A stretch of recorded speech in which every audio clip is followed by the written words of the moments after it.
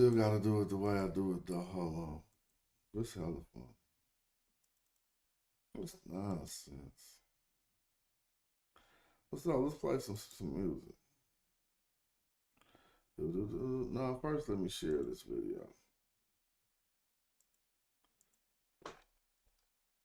I know later I'll be listening like, man, I should have just started the music, but right now I'm chilling.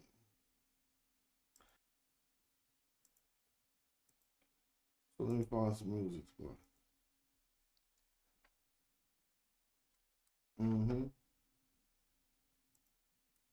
Man, that should be funny. It'd be so easy to body these fools.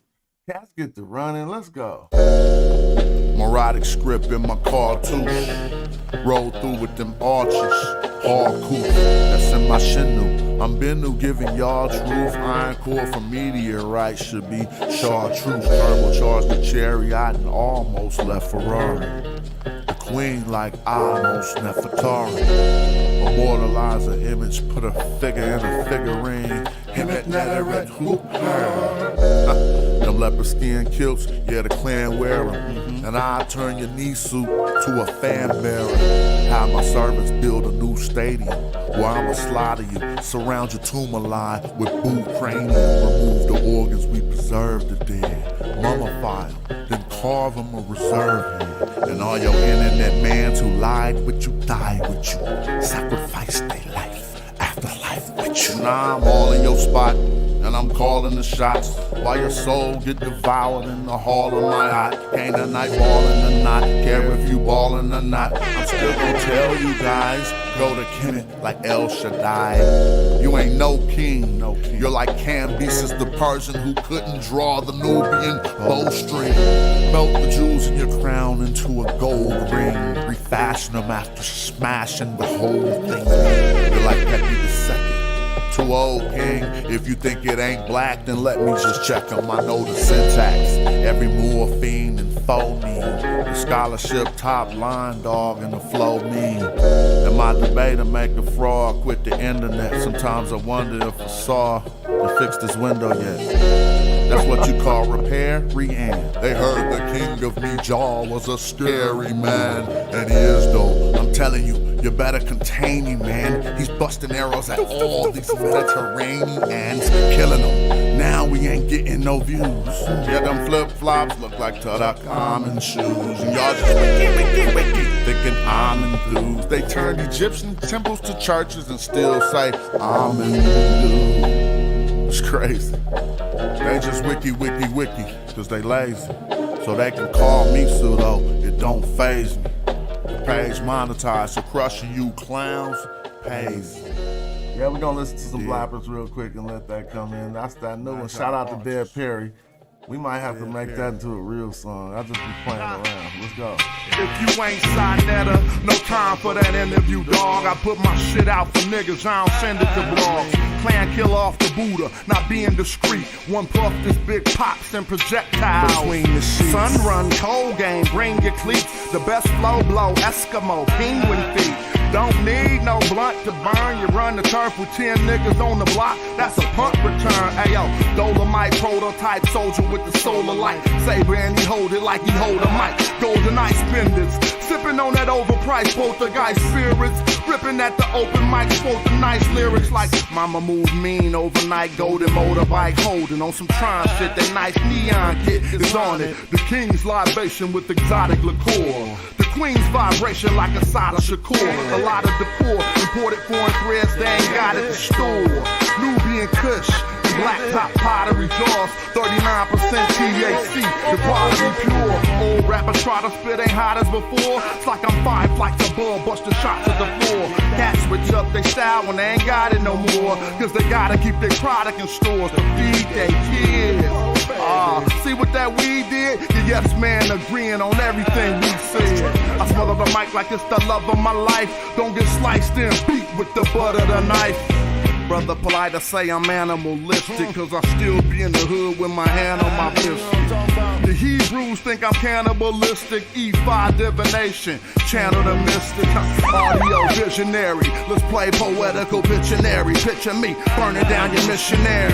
Yeah, then I send you religion. That red dot on your head, that's Hindu tradition. Invisible, independent, intrinsic shit. I'll bring it all to an end with indivisible games. Charles Xavier, getting your brain. Mental anguish, a manifesting physical pain. Wizard remains to dance in the chemical rain. Breathe slow, then I'm up out of this physical plane. Got military machinery that exercise, weaponized greenery. Shine at a jeopardize the scenery, son. Bruh, the beam 10 times your distance. Inclines convention. Stop rising with no trend line resistance. The parabolic breakout. I'm F-16 with the aeronautic fake out. The God feel me? The God killer. The God killer. Might as well let that go. The God killer. That's who it is. The God killer. The God killer. It's the God killer. The God killer. The God killer. The God killer. It's the God killer. The God killer. The God killer. The God killer. Yeah.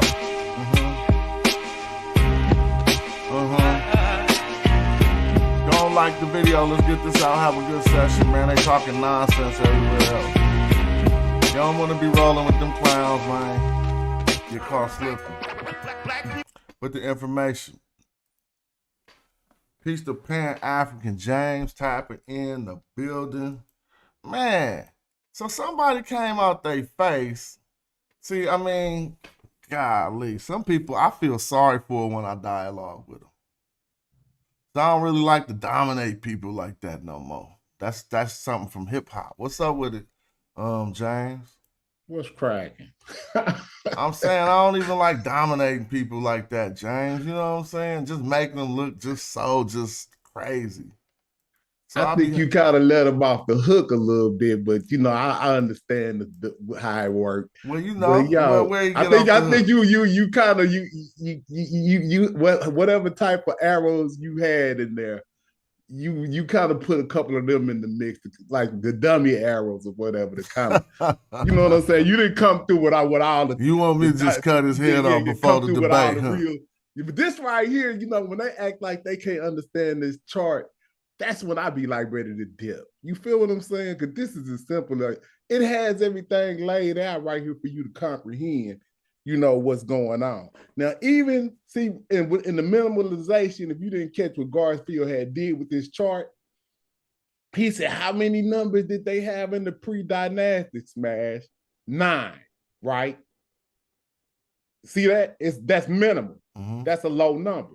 But watch this. Even if you went to the Ptolemaic to Roman period, out of the 31 that they got, 27 of them got the betterment in them. Yeah. So how many is 27? Wait, 28, yeah, 29, that's damn near 30, 90%. So that's only 4 people. We still got more people in the pre-dynastic period. We got 5 more people without betterment in them than in this period. We still, so even if you want to minimalize the number of specimens in the pre-dynastic, they got 5 more people still out of the 9 less. You know what I'm saying? I know, and the cold part about it is we got to be clear that if they taking mummies from Ptolemaic and Roman time, the probability that those mummies was naturally black is going to be less. So that's why we see the false black stuff painted on them. You see what I'm saying? Because they need to be black stuff so that they can be accepted by the by the natural. But then what's crazy is he acted like, I'm saying, but you're supposed to be intelligent, but you act like you can't understand what we just put in your face. So that's what be making me think it's some disingenuous. So what the real thing about it is, the debate ain't about me teaching him. The debate is about making sure y'all understand what I'm saying the sound. And you know what I'm saying? So long exactly. He could not understand. The crowd gonna be like, why he don't understand that? Right. Yeah, but some people, I mean, I don't know what's going on with them. Because when you put simple information in somebody's face and they act like they can't comprehend it, I start to think they're being disingenuous on purpose. Or you really can't comprehend what simple things are being put in front of you. So well, go ahead. I just had it on the screen, but I didn't open it up on the other show. Because they wanted to know about the face being pale. Oh yet the face is pale.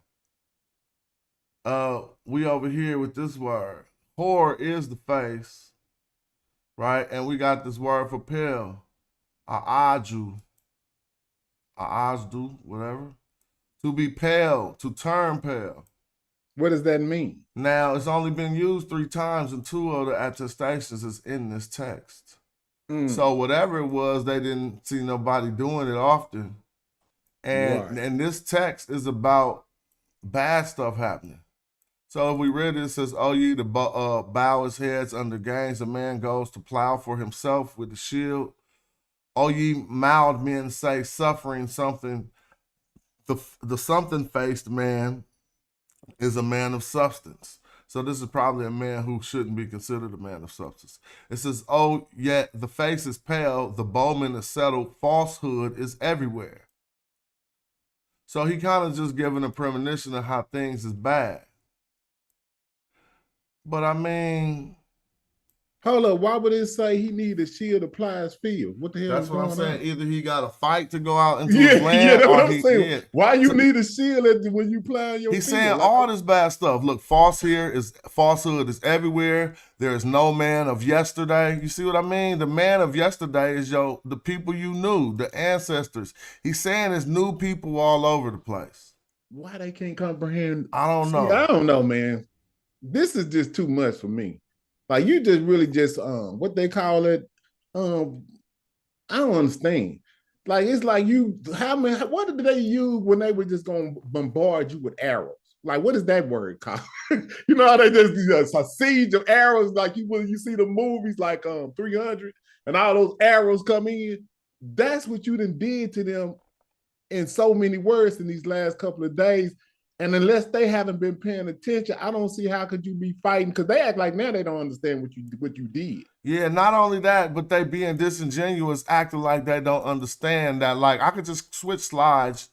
Like I'm not, since I sit, so look, it's like a cataract. My shit like a cataract in what they trying to do. They can't get around the motherfucker, right? So every time I throw these slides up, what they do? They hop up out the water and get the hell up out of there, bro. It's consistent. You got to watch patterns develop. Right. And note patterns. So when you see Smash come on, note what's going to happen. See, the natural man here going to make them turn down because they know they ain't got the information. If they turn up, it's simply going to be their ego because of the type of shit I say like this. Because I'm telling you the truth that when I come on, all that rah-rah shit about to stop. Not because I'm more macho, but when we get down to the information, they can't get around my shit. So Correct. I easily, no matter what the subject was, I put a source up on the screen without using Wikipedia from real books that people had right there. If you got the book, then why am I the one putting this on the screen? I don't think they value this type of scholarship. I think they're trying to denote you and Brother Reggie's scholarship because you're not degreed. Well, that can't happen. That seems to be the new angle. But that can't happen. First of all, let's just talk about it. And scrutiny aren't degreed as well. Because Brother Reggie asked a good question today. Like, degreed or something, that's cool. That's fine. Like, that's what it get. But what we really want out of a person with a degree is higher information, heightened knowledge, right? So don't let the pot call the kettle black, right? Especially when the pot ain't even cooking shit. The pot just keep talking about the kettle, but we all ain't got degrees. You can say you don't got a degree if you do have one.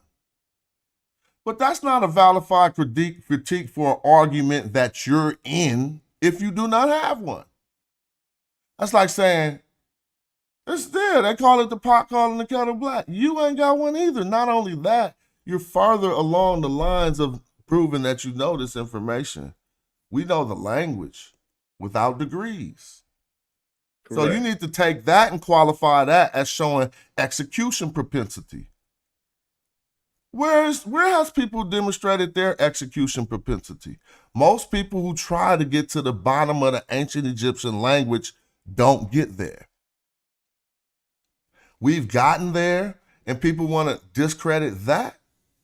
Well, this is why all of my slides contain scholastic sources. You see, the reference is Herman Rank, okay? Book 1, 271. I mean, see, look at my brain. 371.9. TLA. Those are the sources. So then when we are laymen and we argue, we can only give our opinion, which is qualified by our source material. There's no way to falsify this. I repeat, we know the grammar, you don't. So you're limited to the Latin script that's on the screen.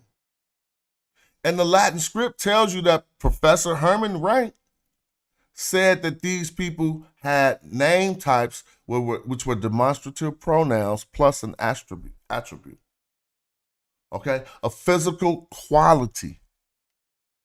So this is why cats get up out of there when I start presenting, so they can maintain their stance that they don't understand it, they never seen it, or they never seen nobody call themselves Black and Kemet. So all 80 people watching this video right now on the screen see somebody call themselves Black and Kemet.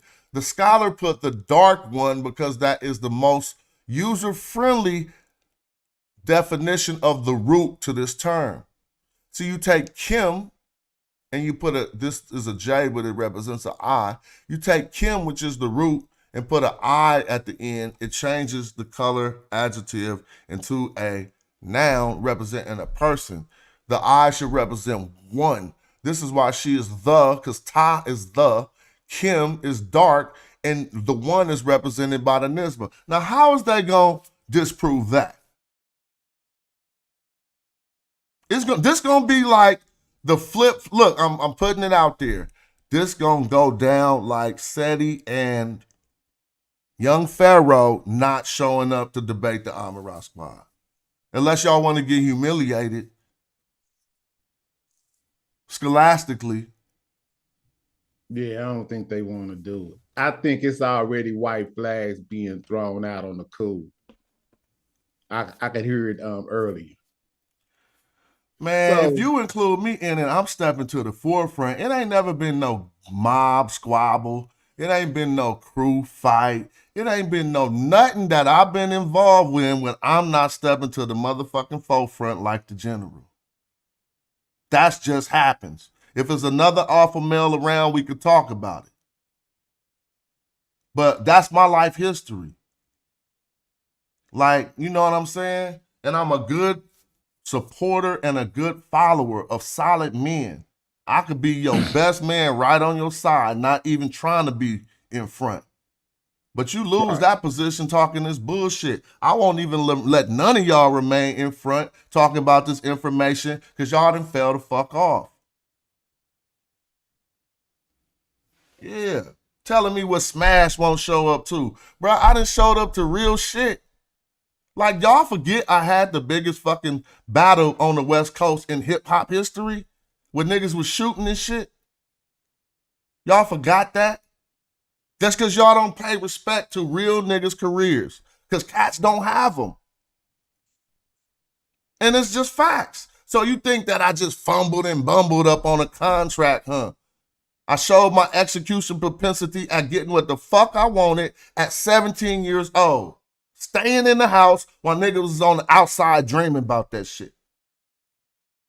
Before I graduated, had a $250,000 record deal from New York, and I'm from Oakland. We called ourselves hieroglyphics, and here I am 30 years later defending this shit against clowns who don't even know what the fuck they talking about. Where's other niggas been all that time? Motherfuckers done went from this to jail to that, to that, to that. Now you think this your career? Cut it out. Niggas need to really put some respect on my motherfucking name and stop acting like I'm like you. Like I didn't just pop up like a Garfield. What Garfield do in his real life? Y'all don't know? Some dudes ain't got nothing to lose, and I still debate their ass. Put you down in history. They might write it on my wiki that I debated your ass. So slow your motherfucking roll, because all the man shit come out when it get popping. You can't been in slipping, fumbling, bumbling through life and now you right, nigga. No, you still wrong like every other motherfucking decision you made in life. Now hold on, Smash. Because this ain't always been the case in history. This is a new phenomenon. Hey, you can't. Hey, you ain't gotta block everybody, bro. Fault, you know. Yeah, I don't do that. Yeah, it's cool. Somebody complain like, and then Tamika say that. I shout out you for you got your arrows up, but you got like a quiver with 2,000 of the motherfuckers in there. I love you, K.A. man, and we need you around. But let the people live. I'll be wanting people to disagree in the chat because it give us some content. So yeah, when I see them clowns, if I ain't kill them, cussing people out. Oh no, if they get out of pocket, yeah, we gonna keep it clean. Yeah, but I don't think they using curse words or nothing like that. They just may have. Don't block people for disagreeing. And just so y'all know, I really can't see that. I'm looking on the streamer, and I appreciate you. Yeah, that's all good. But let's get back to this work, because this the shit they run from. So okay, so what you saying? You saying this person called himself black? Cut that bullshit out. I didn't explain this shit over and over. If you're not about to falsify it, shut up. Prove how this don't say black with your knowledge of the language. Can't do that. So you have to concede. You have seen ancient Egyptians showing themselves blacks. The scholars do agree, so you're not waiting on them. You're not waiting on the scholars. Damn. They right on the slide. That's crazy. It's going to be hard. Cats got to find a cool... Now you done got yourself in a position where you got to find a cool way to punk out. Hold on, let me kick you for a minute. Now, because I'm a clairvoyant. You done got yourself in a position to where you got to find a cool way to get out of this one. Because you definitely not about to debate me. I'm putting the shit on the screen right now. I've been doing it for years. Every time it get on the screen, cats leave, they cut. So what you gonna do at a debate? What's gonna be your way out? So you then put yourself in a precarious situation on these YouTube streets by coming out your face and saying Smash name when talking about a debate. I'm gonna make you respect my name. You're gonna realize that was a mistake. Full humiliation on deck. We got things to bring into question about the characters of the individual challenging this information. Individuals. Like when I was naming myself, I took on, I don't even want to talk about no ancient Egyptian names. How about when the crew decided to put Nubian pyramids, shout out to Stephen, rest in peace, on the hieroglyphics record? What was you doing in life? That's how I'm gonna start the debate. When the crew put Nubian pyramids and called ourselves hieroglyphics in 1992, what was you doing?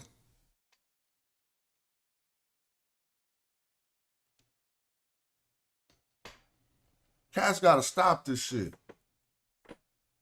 And act like that don't got nothing to mean. Why you going? You see, this is my life. So you could get killed more than killed. If y'all want to make some attacks towards Jabari, why don't you put that on me? And say, oh, okay, you from hieroglyphics. I'm tied to this shit deeper than Jabari. We own the name hieroglyphics.com. You can't even go fuck with no Metal Netter on that shit. I'll just open up the page. I could put Metal Netter on it if I want. We own that URL. How did we think to buy that URL before Zahi Hawass? Y'all better cut it out, acting like I'm like y'all. Do you own Israel, the URL? Do you own Hebrew, the URL? Do you own Hebrew, the URL? Because we own hieroglyphics, the URL. So who was thinking about this shit?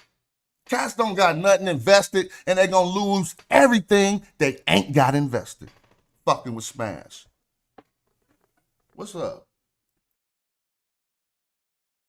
Yes, man. Like I say, it'll be minimalization that'll be the attack used in this particular instance with the them calling themselves Kim. I just wanted to give you that is in opposition to what, you know what I'm saying, just so you will know that's what they're gonna do. So they're gonna minimalize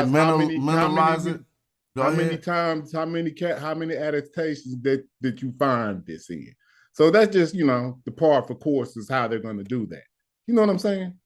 Mm-hmm. Oh, this that debate energy, man, himself.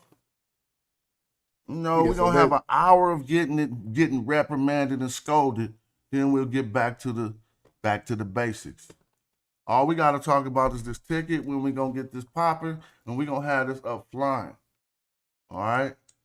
And we need a way to do it in a way that's real, man. We got contracts and shit. If y'all talking that little kid talk, don't fuck with me. Y'all wanna do shit and try to hide shit and get over. No, nigga. Contracts, I'll show y'all how to do business. Now, you try to minimalize this and say I showed you one person, is because you don't know that all these attestations over here are of different people who call themselves Kim. You can't get away from it. How do I know it's not the complete? I went back and listened to some of them old-ass, weak-ass arguments, and they don't stand the test of time. Some of the stuff people thought they were sounding hot with their arguments sound dumb if you go back and listen to them. They be like, how do you know that it's black? Dude, I'm like, we standing on the scholars, right? So we ain't going back and reconstructing the language and taking shit out. But look, just for the record, this is 15 Kims, okay? These scholars. Again, you got to falsify Herman Rank, who says that this Kim is indicative of him being the dark one based on the root Kim. And then people say they ain't seen no damn ancient Egyptians calling themselves black. This is bullshit. It's just a lie. It's avoidance. Hold up, Smash. Dark don't mean black, though. But see, the word Kim do I'm just saying, this is how this shit that's don't how go. they gonna do it. You the know word Kim do mean black. I'm just messing with you. Yeah, I'm explaining it for the people. And it's just gonna be a perpetual, endless argument about something that we know. When you talking about dark, you mean something that's dark. This dude, Truth Seeker, so stupid. Hit the link. He said, why don't Egyptologists agree with me? Herman Rank is an Egyptologist. You're dead. The TLA is a series of Egyptologists. You just don't know how to read the part on slides that say references. Okay? So there's the answer to your question. The TLA, a body of scholars, has this in here translated as Kim, the Dark One. Are you dead enough yet? Any more questions? Bring your ass in here. Stop being one of them internet faces with just a T on your motherfucking name. Put some up or come let us hear your voice. Or just shut up. Why don't Egyptologists agree? On a goddamn screen, I got 2 sources from Egyptologists. Next. Kemet. Now they want to talk about Kemet. You want to see these sources? Let me make it big enough. Your ass ain't gonna go look at no damn sources, you lying fronter. These dudes be in the industry or whatever this shit is, acting like they gonna go look at the damn source. Go look at it then. You don't even know how.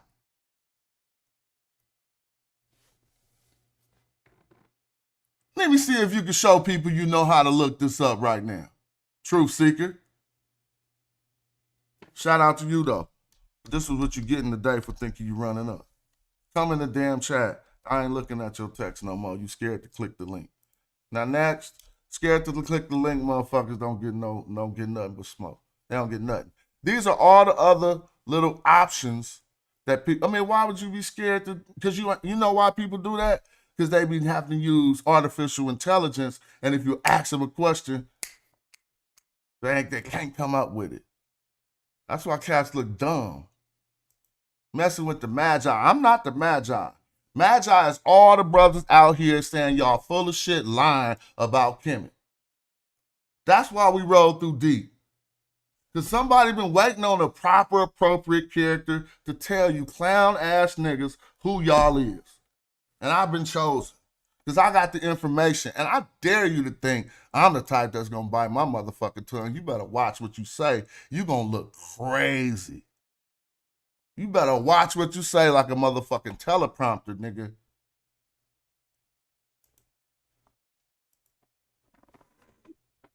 You already got your mouth already got you in hot water. Hold on, Smash. Before you go on, let me say, man, that new jam you got is jam. I'm just gonna change the window line about a song. Man, you outdid yourself, my brother. You think I did? Oh, I appreciate you, James. Man, that sounds real good. I had to rewind that about 2-3 times. I did too. You had me trying to spit some bars to it. I was like, but I was just you know what? It was a morning freestyle. I was about to go live, but when I was falling, it wasn't like I said it all the way through. This is how my freestyles be. Like I was falling asleep that night, and guess what it said? Something just said in my head, melodic script in my cartouche. And I said, oh my God, that's a lyric. I woke back up and my wife didn't know what I was talking about. And I was like, oh, I got to do a song in the morning because I just heard something say in my head, melodic script in my cartouche. Then guess what it said?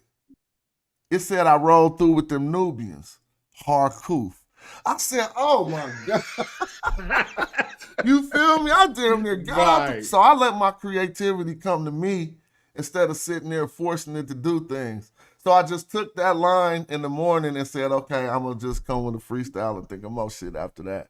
But I appreciate you for liking that, man. I just sometimes be playing. Man, hold on. Did you come up with the beat and everything? No, that's my man, Dead Perry. Shout out to Dead Perry. Yeah, you did say Dead Perry. And so just so y'all know, my creative process is a little different now because I sat around doing build-ups to albums and shit, and it don't be like that if you're on the lower level. You ain't gonna get the result you think, and you're gonna get discouraged yourself. So instead of going through the traditional process of holding shit when I make it and not letting you hear it till it's out, I think the song The White Crown had more momentum when it came out because of y'all. Because it was already rocking, and then they start playing it on Sirius satellite radio.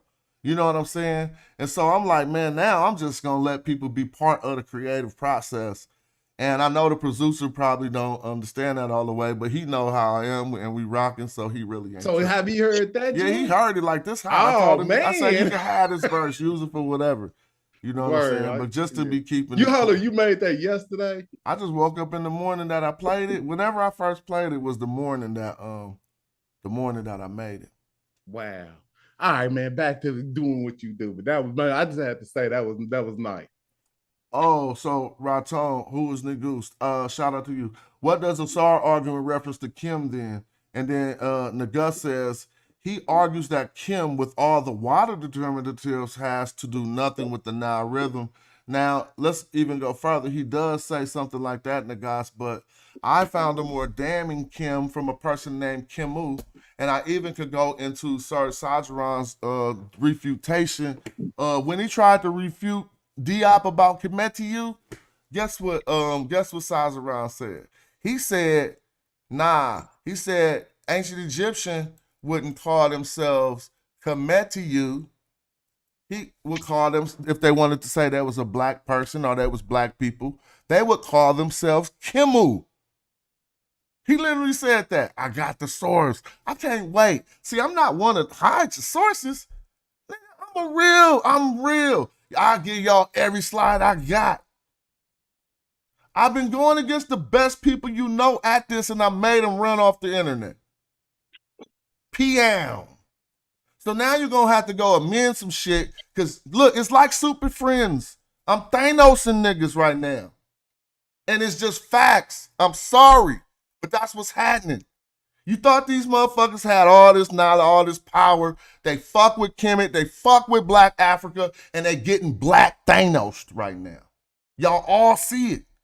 Y'all see it with your own eyes. Motherfuckers who big and bold running with Smash hop up in this motherfucker. And they not gonna stay because it'll get uglier. Like what you gonna say if you stay and this slide pop on the screen? See? See? Because I'm gonna show you Sir Sazaran said, nah, D-Op. If they wanted to call themselves Black people, they would have said Kimu.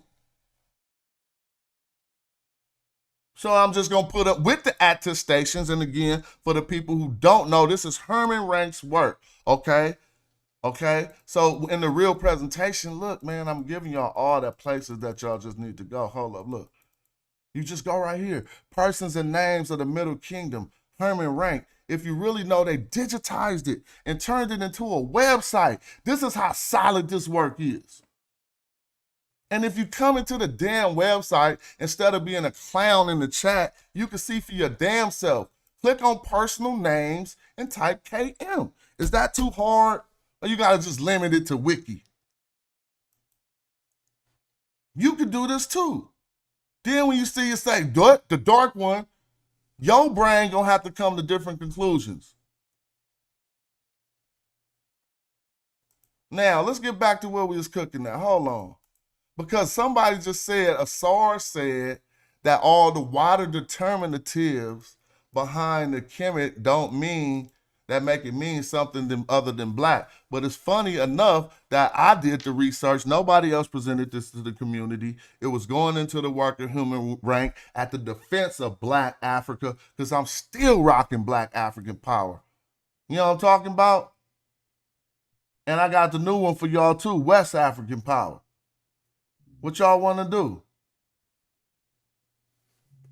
This mean, go get one of your Egyptologists, anybody. I'm talking about anybody. I'm not talking about community Egyptologists. No, why people, notice some other shit. People bring these white specialists on to disprove everybody but Smash. Go get one of them motherfuckers to rock with me. Y'all gonna look dumb diddy dumb on your own show. That's what Sinetta need to do. I love to slay the dragon. He need to go pull up one of them. Yeah, he need to put you on the stage or something. And see, that's what I'm saying. Like, go get Megatron. Man, that dude ain't qualified. He don't even know the language. Get him and put him. We need some real opposition besides them, because they not really in opposition. I don't really think they're qualified. Like Brother Reggie said today. See, I love this Brother Reggie. He is out of control. Yeah, Reggie right, because the debate gonna look like this. Look, the debate gonna look like this. You're gonna have to falsify this. Shit you don't even know what it say. How you gonna do that? When we on the screen, you got 10 minutes, I got 10 minutes. People gonna say this is lopsided, just like when Diop beat the brakes off all them white people at the damn symposium. Now, I'm not gonna just hit y'all with linguistics. Diop told me how to beat y'all, and I'm gonna use his move. But y'all ain't read it, and y'all be faking. He told me how to beat y'all. What you gonna do when this shit on the screen? It's gonna be butterflies in your motherfucker. I guarantee you I could put butterflies in your stomach. Unless you man enough to know you taking the L, right? Unless you man enough to know, okay, this is an L, I'm taking it, let me just see how it go. Now, if you go like that, that's what a real man gotta say. Because you know you catching the L's, no way around it. Only thing you could possibly do is go find divine ruler Allah. Because that's the only metal netter dude qualified that'll still fuck with you. You feel me? Everybody else. And shout out to the people who lose every motherfucking friend ever. That's not me. I still rock with motherfuckers from the kindergarten. Yo, we own buildings together. Crazy. We own property together. People I've known in the kindergarten. We were trading Atari cartridges. Like half the people in my chat be from East Oakland. I'm not like these YouTube niggas. You ever seen somebody in Garfield chat that's from his hometown that vouch for him? Fuck no. Niggas be talking about, nigga, I can't wait till I find you. So the character, come on, man. Y'all not gonna get me started, man. Because I never been gangster. I could pop most of this shit just because I done did this already, and niggas was like, oh, he ain't in the game, nigga. He just over there tripping. You feel me? Helping people. People would use my house for a safe spot, bro. You know what I'm saying? You know what I'm saying? So that was the good part about it. And that's the reward of being able to live in Oakland and never getting involved in none of that bullshit that y'all be using to make yourself look. I don't know what niggas' problems is. Like, niggas be using that I never, ever, ever, I'm gonna tell you like this, I never hold nobody past against them, not even a woman. See, some of y'all so soft, y'all be like, she was with him, so y'all holding her past against her. But I wouldn't do that with none of my friends and none of my niggas. You know, I ain't just that type because I've changed a lot. If the 20-year-old me would think this me is a corny dude. You feel me? And so I'm not that. But you have to say, if I can show you I've been spending time focusing on this while we've been going through all them damn changes, then you got to give that some type of credit. That ain't nobody like using what you've been doing when you was wasting your damn time, and this is why you don't know it. It don't take 4 years to learn metal nature. So everybody who been talking this shit for the last 10 years and they still trying to refute niggas who know it without knowing the language they showed you, they lazy. They do not exude or exhibit any execution propensity. They will not get to the bottom of it. They're going to stop at the scholars. They always do. What have you got to the bottom of? What have you dug in and showed people you brought that back up? I got something on the screen right here that I brought back up from looking through scholastic documents that we didn't want to look through. So we got 14 attestations of people calling themselves black people, if you want to go by Sir Sazaran, who tried it to debate Diop. He said, nah, they wouldn't say they was Kemethi you. They would say they Kimu if they wanted to say black people. Now, for the grammarians, we literally have the hieroglyph. People was like, if you don't have the hieroglyph, well, how do you know it means the color black? Shut up, we got that. You talking to the wrong researchers. What do you do when we got that? Do you concede? No, they don't concede. They just keep doing that bullshit. Hold me down real quick, James. Who else? Hey, hit the link. Oh, somebody else in here? Oh, we got Child and Sent Him Hotep. I just got to run out the room, deal with the family. Okay, because I was going to ask you a question about that. All right, ask me a question, then we go. Okay, so at the time the Sazaran was having this saying that they would call themselves Kimu, he hadn't seen these 14 attestations yet? Oh, definitely not. He could have. That's what I'm saying. That's the point. You know what? We need to source that. Let me let y'all know something, James. Go ahead. They didn't even know about the Greek attestations. When Diop taught them that at the symposium. Man, you don't. And they was like, go ahead and do what you got to do. We'll let me. Yeah, go ahead. I'll be right back. When you get back, we can finish this out. But this is interesting. But what's up? Who's in the building, Sunchild? Peace. What's up, brother? Peace. What's happening? All right. I had a question for Smash. We had spoke about something in the past. I wanted some clarity. So I've been waiting until he gets back if he won't be long. But if perhaps you'd have some information regarding, I was speaking to him about Manetho and Josephus regarding the local inhabitants being displaced by the Hyksos. Josephus quoted Manetho as saying that the Hyksos was an invasion and that the local inhabitants were forced south by the Hyksos. And I believe Smash said he didn't agree with that, and I wanted to find out why he did not agree with that. Oh, I definitely can't answer for him.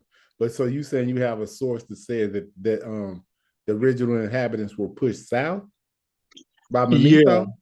by the Hyksos. Yeah, Manetho. Just Josephus quoting Manetho. There was a video that I came across that another gentleman was used that source, and he mentioned Manetho and Josephus, and I went to the Josephus source saying so as well. But there's a gentleman on YouTube that I found saying it, and that's what brought that to my attention. Now, I can't see why Smash would be in opposition to that unless he's saying that the validity of those particular scholars is in question. Wait, I'm back. In opposition to what? Anything that Manetho or Josephus may have said about the Hyksos pushing the original inhabitants south once they came in through invasion. But that's what he's here. He's here now, so you could ask him yourself. We'll mute out. Peace, Smash. This is Sunshine calling. We had spoken about it shortly before, briefly, and I think you said you disagreed with the source that Manetho and Josephus mentioned that the Hyksos was an invasion and they forced the local inhabitants south. And I think that you said you didn't agree with that, and I was trying to do some follow-up because I'm not sure if I got the reasons that you chose to disagree with that Well, information. maybe I didn't see that part in the text.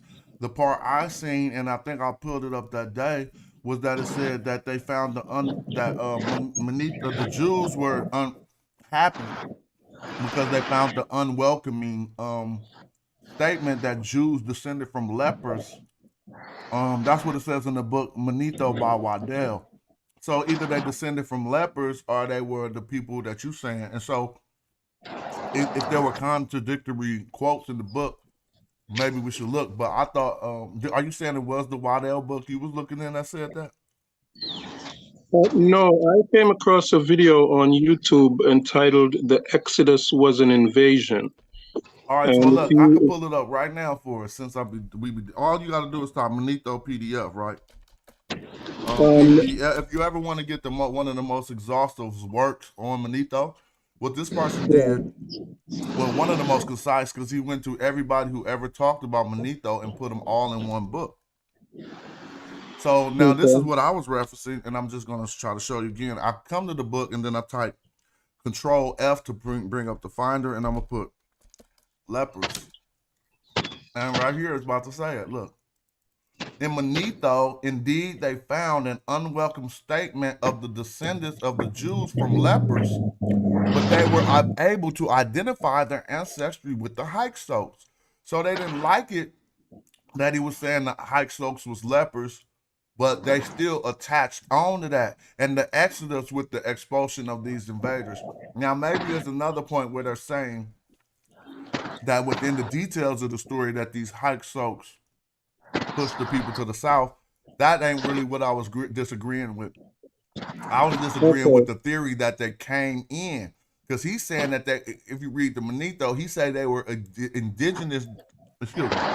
He said they were indigenous Egyptians who caught some type of a disease, basically, and they got banished to Avaris. Yeah, in this case, I'm getting Josephus quoting Manetho as saying that the Hyksos were invaders and that they forced the local inhabitants of Egypt south towards sea, and that the Hyksos inhabited the northern or the delta up to Avari. Well, we got active stations that kind of say that too. So if you got a source that say that, that's dope. I mean, I was just showing you what my stance was based on, you know. Well, yeah, like I said, there's a video on YouTube. I agree with Smash. Well, first we have Manetho, but Manetho is late. So he's not in the period, of course, where this is happening. So then we have authoritative statements from Kamos, Amos, and Secondary.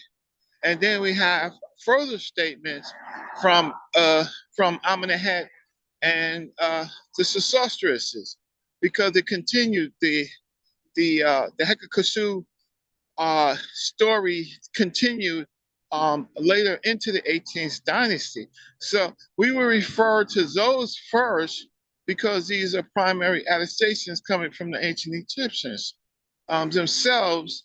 And then Manetho is filtered by Josephus. So that would be that would add some information, but we find out that Manetho is not always reliable in the things that he says. So the leper thing is he would have. I mean, we've never seen any documents from Manetho, so we well really so what we do is we take that into account, but that can't be authoritative and it can't overrule what the Africans are saying. So the Thebians are Black Africans, right? The Hekakasu groups of people, at best, they're in Tameho. They could have been Canaanite groups. They could have been Libyan groups. They could have been groups associated with both of them. They from the old people that have been living in the area for thousands of years, plus newer populations. Nevertheless, the Thebians felt oppressed from their population. So I just want to add that, and I just want to say to our people in our audience, you know, it's very difficult to argue with Ankh and Garfield when they keep moving the goalposts. Yeah. When they ask for information, you show the people the information, and they show you nothing. No, neither of them. That's not their area, right? Now, I don't mind Garfield's questions. I just mind his extra comments. I don't mind Garfield's questions. Ankh only has logic. He has no sources, right? And he can't use the metanet to verify the sources. Why would y'all even listen to him? Well, I've been impressed by Ankh's logic over the year, but as of lately, he's been very illogical. Like, he actually literally was so boxed up about what we were saying about them calling themselves Black that he went to the wiki for what Black means in America and read that and said they wasn't calling themselves that. As if you talking to 5-year-old children. Exactly. And so this whole conversation also about the Pearl Ankh, they need to see, was it a library? I mean, I'm going to do a show on that. I just think there's just so much information to show that. But when I showed them the live and the annotations, they didn't say, okay, Reggie, thank you. What they do is they move the goalposts and they want to see, what do they want to see? A library, an Egyptian library in the Greek period? What I don't understand. I can show them all that, bro. That shit is easy work. These dudes is on. They out of their league. They don't have a question.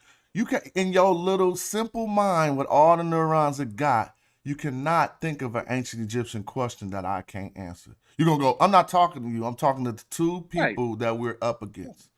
That's I can answer every question that could pop up in their brains. I'm doing some research on the forced displacement of the Egyptians throughout the invasions. And I think the Ipuwer papyrus that you mentioned, Brother Smash, should not be so easily dismissed as simple poetry. And I'm interested in what Reggie has to say, if not Manetho, what other evidence there is, because I don't think you were given a chance to speak on that as yet. Which part, good brother, son? Which part? Because what they kept doing is moving the goalposts. So if you're talking about the depopulation of Africa, in this period with the situation with the northern Hekakasu, because the Hekakasu Smash already showed is not a people, right? It's groups of. It's not a particular group of, it's a particular group of people in a particular area that is foreign to Egypt, outside of Egypt, right? So in this period, you have a war or you have a kind of a military situation. It lasts a while, but it's not enough to change completely the ethnic population. Because there were Africans still in Tamehu when this still was going on. And so that's not what we're talking about. When I'm talking about the depopulation, I'm talking about the later periods, certainly during the Arab period, the 1,000 years of Arab slavery of Egypt. Do you know slavery was 1,000 years in Egypt? 1,000 years. Exactly. Let me ask you something, Reggie. At the debate, which ain't gonna happen because now y'all got the newest version of Cyrus Suit Seti and Young Pharaoh and Garfield and Brother Bobby Banger, they're not showing up. I put money on it. If they show up, they showing up for the biggest humiliation of their life. Because the majority of the sources gonna look exactly like what y'all looking at on the screen. So let me see somebody refute this right now. Well, I'll say this. Ankh is going to take the debate for the bag. He don't care win, lose, or draw, right? He's doing it for the bag. He's not doing it to educate people. Yeah, he already know he lost, huh? Now, there's a difference. We must monetize it. I'm with my brother Bobby on the bag, right? But I'm saying it ain't for the bag. The bag should be a result of such good work for all of us, even win, lose, or draw. But if they don't bring nothing, why should they get the bag? Oh yeah, let's do a wages debate. Let's do a debate with a purse. Yeah, if you win, then exactly. You get a winner take all. Let's do a debate with a winner take all debate. You can have more since y'all so right. No, they so right. They confident. That ain't gonna happen. I'm confident that they right. Happen. Yeah, that's a wrap. That debate won't happen. If it's gonna be that, they ain't coming. Word. So what this say on the screen, brother Reggie, in the middle column? If you don't mind, if you can see. I'm outside, so I'm wait. In the middle column, right? I'm on the phone. This is the one in the middle column with that's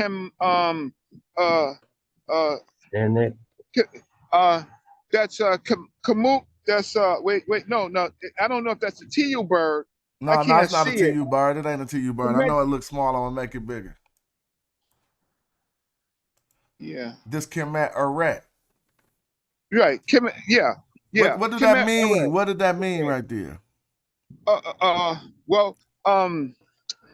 This is Old Kingdom, right? So I don't see any determinatives, but it could be the great black. It is the great black. This is when Isis and Memphis. This is why it's feminine, because above Isis and Memphis is coming through to snatch up great black, to snatch him up in his name. Renef, great black. Down here. Now, wait. How are the brothers we talking to gonna refute that and say that? Because it doesn't say that. Yeah, that's all they're gonna say. It doesn't say that. What does the experts say? What white person agrees with you, Smash? We got that. It say that in the white people's work. I'm gonna go right to the white work. Like, we got everything. It say that in the white work. So this is their problem. They think the Europeans don't deal with this because they don't do it. They just be cats be on YouTube defending atheism with science, acting like a science in your secret defense of atheism. Bruh, I'm not the one. I'm so analytical and precise. I could detail all the ruses that have been pulled over people's head that I've noticed over the years and they had no reason to say nothing about. Ain't that what a debate is? Do the same thing for me. You gonna come up short. Because I'm solid. You ain't gonna go back, oh, remember Smash when you were saying the Egyptians wasn't black? Cut it out. Yeah, they can't get around the translations. These are direct translations from the people. I hope this goes through. I gotta. Let me ask Brother Reggie and Smash. Now, when I was listening to Garfield earlier, and I know he just he's not learned, but he put the origins of Osiris, and that may be true, that the origins of Osiris is in the Delta, but the origins of what do you call him? Where Sirius his older name? That's not in the Delta, is it? Nah, man, come on, man. I'm just asking, did you see when he said that? Man, that's just an entertainment channel, bro. Word. Okay, like nothing you say. My bad. I'm just keeping it real. Like, come on, Osiris came from the Delta. Maybe if you want to give a source on that, but we got sources on the screen, and I want everybody watching to read the screen and see how. Just people don't understand what the TLA is. This is Thesaurus Lingua Egypti, right? There is a body. It's not one scholar. there are bodies of schools and institutions that contribute to these translations. And a lot, I mean, they got it listed on here who all contributes, and a lot of them are German. So when I come down this page and you see first Kim and it says Great Black. Oh, Smash, we still on the other. Oh, y'all are? Circular, we on the circular joint. Oh, I'm sorry. Yeah, they can see it on YouTube. We can't see it on the Here you go, my bad. Here we go. So when I come to here, in the TLA, all of this is their opinion on what's going on. They telling the opinion, not opinion, but they're telling us where it's located. Here is from the Old Kingdom. Here is how they translate this text, Kim Aret Amak, right? Now it says Great Black here, right? Talking about 10th or the similar district. But we all told you that this came from being a black entity because Wasir is Great Black. So if we go look at some of the other attestations translated by some of the other schools, what this one say? Anybody? It says big black man. I was on mute. Interesting that this body of scholars translated Kim as big black man. Huh? Yeah. As a reference to Kim being the knee suit, I mean not the knee suit, but the netcher was there. But you clearly see, I don't gotta put this on the screen. I can show y'all shit people ain't seen.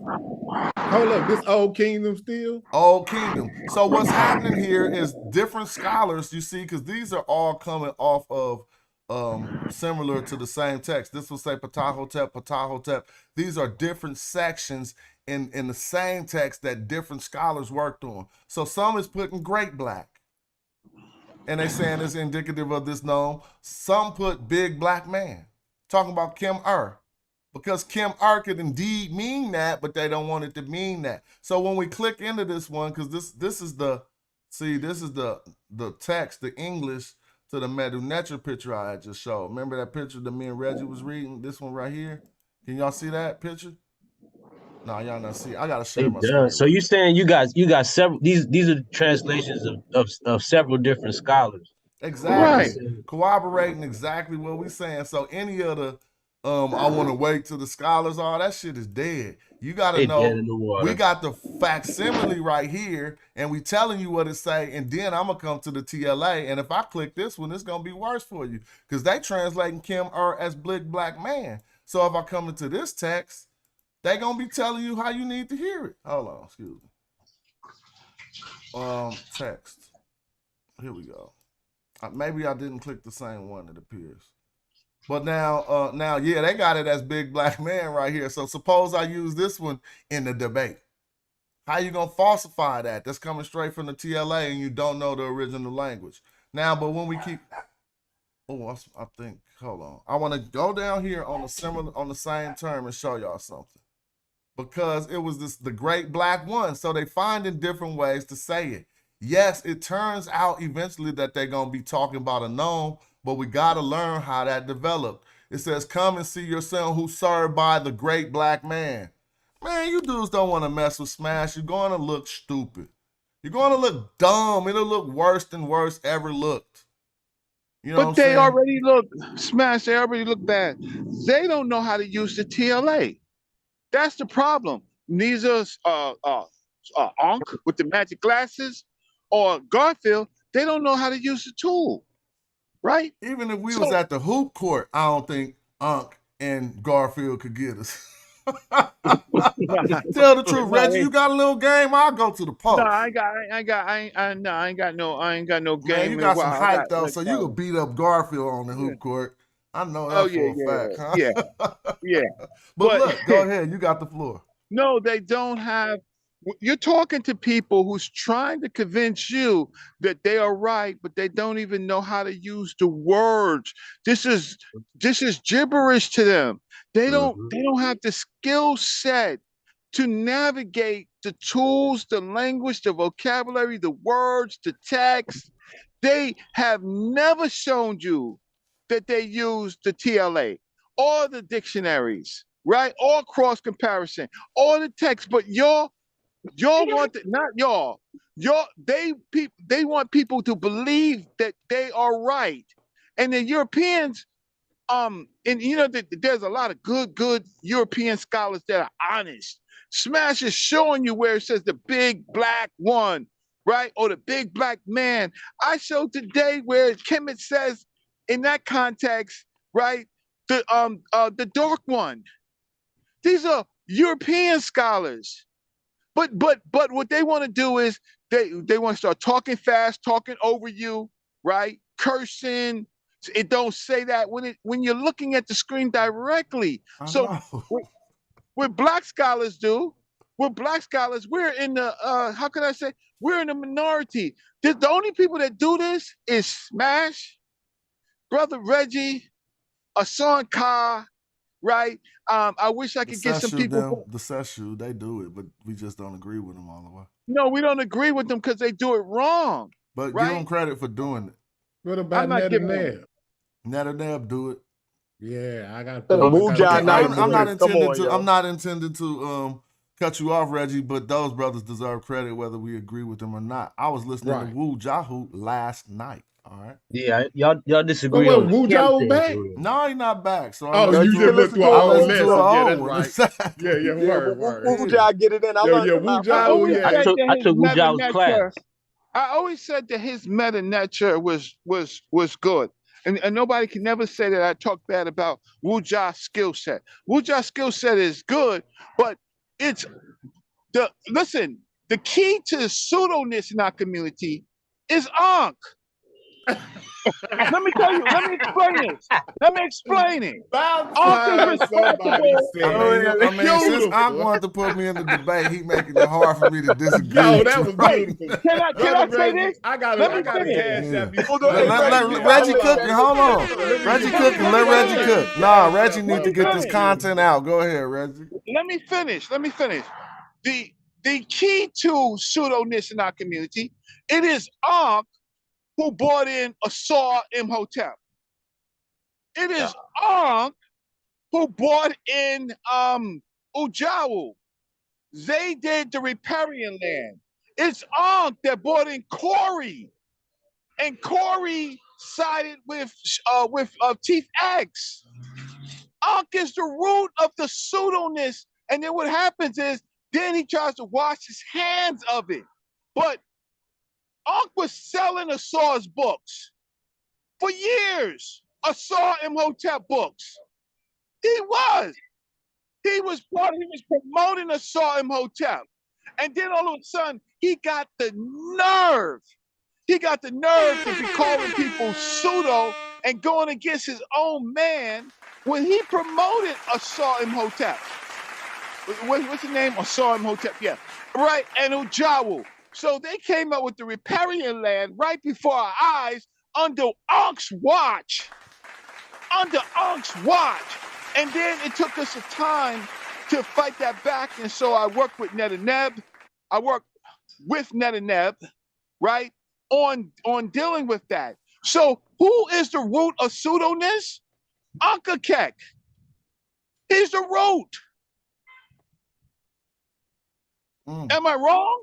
Well, I ain't got no. I don't know.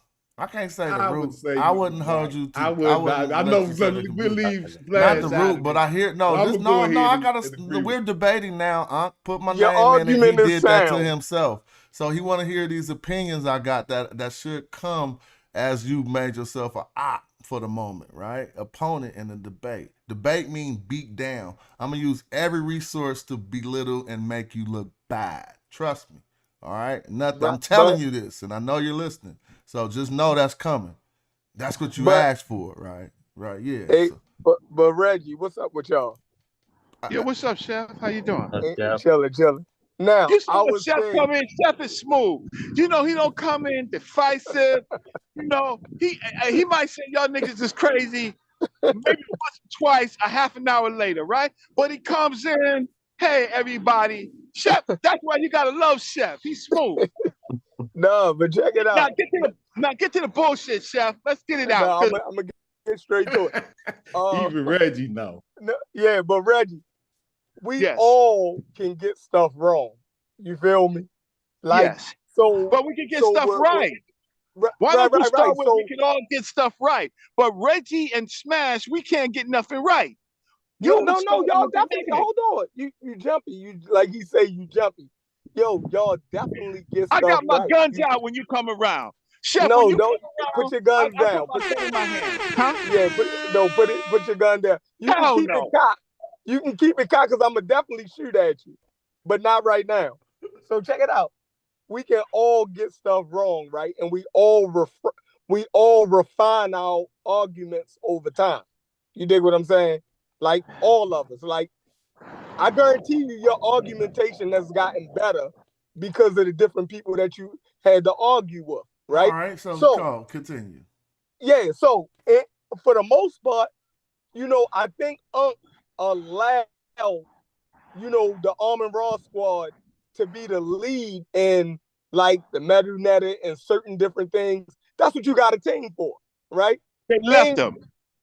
No. I'm saying, so you don't really, if I trust you, Reggie, right? If we on the same team, after you showed me you was nice or something, I feel like I ain't got to check your work after a certain point in time. You feel me? I'm like, yo, my man got that. I think Asar and them started to put stuff out to the point where, I guess Unc was like, well, yo, that's Asar and Wuja.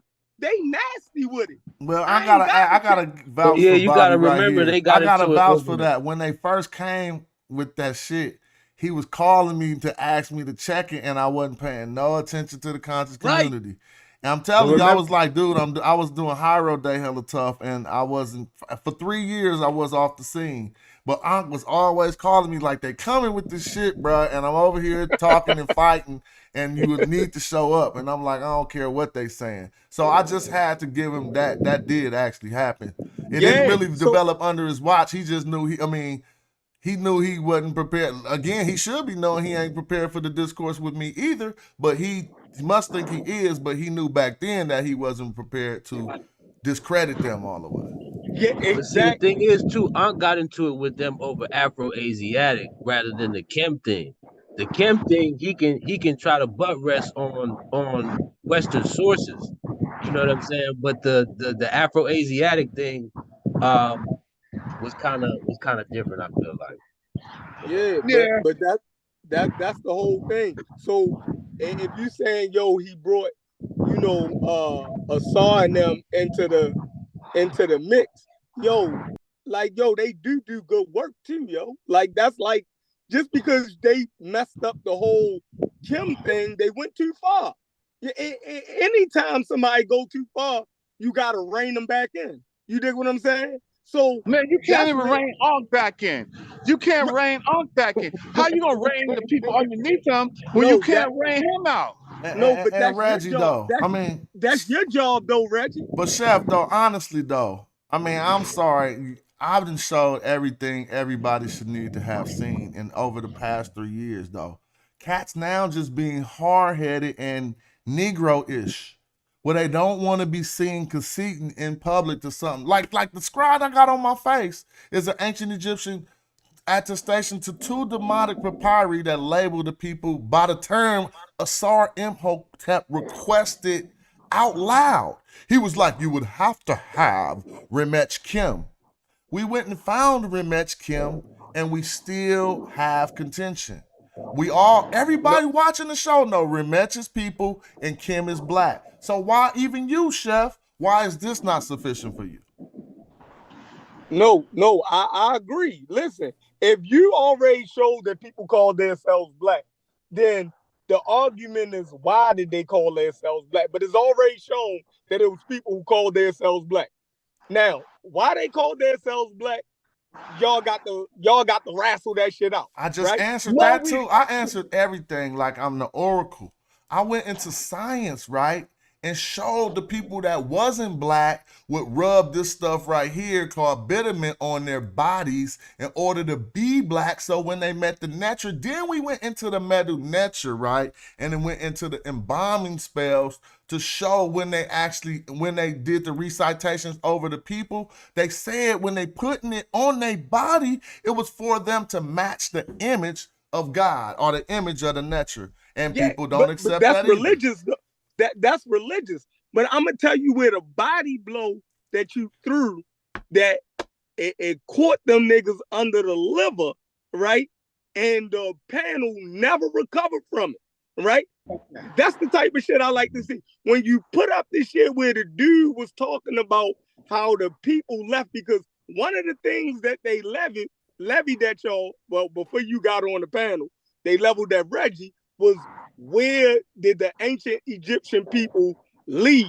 And when you put up that shit where the ancient Egyptian has said that the people was gone, it ain't no more Egyptians because the other people came in.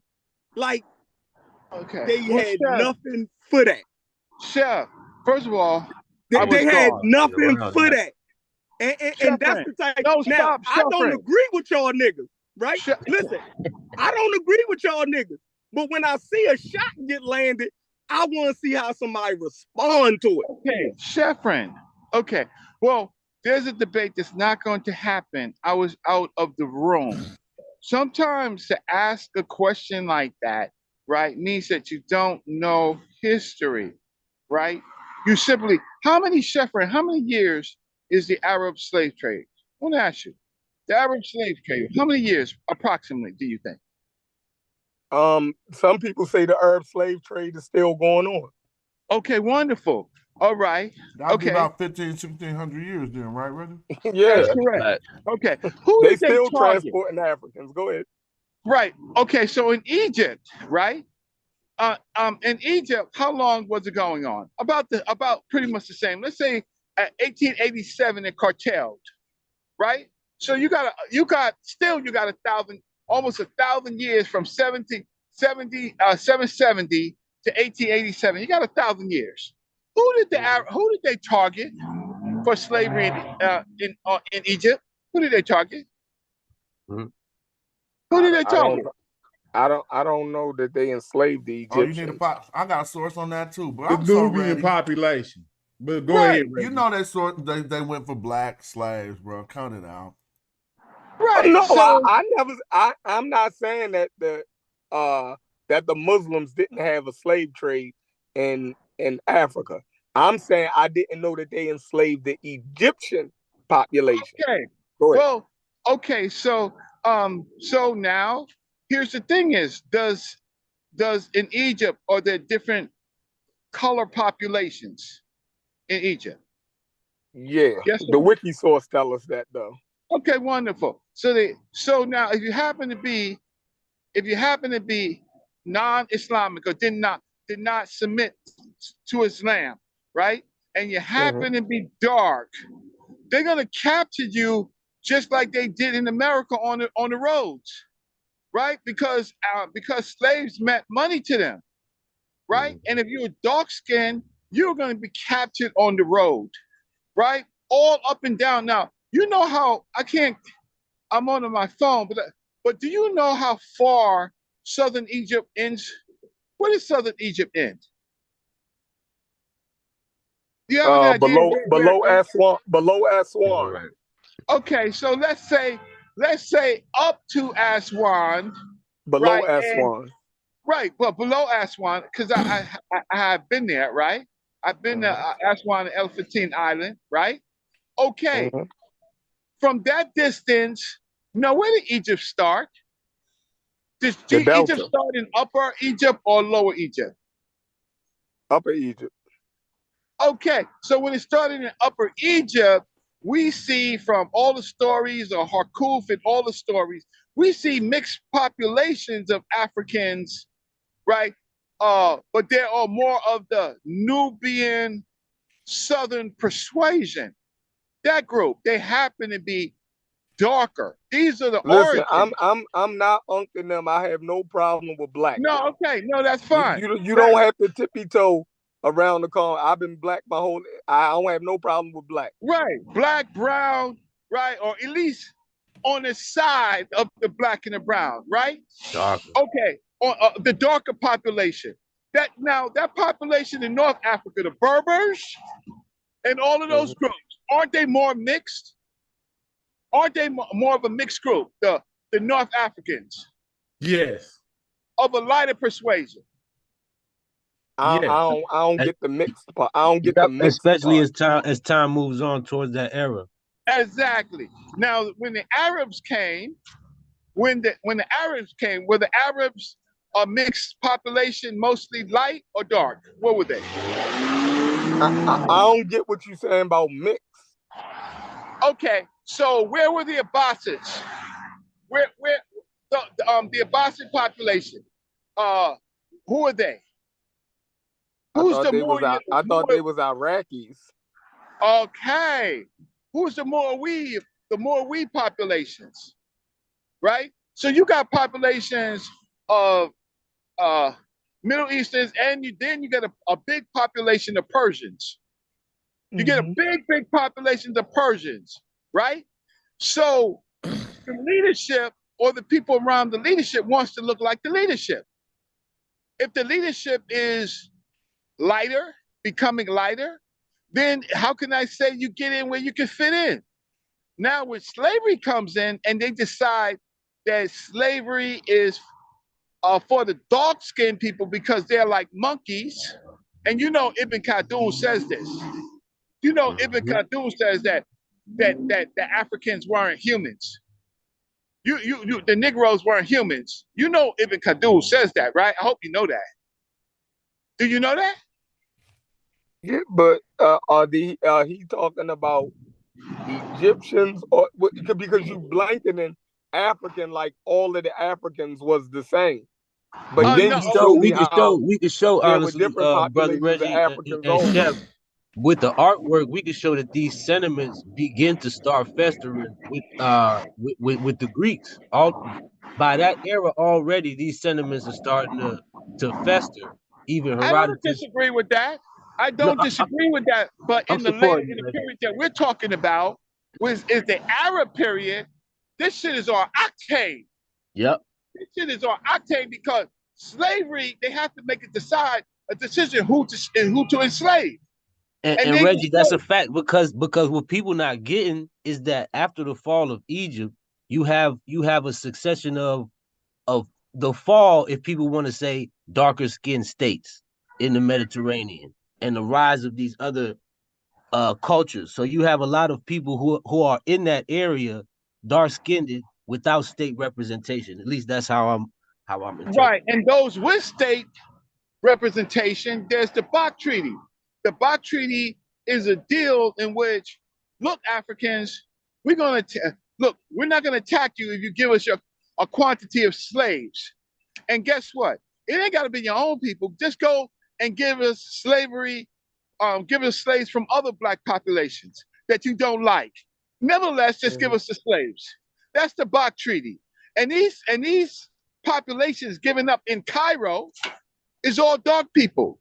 So to fulfill quotas, as long as you're not my family, I'm going to enslave. It's like African chiefs in Africa when they had. So where did these people go at? Hold on. I'm with you.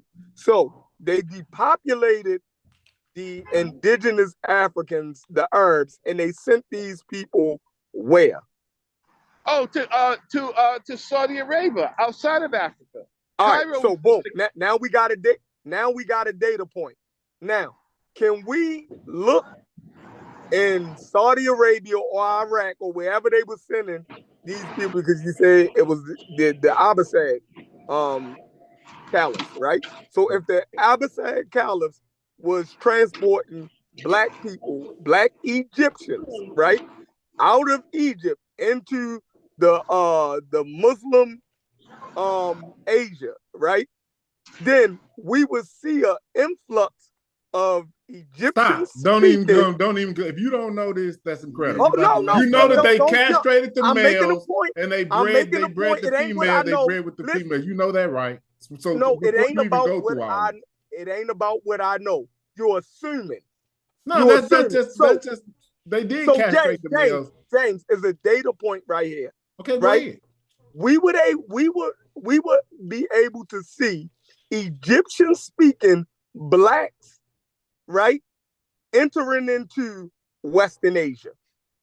Oh, no, man. They died out, Sheffrin, because most of the tripping.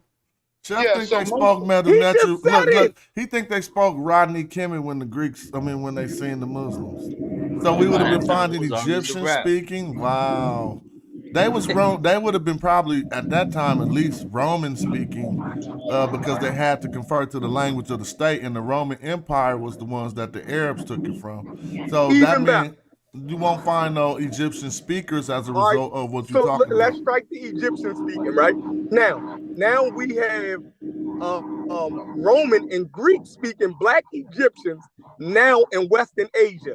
That's a data point. Whether you say they spoke Rodney Man, Kimmett, I can name whether, them offhand, so you don't even all right, need to let's keep go. on distributing. I could give you an actual, even better attestation when they had already depleted the forces from North Africa. They would go into Zanzibar, a little bit deeper down south. That's Southern Africa. No. Zanj. Let me show this on the map. Hold on, Zanzibar is Well, let me East show you on the Africa, but map. it's way below. Yeah, we're gonna show you, but they would take a boat. So let's go. Yeah. Because I said they depleted the stock that was in the north already. They still needed more slaves. So they would start going down further. Now look. That's why I was bringing up the old stuff. So what? Herodotus already talked. That's why I was bringing up the old stuff, Smash, because Herodotus, you remember, already talks about the Egyptians were running that area in Phoenicia in the past. Oh my God, but Herodotus already starts talking about how Phoenicians were grabbing slaves from Egypt, like the two women who were the oracles. Okay, what I wanted to get is the chef.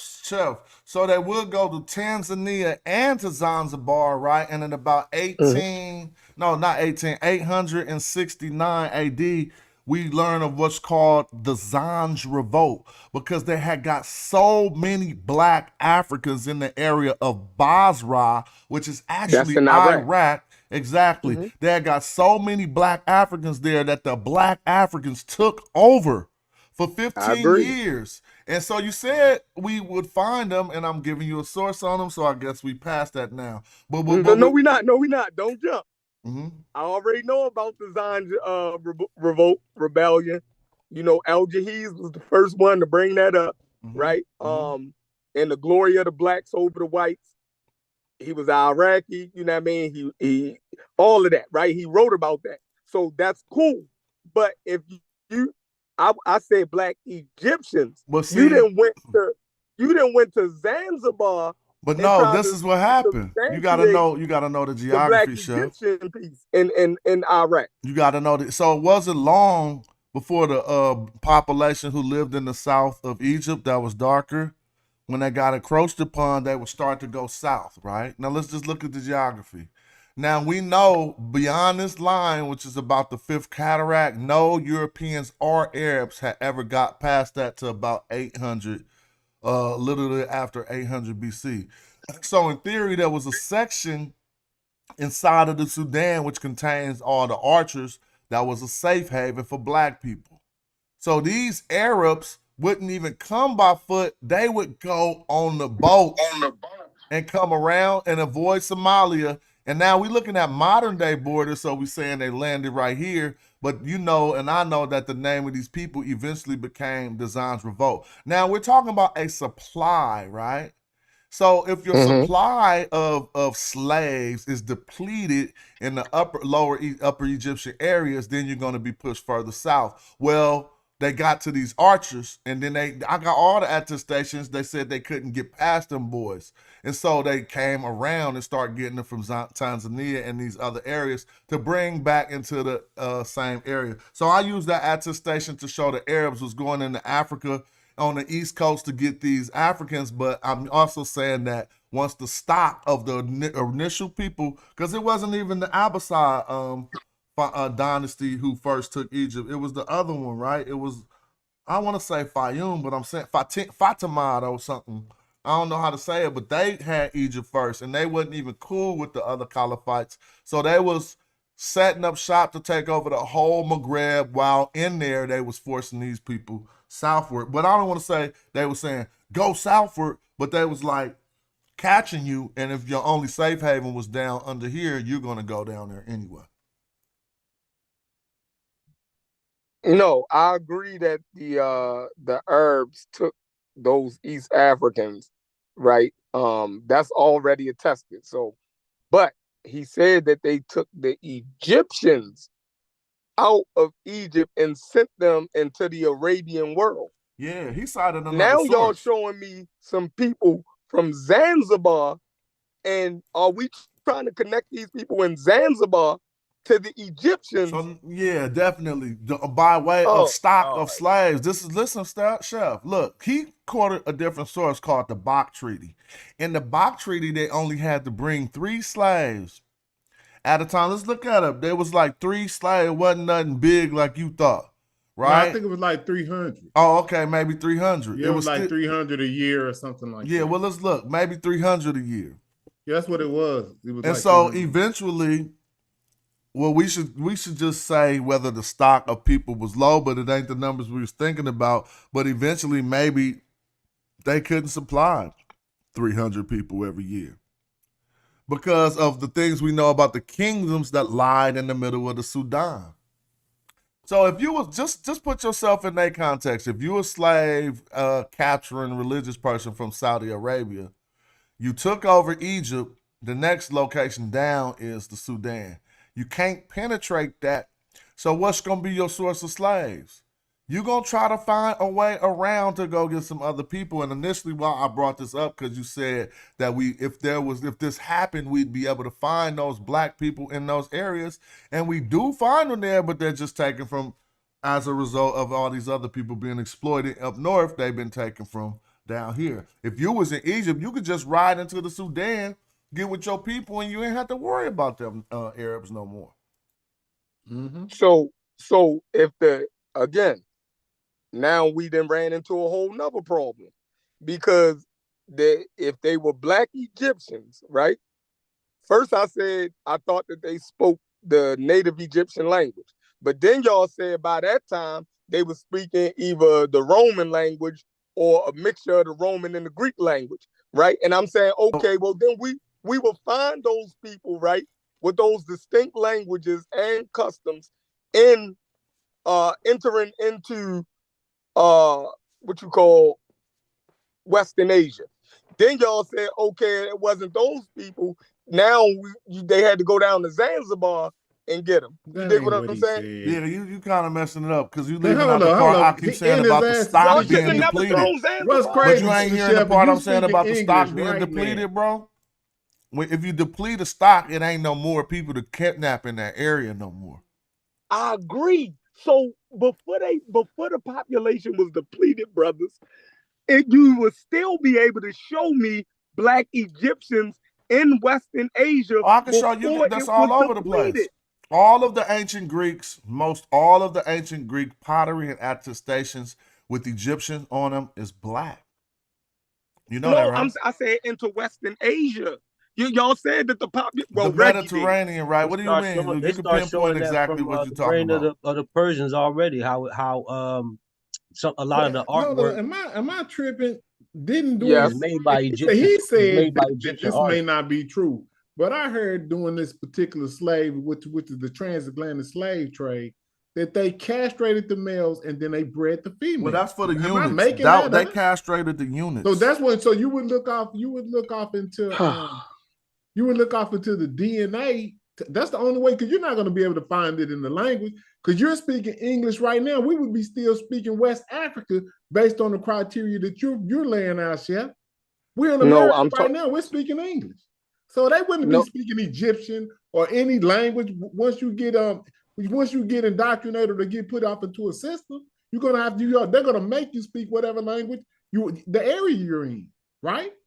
Especially if you're a slave, they're not going to let you speak your language, right?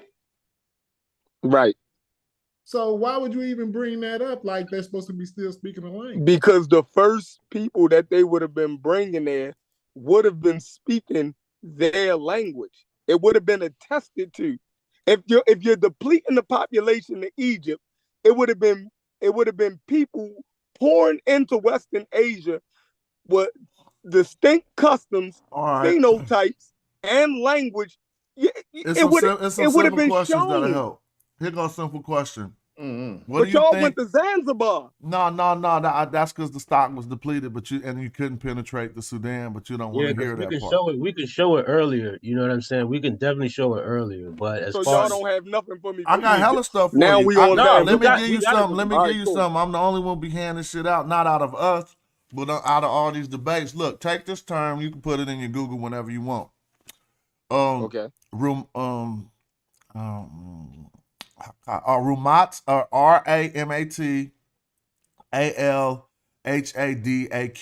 Ramat al-Hadaq. This is the name the area of the people of Nubia took on when the Arabs was trying to penetrate it. That again, they were called the eye smiters. I'm gonna just Google it right now.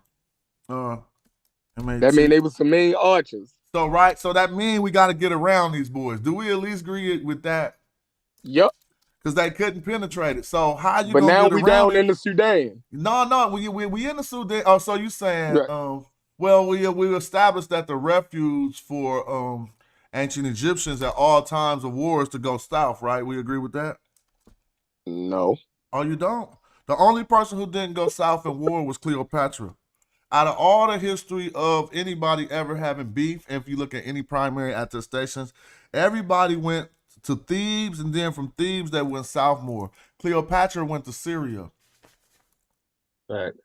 So I'm saying that they would go south. When they wanted to form an army, they went south. So these eye smiters, if they couldn't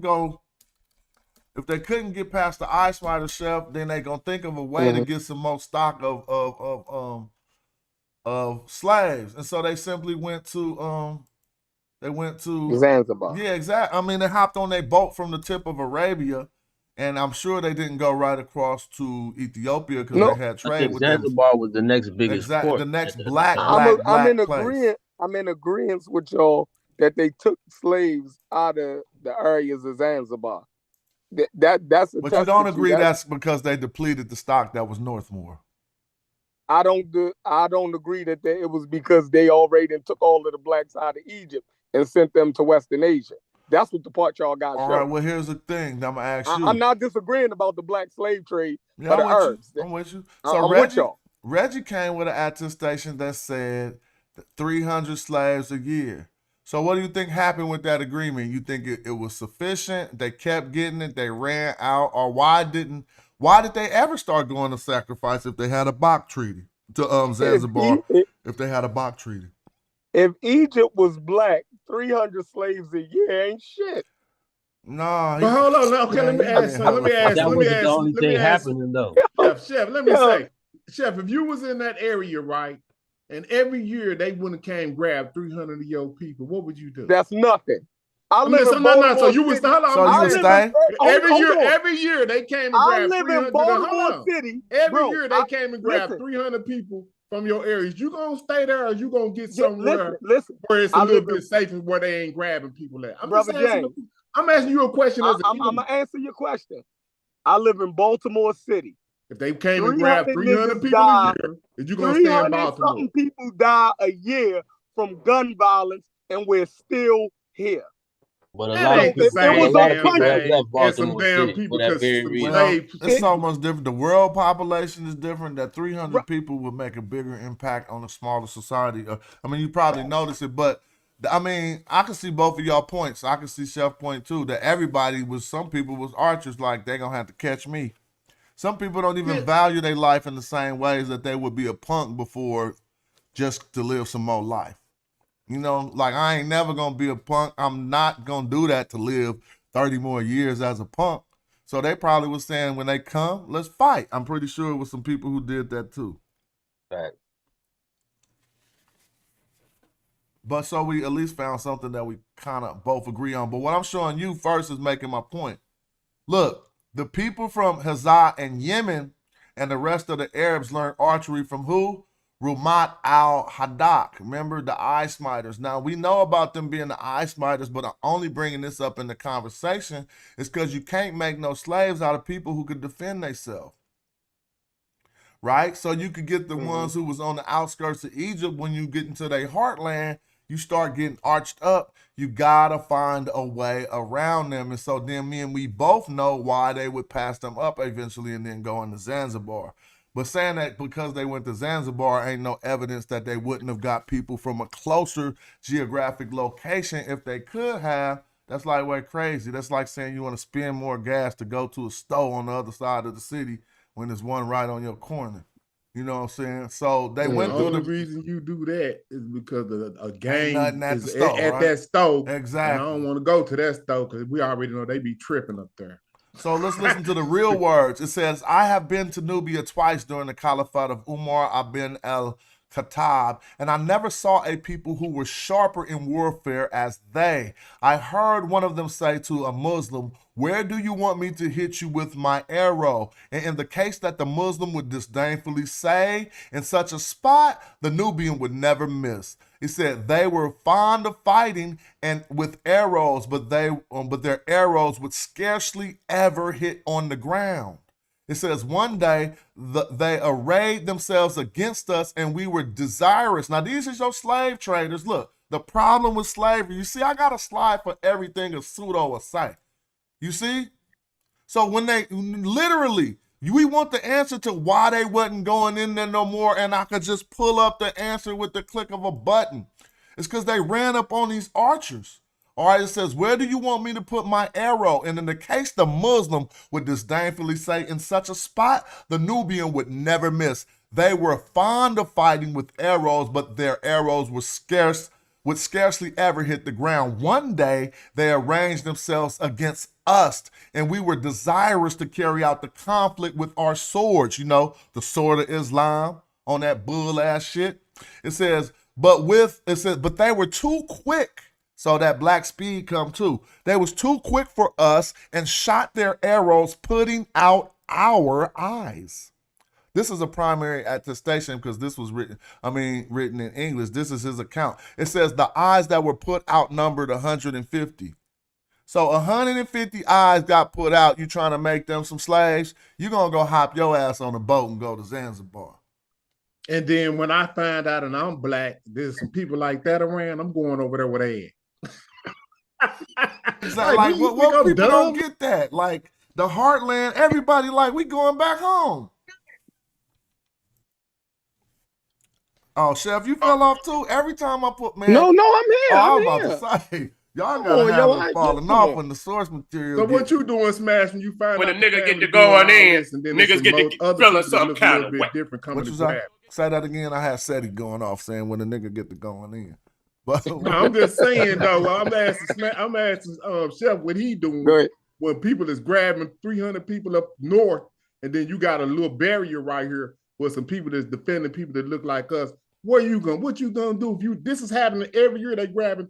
You gonna go where the safe place is at. Not saying that you a punk, but you might go and help them fight at the border, where it's more of you at to defend people that look like you. So right, and Chef, so really honestly, why you don't know this and you from the hood? You read the title of the book, Chef. This is answering your question and everything we talking about, the problems of slavery in Islamic law and Muslim cultures. See, they was coming in here to try to, I guess this had to be after the Baqt Treaty, because they wasn't getting their 300 men no more. And I say that was a result of they depleted the people. But the Nubians probably could have just went to their homeland, made hella arrows, like fuck that. When they come down here, it's going down. So these are slave-catching Arabs giving you an account. And I didn't even read this part. It says several sources note that the Arabs nicknamed the Nubians Rumat al-Hadak. That was that term that I first cited for you, the eye smiters. And so that's giving us evidence why they didn't go into the Sudan anymore and they start going around down to Zanzibar. So we gave you evidence on every time period. Reggie gave you the Baqt Treaty, and we just gave you after that.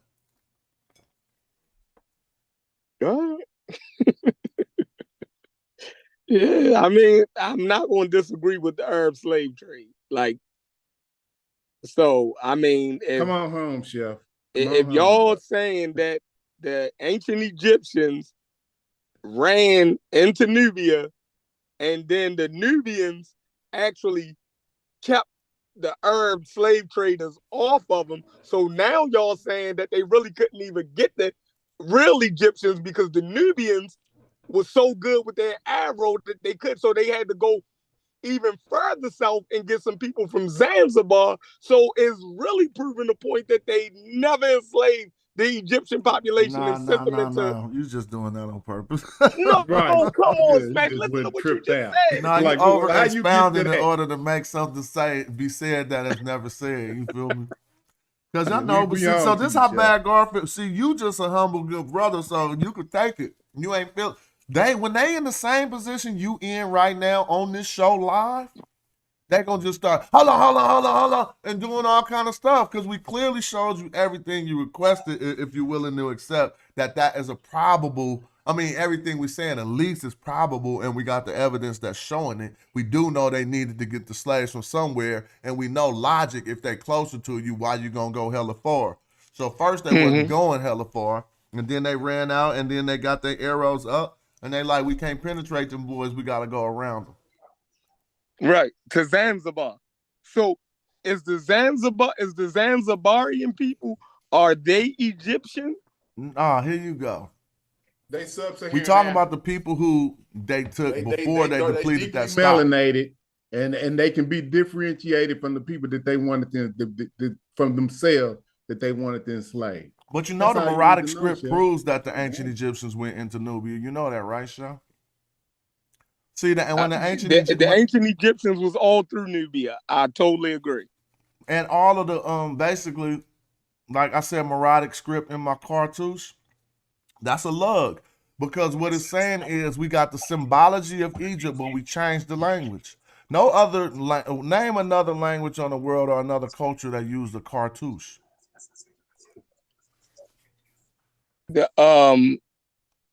I don't know. Nobody.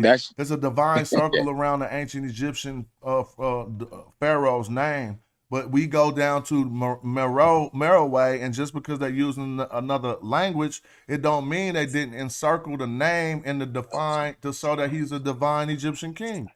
They put a shinu around the name. I think that's a bad argument. I think the argument that you made about when you showed the poem that the ancient Egyptian had wrote, talking about the people is no more Egyptians because of the foreigners. You know what I mean? Like I agree. I don't agree. I think I can hear what you're saying, but let me fill you in.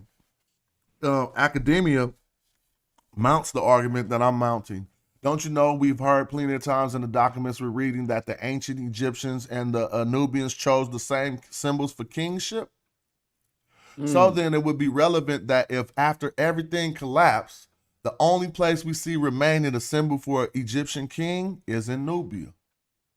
See, during the Meluhas script, they didn't stop. So we stopped doing the dynasties with the Greeks and the white people, but they just went south and continued their tradition. So when we see the Nubian kings in the Roman periods, they got their name circled like Egyptian priests with Ankh Ujasaneb next to it in a Meluhas script. Because they changed the shit up. How many years did that after the fact? By 700 years, Smash, they kept on, they continued to practice. So here's the thing. They first came with a script called Demotic. I don't think it was meant to be secret or nothing, but that come right up out of the Nubian time period. And once everybody was rocking Demotic, they came with another script people call Old Nubian.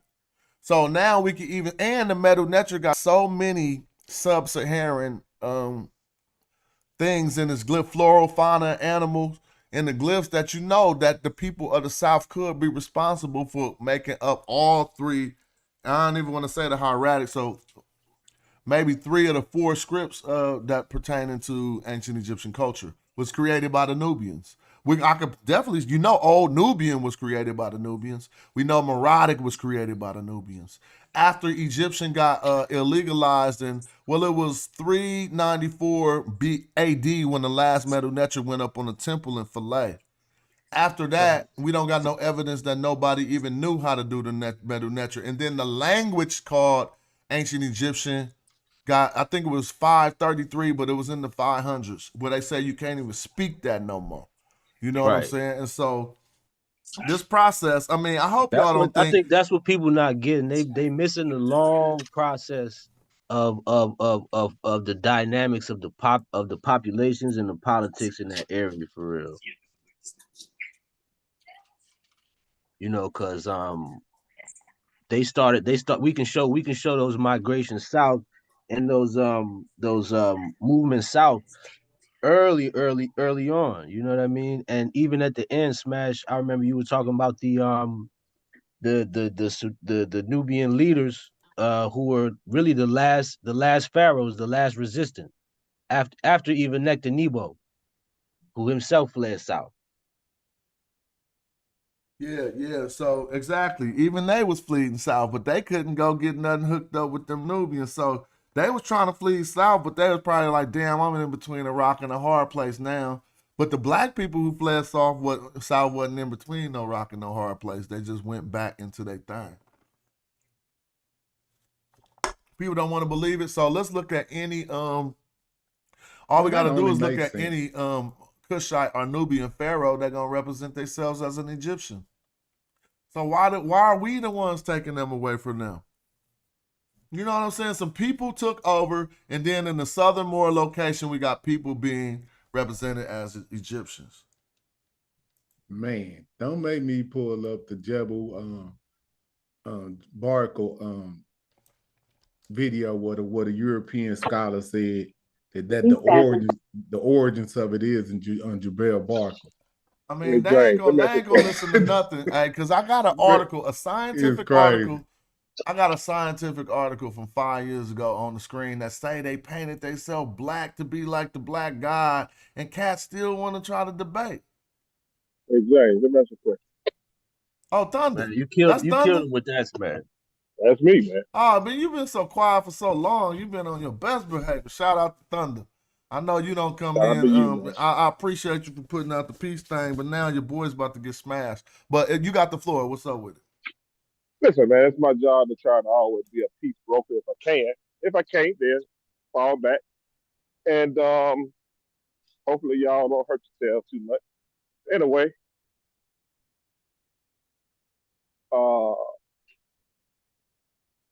Chef, it seemed like Chef was almost trying. It seemed like Chef is trying to change his. Chef, don't fall for it, Chef. That's all I'm gonna tell you. Don't fall for it. What James is doing. Smash gonna do what he do, right? Oh no, I'm not falling for it. I'm just not gonna keep arguing the same point. They didn't show the Egyptians going into Western Asia. They went to Zanzibar, but I'm not just going to keep arguing that like that's. What is James doing? Hold on, I'm trying to. If the chat can't see it, I don't know what. You know. Sheffrey, what is your contention? Talking about? I don't know. What are you talking about? Like, didn't you see? Yeah, he tripping. Where the part where they said that they were taking magical. Yeah, they were taking people. Yeah, you know, he's just trying to erase stuff from y'all memory. He's trying to get y'all not to remember that Brother Reggie clearly said the Baqt Treaty mandated that they took 300 slaves a year. See, from Egypt. See? Slaves a year is. Wait, what you breaking up, Chef? You breaking up. Going to turn the people of Zanzibar. It's 300 people a year is not going to deplete the Egyptian population. And and going to Zanzibar is not going to turn the people of Zanzibar into Egyptians. Hold on. You just messed that up. You messed it up. So I would agree with you that 300 people a year ain't gonna deplete the population. But knowing that you got a chance of being one of those 300 people a year will make people say it's not safe for us here. Let's move back into our homeland. Like, come on now. And here's another thing. We keep using modern population references. Do you know how slimly the areas under the Tasseti frontier area I looked at some data on that. They said it was probably like 10,000 people in that area at certain times. Hey, Smash. Hey, Smash. Peace and love to you, bro. What's up with it? You said something that's very interesting. What year was the what you call it, the Baqt Treaty? What year was that? The Baqt Treaty. Reggie, the one who presented it. I know it from being for the Arabs, right? What's the Macapa? It was a Kushite kingdom named MAU something, but I'll let Reggie. It's in the 800s, I think, if I'm not correct. 800 what? The AD? I'm gonna pull it right up right now. BA. The reason why I ask is because I know when. All right, it's when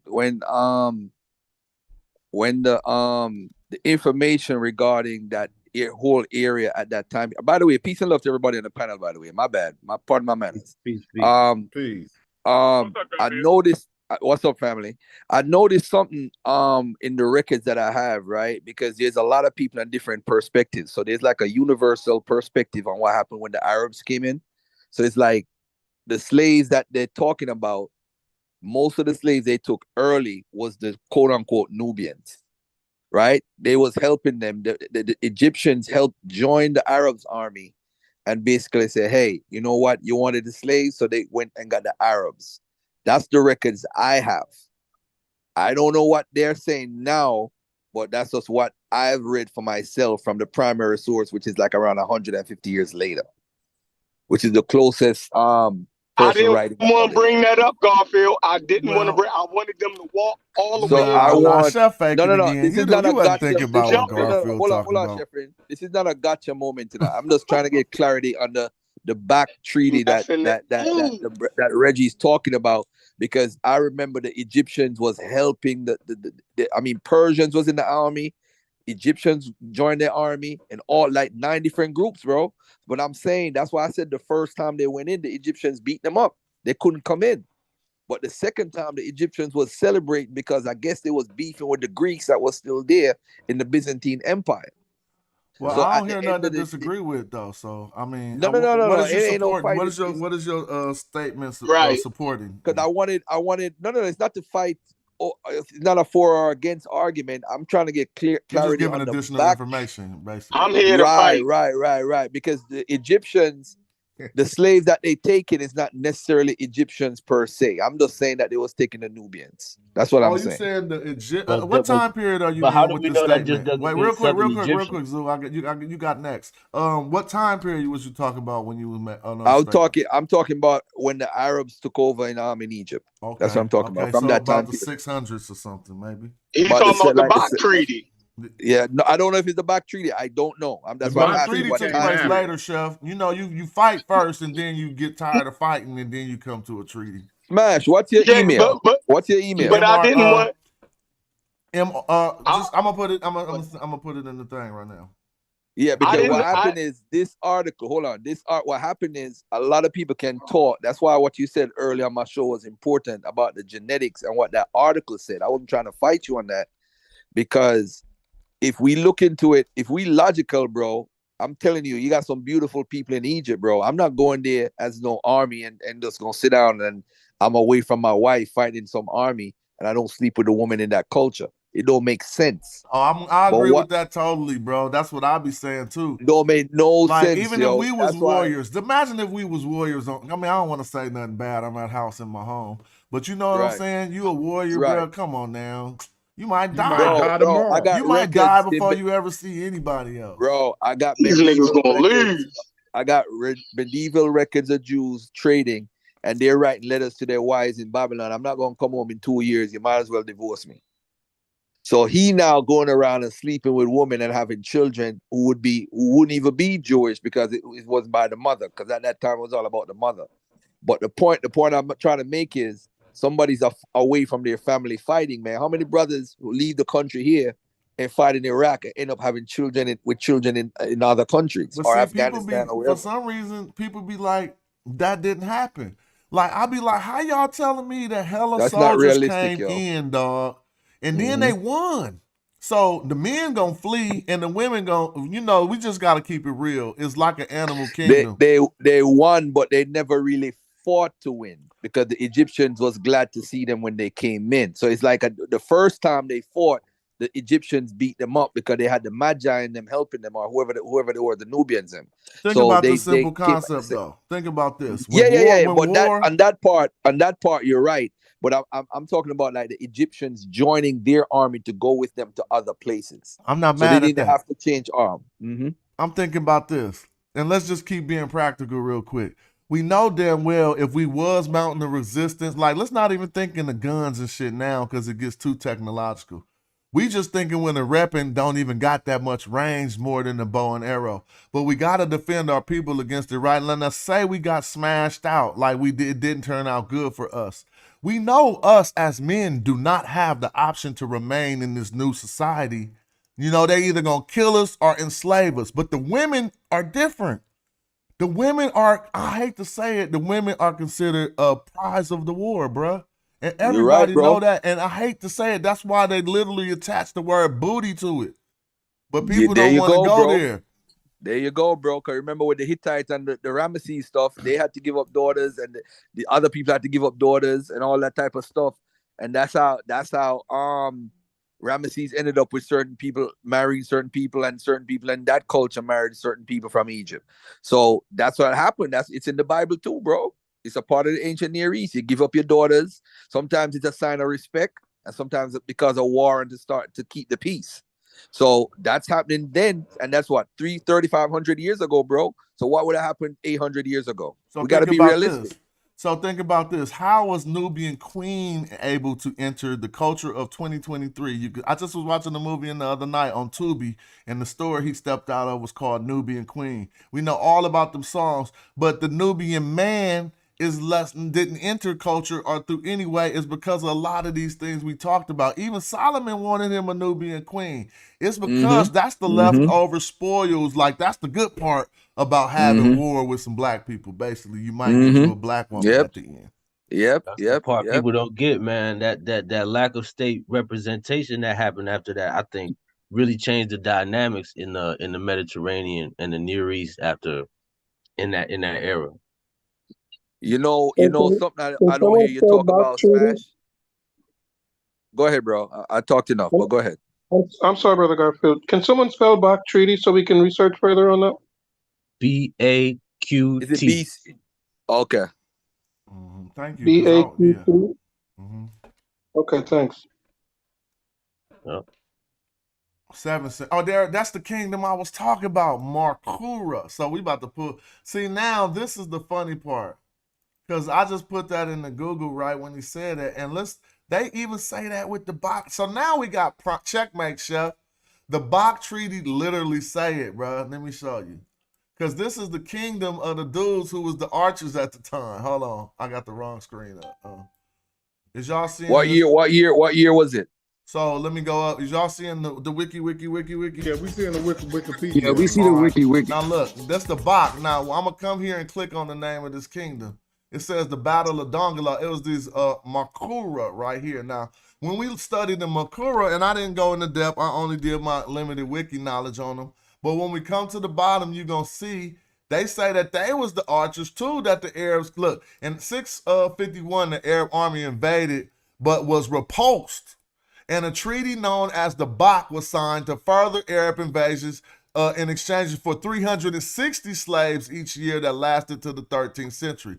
Now, let me go back to what I was telling you, Chef. I told you they was going southward. Hold on, Smash.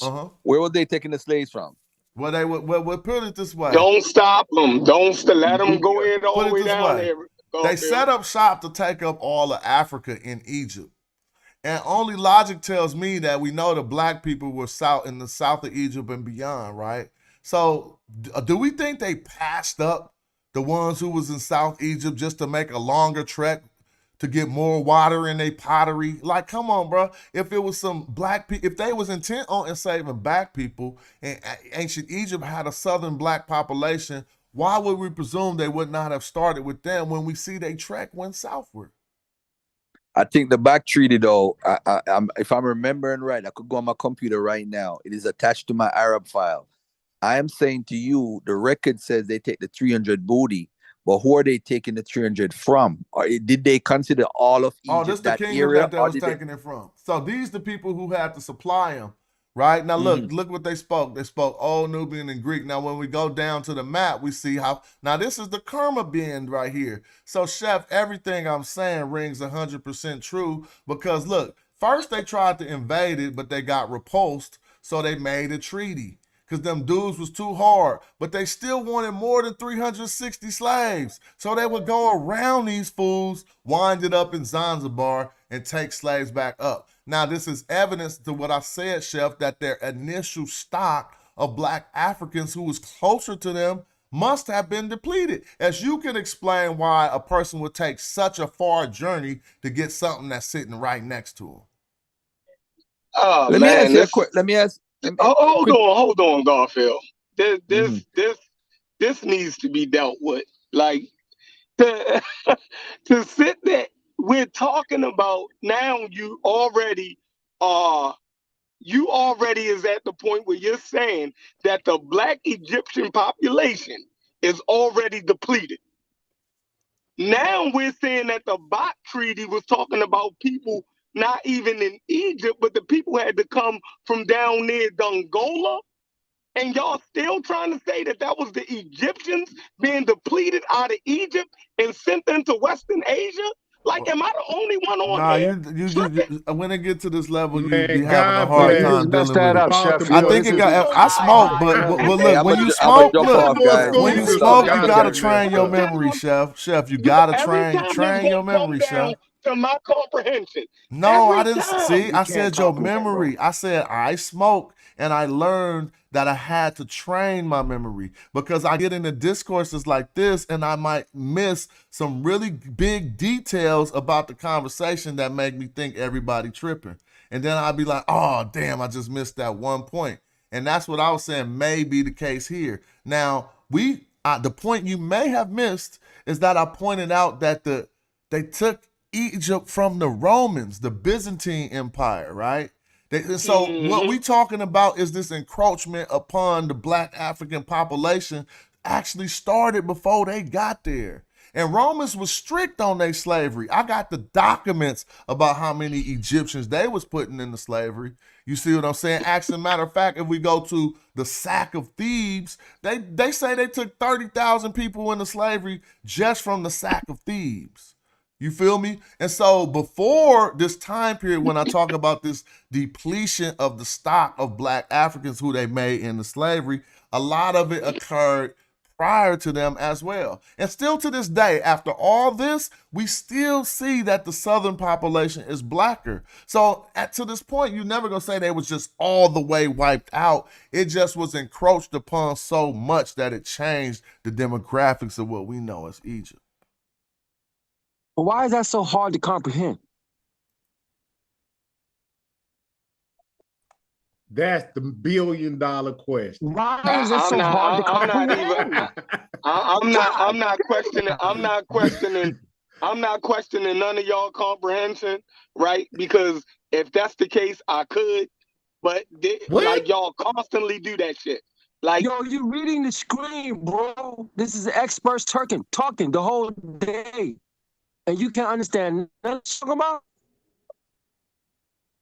Once again, you're insulting people intelligence, brother. I will caution you to stop doing it.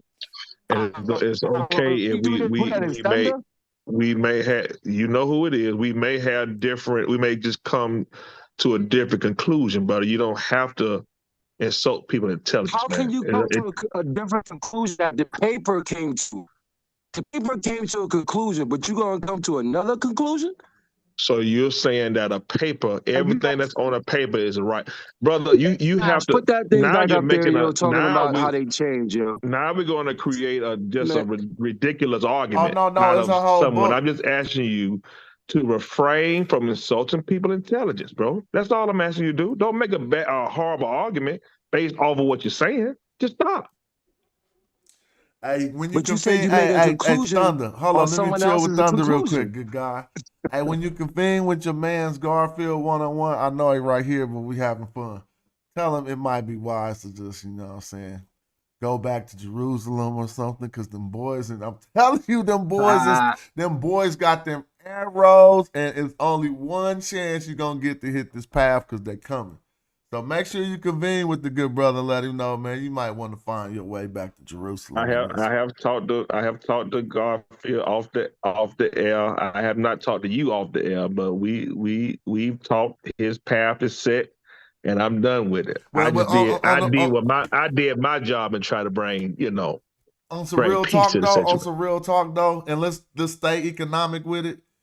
Garfield, brother Reggie, Ankh, and Jonathan Owens, we got the potential to throw the biggest debate this community has ever seen. We need to really sleep on that for a night. If we do it right, we got Sana to promote. We got to tie in everybody. See, again, that 100% of nothing shit, I don't rock with it. I know how to make my 20% more than the 100% if I would have did it by myself.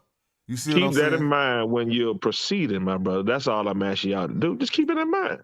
Yeah, so we should make that something real, man. We could swipe it up into 2 different weekends. That way it's 2 tickets. Come on, man. I should do comedy verse and Gozy too. Yep, add that on there. Kamzy and Gozy. Woo! Now we could do a whole month, Garfield. Oh, Garfield, you here? He there? Yeah, see, people got to buy the whole ticket where you get all 4 of the debates, or they could just buy the debate, or they just could buy the debate that they want to see. So I'm just keeping it real because it would take a lot. I mean, I already know I go above and beyond. If I show y'all, I probably got 1 Cash App in the last 5 days. Let me see. Lennox, what's up, my man? See, somebody hooked me up. So this is just coming out of our pocket, so we know how to make to bring the bread to the situation. Then that's all fair and evil. I mean, all fair and even. I ain't never ever walked into no place, no museum who got collections of dead people bodies, and they just said you could come in for free because all of our efforts shouldn't be rewarded by nothing. So that's standard, man. I pay motherfucking $80 to watch UFC fights and shit. That's a fact. And it be gone, and I don't learn nothing from it. That's a fact. So, man, maybe we can make it into something. And that's the way that we don't all turn into he dissed me enemies. You know what I mean? Like, I don't want to, that's childish to me. We know we got to defend ourselves. So I don't even listen to Garfield's show because I know I'm banging on him. He need a place where he need to bang back. And if I listen, I'm going to get extra sensitive. No, I'm going to tell you this. So I think Garfield, he has gotten a lot better. And hopefully he's listening. And I tell him to his face, right? But he's gotten a lot better with being objective. He will admit when you are correct at a point in your argument. He will admit that he's done it. Matter of fact, he just did it today. So he's getting a whole lot better with admitting when when you have a good argument. But he's also but I will say this, you are kind of objective, but you still have an agenda, man, and that kind of gets in the way of objectivity sometimes. All right, let me ask you something.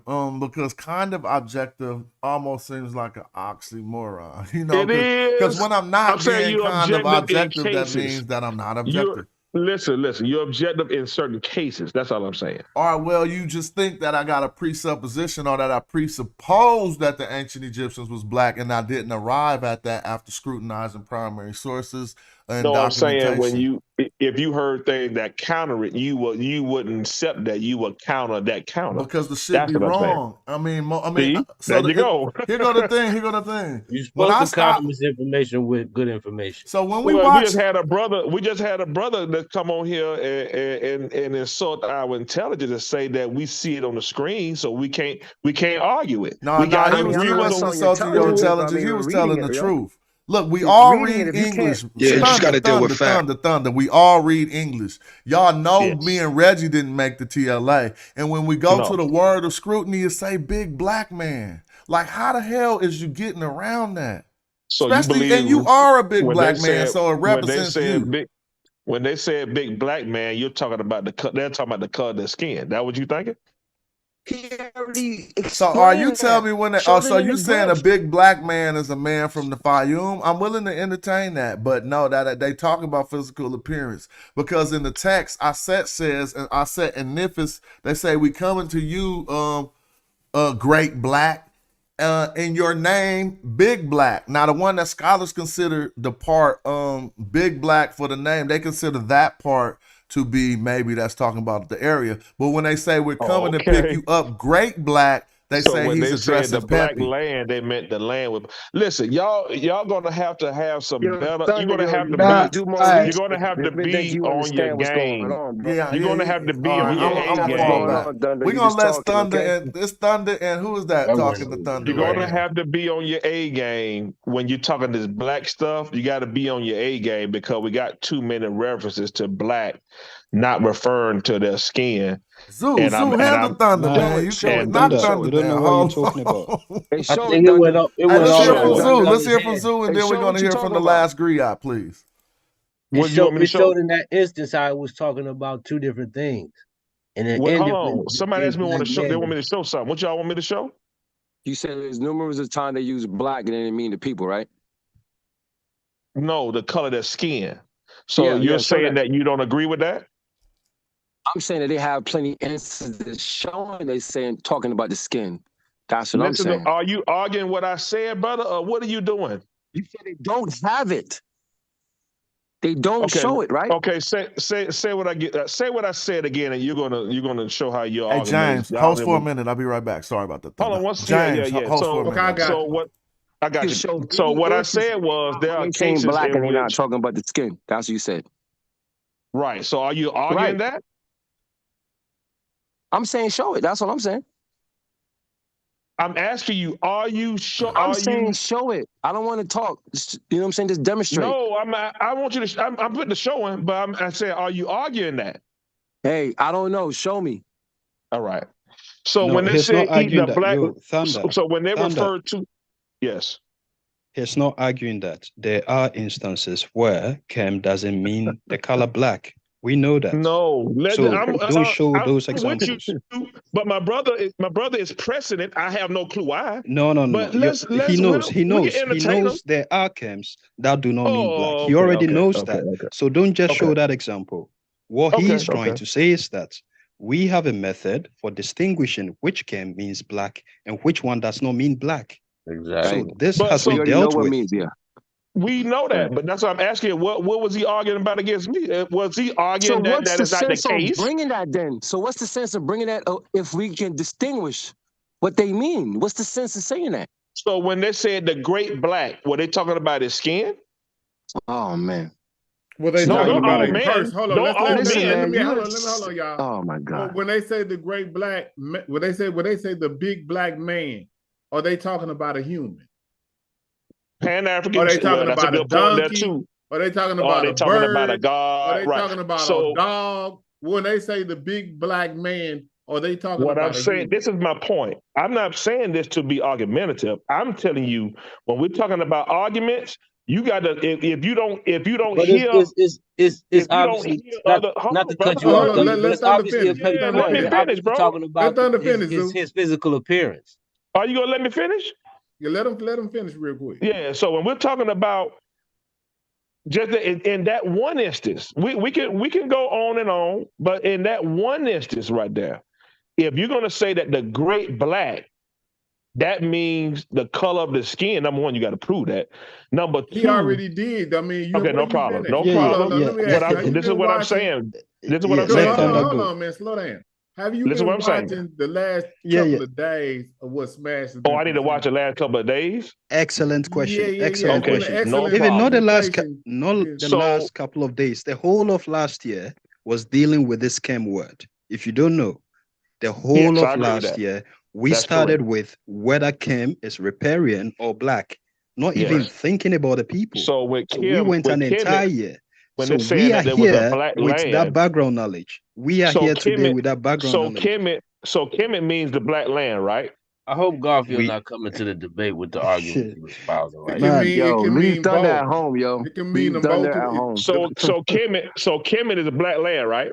It can mean black land and black people. It can mean No, they black cows. No, It can mean listen, a black no, eye. don't do that, James. Don't do It's a that. descriptive. Don't do Don't that, entertain James. that, James. Don't entertain that, man. Don't do that. Now, So Thunder, let's do it okay, again. so Does this is the Kemet balanced mean black answer. land? This is the Oh my balanced God. answer to Hey, your y'all, question. guess what, y'all? Hey, Guess Chef. what? I just read the Baqt Treaty. And you know what?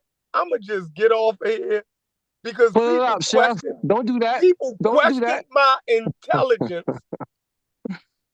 Oh, Yes, man, I did. y'all gotta I be did that kidding me, on the man. article that he Yeah, said and how the Kim people does mean change. black.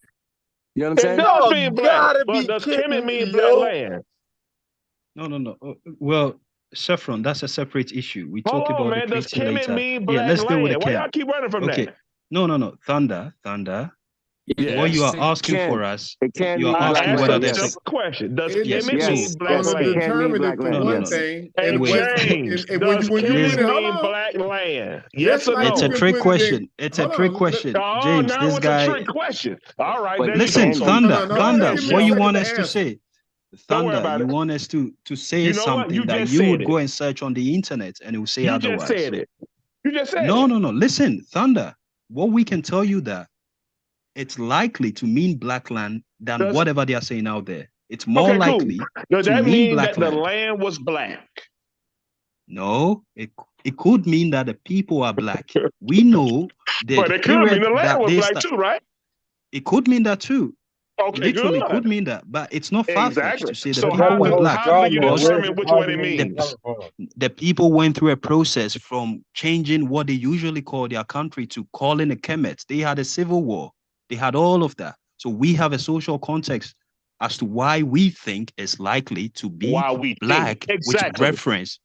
No, oh man, you're not helping here. I'm trying to give you a balanced No, answer. you are. I'm saying you're saying what I'm saying. Yes, but I am telling you that it's all our whatever opinion. our position is, no damn our fact. position, our It's position, based on exactly. The evidence points towards our position much more than to the other side. And that's the most Fine. balanced response you'll No get. problem. But you know what it does? Well, you know what evidence does not? Those people in Egypt don't. Which people in Egypt? The people that's there now and the people that's on the walls. Come on, man. Are the people in America the Native Americans? The people in US today, are they the Native That'll help Americans? your argument, I Thunder. think you're getting dizzy now. The people in America Now I'm today, getting are they the dizzy. There Native you go. Americans? Now we got Even the air common homonyms. 400 years That's ago. good. Mate, See, you hold Thunder. on. That's when you ain't got no America argument. 400 years ago, are they the same people? In the USA, 400 years ago, if we rewind just 500 years, is it the same they're people? the same Do you find the people. Native Americans as the majority of the population there? Do you Oh, find the now Native you need to Americans? so all right, good. So you're saying that a decrease in the population of Indians mean that we ain't the same, that the same people ain't been here for the last 500 years? What? This is what he's saying is he's giving We are you saying there's been a population replacement. What is the proportion of the indigenous people versus the Now you outsiders? said the proportion. Come on, man. Good, Thunder. No, he's giving So you what's a the proportion modern of black example people in Egypt right of now? population This guy, changes. I realize. Hey, that James. you could see. Hey, James, what's the That's not good population enough. I don't Hey, understand James, why that's not what's the good enough. population of black people in Egypt right now? Excuse me? What's the population of black people in Egypt? What's the population? James cannot give you that off the top of his head. Probably 30 to 20%. James, have you ever read a census or any syllable? Yes, I can pull up. I can pull up the Yeah, go ahead, genetic. pull it up. Hold up. Do not make me pull up the genetic history I said of pull it up. Pull up. Go to Hold Wiki. on. Don't worry put about in it. Egypt, and But you know pull what? the Here we go. demographics, and you Go show to me a Wiki. bunch of black people on there. What do you Smash? This whole thing. I'm right here. I was listening. Look, I'm just trying to figure out why conversation y'all is getting continue into trying to runaway run people things. around a I just rabbit came hole. here to James, Well, let's go back. Hold on. Let's go back to James, don't go there. Thunder. When I was in the other room, I was listening on YouTube, and you asked the question about the black land. Let's readdress it. Black land. So we got Kemet. That means black land, right? Kemet just mean black. Why did these niggas? I just told you that. Why did these niggas on this channel keep talking about some black land then? Well, I said Kim can mean black. It can mean a black. You said all kind of different black things. It can mean the pupil of your eye. Y'all, Kim means black. Listen, what y'all need to do is stop and listen to Smash. I've listened to Smash for at least 2 years now. I already know what Kemet means. I'm asking y'all because that's the conscious community crap that keep going around here. That Kemet mean black land. That's why I set y'all up. Y'all so hold on. You don't think it means black land? saying? Does that all the way. Let me help Thunder real quick. And quit insulting. Yeah, you can do. You good. You good. So you right, Smash. Go Thunder. ahead. They right. You right. Kemet mean black, right? And the category for that blackness has a land determinative on it. So we can know in that instance they're talking about land. But Kemet also means the pupil of the eye, and in that instance they put a pupil of the eye behind it, so we can know what they're talking about there. But in that area. But this is the thing: when we get to cattle, they simply only use Kemet, and then they put a cattle behind it.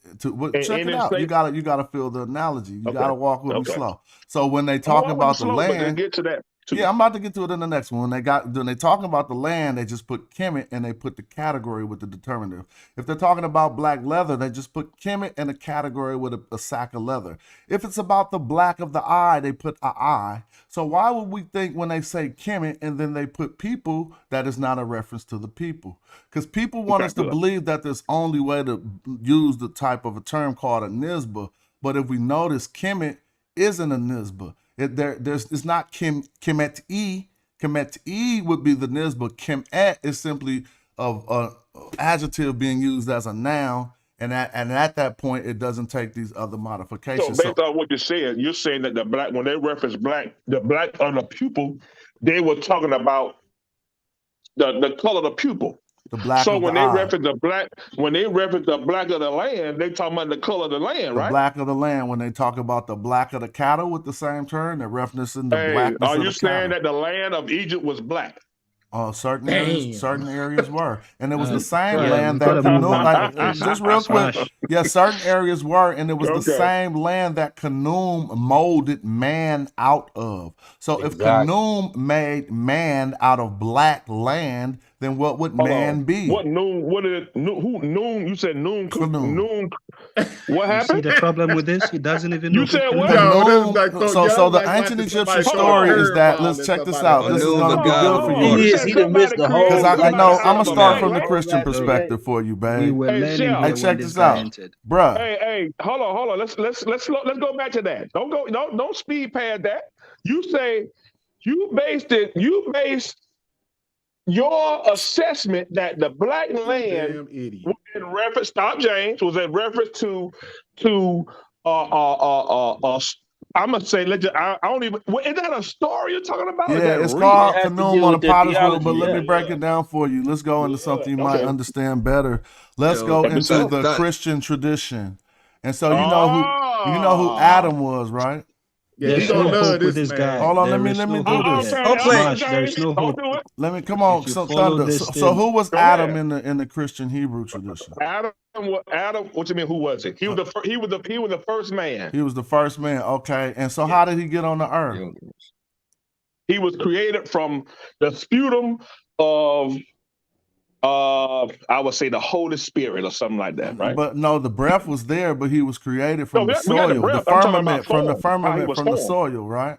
Right. He was formed from the sputum of the Holy Spirit. He was formed from the soil, from the clay, actually. Yeah, but who Adamat did is it? the term in Hebrew. Adamat. Who did it? That's what I'm saying. The Holy, So the Holy let's Spirit not or go whatever. too fast though, because you're trying to Okay, go take us ahead. to another point of it. All right, no problem. Go ahead. So Adam was the first man, and he was made from the clay in that tradition, right? Yes. The clay is called red. Adamat, It's called red, but it was root, really well, black. it's not called red. Let's get to it. The root inside of the word clay in that tradition is going to be dam. It comes from Okay. blood. So this would be the red substance running through his body, as well as him Okay. being made from the red clay, which is called Adamat. So we Yes. got Adam, the man, being made from Adamat, which is clay, red clay, and then we Red have clay. and then we have Mhm. Dam being the blood running through his veins. Well, you Yes. can see that, and we can also see the similar analogy when man came up with how he was created in Kemet. Man was also Yes. made by the nature, except man was made on a potter's wheel. He was also made from clay, but he wasn't made from Adamat, red clay. He was made from Kemet, black clay. So now, Black clay. we can Okay. see both men, the red man of the Canaanite area who came up with this Hebrew theology, and the black man of the African theology, both have theologies where they were made from clay that looks like them. I'm not even actually about transmission. But let's just go with this. Black land, Kemet mean black land, that means that the land was actually black. All of that went over the head. So you ain't gonna address nothing I just said. Do you agree that all right, cool. So let's go get some Play-Doh, right? Let's get some Play-Doh. You get orange, I'm gonna get green. When you form a man out of your orange clay, what color will he be? Smash. You wanna let me Nah, you gotta answer the question. Nah, you in class right now, Thunder. Thunder, you in it's class easy question, now. Thunder. If they formed a man out of the black clay, we all agree that the clay was black. And we all know the story of Khnum forming man out of the potter's wheel. So I'm just asking a simple color. You don't know it's black clay. Avoidance. He can't get past the fact that it's black soot.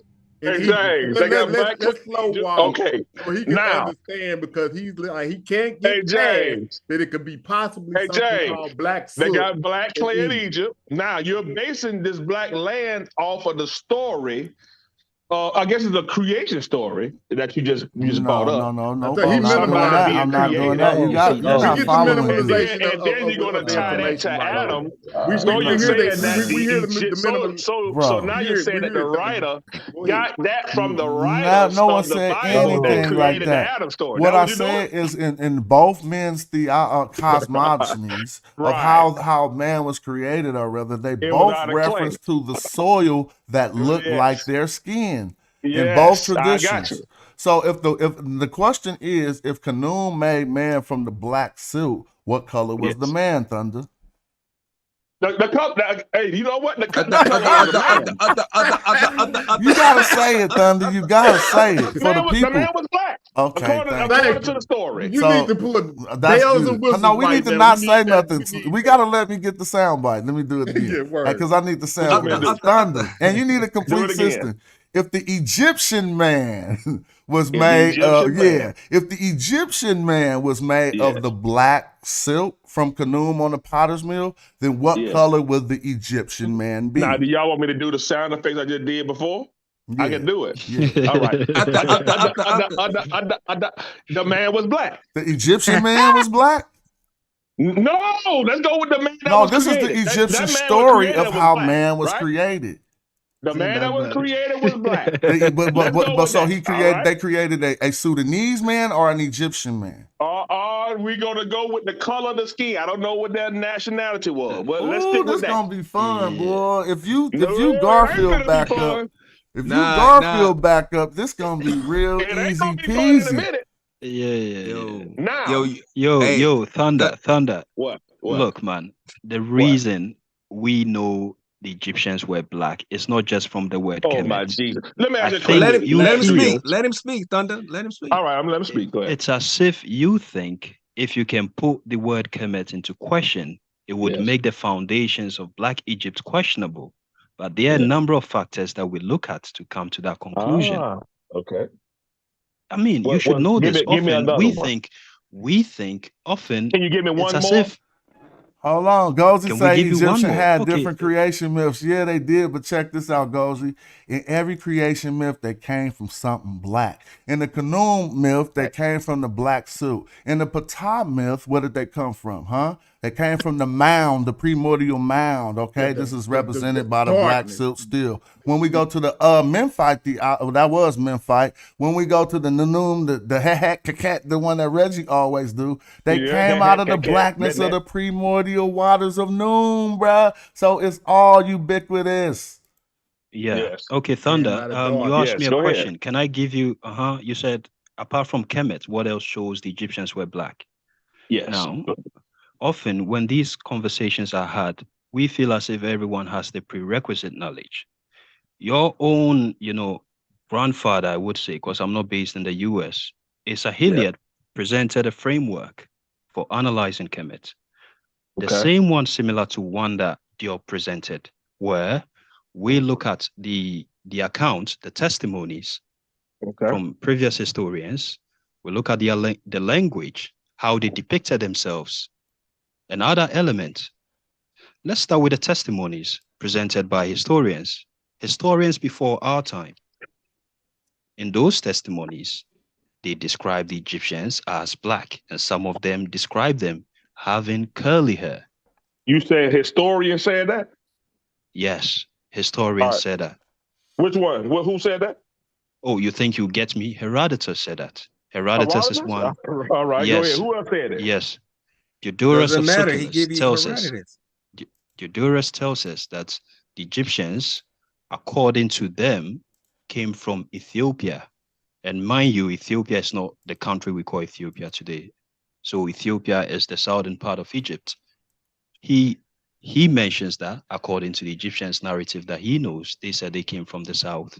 And he even goes to tell us that the Medjugorje that we know, only the priests in Egypt are familiar with that. However, in Ethiopia, more common people are familiar with it. These are just two examples. There's at least 11 Roman and Greek historians who all describe Egyptians as what we would describe black today. That's it. That's all you need to know. Whether you want to say bringing color, this, we use black. When we say black, we just say that the average person that you see on the street, if you would call that person black, then the ancient Egyptian would be called black, whatever that means to you. That's all that we are saying.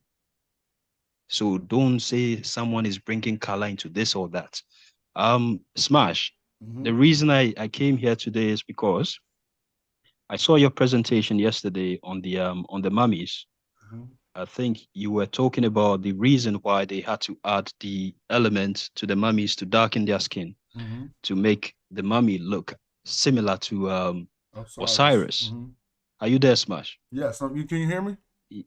Yeah, I can hear you. So I wanted you to take a look at the leading papyrus, where in it, I think it was written in the Greek period, where in that papyrus, they refer to Osiris as the Ethiopian.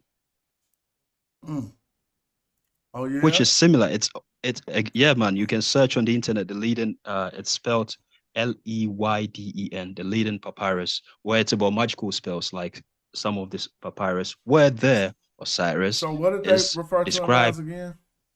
As the Ethiopian. So I'm reading the English translation. I know they didn't say Ethiopian, so they didn't give a better word for that. Did they say he was described as they said Ethiopian, huh? Yeah, they said Ethiopian, but I'm hoping if you see the papyrus, you can track down the primary source, and then we see the actual word that is used. We about to do some of these primaries. I didn't know. I thought you was finished. I didn't mean to cut you off. Hold on, let's let the brother finish. I cut him off grossly. Yeah. You was about to say all of what? Yeah, I think all of that links to the live you had yesterday on the mummification and the need to make the mummies in the later period black.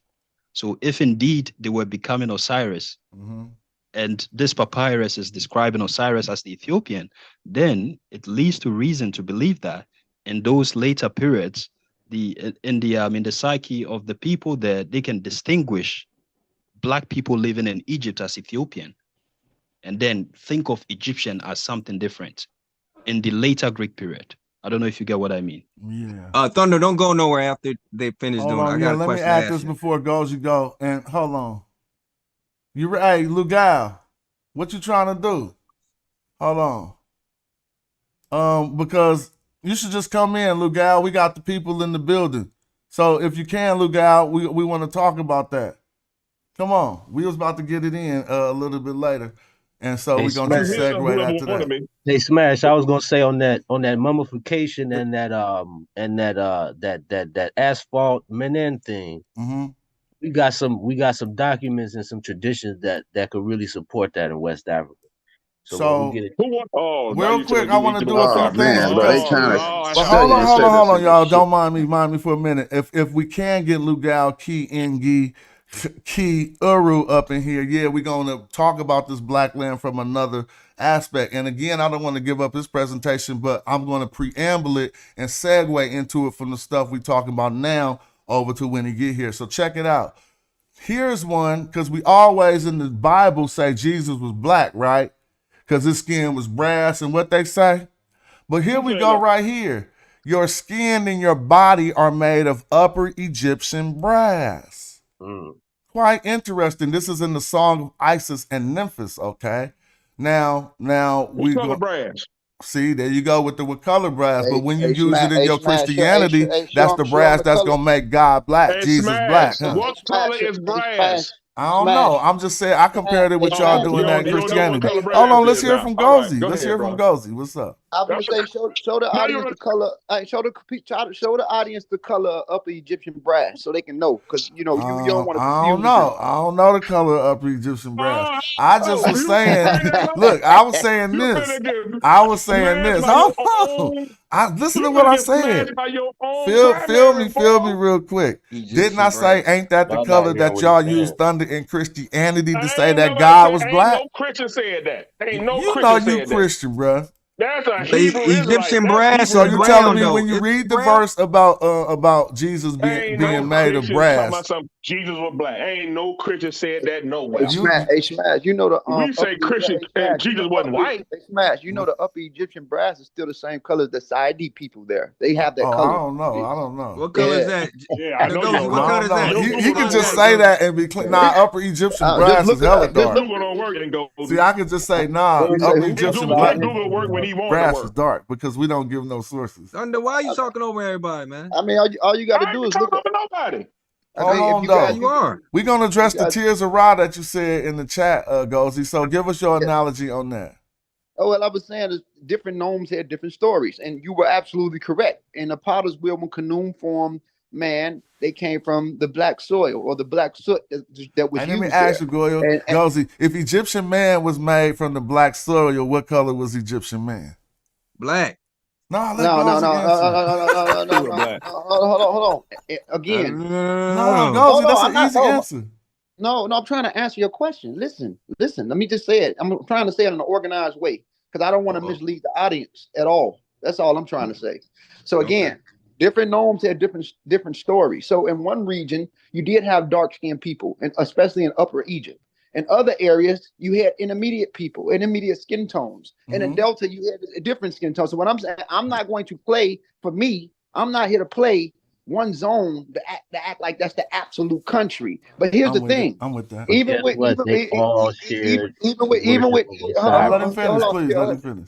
Even with understanding the human genome, and I keep trying to bring this up, and I'm not trying to be funny, but the audience seemed like it's a lot of emotional not for y'all, because I fucks with all y'all, even if we disagree. But we have a lot of emotional, we have a lot of emotional D-Riders fans in the audience who don't try to hear what it goes. He's saying, not for y'all. Are you saying attacking you? Get straight to your point. You are not being useful. No, bro. I'm speaking, brother. This is my brother Smash show. Me and him go back. This I'm a rock squad stuff. So I'm talking about brother. So what I'm saying is that when I try to break down a phylogenetic tree and I talk about that Y chromosome, anybody that studied the phylogenetic tree knows that EM35, which is the primary marker that most of the people have in the country today, comes from its source near Eritrea, which is near northern Ethiopia, a very long time ago. So these men did migrate through the Cormarusian culture, who came from that Eritrean area,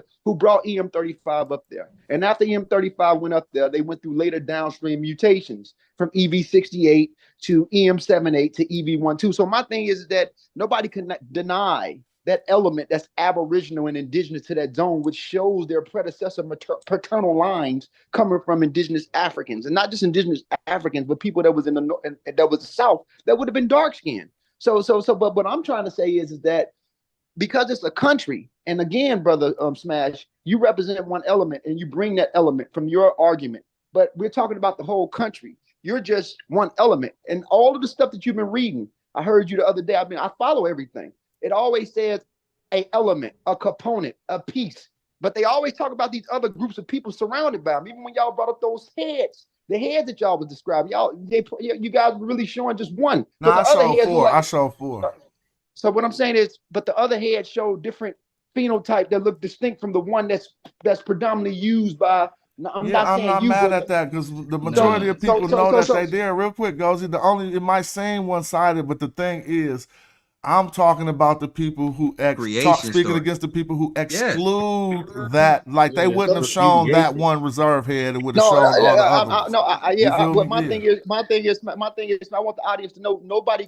If people are really in this for real academia, and I'm not talking about you, no one should be able to exclude that element, because the scientists, the anthropologists, the geneticists, people that's really into this field, not to insult people, but just to tell us truth, they would not exclude that because it's a part of the element. This is not excluded. No I just think you overrepresented overrepresented, Gozy, real quick. I think you overrepresented, and let me illustrate it. See, the people who like chose all this African flora and fauna to go in the glyphs, that was from the South, because we found Southern animals in the glyphs that if any of these other people that we talking about from the Delta, if they knew about them animals, it's actually a text to say that if a Delta man finds himself in Elephantini, it'll be a dream. Or it'd be like a dream. And so it's saying that even these texts where they keep making references to black skin and all this stuff, all of this stuff was set up by the foundational civilized culture, parts of the culture that were based in the South. Even the first known. Nobody can deny that, Smash. I mean, the oldest monarch. That's all we saying, though. Hold on. Let me just say this: the oldest monarch in inscriptions was found in the South.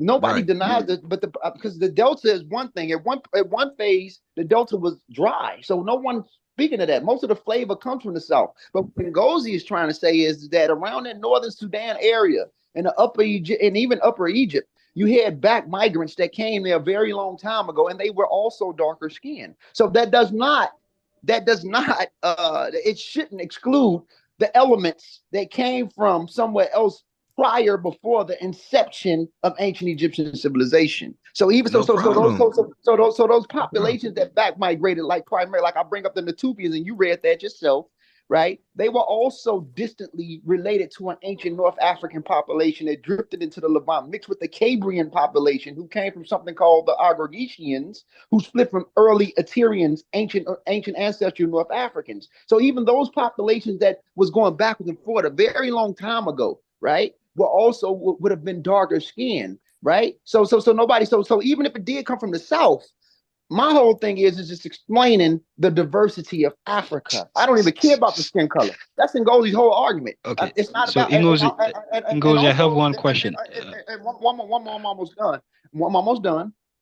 Yeah. And also, there were lighter skinned populations that did hit the. I'm not talking about the inception, but there, especially with the women that was being selected sexually through time. You can see it through the mitochondrial DNA. You know, you can see that. So this is why my argument. We know that, especially in the New Testament. We talking about the creation story. We ain't talking about. No. I'm trying to get to. I'm trying to get. Okay, right. But you had different creation stories based off the norm. Yeah, but all black though. Hold on. This Can you show me a white one? Hold on. This is my last thing. Nobody's saying nothing about white. But listen, I'm almost finished. So when you look at the populations that's there in that area now, they still range in that skin tone. In the South, you find darker skinned people. In the North, you find lighter skinned people. In the intermediate zones, you find the intermediate skin tones, and it represents that. It's a sect. Those people that's there now are remnants of all of the history, all of the things that took place, bottlenecks, population turnovers, intermingling with populations that was nearby consistently, and it's been consistent in those regions for almost 20 to 23,000 years in different phases of time. In the earlier phases, yes, they were dark. Because I know your boy James in the background waiting. Nobody cares about that, bro. What I'm saying is what we talking about. But I'm just saying. Well, I'm gonna be quiet. I'm gonna let y'all. Hold on. It's about to get real good. It's got to get real good. Let me just do. If somebody was waiting to respond to Gozi, you could go right ahead. No, I'm done. I wanted to share my screen, Smash. I wanted to share my screen. I'm gonna learn.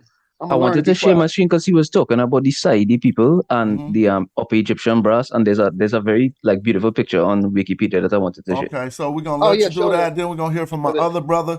Then I want to do like a pre monologue about this black land thing from another perspective, because we found a land of Meluhas, which was supposedly supposed to be the black land. Now, again, you'll see, I don't think that it's going to turn out the way y'all think, or it might. We'll see when we see the presentation by Brother Chuck Morgan. But we do got him here today, and once we get that popping, I'm going to go back out and change the name of this video, since we got a wonderful crowd in here. So what you said, you wanted to show what the Upper Egyptian brass look like?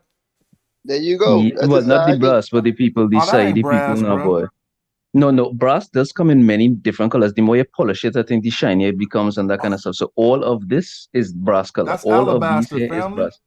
No, not this, my friend. The color of their Oh, okay. skin, I'm not. You talking all about the brass people? colored. Well, it was Yeah, just because he said the confusing because it's a Saidi chemical, people. a material there. Yeah, I feel you. Yeah, you see Oh them? yeah, I'm yeah, not yeah. mad Don't at they? that. I'm not mad at none When of you look that. at I'm when not you look mad at at these, none of that. hey Smash, when you look at these brothers, don't they look like the people on the wall? Look at those people. Those are the I'm not Saudi. mad at them either. Yep, I mean, I would, dude. I showed pictures that show people who look like all of these people will have been there. Some of them look like they got more African ancestry. Some of them, dude in the front look like he got a little bit less. Exactly. Dude to the right look like he got more. Smash. Those brothers are Africans. Those are Africans. Well, Those if are you not ask Arabs. me, I mean, 3 of Those them are is not black. Arabs. I'm just saying, if you ask me, 2 of them at least look black. But that's just me saying that. But see, Black. y'all think black is Oh, this social Jesus whatever. Christ. But Hey, I hold on. went Hey, into the Smash, let me ask social you. Hey, Smash, let construct me for ask that. you. So Hey, Smash, let let me me ask you take one that question. back. Hold on. Let me ask Smash one question. And my brother from the Caribbean. Everybody that's in here, one question. Let's keep it 100, right? And I'm just gonna speak from the westernized perspective, like from where we at over here in America, right? When Yeah. we see brothers Yes, that look we like should. hold on. How many times don't we have African Americans in our community named Red that looks like this brother right here? That's Yep. standing In the middle? and so Yeah. what I'm And that's saying what is he would be called in Arabic culture and in ancient Egyptian Oh, culture. the difference is he's probably mixed with some white people. That's the difference. But people could get that light without being mixed with white hold people. on, Thunder, hold on, Thunder. Yeah, Right. man. But hold on, Red that's in Alabama and Georgia also is mixed with white. Look at T.I. Look at T.I. The T.I. red the same dude. color as this dude. So what I'm saying is the components that we have, that's also included in the African American identity, the Northwestern European element, whether you got it at 3% to 30%. When we see these people, we don't question who they are. Look, When you look at Ngozi, T.I., you've gone on for a while. when you Yeah, look hold at on. T.I., Yeah. when you look at T.I., no one's saying, "Hey T.I., your great granddaddy British." Nobody gives a fuck. We know Yeah, T.I. that really be Yes, the internet that is trolls. understood. But let's put it in perspective, Nah, Ngozi. Yeah, that's what I'm Okay, on saying. this Hold side, on, let's let the on brother, this let's let side, the last griot brother go, and then I want to do this, and then we're gonna hear from Chuck Morgan. I'm gonna mute everybody yeah. Let while me. Chuck talking. So go so ahead, brother. Ngozi, the fellas shown in the photo, we agree they will be classified as black based on the nomenclature we How use the today. hell they ain't? But on our side, what we are saying is that these elements were not even a significant minority in the inception of the civilization. They weren't a significant minority. We are saying that this came due to the invasions and sometimes That's not true. marrying That's outside. pseudo. That's not true. See, that's where you go It's our wrong. position. That's not No, true. you gotta bring up some sources for that shit, Ngozi. Y'all want to see? Hold on, we about to do. Hold on, I'm gonna have to get the order. Come on, man. It You just was broke out. you're It not broke out. comforting yourself. It broke out like the cafeteria. Please, gentlemen, real quick, real quick. Goji just said that pseudo, so let me just put the source on the screen. Hold on, before you put the source up there, Smash. I Who's wanted to that? say Oh, okay. something. I was wondering who the hell is that talking. That's my computer. I thought that was y'all. My bad. Smash, show the glyphs of the people, and they look just like those people. They don't look like whatever he trying to make up. Like Hold that shit on. ain't cool, bro. And now you wrong as hell, bro. You You're wrong getting as emotional, hell, bro. Ngozi. I mean, Hey, them niggas. Look, let me just say this. It's about to happen. It's about to Nobody's happen. disputing the Don't fact do it, that in the Gozi. Don't do northern it, Egypt Gozi. there were light-skinned Because you people. about to. You see it Don't already. do it, You hear Gozi. it already, There Smash. were no changes throughout the course of You was history. about to mildew. I see you. You was Hey, about them Smash, niggas look like Burner Boy. Hold on. Hey, Smash. Hey, no. Hey, Smash. exactly. The Burna Boy statement. Hey, Smash. Look, hey, Smash. Before you go there, listen. The That's Egyptians. who they. Hold on. The Egyptians purposely delineated themselves and distinguished themselves from the Nubians who were highly Nilotic South. And when you look At at some when you time look at periods, And they didn't politically do they that with the did, but Amu. at some time Didn't they periods do they that with the didn't. Amu? bro. I'm not He gonna. Nah, Well, that's hold on, dumb as hell Gozi. You too gotta because let they the other also brothers who didn't. wanted to respond to you get in, so we can move the topic along to Okay. other black lands in the world. Okay. Smash, didn't they also describe? Didn't they also depict Nubians with the same red as the Egyptians in Yes, certain they did, depictions but as well? yeah, It's we not could like, easily dispel that, so I'm bro, not you even just be gonna address it talking right shit, now. Yeah, bro. he just I don't but know. I'm about to change the format right now so that I can keep the order. Hold on. Hey, can I speak? Hold on, real quick. I'm about I'm to finna change kill him. I'm the finna kill him, bro. format. I'm gonna kill him right quick. And Let you me know just what? give me a second. I got this. Give me a second. I'm gonna kill you Yeah. right quick All right, let because me you know see. what? Hold on. Hey, look, the Dangala and the Northern Sudanese still look like people in Upper Egypt, and All you have right, a few look. that looks nice. I had to mute everybody so that we could go into this wonderful segment that's about to give us more game about the stuff we've been talking about. Now check it out. Before I bring my brother Chuck Morgan up to speak on this from his perspective, We're in his research to show all the research he's done on the topic. Let's watch this little clip about another black land and see how this should be properly placed into context. So let me know if y'all can hear the audio. When the only one I'm gonna ask to unmute is Chuck Morgan. Right now, peace, Chuck. How you doing? Actually, I can make sure y'all can hear the audio. I'm gonna just read. I gotta stop sharing, real quick. Oh, what's Zoom doing? Dang, for real? Yeah, I'm good. I Can know. you hear me? Yeah, but my Zoom, as soon as I did that, Zoom just did some crazy stuff. Hold on, let's see what it did. All right. Exactly, that's real whack. There's a land appearing in old Babylonian sources from about the middle of the 3rd millennium BC. Not yet. All right, yeah. Now Zoom do this funny stuff on me. I know a way to retain it. So let me go into my phone real quick. And I'm going to log onto the Zoom from my phone and then reset the Zoom on my computer. But I didn't get to greet you, right? Peace to Chuck Morgan. How you doing today? Hope Peace to you, big brother. Word up. Nice to see you. Word up. It's long good. time it's good viewer, talking. you know. So we about to get into this thing, but I was going to let this Kevin Burrell play for them. So if you don't mind, I can't even unmute everybody now because my Zoom is over here asking me, do I want to close the program or wait to respond? So I'm going to log into Zoom from my phone and take over from there. Okay. Just so. And people in the YouTube world, just I beg your pardon for a moment. Bear with me because I need to fix this situation. So if I click switch, it should close the Zoom one. Let me see. And keep everybody in the Zoom, right? So just let it do its magic, and then I'm going to try to open the Zoom. Unable to join the meeting. Oh, man. They trying to hate. All right, that's cool. Well, we're going to just come back with a new Zoom. So I hope y'all don't mind re-clicking the link. I know, I mean, if your energy, if not you, Chuck, I hope you definitely re-click the link so we can do this. But everybody else who was in the Zoom, I'm about to close down this Zoom by going into my task manager, put up a new link, and please re-click the link, but y'all gonna be the ones in here on the audience for questions once Brother Chuck Morgan fill us in on some of this black land stuff from the Sumerian perspective. Because some of us think it say the black land and some of us think it say black heads. So I'm doing that now, so the Zoom is closed. All right, shout out to y'all. And I'll play this video for you guys in the YouTube world to understand the context of what we're about to examine as I open up this new Zoom. Would allow me to do it all at once. BC called Meluhas. So listen. There is a land appearing in old Babylonian sources from about the middle of the 3rd millennium BC called Meluhas. Meluhas is also called the Black Land in several sources. I'll just give one example here. In the Curse of Agade, an old Babylonian text extolling Naram's sin of Agade, the following is observed of the inhabitants of Meluhas. The Meluhites, the men of the Black Land, brought exotic wares down to him, that is, to Naram's sin. From the totality of the evidence, scholars suggest an eastern provenance from Meluhas in the 3rd millennium BC. While many scholars identified Meluhas specifically with the Harappan culture of the Indus Valley, others envision a much wider geographic area for Meluhas, from Elam all the way into the Indus Valley.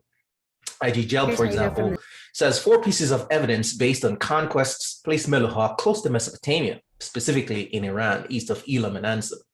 The evidence concerning the lapis lazuli, the sisu tree, and the black people. There is a land appearing in old Babylonian sources from about the middle of the 3rd millennium BC called Meluhas.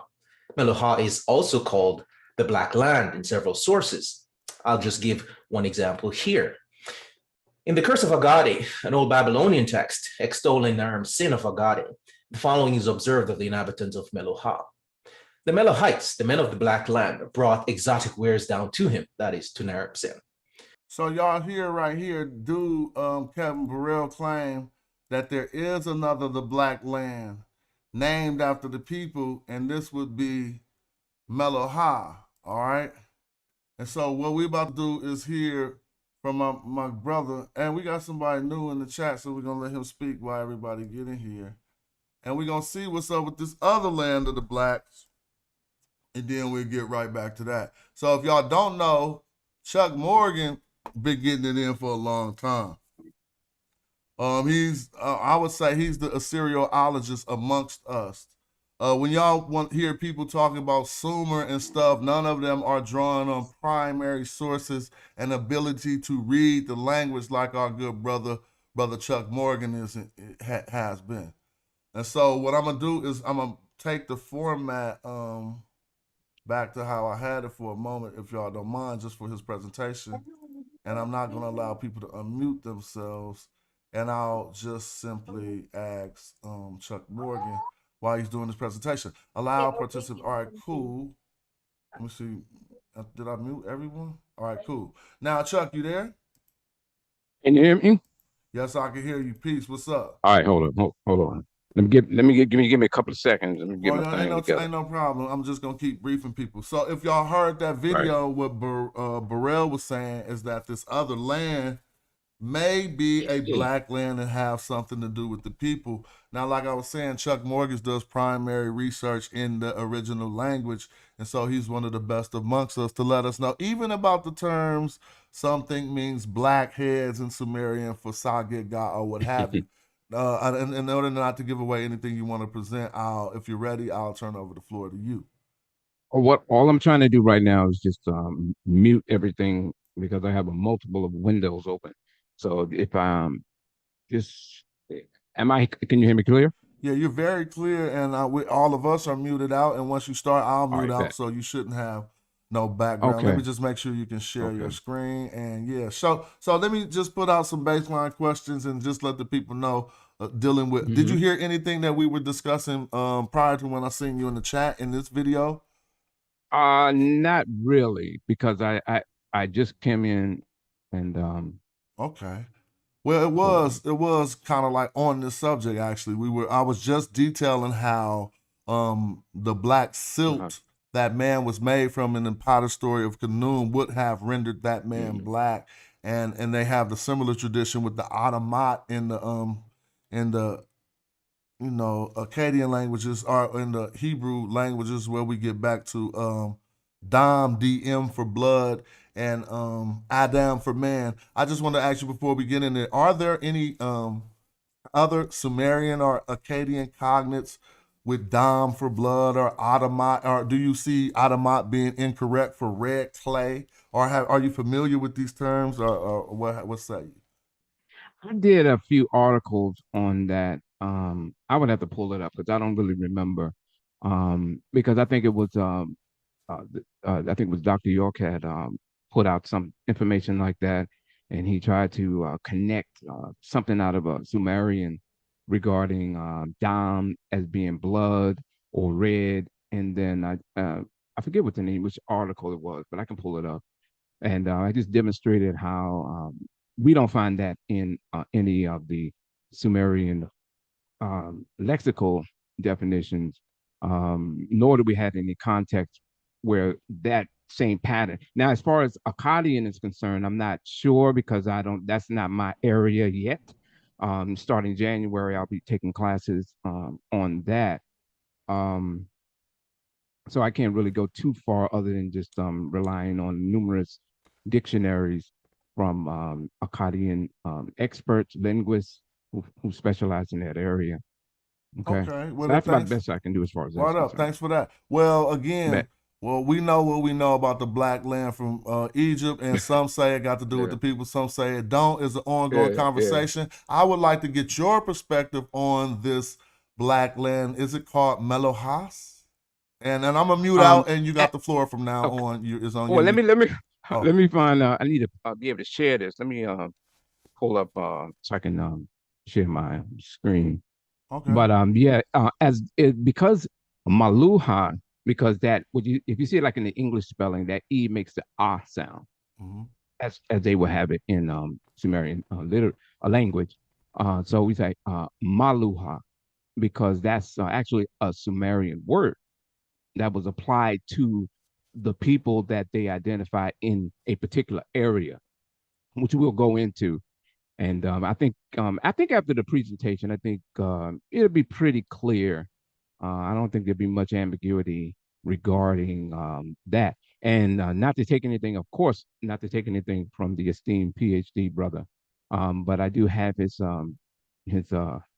papers on his candidacy for a PhD in philosophy, and we're going to go into that because he's pretty aware of this concept. And I think after the presentation, I think it'll be pretty clear. I don't think there'll be much ambiguity regarding that. And not to take anything, of course, not to take anything from the esteemed PhD brother, but I do have his papers on his candidacy for a PhD in philosophy, and we're going to go into that because he's pretty aware of in full. But I'm not too clear on why he put it together the way that he did and just left it open. But then again, if you read the full context of his dissertation, you may get a better perspective on that. But really, it's coming from out of Samuel Kramer, and there was an issue between Samuel Kramer and Gelb, which we'll go into in great detail. And I'm gonna try to do this as quickly as possible. Yeah, without word up. Well, again, I'm already about to go on my mute, and if you're ready, that is, if you're not ready for the present, well, you can try to see if you could get it on the screen first. Yep. Let me help you see. You about to beat him up, huh? I see the image already. So we about to learn something about what we think is this other land of the blacks or black land. Here we go. There you go. Here we go. I'm on mute. You got the floor. All right. So I want to thank you for allowing me to share with your audience some of my research and just a little bit of what I do that's been going on for quite a while, for a few years now. To get right into it, as you can see here on the screen, we have Meluhas, the tale of two toponyms. And we're going to go right into it now. All right, so the intent of this article is to offer some clarity and understanding of a people known as Meluhas and who they were and their direct interactions with Mesopotamians. In gathering this information, it was necessary to consult Sumerian and Akkadian cuneiform sources, which speaks continuously of a people called Meluhas. Now, if we go to the Rassam cylinder royal inscription of Ashur-banipal, mentioning the first Egyptian war of 667 BCE, and there he specifically identifies, as you can see on the screen, Taharka, who was both king of Kush and Egypt. Pardon my, I hope I don't offend anybody if I use Kush, Egypt as opposed to Kemet or whatever. Interchangeable. I might come. No, it's all good. This is your presentation. All right, all right, cool. All right, so anyway, if you look on the screen, you'll see this is clear because Kor here is usually identifying mountains or the lands of rivals or enemies. So here we have, as you can clearly see, Taharka, and you see a Kor Masur, Egypt, Kish, Kemet, and you have Kurusi, which is as Kush, that the Neo-Assyrians had called them. So on my first campaign, I marched to Makan, Egypt, and Meluhas, Ethiopia. As for Taharka, the king of Egypt, Masur, and Kush, and you can go to the text, of course, and read it. But what I wanted to point out here is that Makan becomes Egypt and Meluhas, according to the inscription. And in that inscription, we have Ethiopia and Nubia. And this doesn't explain why in the same sentence, Kor Musur is also called Egypt with Meluhas as Kor Kuusi. Now, just real quick, not to interrupt, but to add some clarity for the listeners who might not be abreast to this. Which of the two terms is said by the other scholar to mean black land? Meluhas. Okay, great. Thank you. Okay. And we're going to go into that in great detail, but right short and to the point. All right. So this apparent change in the location and identification of Makan and Meluhas takes place multiple years after the fall of Sumer and Akkad. The uneasy relationship between traditional knowledge on the one hand and changing reality on the other, and the resulting lack of geographical clarity can be traced to these inscriptions from the Neo-Assyrian period. This is from a PhD who allowed me to use her work in certain portions of this that she had wrote her dissertation. And as she was trying to point out is that this concept of Meluhas being identified with an African people came centuries later, because this is not something that we find in Sumerian sources. We don't find this in any of their inscriptions, but we'll walk through it step by step. And one of these is the so-called Sargon Geography, a literary text composed possibly as late as the reigns of Sargon II, Sennacherib, or Esarhaddon. It purports to describe the extent of the empire of Sargon of Akkad, which is the day mid-millennium BC. The composition seeks to summarize Sargon of Akkad's dominance by reference to a wide range of geographical markers. Three are of particular interest in the context of shifting toponyms: Dilmun, Magan, and Meluhas. In the Sargon geography, Dilmun and Makan are described as lands across the lower sea, counterparts to Anaku, Cyprus, and Katara, Crete lands across the upper sea, while the borders of the country Meluhas and the country of Magan apparently lay 120 leagues from the tail of the Euphrates, an expression used to refer to the river's saltwater outlet near the Persian Gulf coast. And of course, I'm going to be loaded with multiples of sources that you can always go back. Please write these down, as I don't have this presentation online. And I guess I'll do put a paper up on academia, because I think someone asked me to do this stuff. So I'm going to try to get that up there. So if you go claiming the world, geographical conceptions and royal ideology in the Neo-Assyrian Empire, with focus on the reign of Sargon II, and that's her doctoral thesis. And as we can hear, there you have the tail of the Euphrates here. This is where that salt intake goes into the Gulf, where we have on this map here, Dilmun, Magan, Meluhas. As you can see, this is bordering near on the Indus, but we'll go into that.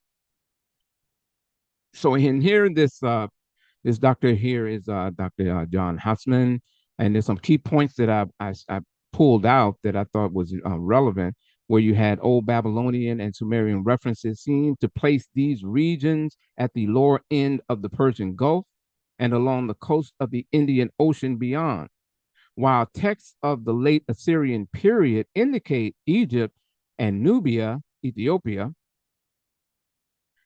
He suggests, or let me go stay in context. To reconcile these textual inconsistencies, Landsberger many years ago proposed a location for the earlier Magan in Arabia near the lower Persian Gulf, and for earlier Meluhas, an unspecified region east of this Magan.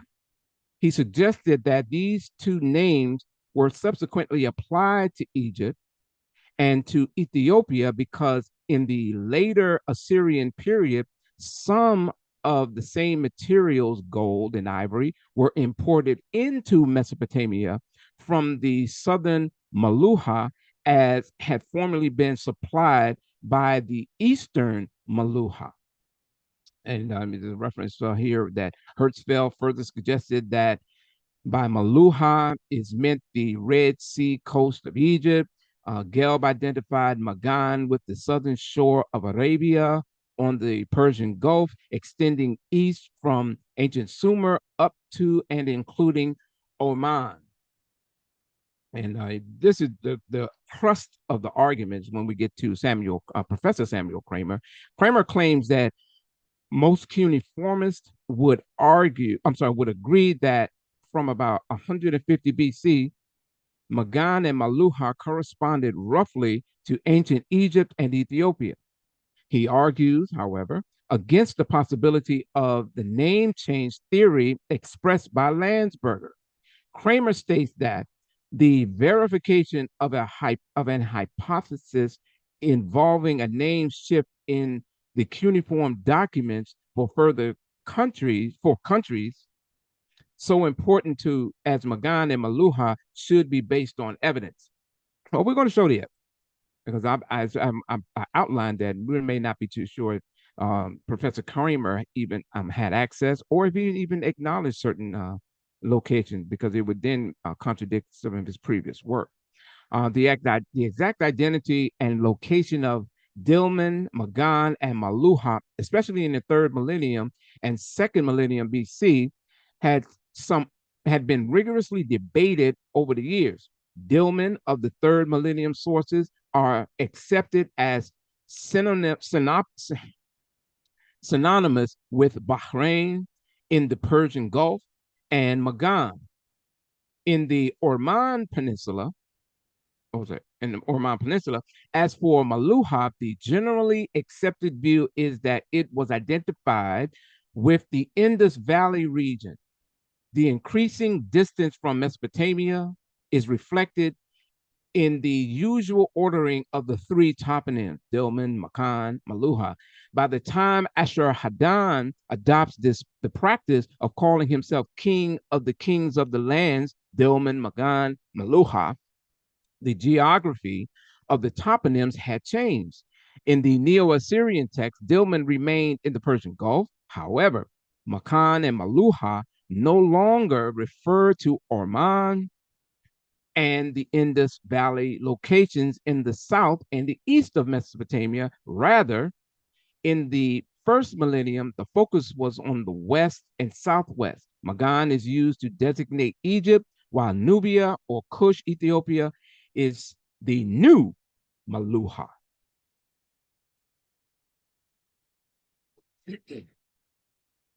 My brother, Dr. Kevin Burrell.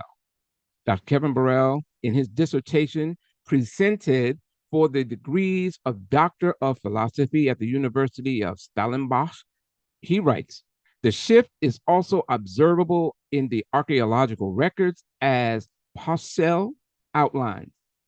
Prior to 2600 BC and for the time following 1800 BC, including virtually the entire second millennium, the records of Indus Mesopotamian contact is not strong or weak. It is non-existent. Thus, the archaeological records that is available for this approximately 800 years stand out as a defined contrast to other periods. In other words, between 2600 and 1800 BC, there is a strong archaeological and textual evidence for contact between Meluhas of the Harappan culture and Mesopotamia. But previous to subsequent to the interval, and evidence is entirely lacking. What is observed instead from about the middle of the second millennium BC is a shift in the geographical locale of Meluhas in the ancient sources, wherein Meluhas no longer refers to a region in the east, but to a location in Africa. And that's on page 134 of his paper. You can pull that up on Academia, where I found it. So the reason I pointed this out and I wanted to lay this in is that this kind of, I wouldn't want to say it contradicts what he's saying, but what it does is that one soundbite that we may see could take the audience in a direction without having a better or full context of what his position was in regards to some of the things that he made clear in that video clip. If Meluhas referred to areas east of Mesopotamia in the third millennium BC, but by the middle of the second millennium BC referred to a region in East Africa, it is obvious, therefore, Gelb writes, that some kind of a shift in the location of Makan and Meluhas must have taken place between the earlier and later times. This evidence is seen in the textual sources, as John Houseman notes, references to Meluhas as an eastern region disappear from contemporary Mesopotamian texts at the beginning of the second millennium BC. And that's, of course, from Beyond the Rivers of Cush, Negotiation, Ethnic Identity, and Cushite-Israelite Interrelations in the Hebrew Bible by Kevin Burrell, dissertation presented for the degree of Doctor of Philosophy at the University of Stellenbosch on page 134. Any questions? The rest of you guys too on the chat, if you have any questions, feel free to get it in. Nah, right now I'm rocking right with you. I hope the people are following right along. It seems you saying that maybe obviously that the scholar was wrong about that being the black land, basically. But our beliefs about the movement of these locations. Am I incorrect? Well, he if it in his dissertation, he kind of touches on the fact that yeah, it was as far as the textual sources, many who studied this have presented their argument that it has, matter of fact, universally it has been accepted that this location has been shifted during the Neo-Assyrian periods, who were not Sumerian. Some people, and I'm saying him, but some people put a heavy emphasis on many of the Assyriologists of the early centuries, when in the dawning of the age of Assyriology or Orientalists, when they started just tackling the whole um, Sumerian thing, they may have gotten some things wrong. And people like Professor Samuel Kramer, who is, of course, the esteemed professor in that field, there were other people who did challenge him on many of his um, uh, ideas, because they studied it as well, but they just didn't get the same type of exposure, I guess you can say, as he did. But we'll kind of touch on that in a moment. So again, the consensus among Assyriologists, Sumerologists, and archaeologists is that one, Dilmun stretched from the island of Falaka in the north of the Persian Gulf to the island of Bahrain in the south, which acted as the center of Dilmun. Two, archaeological excavations and surveys have identified Makan with Oman, especially an-Nasr or an-Nar, during the third millennium. Three, Dilmun and Makan are mentioned in early cuneiform sea trade inscriptions. Meluha appears for the first time in an Akkadian inscription of Sargon the Great. Sargon boasts of ships that from Meluha, Magan, and Dilmun, they docked in the newly capitalized, or the newly capital Akan, which is Agade. The identification of Meluha was the Great Indus Valley is now almost universally accepted. You can go to the roots of Hinduism, the early Aryans in the Indus civilization by Asko Parpola. That's on page 215. The extensive research and archaeological excavations by numerous organizations and individuals on this subject can be accessed in books, research papers, and online databases. For example, Meluha was located much further east, 1,272 kilometers from the Euphrates. This name could thus only refer to the Indus region, where between 2600 and 1900 BC, the Indus civilization extended over a huge area. The land of Alam, Anshan, Marhashi, and Arata, among others, lay between Akkad and Meluha, i.e., in modern Iran, and possibly at times the southern shores of the Gulf. Roads to Arabia, the archaeological treasures of Saudi Arabia, Museum of Islamic Art, Paragon Museum in France, I think it's or Germany. The earliest attestation of Meluha can be found in the inscription of Sharukin, which is Sargon, referring to Meluha ships docked at its capital in Agade. This is in the inscription of the kings of Agade, column 5-6. And if you look closely, I'm just going to go straight to the translations. We can see that, well, let's go to the top. Sharukin, king of Kish, won 34 battles. He destroyed the walls as far as the front of the seas, the ships of Meluha, the ships of Magan, the ships of Dilmun. He collected into the clay in front of Agade. Sharukin, the king of Tutuli, unto Dagan, he worshiped, and on and on and on. We don't see anything here that kind of even remotely connects this with any parts of Africa, but we'll go into that step by step. How did the Mesopotamians communicate with the Meluhans? Via the system of trade, the Akkadians even had an interpreter of the Meluha language.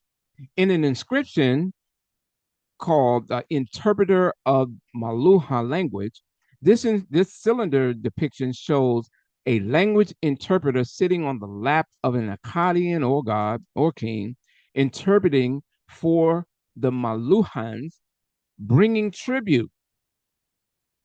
He would need an interpreter because Meluhans did not speak Akkadian.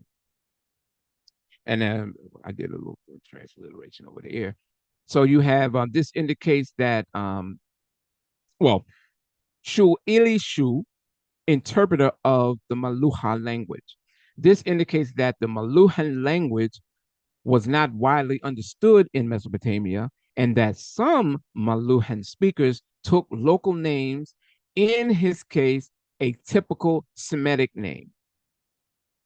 And you can find that right here, as we can see here. Now, if you look closely, here are two individuals that are regarded as being Meluhans. And this is an interpreter sitting on the lap of either a king, and based on, some people say it's a king. I would venture to say that this was a local deity. And you can see this is clearly an Akkadian, because that was the typical Akkadian type of garb that they wore. And he's looked like he's wearing the double horn or triple horn crown. It's kind of ambiguous right here, but that is possible to what that could be. But what is clear here is that you have these two individuals here, that you have one who is clearly communicating either for or against him. And here's another depiction of that. And there are no known sources of Kush, Nubia, Ethiopia arriving in Mesopotamia under the Sumerians or Akkadians. I just wanted to point that out. Gudea of Lagash spoke to the people of Magan and Meluha, who came to Sumer with precious wood. And for those who like the Sumerian inscription, of course, you can look at that at your leisure next time you see the video. But the Elamites came to him from Elam. The Susians came to him from Susa. Magan and Meluha loaded wood from their mountains upon their shoulders for him. And to build the house of Ngirsu, they gathered for Gudea at his city, Ngirsu. This is in the inscription, the building of Ngirsu's temple, Gudea, cylinder A and B, lines 392 through 395. You can always go to the electronic text corpus of Sumerian literature, and you can pull this up. Now, this is from the book that I referenced earlier with Askal Parpola, along with his brother Simo Parpola. And what they're showing here on page 135 through 138 is how you'll find in Sumerian inscription references to Meluha, and you have an individual who was also, let's go to it. The great garden inside the city of Kishkanu, the Kishkanu garden, the Meluha garden of Ninmar. There was even a garden name in honor of Meluha. You had it right here. We can go into some of the details. This is a trade document here, and it's outlining some key points here. You can see let's just start here where I want to start at. You can start anywhere. A tablet of Erdan, son of Ernanshi, Scylla of barley, details of 3 tablets given against a tablet of Erlama, son of Meluha. So this is kind of give you an idea that Meluha is not something that was foreign in Sumer, but that they had some direct interactions. Here we go again. You can look at Erlama, the son of Meluha, has to recompense 41.5 pounds of wool, the balance of 2 talents, 50 pounds of wool loaded by him in the year in which the temple of Puzrish Dagon was built in 2058 BC. Tablet of Inintu, son of Dudu, acted for Erlama, son of Meluha. Here we go again, right here. Now this is from let's get the scholar PhD's scholar's name, King. Here they're showing you again. These are receipts. Literally, these are receipts, and they're mentioning who this person's interaction, and this is all in Sumer. So the Meluha had already been in close proximity with the people of Sumer by way of trade. In a Sumerian administrative tablet excavated in Yersu, which is Tello today, dated to the Earth 3 period, 2100, 2000 BC, that period, and kept in a border, I can never pronounce that word. It's a museum in Berlin. Their VAT number is, of course, 02333. This example demonstrates that some Meluhans were integrated into Mesopotamian society. The text mentions workers who resided in the temple of the god Nancy, for example.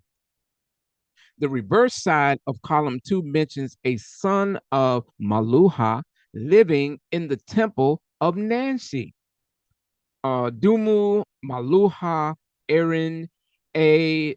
Nancy, the son of Meluha, workers, people of the house of Nancy. Nancy was a local deity in that area. And there is no known textual source that speaks of Cushites or Ethiopians living in the royal house of Nancy. Since the era of Sargon, there was a Meluha village, and this village was known in the cuneiform inscriptions as the house of Meluha, a Meluha. And we know that it's just being identified with the nation because we have this determinative here, which is, of course, key. Temples have been erected in the Meluha village in Niersu during the Ur 3 periods. The temples honor the god Nancy, Ninmarki. The village was called Gugaba.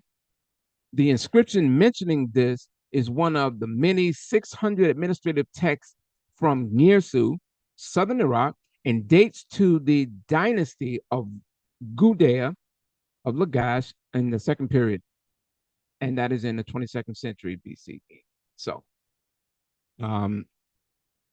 again, if you can pull this, you can go right to that article regarding Meluha under Simo Parpola and Asko Parpola. It makes clear that the granary of the Meluha village, this is an actual village. They had a little small town in Sumer that the Meluhans resided in. And the spelling Meluha, Meluhaki, is indicates that the name had a geographical connotation in the present instance. This strongly points to a Sumerized village originally founded by the Meluhans as a trade colony. If you see A or A2, that's in reference to a building, temple, house. And this is in making reference to the village of traveling merchants. So rendering like inhabitants of Meluha or simply Meluhan appears also possible.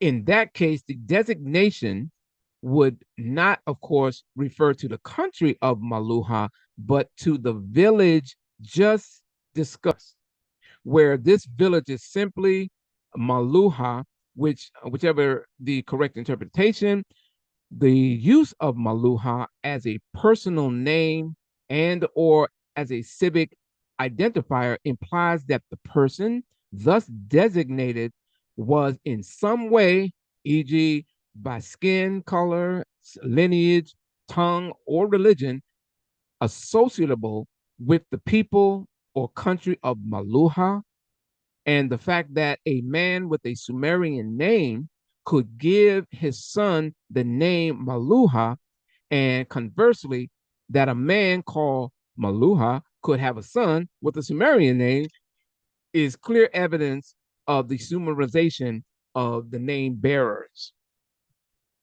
So, yep, that's the Meluha village, evidence of etc.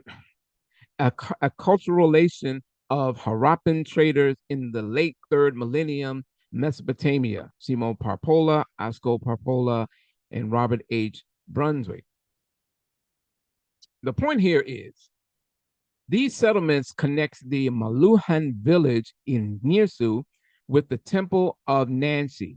The Meluhan officials in the inscriptions are excellent examples of primary sources of the Meluhans being accepted and incorporated into the society of southern Mesopotamia.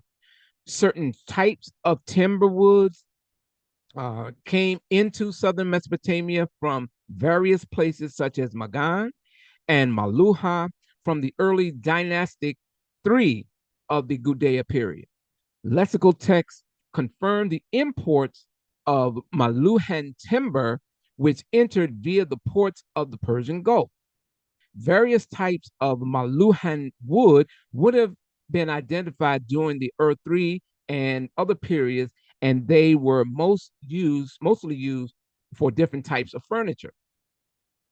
This image here is Girsu, present-day ruins. You can find this in the Oriental Institute of Chicago. I don't need to read that. I think I read that already.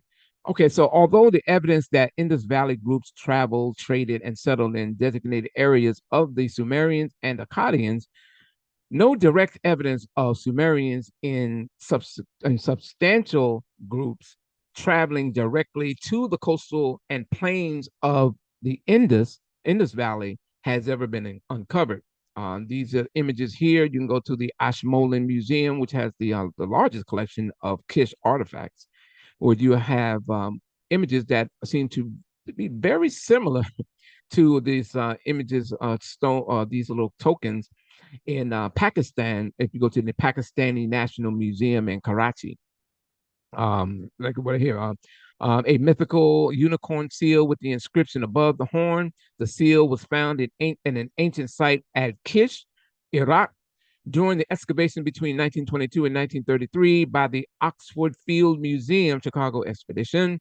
The artifact has the familiar stylized artwork of the Indus seal, right, from the Mohenjo-Daro, I cannot pronounce that, of Harappa. These will be in that region of what we know as India, or now that Indus Valley.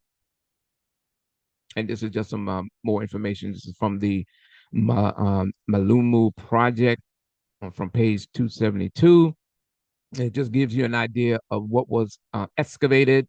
In Ur, you had inscriptions that had Indus seals, 11 in Ur, 3 in Kish, 2 in Lagash, 2 in Eshnana, and Nippur. So let's get down to the core of the argument. The minority view on this topic, such as Dr. Samuel Kramer, in his book, The Sumerians, page 276 and 278, he maintained that the country Meluha from the earliest times referred to an African location in Nubia or Ethiopia. Most of today's scholars, archaeologists, and Assyriologists, however, emphasize that the evidence unequivocally points to 2 Meluha, one Eastern, the other Western. See, the critiques of Kramer's singular Meluhan theory in I.J. Gelb's Makan and Meluha in early Mesopotamian sources, 1970. Let's go into it. A contemporary of Dr. Samuel Kramer and an elite Assyriologist professor, Ignace J. Gelb, challenged Kramer's claims from the 25th International Congress on Orientalists in Moscow back in 1960 that there's a singular location for Makan and Meluha. His critiques in Makan and Meluha in early Mesopotamian sources, Gelb mentions Ethiopia and Black people, men, as a sarcastic jab at Kramer's argument, which may have led to the individuals like Clyde Winters and others taking Gelb's words out of context.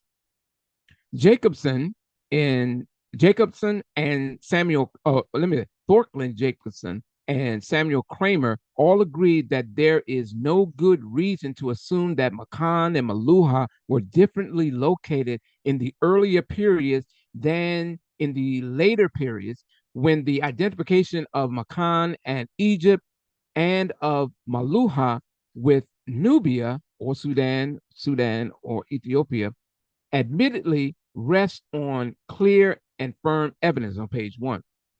Thus, weighing the evidence offered by the context according to which the Sargonic king Rimush conquered the countries of Parashum, Zahar, Alam, Batil, and Meluha.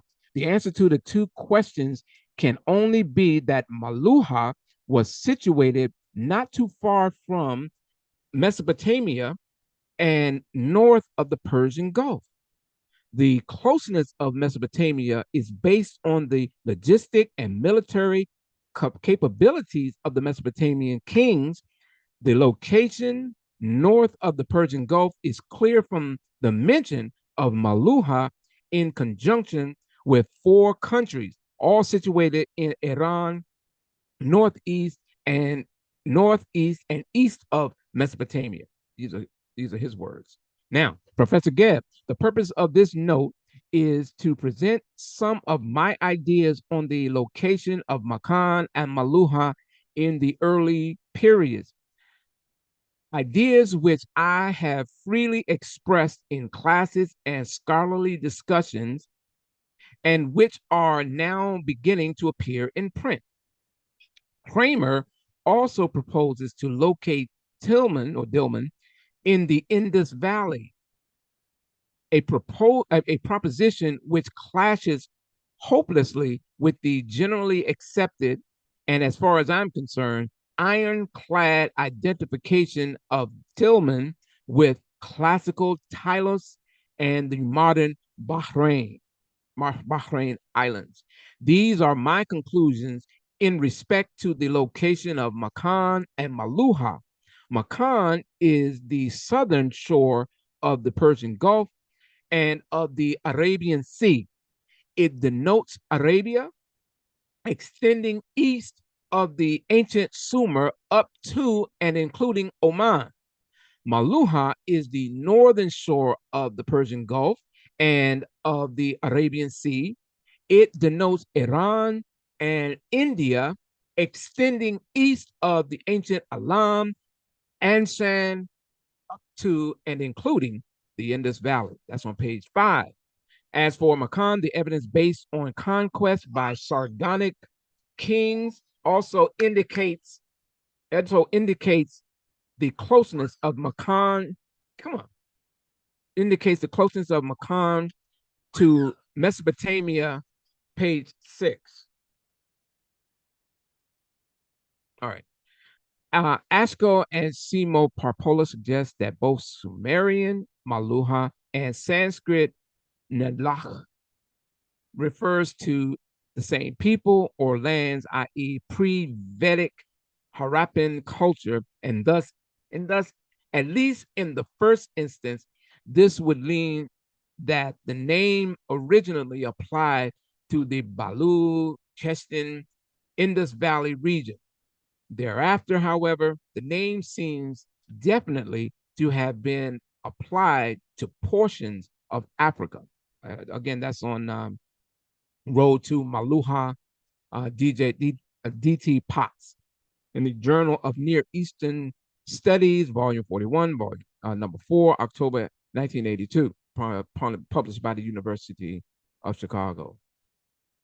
Now, as we're walking through this, and I'm going to wrap this up shortly, 4 pieces of evidence based on conquest places Meluhas close to Mesopotamia, specifically in Iran, east of Elam and Anshan. The evidence concerning the lapis lazuli, the sisu tree, and the black people of Meluhas corresponding to the Ethiops of classical times placed Meluhas between Iran and Afghanistan. The further extent of Meluhas in India is indicated by the imprints. I know of no evidence favoring the location of Meluhas in Arabia, south of the Persian Gulf. That is Ignace J. Gelb, Makan, and Meluhas in early Mesopotamian sources. For the record, the brother, I forget his name already. He put this in his presentation, so he's being fair that in his verse, certain things are irrelevant, but the point that needs to be made here and to be clear is that it's basically what Samuel Kramer and Thorkley Jacobson presented in 1960, but in 1970, Gell. My audio just went out.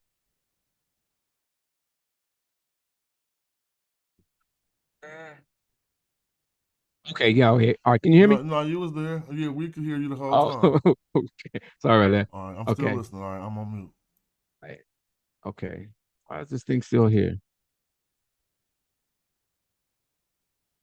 Let me stop this for a second and see if I can clear this out. Oh, okay. All right. Give me a second. Let me pull this back up. 1 second. 1 second. Screen. Yeah, this is bomb information, by the way, and so I'm learning never to make this mistake. But I'll let you finish. No, man, I appreciate that. This is just once I heard it, when I saw him on your show, and I was like, oh, okay, let me go check into this, and doing the Sumerian classes, you have access to a number of Assyriologists that they just monitor some of the classes, and if you have questions, they kind of give you a little pointer. So I asked a couple of questions, asked a little things around, so I got a little bit of background information that people kind of help me out with. But you do the same thing, so so I kind of following your trend.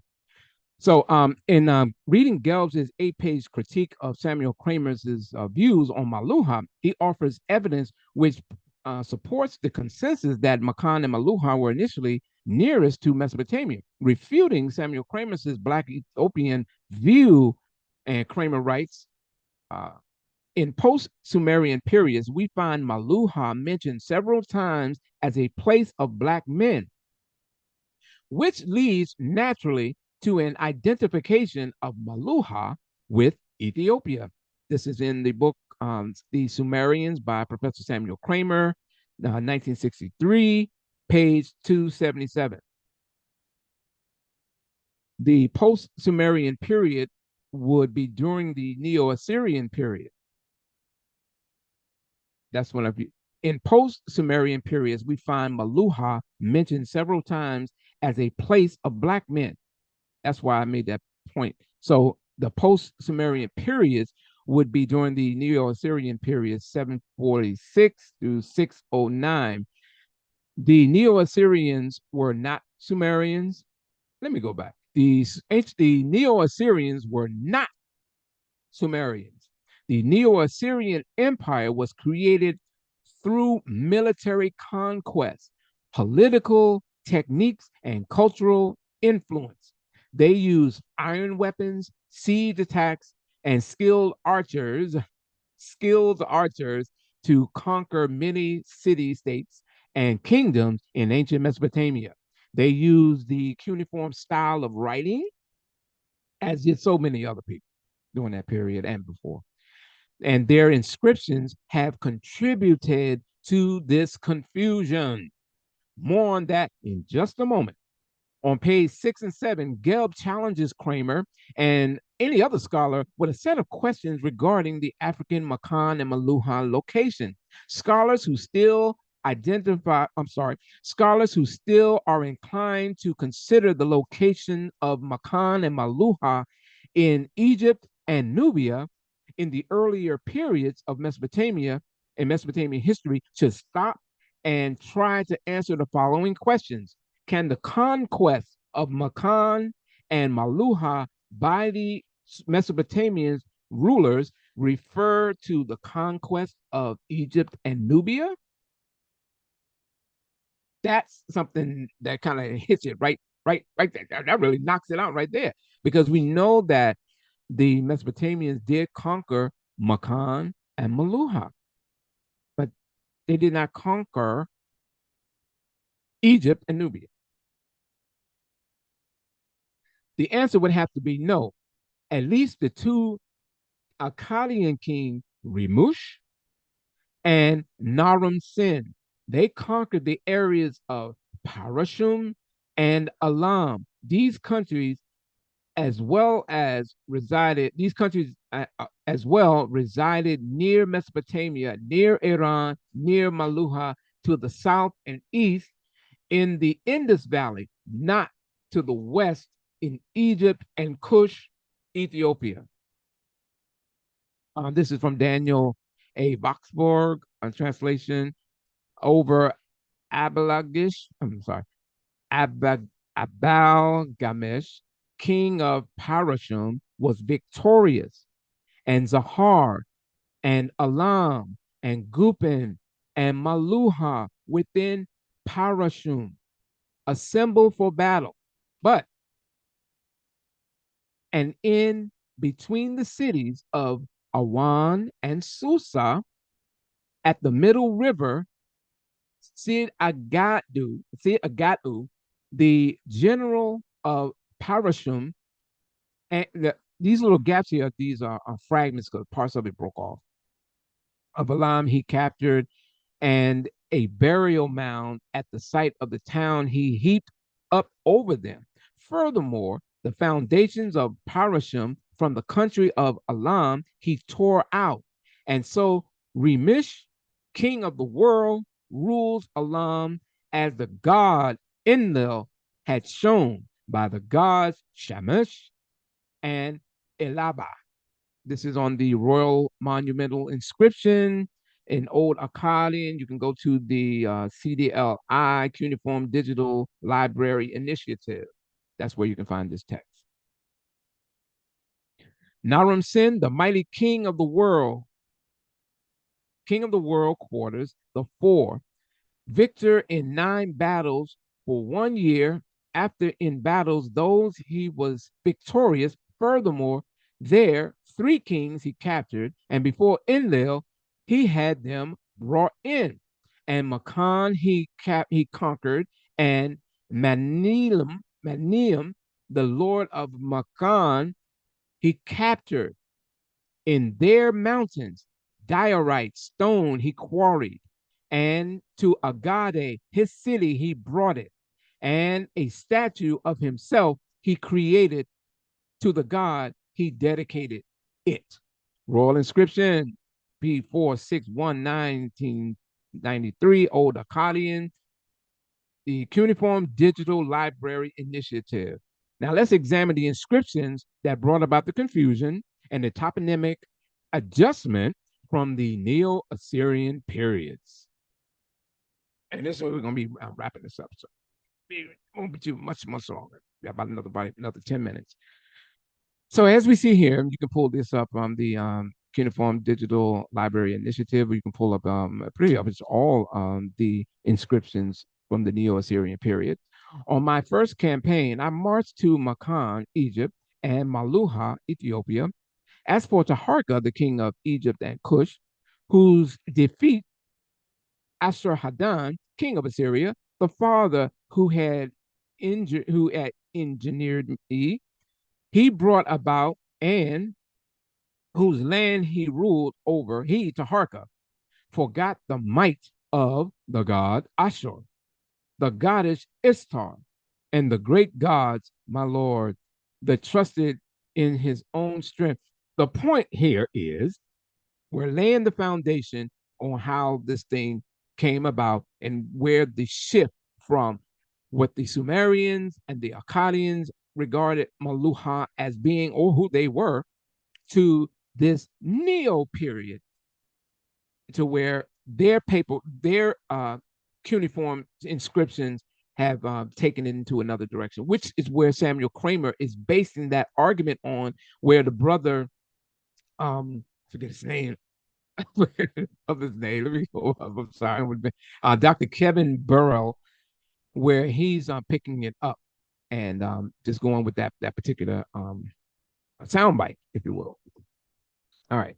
So we just read what we just read beginning in line 53 was how the king Ashurbanipal, in his first military campaign against King Taharka in Egypt, the names of the land mentioned are the opening are Makan, Meluha, Musur, and Kuusi. As you can see, well, yeah, on my first campaign, I marched to Makan, Egypt, and Meluha, Ethiopia. As for Taharka, the king of Egypt, and Cush, whose defeat Ashur Hadan, king of Assyria. Meluha doesn't come up again until column 3, 103 below, where the scribes speak of the king Ashurbanipal's second campaign and those he installed in Alam, Gutium, Amaru, and Meluha, Ethiopia. And then we do. Moreover, as for Nigash, a fugitive who had gasped the feet of my royal majesty, whom I had installed as king in the land Alam, as well as the king of the land Gutium, the land Amaru, and Meluha, Ethiopia. If you notice, it put when you have right here, when you have Meluha, they put in parentheses Ethiopia.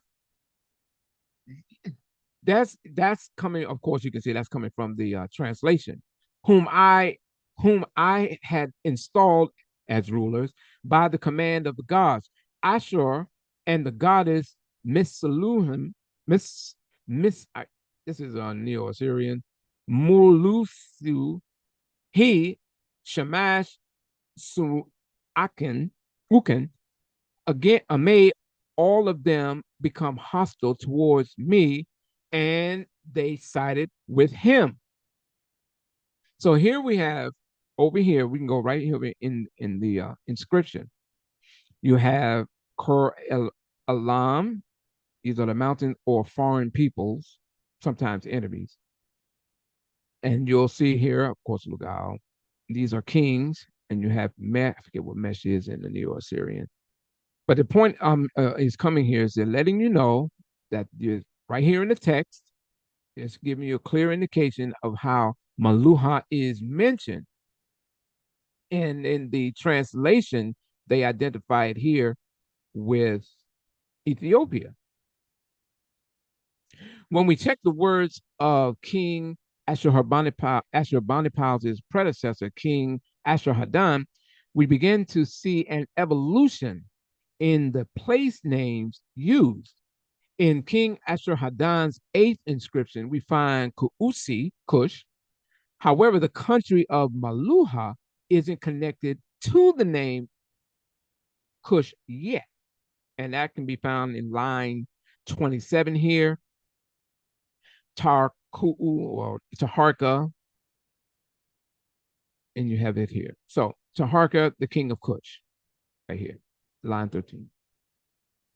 Or line 27 here, translation 13. So I, Ashur-Hadan, king of Assyria, the center of my army, the army of I followed their great divinity. With their great help, I blew between them like the onslaught of a raging storm, dispersed their concentrated troops, overwhelmed his troops, the leaders of his army, his brothers, his governors, and his third men from the city, Memphis, a distance of 15 days by the command of the god Ashur. Every day, without cease, I set up my order of battle for combat. I slaughtered them like sheep and goats who had fled, because this right here, the line is kind of broken off right here, who had fled from my fierce weapons. They came out, and before the gate of, line missing, Taharka, king of Cush, to save his servants. Of course, that's on. There it is. Okay. Then, for no apparent reason or explanation, in King Ashur-Hadan's 16th inscription, we find the country Meluhas mentioned alongside the country of Misr, Egypt. Ashur-Hadan, chosen by the god Ashur, my lord, a good Shiddu, which is in Egypt, and Meluhas, palace of Sennacherib, Sargon II, king of the four quarters. By the time you get finished with this, you'll see, okay, this clearly, this Meluhas is only found in the Neo-Assyrian inscriptions. In his 20th inscription, we see Khor-Musr, Egypt, Upper Egypt, and Cush mentioned. The palace of Ashur-Hadan, mighty king, king of the world, king of Assyria, governor of Babylon, king of Sumer and Akkad, king of the kings of Lower Egypt, Upper Egypt, and Cush, son of Sennacherib, king of Assyria, descendants of Sargon II, king of Assyria. So here you have it. Khor-Musr, Egypt, Khor-Patorisi, Upper Egypt, Khor-Kuusi, Cush. They're all mentioned here, but let's go here. Here we see the country of Cush has now become the country of Meluhas. So if you caught that, in Ashur-Hadan's 34th inscription, we see the standard use of the second Meluhas. In my 10th campaign, the god Ashur had me take and made me set out to Magan and Meluhas, which are called Cush and Egypt in their native tongue. I mustered the vast troops of the god Ashur, who are in Nisanu,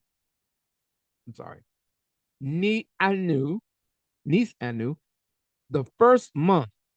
I set out from my city, Ashur, and crossed the Tigris and Euphrates rivers when they were at flood level, and marched over difficult mountains like a wild bull.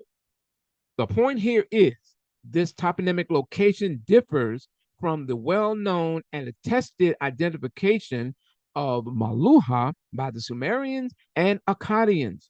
This Meluhas was changed from the old location to that of Africa. When exactly the change came about isn't exactly known. However, it took place in the time of the Neo-Assyrian period, and the evidence shows that. In Ashur-Hadan's 35th inscription below, we see Cush, Meluhas. The translation correctly has Cush. However, black, which is not in the inscription, this is the root of the claim, black Meluhans, in line 4. In other words, the use of black here is not in the inscription, which would be Salamu, to be black. This is from the Assyrian English, Assyrian Dictionary, Neo-Assyrian Text Corpus Project, page 125. And so here we have it right over here. We don't see Salamu. But we see here Kush, Black Meluhans. And that's where the root of the confusion comes in as far as some of these inscriptions in the translations. And I think that what I was pointing out to some people was that a lot of how we interpret it today doesn't necessarily, it has to be based on the context. Context is key on how these identifications of people or places and things, how they are applied is based on the context of how it's written. In an Akkadian inscription, Curse of Agade mentions the men of the Black Mountains. However, no Sumerian Akkadian text specifically describes the people of Meluha as Black people or men. The Meluhans, the men of the Black Mountains, brought exotic wares up to her. The cursing of Agade, you can pull this up in the electronic text corpus of Sumerian literature, line 48 through 49. And again, we don't find any references to them. You have Lu, Kur, Gi. In a similar passage, I just added this in there just to give some more context. In a similar passage, you can also read in the Enki and the World Order, it states that, then he proceeded to the land of Meluha. Enki, lord of the Abzu, decreed its fate. Black land, may your trees be great trees, may your forests be great forests of the highlands. Mesh, which is a determinative for trees. All right, so in his 48th inscription, we see Dilmun, Makan, and Meluha without the apparent attachments to Egypt and Kush. This may have been some scribal influence. There's no way to verify. However, it is vividly clear that this toponymic alteration did take place and is accessible in the inscriptions of the Neo-Assyrians, a force from Assyria, not Sumer or Akkad. And this appears, if you read this inscription, because I'm trying to wrap it up. I don't want to take up, just become mundane with this thing. This appears to be pure propaganda. If your previous king managed to defeat and incorporate a country far away called Meluha, then you probably should mention it as well. As an example, again, Ashurbanipal's inscription 4, lines 38 to 39, on my first campaign, I marched to Makan, Egypt, and Meluha, Ethiopia, Taharka, the king of Egypt and Kush. Conclusion: with the numerous cuneiform sources, the small dwellings of a Meluhan village in Ur, the historical trade relations with Sumer and Akkad, in my view, via the exhaustive research, the evidence shows that there were definitely two Meluhas, the Meluha known to the Sumerians and the Akkadians, and the toponymic shift in the Neo-Assyrian period under Ashur-Hadan and Ashurbanipal, who in an inscription says, and I, Ashur-Hadan, king of the universe, king of Assyria, king of the kings of Dilmun, Magan, and Meluha, king of the 4 regions of the world, royal inscription of Ashur-Hadan, king of Assyria.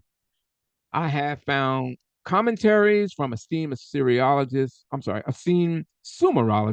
like Kramer to be problematic and confusing, considering the current archaeological and inscriptions on this topic. The inscriptions Kramer may or may not have viewed in his lifetime. Aside from the references to Meluha in Neo-Assyrian inscriptions, there's virtually nothing mentioning Meluha in conjunction with Egypt, Ethiopia, nor Kush in Mesopotamian inscription.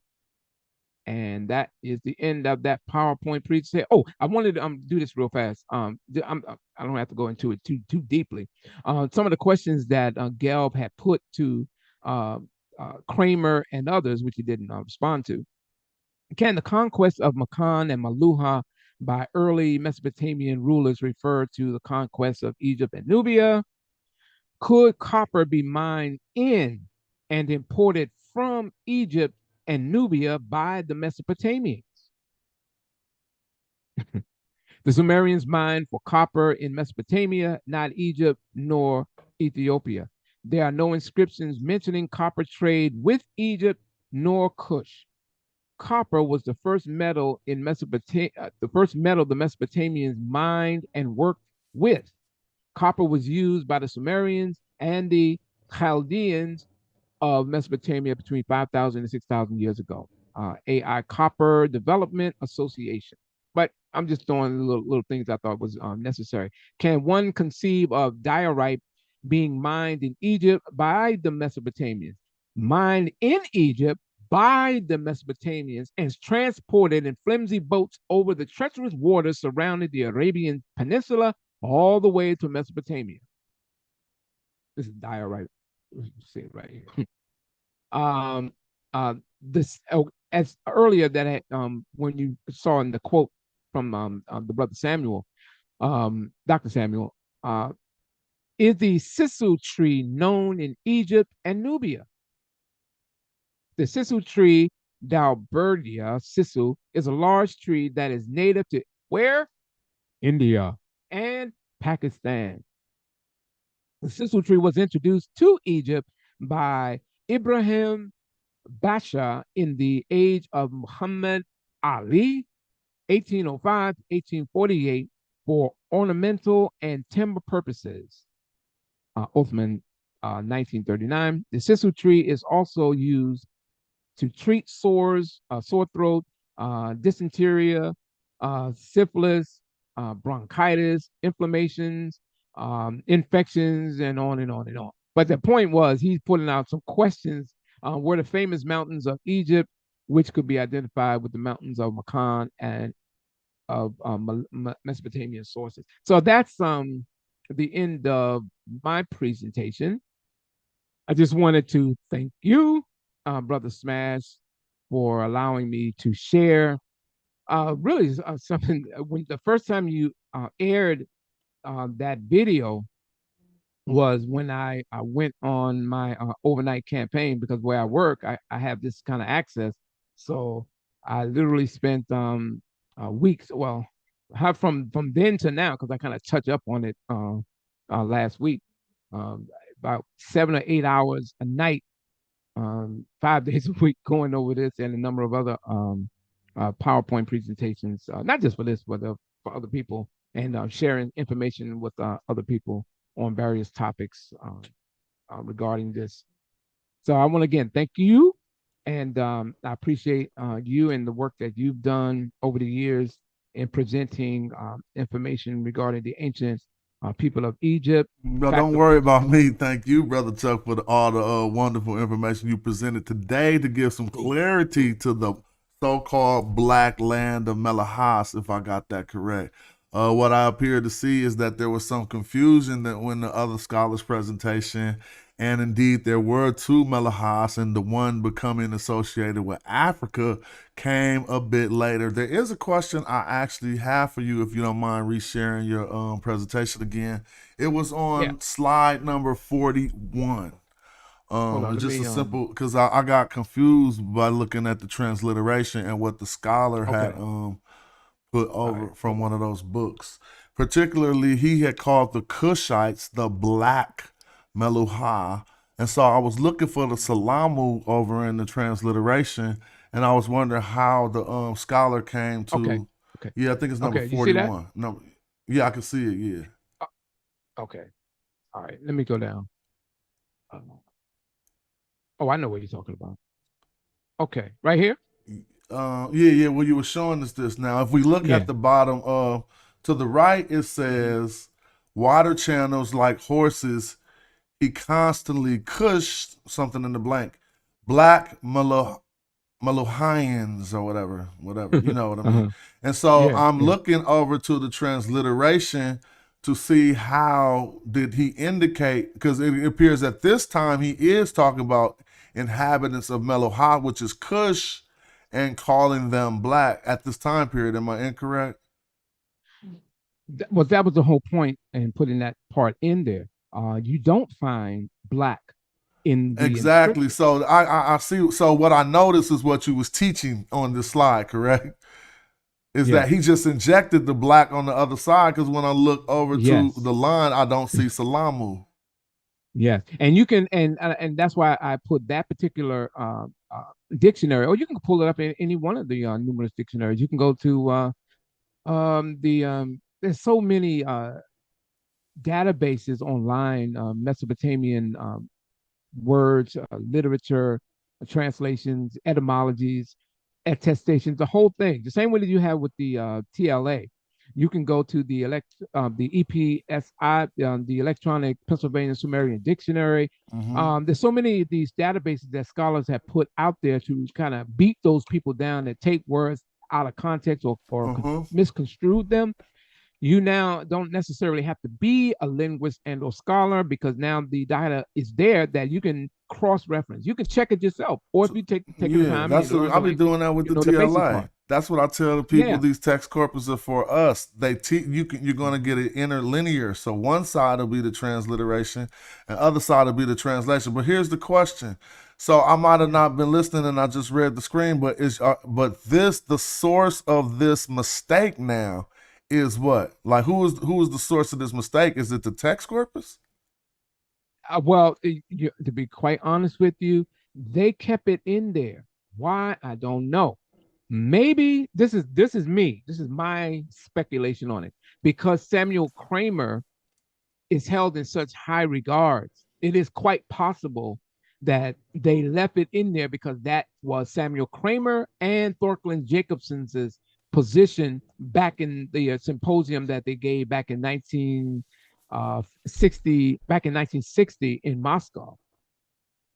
They now clearly, anyone that studies any one of the Mesopotamian languages, or even Neo-Assyrian, you can clearly see that in the inscription, if you went to the text itself, you won't find the word black there.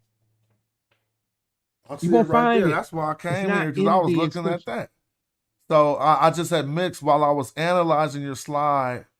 You was telling me what I was trying to analyze. You see what I'm saying? And it's basically everything that you're saying right in the writing on the top is what I was investigating over to the left. And so it was, you said the Kramer, is, if I'm correct, may have been the one who previously did the work, and then they just leaned on his laurels or whatever. Yeah, because as you know, Professor Emeritus, long after he had stopped his tenure at the university, his name is immortalized as being the greatest Syriologist or Sumerologist in history. And when you have individuals who is equally, and I want to make this clear, someone as equally influential, or I'm trying to find something. Anyone that's more influential with books, his colleagues and peers, this would be a clear peer battle between Ignaz Gelb and Dr. Samuel Kramer. And he says, no, Kramer was wrong. Okay, so you don't find, of course, you don't have a debate going on between the two, unfortunately. So then could the black Meluha, since we clearly see it wasn't in the transliteration, you think this may have been the scholar's way? Like, I'm just trying to give him something honest more than a quarrel. I'm thinking, you think this may have been the scholar's way to distinguish between the two Meluhasas, one that he was saying was not in black Africa, so to speak, and the other one to him would be the black Meluhas. You see what I'm saying? I don't know, but I'm thinking that maybe. I can agree. I would be inclined to accept that, but for generations to come, it would be a confusing statement. I think that if it were put in parentheses, possibly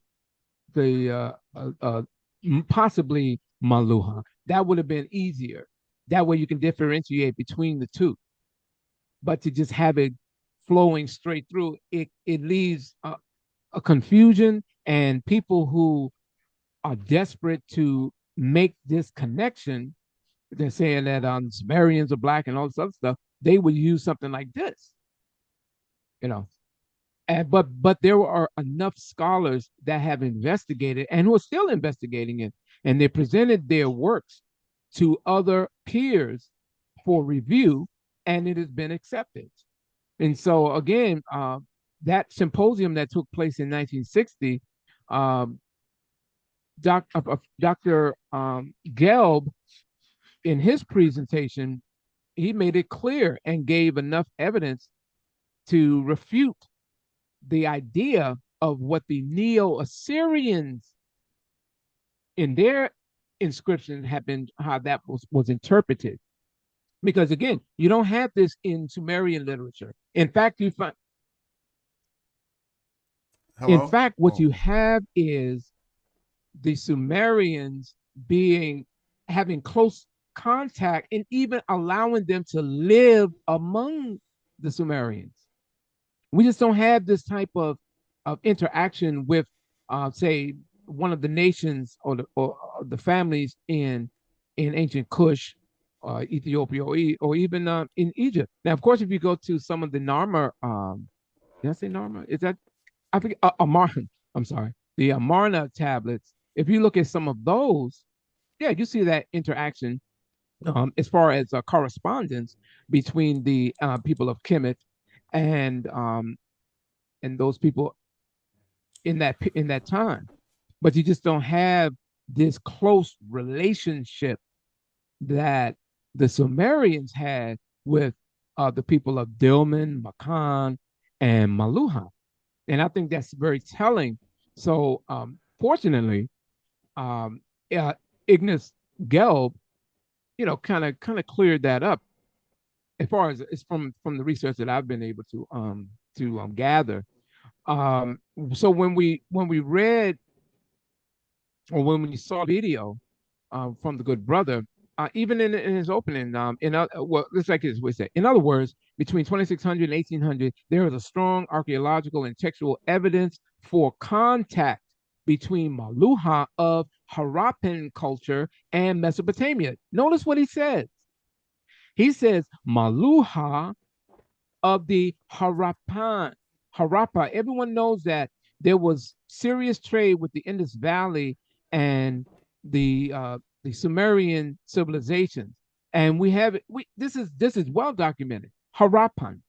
So Meluha is associated with Harappan culture in Mesopotamia, but previous or subsequent to this interval, the evidence is entirely lacking. What is observed instead from about the middle of the second millennium BC is a shift in the geographical locale of Meluha in the ancient sources. Keyword, in the ancient sources, wherein Meluha no longer refers to the region to the east, but to a location in Africa. That's on page 134 of his dissertation. Can I ask a question about that, if you don't mind? I don't need to cut you off.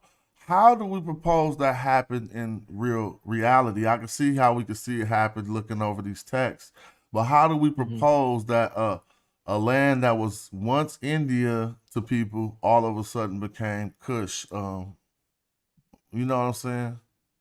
Well, the same way that we can look at today how we look at the word for Kush, usually it's inclining to a dark or black people, if you will, right? People can look at someone, say, from the Indus Valley, and aside from their hair, possibly aquiline features, they would say, well, they're still black people because they're dark brown or black. So some people would take that argument and say, well, Meluha, yeah, they're black because they're from India, and Indians are black people.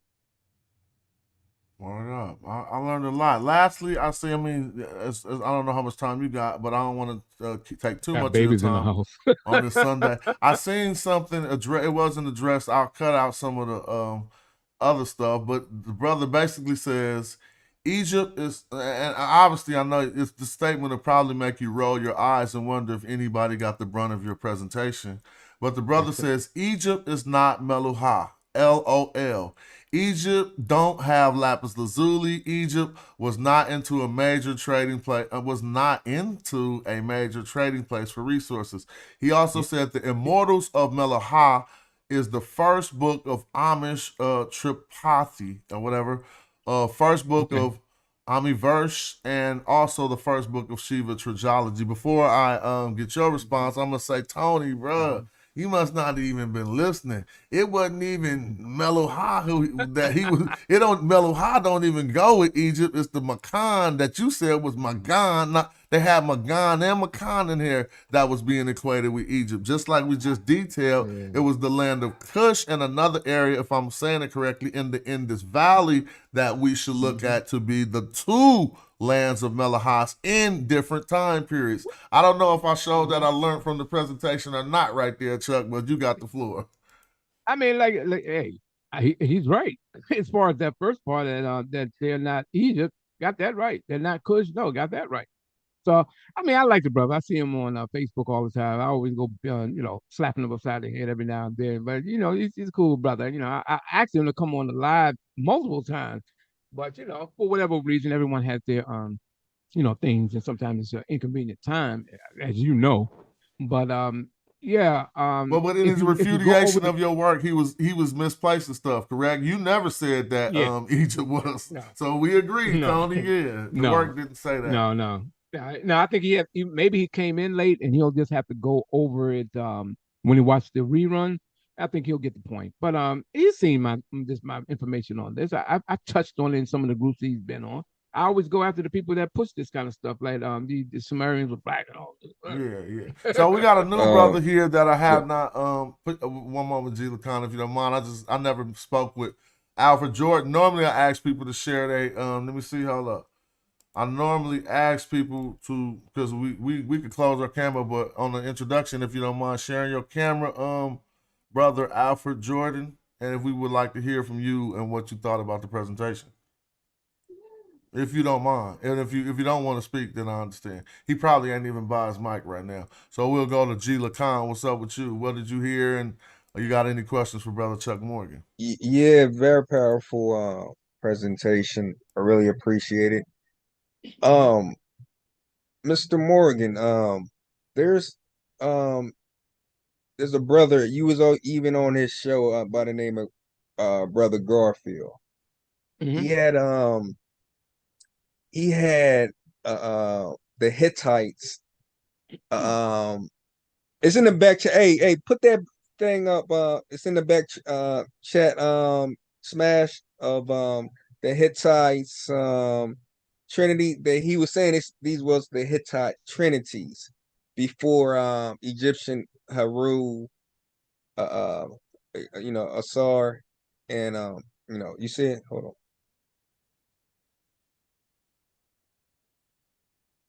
Yeah, that's his is it showing? Are you familiar with this image? It's from the Gilgamesh. Hold on, let me get it up. I took it down by accident. Let me see. Okay, what am I looking at? Hold on, you about to see an image that someone said was a Hittite trinity before Asar and Aset. Am I correct on that, brother? Yes, that was Brother Garfield. Okay. But he did he cropped out the wings and just showed the three. He just, he didn't show the whole image of it. He just chopped off. He tried to tell someone. There's a clip of him on telling his show people that this was a Hittite trinity before ancient Egypt. Yes, sir. Oh, wow. Well, let's hear what you got. Well, I'm going to read this before I get in it. It says, Orthrio states depicting Gilgamesh. So that should let us know right there when we hear the word Gilgamesh. But I ain't even going to trip. We'll hear from Brother Chuck. Gilgamesh between two Minotaur demigods holding up the sun disk from Tel Hal. Again, that's what the same thing says. And the additional information says Syria, 9th century BC. So should I continue talking? Because this is from Syria, 9th century BC. This will be wasting my brother time. All we got to do is read the caption to know Garfield out here ancient. But go ahead, Chuck. I don't know anything about Hittite culture, so I'm mute on that point.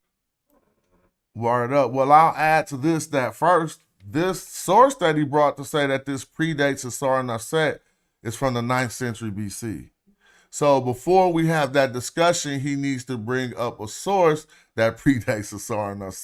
Now, want to be hella funny, the Hittites didn't even start Hittite civilization. Hittite civilization was started by some people called the Kheta, and they would be known as the Hatti. And actually, if I go right here, and so this is why I know cats be leaking. Let's do a wiki, just to teach people, right?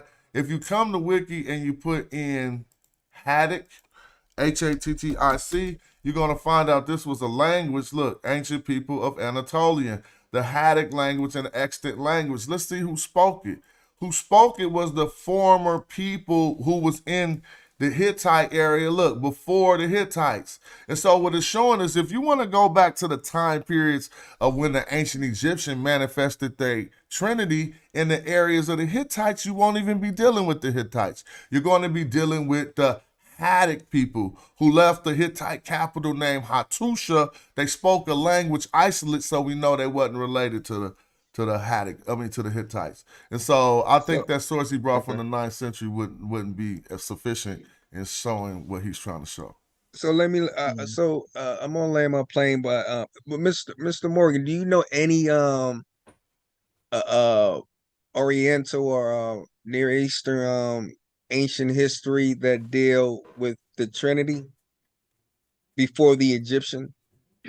That's not, to be fair and to be honest, that's just not something that I ever put any emphasis or interest in looking for. So I can't. Yes, no, I haven't because I've never looked for it. Got you. Understood. Word up. Thank you. I think we got a new brother here, like I was saying earlier, Brother Alfred Jordan. If you're new or not new, we'd like to hear from you. You don't got to keep your camera open, but we want to see who we talking to from Jump Street. There you go. What's up? Peace. You can turn your camera off and do your thing. Yeah, hi, you know, brother. people I'm driving right now, and I'm just listening in. Yeah, you ain't gotta worry about the camera. Keep driving. You can turn it off. We just like to dox who we talking to. So, what is your opinion on the presentation or anything you heard in today's show? I kind of missed a lot of it because my phone had cut off and died, and I'm just now jumping back in. So I caught the little first part, and that was about it. Okay, that's cool. Well, if you want to chime in on anything, feel free. And then we'll. Did I pass you up, G. Lacan? Or you said your word already? Yeah, I already said. Okay, peace. Let's hear from the last griot, and we don't want to hold our brother Chuck too long unless you got a few free moments. Last griot, you got any questions or comments? Yeah. Can you hear me? Can you hear me? Yeah, I hear you. Go. All right. Thanks a lot for the presentation. It was very balanced. Mostly, I've heard the two words being used in context of Egypt and the Kushites. I think you've provided a lot of context to the entire history of the usage of the two terms. But as you were going through your presentation, what came to my mind were some other references that people often employ to make the claim of the Sumerians being black. And part of the evidence they like to pull up is with regards to the Sumerian language, which we know is a language isolate, first of all. But one that I came across some time ago is in a book called The Origin of Nations by George Rawlinson. I believe it was a Rawlinson that completed the decipherment of the cuneiform, the last stage of the decipherment. And in this book, it wasn't Rawlinson who completed it. It was his associate. I see. I forget his. Give me a second. I don't have my screen share. Let me pull it up for you.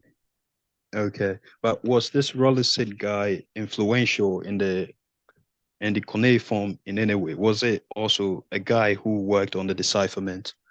Yes. Oh, I see. Yes. So he's got this book. There's this guy, George Rawlinson. I don't know if he is related to Henry Rawlinson. He's got this text called The Origin of Nations. And in there, they talk about the process that led to the final decipherment. And they said that in the last stage, they had to use two languages. One is the Gala language from Ethiopia, present-day Ethiopia, and there's this other language from the southern part of Arabia that were instrumental in deciphering the language. So this other book that I was reading that referenced this book is using that as claim that the ancient Sumerians may be linked to the East Africans. I just want to know what your thought is on that. I found no evidence to support that. I see. And particularly with that that language issue, those languages, what you would have to do is you would have to pull up that publication, and then we would have to go through the inscriptions that they are using, because I'm trying to do this because I do this all the time, and I'm trying to figure out how best way to apply it and approach it. Okay. When the decipherment process took place, they used, I have this already in my notes, they used Alam, Persian, and I believe it was Akkad, which they call Babylonian. One of the first words that they were able to put together that they saw, matter of fact, give me a second, give me 1 second, okay? Please. Yeah, that's fine. All right. Okay. So in the decipherment, right? So first of all, when we get the word Sumerian, right, that's derived from an Akkadian term, Shemeru. All right. And what's interesting about that, that meaning, which was southern land, the person that coined it was a linguist named Jules Oppert, because in 1869 he decided to call the new language that they had discovered that was, emerging, was Sumerian, and he did it by reading an Akkadian inscription, Shamat Shemeru U Akkadi, and he translated that as King of Sumer and Akkad. The bilingual text showed that the Sumerian version of the inscription read Lugal Kiengi Kiori K4. Okay. And so, because it wasn't really understood to any real concentrated levels, it was decided to just remain that the language would be Sumerian, and that's where you got the term Sumerian. The Bestun inscription played a major role in the decipherment. Unlike the Rosetta Stone, it's never been put in a museum.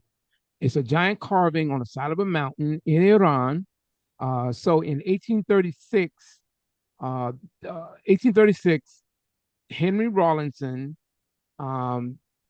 is said to have physically climbed the mountain, and on several occasions he made copies of different parts of the inscriptions, including paper mache molds of sections. And he realized that there were 3 separate versions from the text, all in cuneiform or wedge shape. And he guessed that it might be 3 different languages. So by 1838, Rawlinson and an Irish guy named Edward Hinks. That was his name. Edward Hinks, because he was a clergy. Edward Hinks had deciphered the easiest of the 3 languages with the help of an international group of scholars. So it was Hinks who had worked on cuneiform previously, and Rawlinson, if I'm pulling it up, and Rawlinson used some of his insight, meaning he used some of Hinks's insight. One part turned out to be an ancient version of the Persian language. It used an alphabetic cuneiform script with 43 characters. Old Persian was enough like a Middle and Modern Persian to be understandable, and the text proved to be a royal inscription by the Persian king Darius I, who lived in the 5th century BC, EPCE. And so the second version of the inscription had 131 different characters and was in an ancient language called Alamite, who had constant interactions, battles, and at times the Elamites had conquered parts of southern Mesopotamia. And it was deciphered later by a group of another group of scholars. And the last version was the Darius Beshtun inscription, which turned out to be Akkadian, and the language was spoken by or written by the Mesopotamians for centuries. So Rawlinson went back to Beshtun in 1847, 10 years after he had begun the project, to work on his third version of the text. And Hinks had already completed much of the decipherment using different trilingual inscriptions, also from Iran. This is found in, you can find this generally in any grammar book on the decipherment process of Mesopotamia, or particularly Wedge say writing the cuneiform.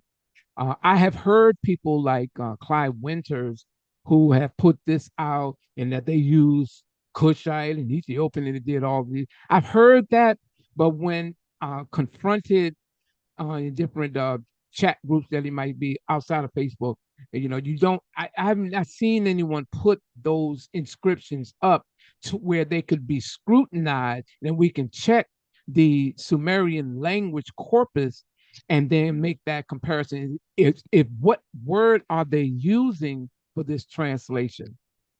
Oh, I see. Because there are literally thousands of inscriptions attributed to the Sumerians.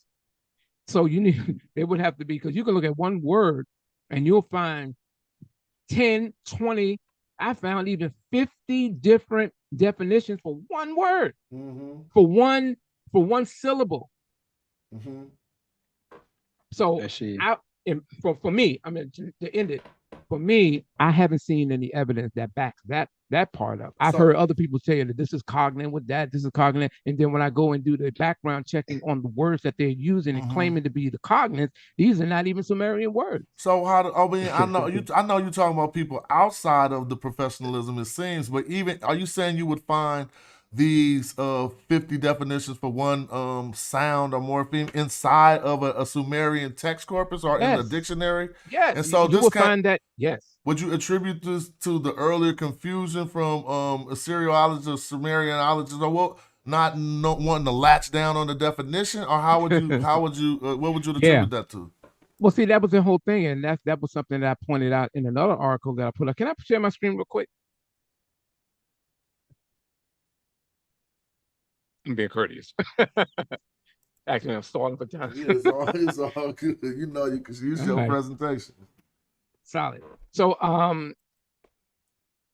in this here, what I pointed out was that those linguists and Assyriologists of the early days of decipherment and translation are commendable. Rawlinson, Oppert, Hinks, Kramer, Jacobson, Jeremy Black, who are all noteworthy. Likewise, trying to move this thing. Likewise, in 2023, we also have an exceptional group of Assyriologists taking Sumerian language studies and research to new heights, to levels that haven't even been dealt with. Some of the information that's coming out now because of inscriptions that have been uncovered, the adaptation, the study, the better familiarity we have with the Sumerian language and other languages like Akkad. These individuals such as Postgate, Yazerman, Bodani, Rubio, Ezart, all equally noteworthy in their fields have revolutionized the Sumerian studies with new discoveries on and on and on. So these people who dealt with it, like Rawlinson, Hinks, Oppert, Jacobson, Kramer, Black, these are some of the leading Assyriologists, Finkel, Edgar, all these are the Samuel Kramers of today in that particular field. For anyone that studies that kind of thing, there are others. There's more that I didn't have room because of a really short presentation on this. For those who study in Mesopotamian language, literature, culture, these are the people that we know that are doing have multiple books, peer-reviewed, scholarly works, archaeological endeavors, and so on and so forth. Not taking anything away from those great men of old, but a lot of that information, some of it has become obsolete at this point. And that's just the reality of it. I hope that answers your question. Oh no, definitely. Yeah. So I mean, man. Now, since you got to go ahead. Since we're here, I want to exactly. That's just what I was about to say. I seen the colors, and so I think you read my mind. So I'll let you speak. Go ahead. All right. So I'm not going to go into the whole thing because this can be a whole nother presentation on to itself. But this one is a follow up to one that I did on the Dagger Squad channel. It's about 2 or 3 years ago. So I've done multiple PDFs, multiple of these presentations on different topics. And I feel whenever they're necessary to pull out, I'll pull them out. Well, I just do it just for a hobby while I'm at work to kill 8 hours to work. But wait a second. Just to get to the obvious. The purpose of this presentation is simple: to bring some clarity, context, and chronology in addition to the most up-to-date information regarding Sangiga, known to most as the Blackheads. This name Blackheads has been cited, because if you look in, this is because I used to people say Sag, but Sang, as far as how we're taught in Sumerian courses, because this makes the like you say, ing, like sun. What's it? Give me something that rhymes with ing. Sing, catching, running, dating. That is what was in this field identify this song as being sung. It's like a throat, like ing, Sangiga. Sangiga, known to most as Blackheads. The name Blackheads has been cited and used by the misinformed as documentation and or an implication that the ancient Sumerian people known as Sumerians regarded themselves as Black people. This is a diorite statue of one of the heads that had broken off the bodies in the excavation of Gudea. But what I was pointing out here was when you put the nouns Dumu, meaning son, and Sang, head, together, you end up with the compound Dumu Sang, firstborn, or head of. I just wanted to underscore this relevant point that head didn't always indicate an actual head. Context is key. With the above statue of Lugal Dalu, make him Babarsal, Whitehead, the Whitehead. All right, anyway, so let me get past all of this. Some little things I wanted to point out. In Sumerian literature, there are several examples related to the color black. However, nothing that would indicate the Sumerians as being Black in color or as Black people. You can consult the Electronic Text Corpus of Sumerian Literature, the Cuneiform Digital Library Initiative, the database of Neo-Assyrian texts, and scrutinize every reference to Black. Nowhere will you find any inscription making that connection. Let's look at a few of the colors. For a moment and ask you a few questions. I know you're building, but I can clearly see we have a similar methodology in making sure that we ain't gonna say nothing about no text, because you looked already, right? So you ain't out on a limb. They not about to go discover something in the text corpus unless they put it there last night, right? But here's the question. So I understand and I appreciate your manifestation of the lack of the description using this color, because now we got some place that we could go to. But this is what I do want to ask. Was that even a thing in their lexicon? Meaning, what categories of description do we have for any adverbs would manifest or represent or denote a physical attribute or a personal quality. Like, let me give you some instances. Do we have like a fat, or a tall, or any type of thing linked onto their neck? Because we know different cultures did it different. For instance, the American Indians did it in the way that we don't do it. They be like running bull, you know what I'm saying? And just take a whole something else and attach that to your effigy. So we don't need to limit it to color. Is there anything that they attached adjectively to manifest one's image or effigy, verbally or whatever? Yeah, they did. And I have another PowerPoint that kind of goes into that. So this is part of why I put this together, because I was focused more on what the talking points are in certain circles today, in what they're saying. This is what the Sumerians identified themselves as. But we do find Sumerian inscriptions as well as Akkadian, where they do make those clear indications of who and what this or that person is by description.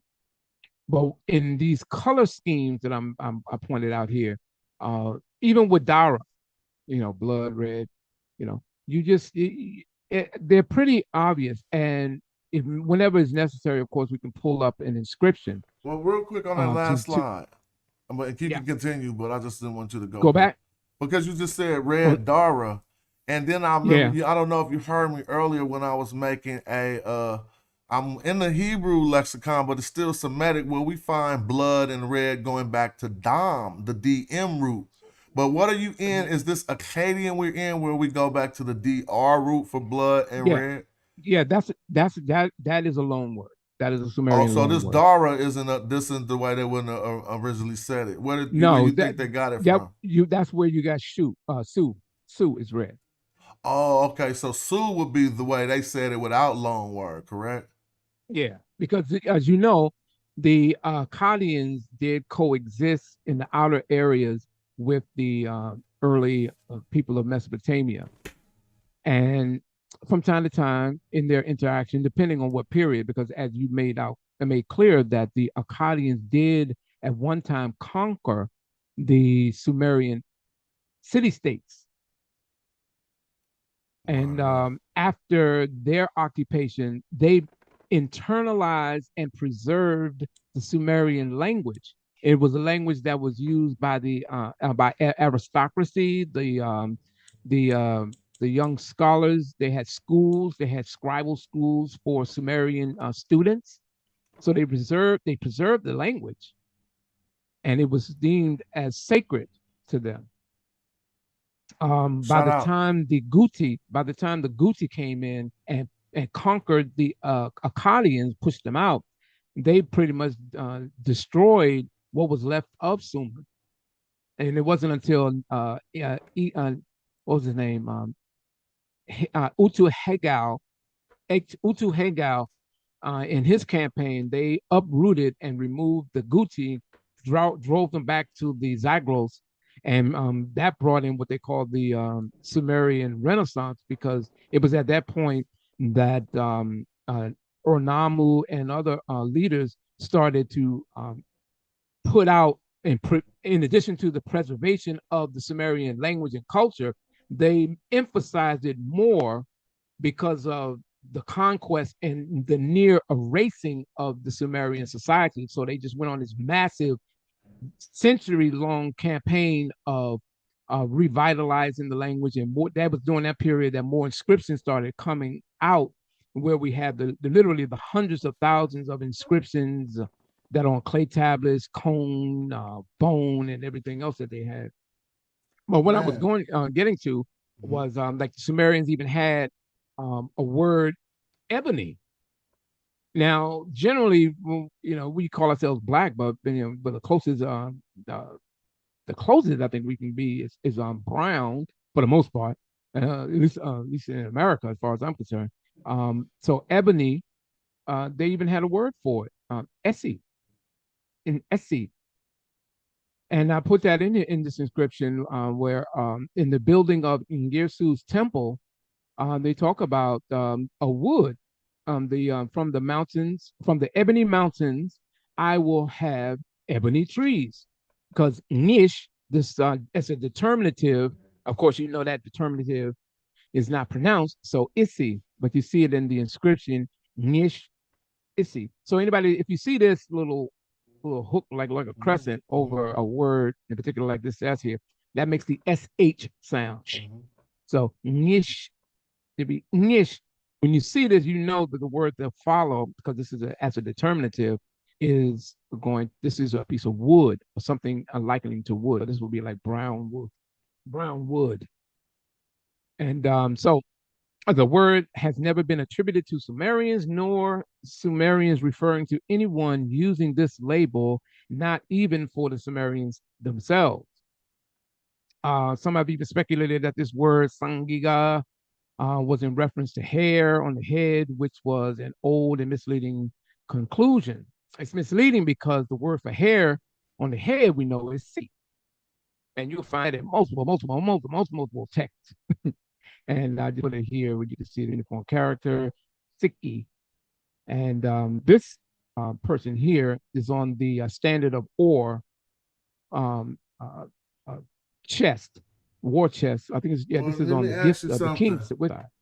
It's just as egregious and almost foolish. And I mean, I don't even understand the logic of a people who would see iconography like this and then try to say this was a black person. But let me go back to Kemet.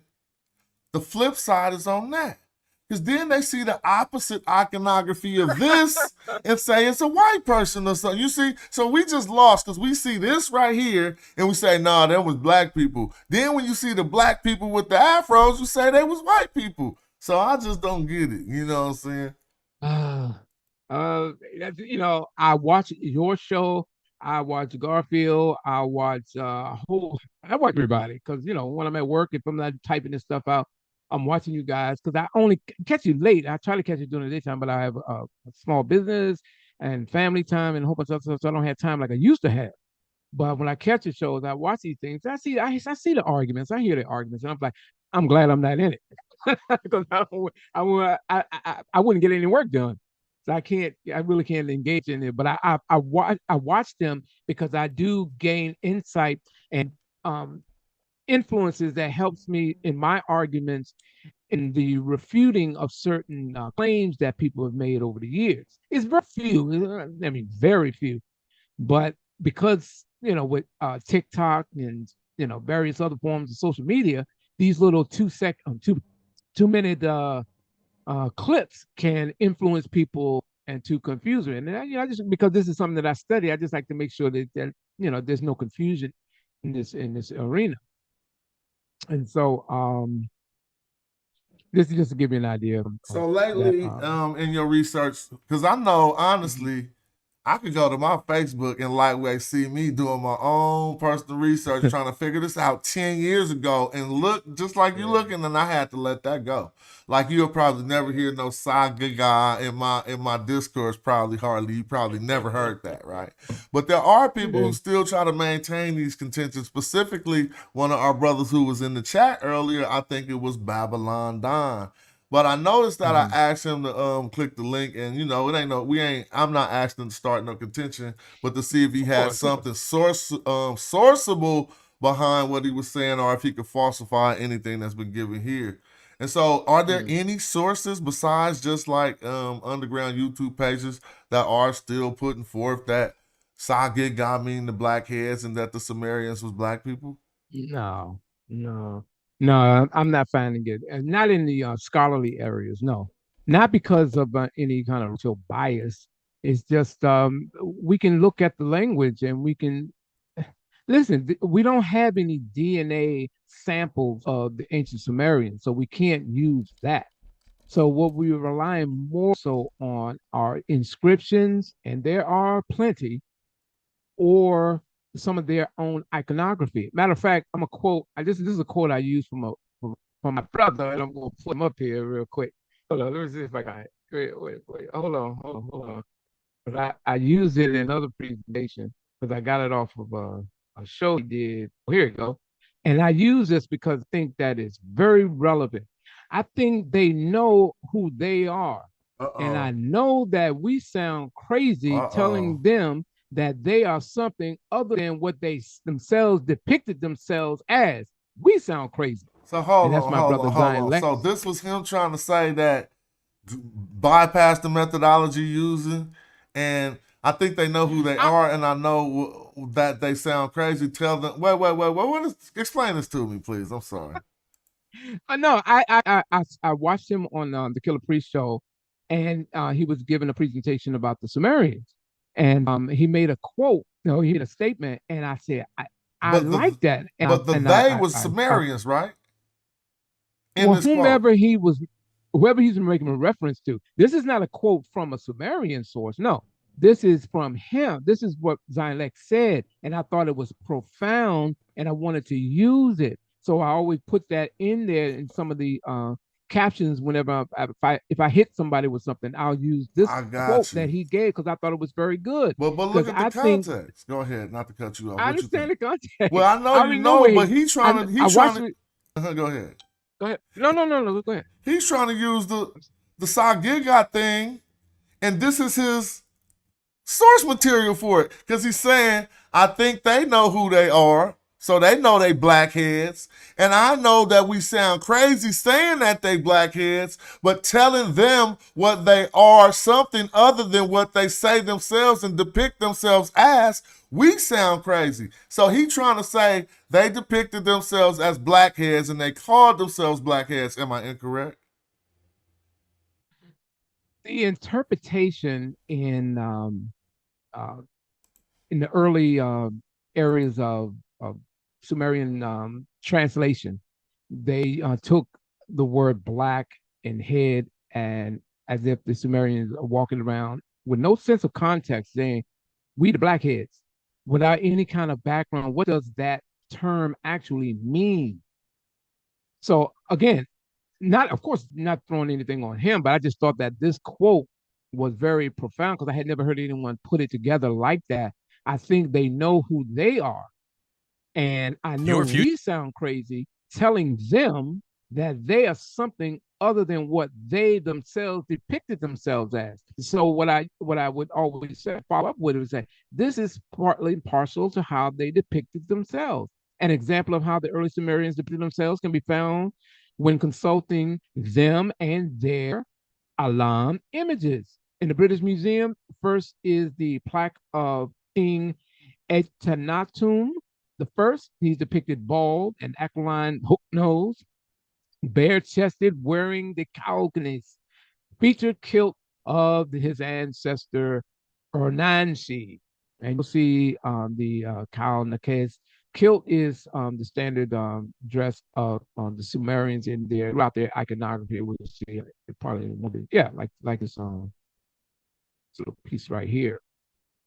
So this is part of that standard, just like standard of Ur, standard in Cache. That's the standard. This is the standard. Man, so, I think you killed this already, though. I mean, no one has like it's certain things that we're doing. I mean, I don't want anybody to think that I'm saying we're doing them in conjunction or working with each other, but by accident working with each other to bring some of this, you know what I'm saying, this knowledge to the information, I mean, to the forefront. But even still, you're showing what ain't saying black so people can stop making those errors. And I'm showing people what y'all said, what people said didn't say black actually show in the different fields of research and in different areas. It's kind of like the reciprocal of the same type of research. It's kind of funny to me. But all it's going to do is help us to stand on a more solid ground when it comes down to it. I do my work publicly since I'm not in academia, if there's some contention for it to be found, hopefully I can find it through my information dissemination. But none of my none of the contentions that I found have been qualified to the point to discredit anything. The best discourse I was able to have over this subject was with Asar Imhotep and Ujahu, because these are brothers who know the language. And even though we disagree on certain things about the blackness in Egypt, I got them to a point where at least they had the conceit and fall out of the discussion or just close down in YouTubes and never teach about Medu never, ever, ever, ever, ever, ever, ever, ever again. We ain't seen it happen since. And so, I mean, I'm going to applaud you. And another thing I would like to say is not only was the information 100 and appears to be on point, but a lot of us don't know how important it is to have a graphically astute presentation. And you do. All of your presentations are well put together. You got a good graph, because we see, I don't do no computer science, but a lot of us know the graphic user interface is what make the people want to deal with the app. But when we behind it, doing all the homework, they really can't see how many 30,000 pages you had to go through to probably form these 41 slides and then style them and design them in a way so that they should possibly be taken seriously, because you ain't just stopped at the knowledge and then threw up some raggedy rinky dink slides that I can't even take seriously. You know what I'm saying? So you got it all the way 100% the way it's supposed to be for a scholarly presentation, and I appreciate that. Real fast. This was something I wanted out there. So in this photo, you see what is called a black-headed seagull. What stands out here is the obvious. It's the color of the song head, or the nap. Okay, which is black or dark, in dark gray, if you will, in some cases. We clearly recognize and can differentiate is the color. The brown-headed cowbird. As with the previous example, the name places the focus on the obvious, the brown head. I've used these two examples to demonstrate how the names of various animal species, in this case with birds, their names identify their outstanding feature, or the obvious, and the color being the brown head. And an American actress, Lucille Ball, was well known as the redhead, the nutty redhead, yet he was clearly not of a red body. This is not at least the same color as the head. And each of these three adjectives only describes the color of their hair, nap. So the question should be, if that's the color of their head or hair, then what color was the bodies of the Sumerians? Unfortunately, the Sumerians do not supply us with an answer. Nevertheless, claiming that they were black people would be fallacious. Although the Sumerians do not inform us of what their skin color was, they do, however, offer substantial insight with their vivid iconography, emphasizing key details of their phenotypic features. Now, then there's a word known to the Sumerians for black raven, uga. And of course, that's a determinative mushin. And where is it? We got mushin here, letting you know that this is reference to something black. This is a black bird. So here we have the black raven specifically, and then in an inscription, you'll go to National Museum in Iraq. Because some of these inscriptions don't even have names; they just have them listed by number. Numbers, yeah. And it talks about how you pound living line of a black raven, you mix it with cypress oil incantation text here, and what clear description here isn't a black head, rather a completely black bird, a black raven. Obviously, the Sumerians knew the difference. Therefore, no ambiguity when using black as a description for themselves or other black people in general. The prevailing elephant in the room that the black Sumerian theorists tend to ignore is the notable monobrow. It's not an outstanding African facial feature and not a significant depiction in African art. However, it is an obvious feature that Sumerian artists emphasize and is found on some of the earliest depictions of the Sumerians. In regards to that, they also have how this monobrow was their connection to Enlil, one of the premier deities in Nippur. In contrast, however, the Egyptian artifacts of the kings and Egyptian unibrow depiction is virtually non-existent. Because one of the things I've always noticed in that, I very rarely, if I've ever seen an Egyptian Kemetian having a monobrow. Yeah, I know that's hella funny. I mean, I had to laugh out loud because it ain't one representation of no Kim. They ain't hacking that Ronald Brown. They never drew that. You know what I'm saying? They was like, that's ugly. So Enlil gave you your fierce face and serious growl. And this is the Babali of Inanna. That's another script. You can go to the electronic test score of the Sumerian literature and pull it up, and you'll find it right there. So I'm not even gonna go to it. Like I said, I just do these things for my own, Okay, to fun. be fair, somebody just in the chat and keep on. He acting like I have some reason why I don't want to share it. Why you be doing me like that, Sot 12? I simply was trying not to interrupt my brother's presentation by putting something on the screen over it, so I snatched it off the screen. But he shared this with me to show to you, and I'm just not putting words in people's mouth, but it's trying to pull up an image of someone that looks more phenotypically African to the presenter, I presume, or to the person, Sot 12 in the chat, who was like, well, look at this one. And I don't know, what would you say about this? Just Well, see, that all depends on what type of bias you may have, because someone can look at this and say, well, that looks Arab. I don't have lips. It depends on the genetic makeup of that individual. However, what's interesting about this, Brother Bash, and I think it was the brother Reggie, he had hit me to this. Let me get out of this. I'm trying to get to my screen. Hold on, but hold on, give me a second. Give me a second, because this is relevant, because that particular image you have on the screen, that person makes reference to, what is it at? Oh, I think I shut it down. Hold on, give me a second. Okay, let's look at that real quick. Can I share this real quick? Oh, wait a minute. No. Actually, I have it on this one. Okay, yeah, I have it right here. Matter of fact, I don't have to go that far.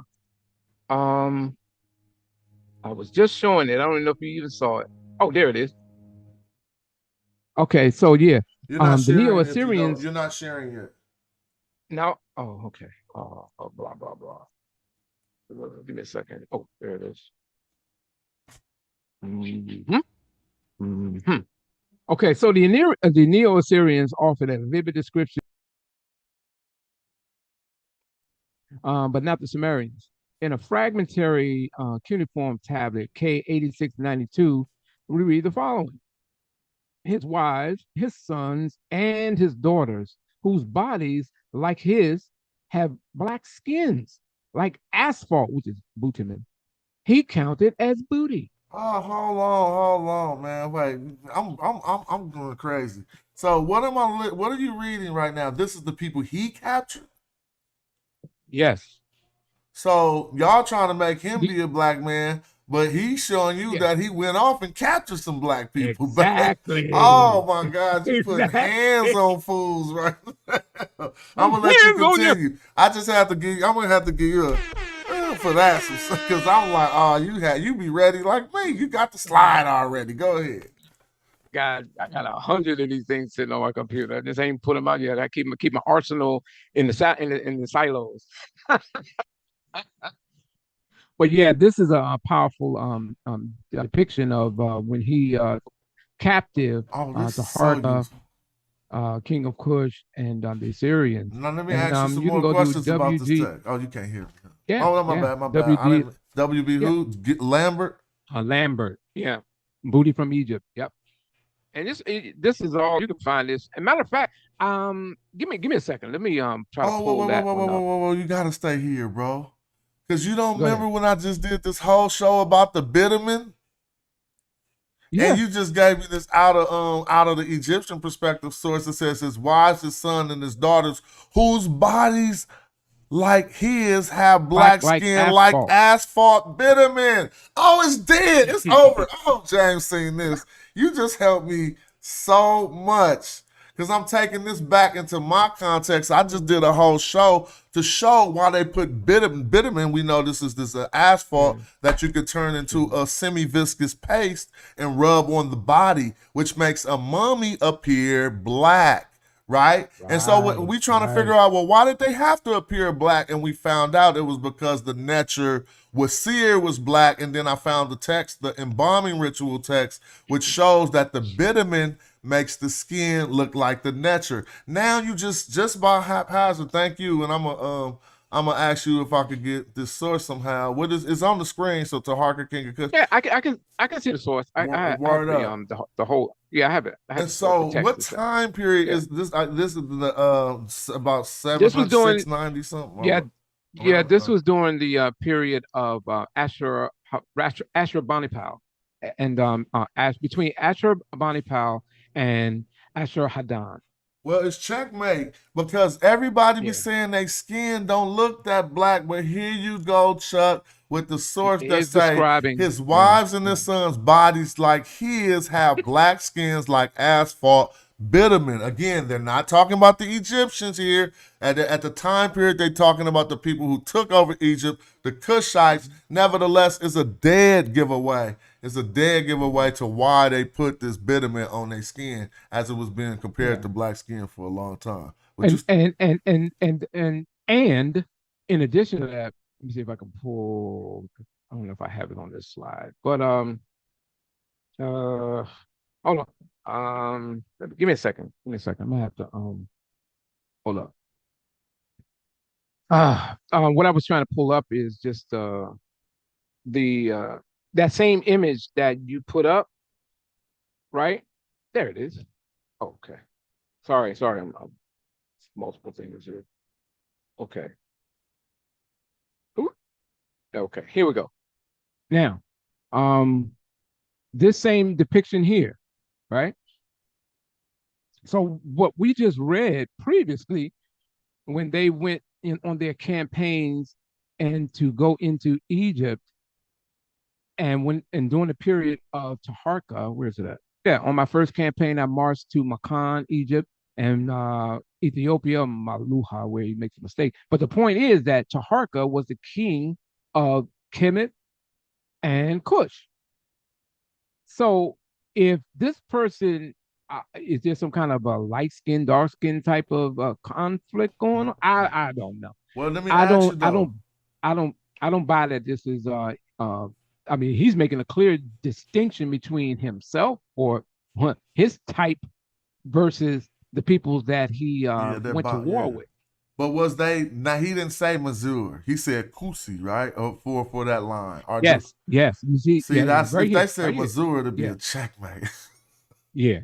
No, he said right here, Taharka, king or the Musur, right here, Egypt. This is what you get for Egypt, and of course, Kuusi, Kush. I'm talking about on the line with the black bodies, though. You know what I'm saying? On that line where he say their bodies would, he say Taharka, king of Egypt, or Taharka, king of Kush. I think it did say Kush still, yeah. Yeah, he was, still, the point, was made that he was the king, and this was the same person that Ashurbanipal, as well as Esarhaddon, had to deal with during that Neo-Assyrian period. Man, this was a wonderful Taharka forgot the might of the god Asur, the goddess Ishtar, and the great gods, my lords, and trusted in his own strength.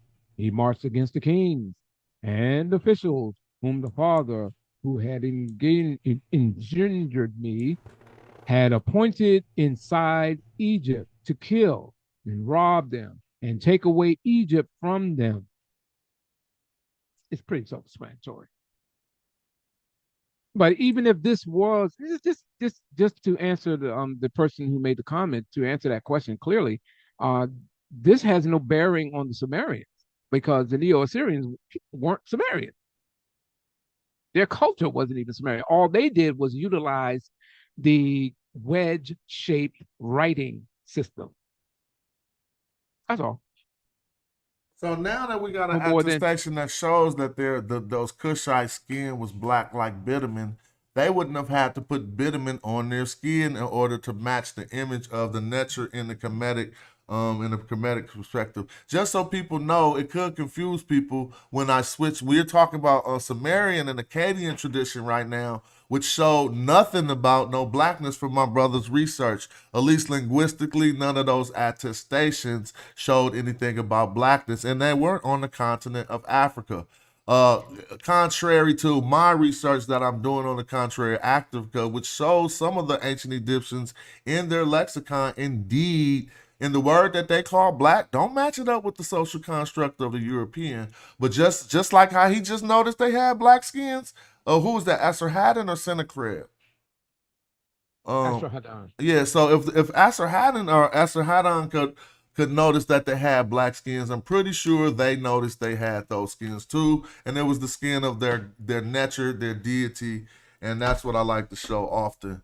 And so I want to thank you, Chuck, for getting it in. I know we got some people want to ask you or give some comments. I see my brother Reggie just stepped in the building. Shout out to you, Reggie. You got the floor if you have anything to say to brother Chuck. I just want to show the source that that when I was talking about one of the first instances of racism, and Chuck Morgan, my good brother Chuck Morgan, expert scholar, man, love him, right, was watching. So I want to show people where the source is, and so they can say it, and ties into, yes, the conversation that we had today. So I'm glad that that magically phenomena that Chuck brought it in. So let me just show it to you all.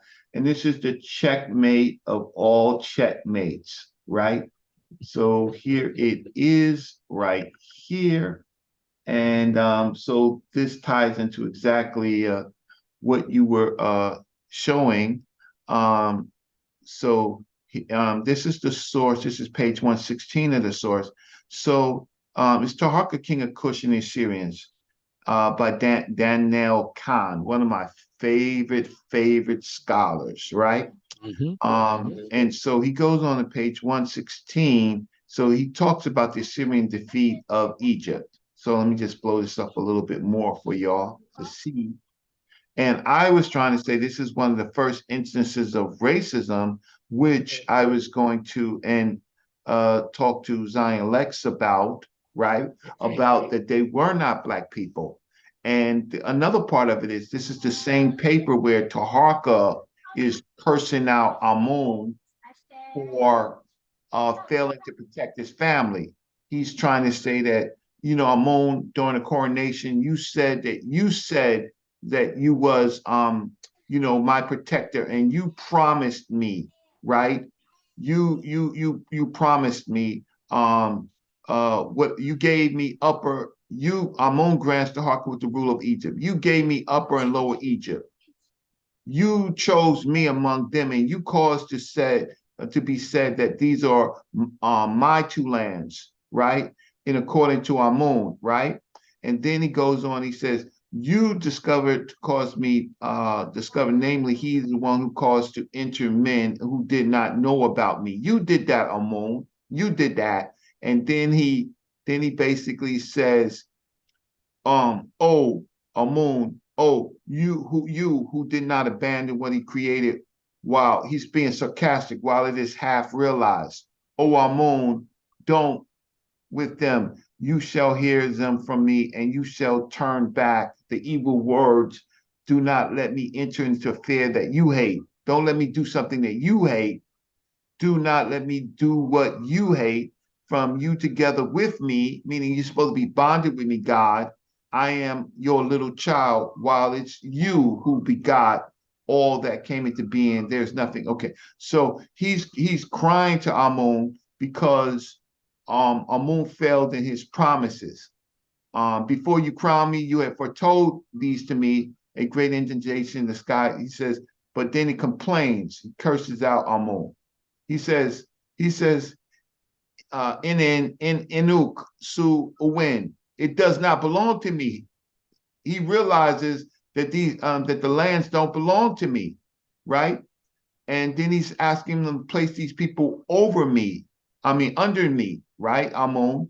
but Amun doesn't do that. Amun, what he says, he doesn't do that. So so he's asking Amun, at least Amun, guard over my wives, let my children live, keep death away from them. For me, from save me, blah, blah, evil words, and turns them over, those words back on them. Why does he say that? He says that here because the king that my good brother Chuck Morgan, expert scholar, is saying is that the Assyrians captured his heirs. So here goes to hawk his heirs, right? His heir and his wives, right? And this king is Sheridan, I guess, is standing over him, and he's saying, "This is what the inscription says." I think I missed it. He's saying that your heirs are black as tar, like you. Just go control F and type black or tar. It goes right, it doesn't matter. Says this paragraph involving this key and theme enable us to date this text with significance. Okay, and then here's the text.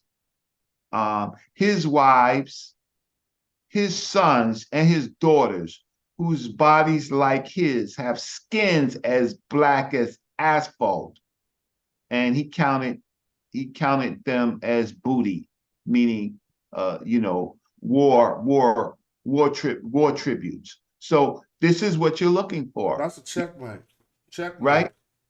Right. And so there you go, where he's standing among them, but he's telling them your children, your wives and your son. Let me read it again. Oh, they did. His wives, his sons, his daughters, whose bodies like him, have skins as black as asphalt. So this to me was one of the first instances of racism, right?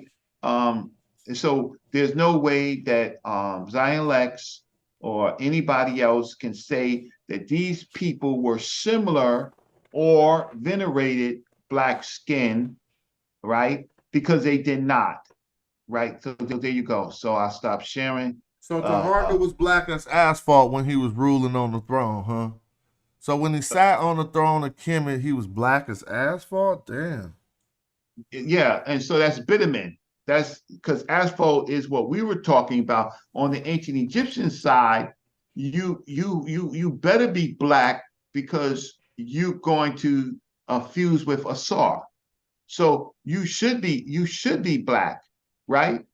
And so our counter argument groups, the untrained untrained Ankh is untrained, right? He doesn't use history. He doesn't use Medu Neter. He uses logic, but the logic fails with this. And Garfield, a lot of people don't like Garfield. I like Garfield. It's just that Garfield is Jamaican, so he uses a lot of extra words. But when you hit him with it, he just chills out. Ankh double downs and triple downs. But the fact of the matter is, show me your college credits, show me your training in the field, show me your knowledge of the language and the history, and show me that you have the capacity to look in multiple cultures for a viewpoint, which he does not. He says that I'm being disrespectful. No, I'm telling you the truth. Your pedigree, Ankh, is different than our pedigree. I was in Egypt in 87. I was in West Africa in 86. What were you doing? I want to know exactly what you was doing. I can tell you what my training was. I was in the Department of Black Studies in 86 and 87. I graduated in 88. I worked at the Schomburg until 91. I worked at the New York Public Library, Schomburg Center for Research in Black Culture of the New York Public Library, right? And I received in graduation the Honors Award in Black Studies. I want to know your pedigree and your training. You're not the same as me. right? You're simply, so before, you know what I'm saying? Friendship is one thing, but I'm not talking about, what I'm talking about is his pedigree. All and right, now but check this out, brother. I'm gonna tell you, the energy don't need to go into this side no more because we talked with the brothers and they called us out for a debate that they not gonna show up for. There's no way in the world they're gonna show up for this when we gonna put all. I'm telling them now. We're putting all Metal Netter sources up on the screen, Reggie. They're going to be the new young pharaoh and Cyrus Seti, who act like they're going to show up all the way to the day. So let's bring it out of them. So no, yeah. he's well, I'm doubling down. Ankh, you criticize Chief X and Corey. You're no different. Corey like the homie. Like, you know how when you go to do something skilled and you take the unskilled homie with you just on GP? Like right, if you're going to shoot hoop and you just take the one homie who you know can't shoot hoop, he got to walk, he can't even walk. Corey like that. Or if you're going fishing, you know the one partner scared to even hook a worm, you just bring him because he can season the meat. You taking out the boats, you want the brother who can season the meat. That's Corey. He ain't gonna have nothing to do with the substance of content, but giving us good, very good Negro intuition. He like a good uncle who never heard of the subject, just gonna give you some uncle advice. Yeah, but that's his team. He need to buy some new. Sorry, Chuck, for messing up your important conversation. And bringing the ish in it. But if I go back to this, just so you know, Reggie, I'm gonna clip Chuck Morgan's port out and put up a whole video with just his segment in it. So feel free. Okay, so great. So one of the things is here goes the Ishelaradon. I don't know. I'm not trying to pronounce his name. I don't have to because he's an enemy of our people. So let me just see. Furthermore, the Shindrila Stela preserves a literary account as well as a relief of Ishelaradon holding a king who is commonly identified with Baqt, king of Tyre, together with the Nubian crown prince Ushanuhuru Nis Ini Erit. So the crown prince's name was Nis Ini Herit, right? Ini Herit. Now, who is Ini Herit? Ini Herit is the god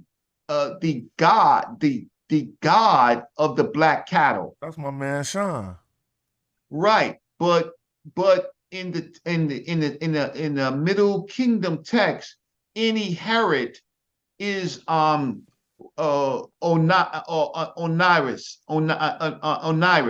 and I'll show you that. But he says, so he got a rope piercing his lips, right? So Sheddaran pierced his lips and put a rope in it to drag him around, right?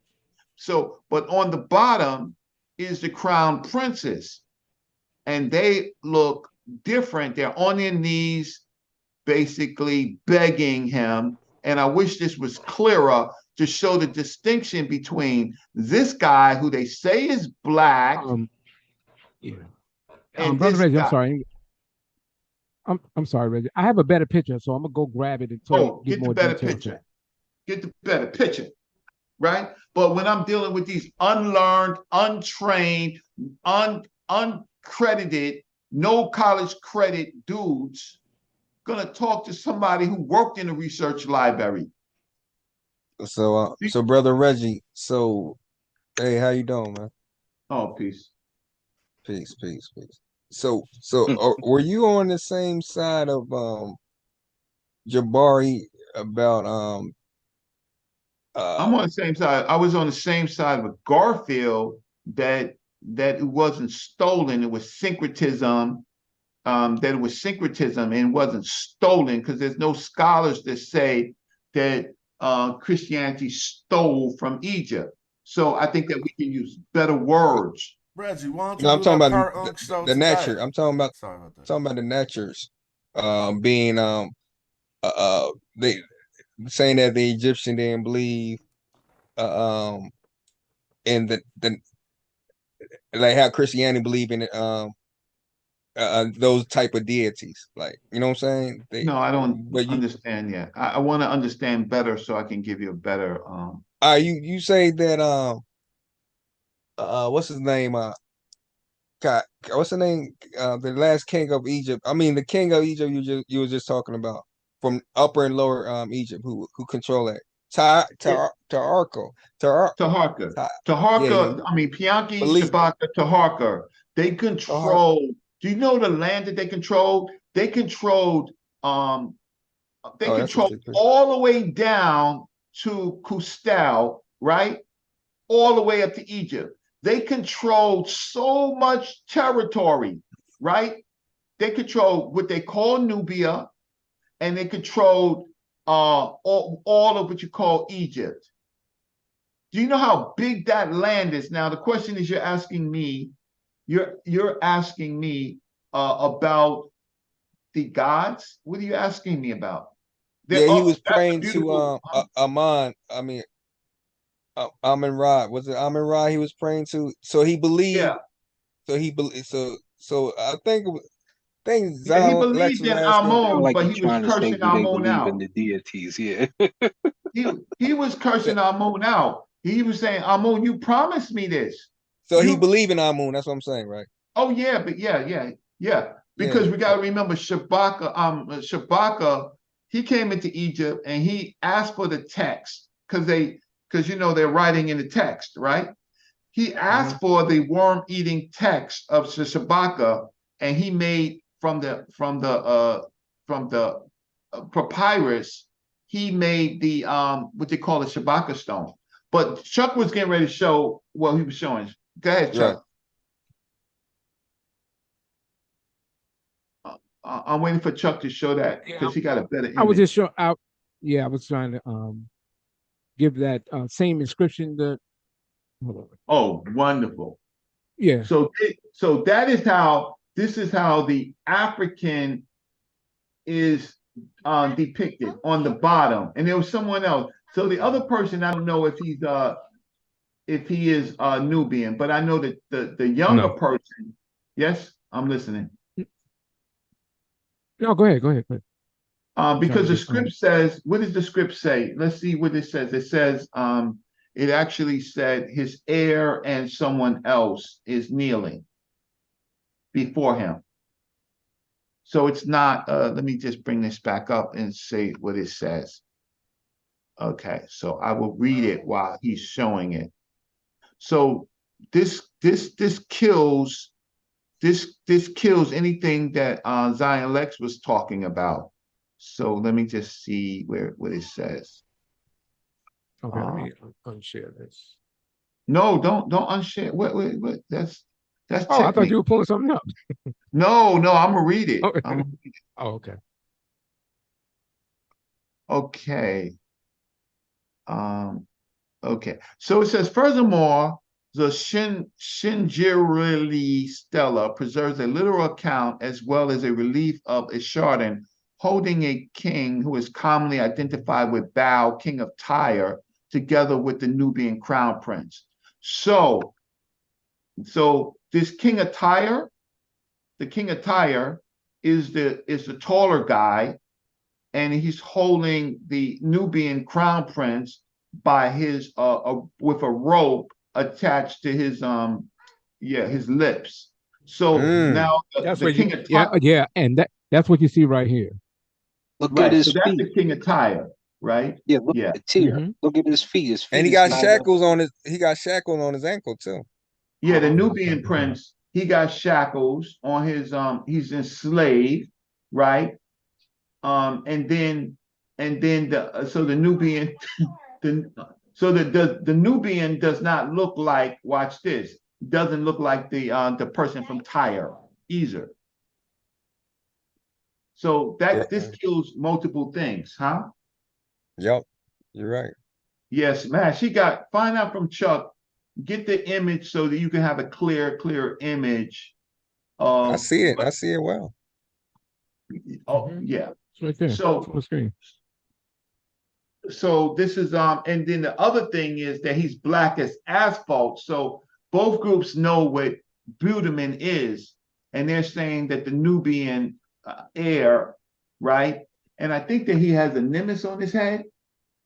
So the Nubian has the Nubian heir, Herod, has a cobra on his head. He got on his neck too. Oh, he got a chain on his neck. Is that the cobra? Or the duck. Yeah, that's the cobra. Yeah, it's cobra right here. That's the cobra. And look at his nose and look at his lips. So how dare Zion legs? But what's on his neck? That's chain. Like, yeah, he's captive. Yeah, that's they're crazy. Not treating him. They're and they're putting it in they're putting it in the text. So let me go. Baby. So how do y'all like that? How do you like it's the Kush? That yeah, that slave is closer to our depiction, and those folks who got them in bondage look like those Arab people. I know y'all better drag these boys, man. Don't let no article hunters get it off on you. You dig what I'm saying? We ain't no article hunters about to get it off in here. I got on my side, who I'm on his side, the same dude, the same good brother that I got for Kemet on trial, right? Smash, me and Smash has been doing this a long time, right? Like we're the authors of this stuff, right? Kemet on trial. And then, and then I got Smash back on my side again. And listen, they're doing it. Ankh is doing it for the money. He said to his career, he's a YouTuber. He's doing it for money. Thank you, Chuck. Thank you, Chuck, for tapping in. I just wanted to say bye because he said he had to go. Yeah, man, I gotta make a run. I appreciate everyone for listening, taking the time to go back and check this thing in the end. Hey, I love the show. I gotta go, but nice talking with you, Reggie, as always. Hit me up. We'll talk. Hey, I told Morpheus he was on. I don't know if he's in the chat, but I told Morpheus that you was on, right? Okay. I want to show everybody this. All right. I get out of here. Okay. So remember, watch this. I put it to share. Do you see it? Yeah. Huh? Yeah. You see my screen? Yeah. Okay. So Sean Herod, who is also one of those people who don't believe in a black Egypt, but his name is Herod. This dude is wearing a name that he doesn't know who he is. So I'm gonna show y'all all who Herod is, right? So it says this person right here, his what's his name? Smay. This is Smay right here, and his wife. So Smay is the emir, right, of Shite. As you see, they say Sayyti, Shite. He is also the emir of the Kemetiu. Emir, Kemetiu, or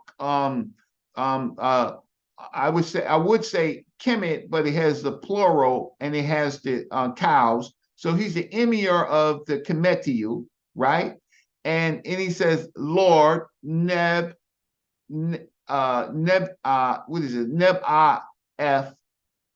Lord. And here is Herod, y'all. Herod is the Lord, right? Herod. You see it right there? Herod. Herod, there it goes a little bit bigger.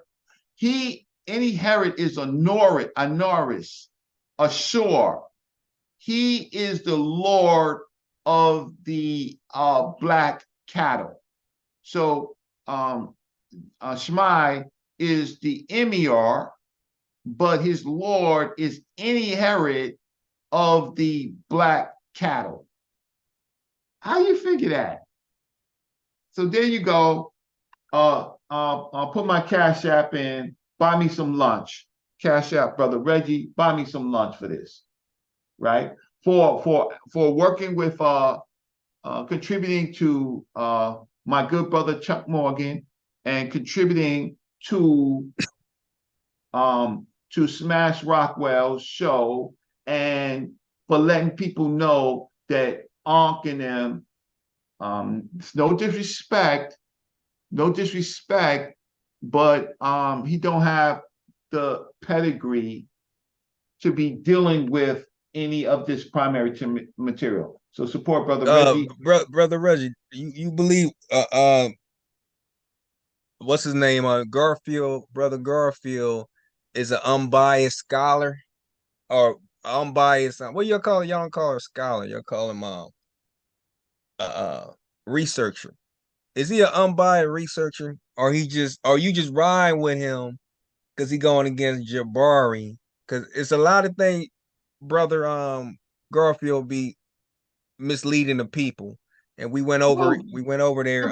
Garfield has expertise in his area, right? He has expertise. Sure? Yes, he is. His book is really well sold. They the Hebrews who he wrote it, Hebrew Israelites, have not had a comeback, right? From what he did. There's things I agree with him, and there's things that I disagree with him. About the issue with Brother Jabari. Okay. Yeah. All right. My question is: do you believe the Hittites had a trinity before the Egyptian? Did the Hittites have a trinity before? No. Okay, so it's in. Look, just look at the back chat. I put it in there of him. The first one. No. My fault. It's the it's the first one, Gilgamesh. He sent that and said those images are older than the Egyptians. Okay. So okay. Yes, but what he did on his show, he blocked out the Heru wings, the Egyptian wings, and just have those three deities. Egyptian wings. They may not be Egyptian wings. But he blocked. But what he did, he curved it out. He didn't want to show that for his purpose. He didn't want you to say they was Egyptian wings, but right. So if you see that, but he making it seem like Gilgamesh. I mean, the Hittites. According to him, he was showing Hittites picture. I got the same picture he was showing. I'm saying that those were older than Egyptian. So-called Trinity. So a couple of things that Garfield does, right? One is, I forgot, Sharapin or something like that. There is these commandments. And he says, look, those commandments are older than anything in Egypt, Ptahotep, right? He says that. But it's always chronology. First of all, when did the Akkadians actually start writing? What a lot of times what they do is they backdate things. So when it comes to the story of Gilgamesh, what is great before the story of Gilgamesh? A dude that likes men over goddesses, right? This is where all of these stories arrive from. Inanna, who is made a woman who is made a whore, right? And who has a cult of whores. And then you have Sharapin that gives orders. So he gives a group of laws, but you can see from the Old Kingdom on, ancient Egyptians had courts, right? We don't have the text as a law until you see the Pert-Imher rules, right? The Pert-Imher rules and the coffin texts, you may be able to see and things you should do and things that you should not do, really in the coffin text. But is that all the what do you call it? Is that all the Assyrians have? How? First of all, they had a lot of not Assyrians, but going back to the Akkadians, they had a lot of same-sex relationships. I'm gonna say that's their culture. So when I showed at the picture when I was arguing with Zion Lex, there was a picture of a Assyrian or Syria at this time, an Assyrian god, and he was standing next to this woman. It wasn't a woman, it was a eunuch. You don't see women around them. And so when we got to the next chamber, I said, show Zion Lex, show me a black woman in all the art and artifacts here in the Met. Show me in the Assyrian and the Levant section, show me a black woman. And then it went to hell. What did he say? Oh, he tried to make Inanna a black woman. He tried to make Gouda, a black man, right? And I just laughed. I just really, and then I asked Zion Lex, what Zion Lex? We were just in the Assyrian section where they bust Israel's ass. Why are you friends with them? Scholarly, you're a Hebrew. The Assyrians busted the Hebrews' ass. The ancient Hebrews, Judah. I mean, not Judah. I mean, there's Israel and Judah. The Assyrians took the northern kingdom, which was Israel, never took them out, left Judah. The Babylonians got Judah.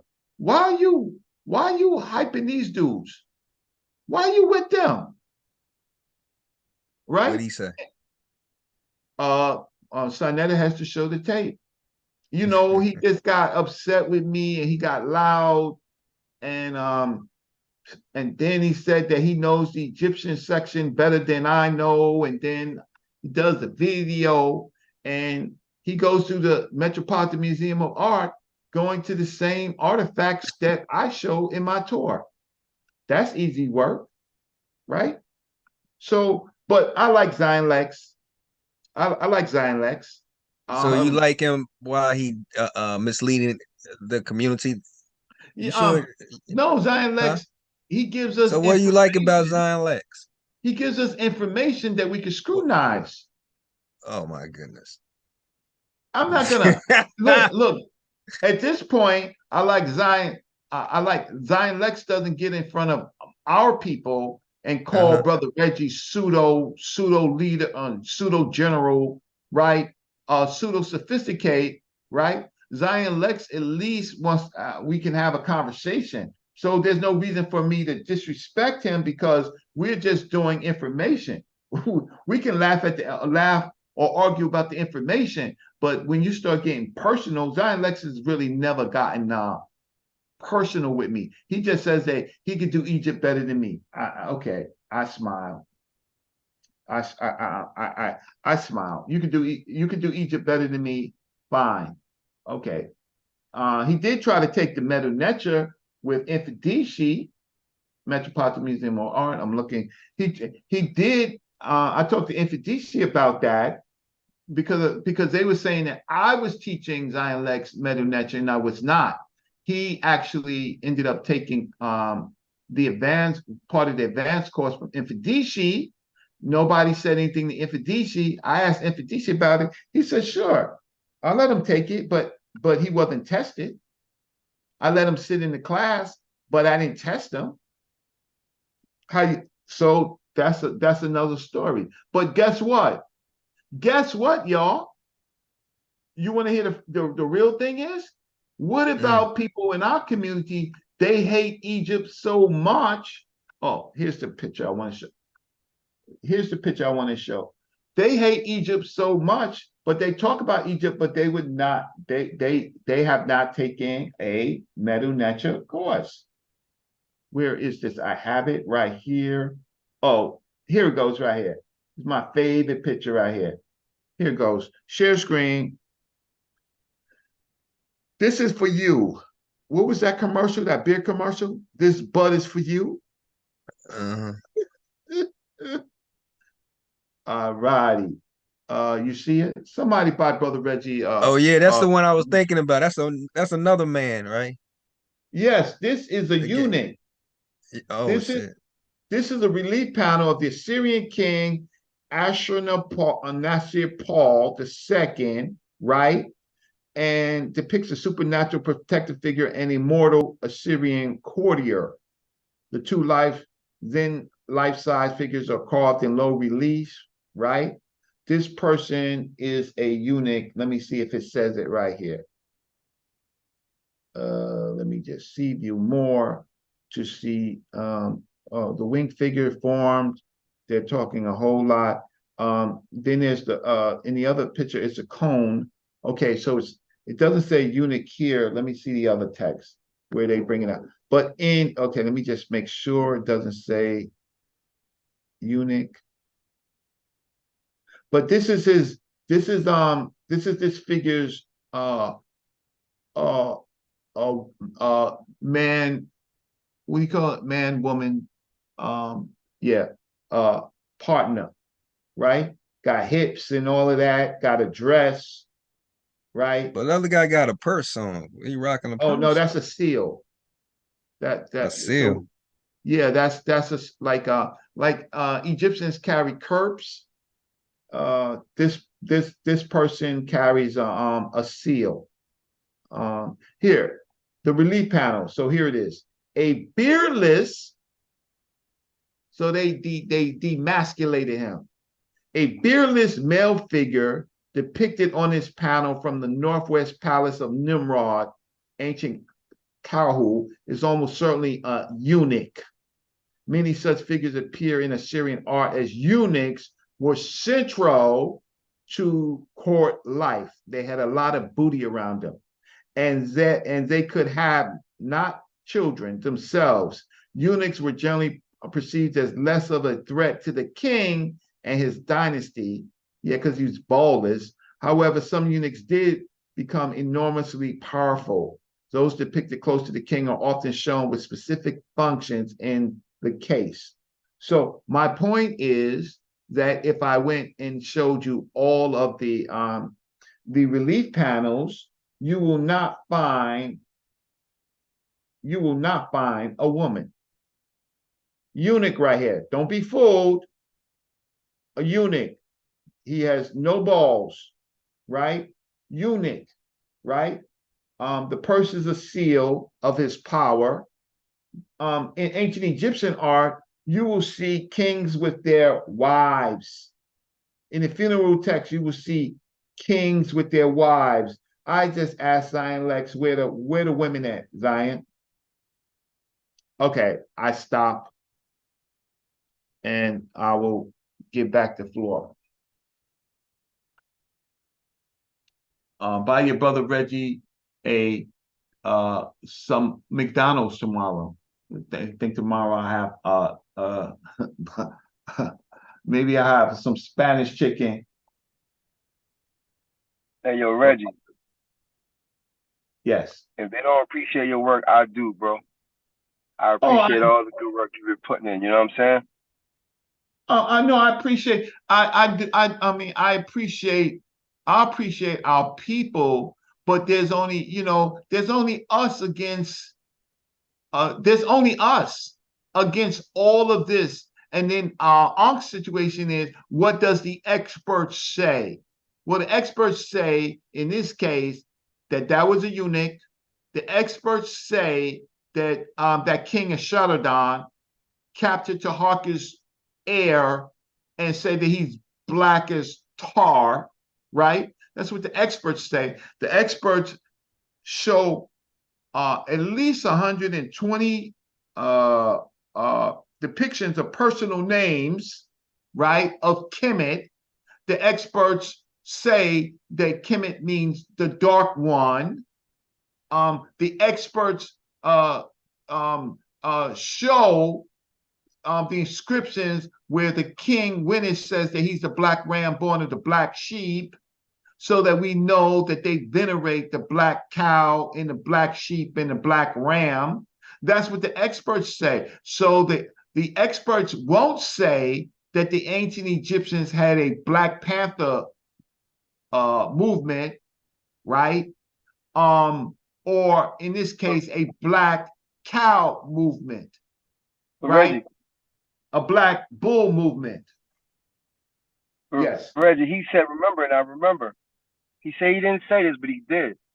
Now let's go back to the ancient Egyptians being the modern Egyptians being the ancient Egyptians, right? Remember when he said the change in the color happened because of the clothing? Yeah. No, he's saying what he's saying is something that I taught him and Smash taught him when we was looking at the tribute to King Tut, to Tutankhamun, where if you looked at the Egyptians and you looked at the Kushites, the only difference was the color of was their skin color. I mean, was their clothing colors, right? Yeah, but we showed. Yeah, well, go ahead. So you can't tell them. I'm sorry. Who am I talking to? Oh, this is Mr. Rich. Oh, Mr. Rich, thank you so much. Oh, no problem. For your comments, your kind comments. No problem, because I was saying that the Arabs. He showed how the Arabs actually changed the people. The invasion changed the people. He read it, and I don't understand why they gotta ask.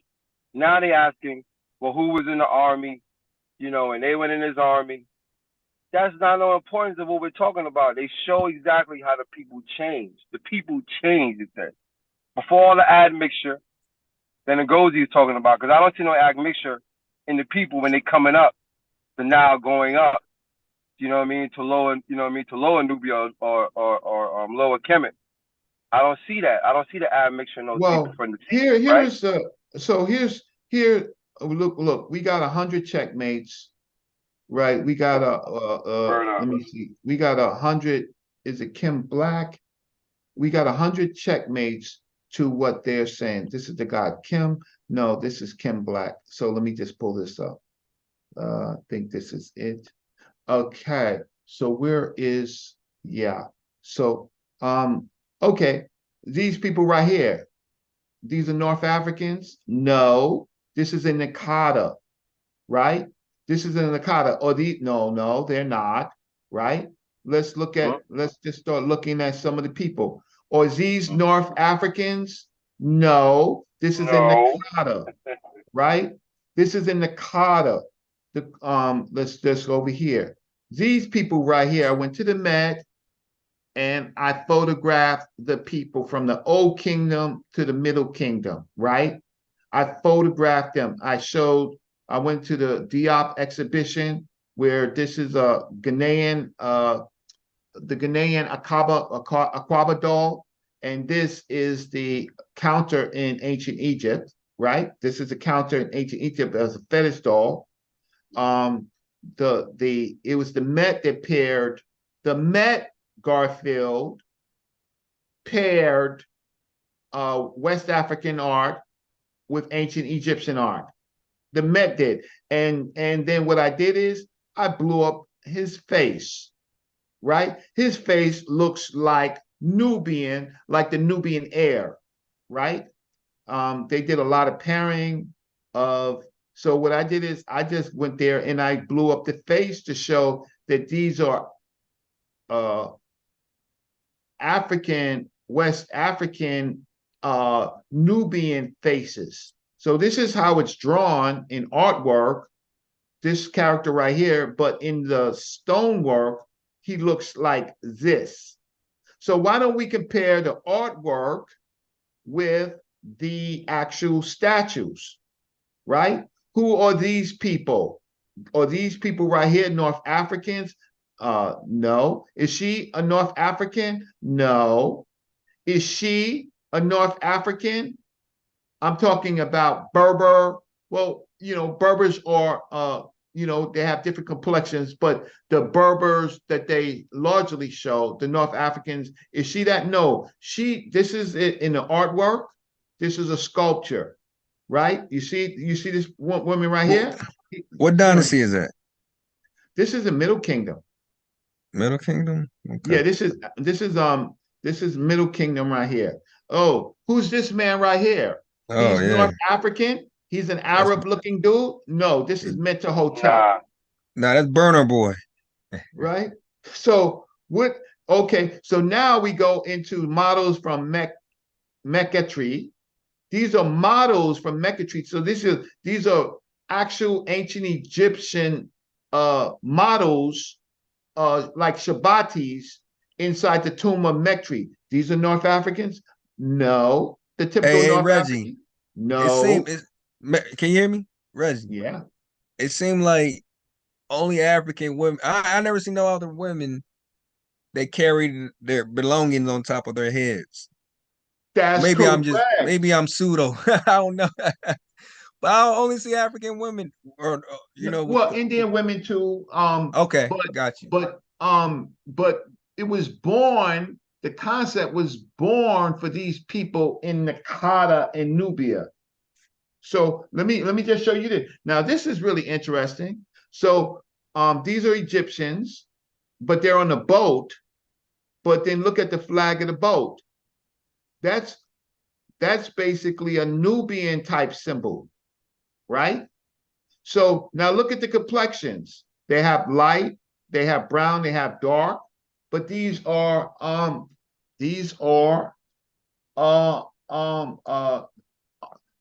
can I say, these are the people in Nakata, right? Look at these pictures. Oh, these are any of these people, the typical North Africans that you see in Gozi? No. No credit Ankh? No. No, definitely no credit Corey? No. Right? Chef got questions. Now, this man right here, this is in the Middle Kingdom around Amenhotep period, right? Look, he's wearing a cloth like who? Like a West African. And just to double down, this man right here is wearing the same cloth on the ship. You see him right there? Right? And let's just double down. So I went and I took close-up pictures, right, of Egyptians or Southern Egyptians. And I want to say, oh, these are typical Dr. Hawass looking people? No. Can I show some more? No. Ngozi. No. Ngozi. No. They're more akin to, believe it or not, Ethiopians. Who else? Talking about modern day Ethiopian? But hey, yeah. But why y'all be skipping Sudan? Go ahead. Support Brother Reggie, buy him some coffee, buy him lunch. Okay, so here is this Dr. Hawass? No. That could be any. It could be that could be Middle Eastern too. Look, it'll be a Middle Eastern look, Reggie. Just be unbiased. Okay. If you say so, the nose and the mouth. Okay. What about him? Nah, that's a Negro. Right. So here is actual coffins with a coffin text. Well, this is man. Look, what's this? This checkmate right here. Smash did a whole show on Buterin, right? On the black mummies. And the next time I go, wow, because they do have some coffins with the black stuff on it, because they spilled the black tar, the butyrate on the coffins, right? This is how my brother wanted to be depicted in the next life, with inlaid eyes, right? Let me see if I got another picture. Oh, this is does he look like Dr. Hawass? This is a Shopti. Does he look like a doctor? No. I'll leave this one as a question mark. No. Especially the one on the far right. The far right, yeah, that look Sudanese, man. Both of these, right? Beautifully Sudanese with the eyes. With the almond-shaped eyes and the mouth looking strong, athletic. Is this a Dr. Hawass? No. Oh wow, my brother right here with the Sphinx. Is that this is a Sphinx, y'all? Is that a Middle Eastern? Is this Dr. Hawass? No. No. That's Amenhotep? No. Oh, this is Amos Nefertari. This is Amos Nefertari. Is she with the heavy hair wig style? So Reggie, hey Reg, I got a question. The Amos name, why she got a male name, Amos? Oh, because she's a direct descendant of Amos, gotcha. of the 18th dynasty. So Amos Nefertari, I'm just trying to think that's his wife. But So no, she takes she don't think about it. If you say mess with the birth behind it, it's still feminine. With another S behind it, it's still feminine. So I like the moon and then messes. So the final syllable on her name is still a feminine. So you don't have to put the T if it ends with an S. That happens too. You know, S could be feminine too in the final ending. Right, but her name is Amis, which is moon born, right? Mesu is the born, and Ah is the moon. And then she's moon born. It's a spell. She's born on a moon day, but she's almost Nefertari, right? So that's a full name, Amos Nefertari. And wait, let me show this. Wait. Okay, there you go. So this is the family of that forms from the 17th dynasty to the 18th dynasty that forms. Oh, this right here. This is the beautiful. You know who this is? Yeah. No, I don't. Yeah, this is Hatshepsut. Okay. This is Hatshepsut, right? So this is Hawass? No. This is Hawass? No. Or is this family, husband and wife? Right? No, that's two women. No, it's not. Ooh, on the left and the right are two women. Where the male at? He's the male. He's the male? Yeah, because you looking at his hips. Come on, we don't do that, man. Huh? Look at his nimbus. Look at her hair. If it was two women, they would both have the same hair. It's just how the artist rendered them. This Shabati right here. Oh, this is a typical North African that we see right now? No. And the North Africans say, oh, who's this right here? Who's this? Nefertari. Huh? Yeah. Oh, this is Agnan's mother. This is Queen T. This is Ty. Yo, she's fine. Yeah, she's super fine, right? Who is Michael this? Jackson. Look at Michael. This is Horemheb. You know who Horemheb is? Who's that? Y'all know who Horemheb is? Horemheb, he came after Tutankhamun's father-in-law, What dynasty is that, Reg? What dynasty? 18th. 18th dynasty. He the last pharaoh of the 18th dynasty, supposedly. Am I correct? No, he's not the Horemheb is he? No, he comes after. No, because when is Hatshepsut Queen? Wait, let me just see this. Let me just go back here. He came after who came after Tutankhamun. Yeah, so we have to look. So and then we got here, yeah. So, but I can see them saying that he could be Middle Eastern looking though. Who him? One of the last shit. Yeah, but this is like the 18th dynasty though. It's the 18th. Yeah, I already know, right? No. But I'm just trying to give them. I'm just trying to give them one up. Nah, don't give them nothing, yo. There's no mercy, yo. There's no mercy. Yo, hey, Smash. I didn't want to cut you off, Reg. I didn't want to cut you off. I just wanted to, like, if you guys can go more into the Horn of Africa, wasn't the Levant. You feel me? What you learn? You know what I mean? Yeah, say that again. Smash was talking about how the Horn of Africa wasn't the Levant. You know what I mean? Wasn't in the Levant. The Horn of Africa is okay. Smash, go ahead. No, I just said it definitely wasn't, but you go right ahead. Right. Okay. The problem with the Horn of Africa, it's below Nubia, right?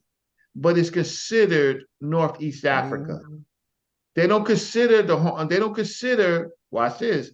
They don't consider something that's below Nubia, right? Somali, right? Ethiopia, the Horn of Africa, Sub-Saharan. So what they did is they magically made a place that's below the Sahara, Yep. He magically made it Northeast Africa, North Africa, but not sub-Saharan. You see how they lie? Now here are Nubians. Here are Nubians. These are all pertinent rules. Here, Assyr's green, right? She got the RBG colored on. Oh, yeah. And she's a Nubian, right? She's green, right? So colors can be symbolic. Colors can be symbolic, but guess what? Nubians got afterlife. Oh, this is my favorite. These are called the painted mummies. Look like West African, man. These are painted mummies of the 22nd, 23rd dynasty. The painted like mummies. one of my auntie. That's right. She looked like auntie, right? Yeah. Cousin, right? And so this is I guess this is the modern Egyptians. No, family. What dynasty was that again, Reggie? This is the 22nd, 23rd dynasty. This is before. Okay, when did Nubia like that. When did Nubia took over? Oh, that's the 25th dynasty. Okay. Before so these are called there was the Nubian. There was the Nubian who did those. No, it's just that what they don't want to tell you is these are the faces of the ancient Egyptians. This is less stylized. So these are the faces of the ancient Egyptians that you see on the wall in the red paint or the brown paint. These are the colors, and they're using those same colors realistically on these faces, right? Checkmate. And on the bottom is their little workers, the shopties, right? Oh, this brother right here. Oh, he's an Amun priest right here. Oh, he looks like. Oh, he's a relative of Dr. Hawass, right? They keep breaking his nose. They keep breaking these people's nose. Okay. Right. So these are the shopty workers. In the afterlife. Say what? Say that again. It's so they can't breathe in the afterlife. Yeah, ask for a source like that. I won't ask for a source on that. No one can give you one. Oh, this is some of Smash's work right here. Smash did this a long time ago with the shopties holding the double merge, right? Oh, y'all forgot about that, right? Y'all forgot about that. And yeah, so these are red bones and how can I say, and Nubian queens. So there's a red bone right here, right? So then why would a Middle Eastern person want to be buried in an all black, watch this, in an all black coffin? I think Jabari went to the museum today, y'all. Oh, why is a North African want to commune with Bess? That's a self deity, right? Huh? That's a Nubian deity right there, Bess. Yeah, here go Bess. Here go my man Bess right here. He's a forest, a twa. Right? Hey, hey, why can't the red just mean somebody darker? Because hey, if we say red bone, we know the girl's still black. So why couldn't, you know what I'm saying, when you was trying to explain to Garfield about the lighter, the darker one was black, the lighter one was red. I don't understand why you couldn't understand that. We call her red bone. We know the girl black. Period. Exactly. So when I show Peppy Aunt Kim's family, and one was Henny Kim, and the other one was Henny Red, right? He couldn't understand that because you know why? Because Garfield thinks like a Westerner.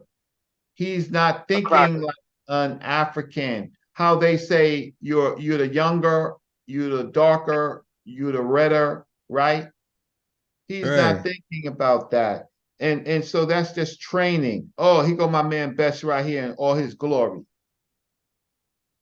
Right? He's from the Sahara.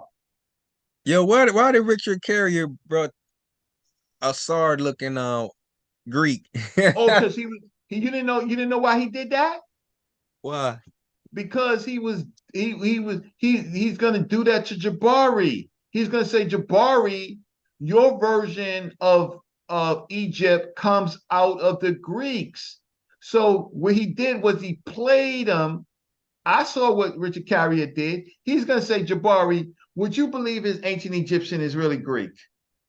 Mm-hmm. You go to the Greek period. You read Plutarch. You believe that Osiris was cut up in 14 pieces. That's not in no text in the ancient Egyptian, old ancient Egyptian record. That's in the late kingdom. That's Plutarch and the magical. What Smash, I think Smash showed it eloquently a long time ago. Smash has showed more stuff that we forgot, right? About the fashioning of the limbs. The ancient Egyptians talked about fashioning the limbs for the afterlife. Plutarch and them took that as created a story where the Nile fish swallowed the penis.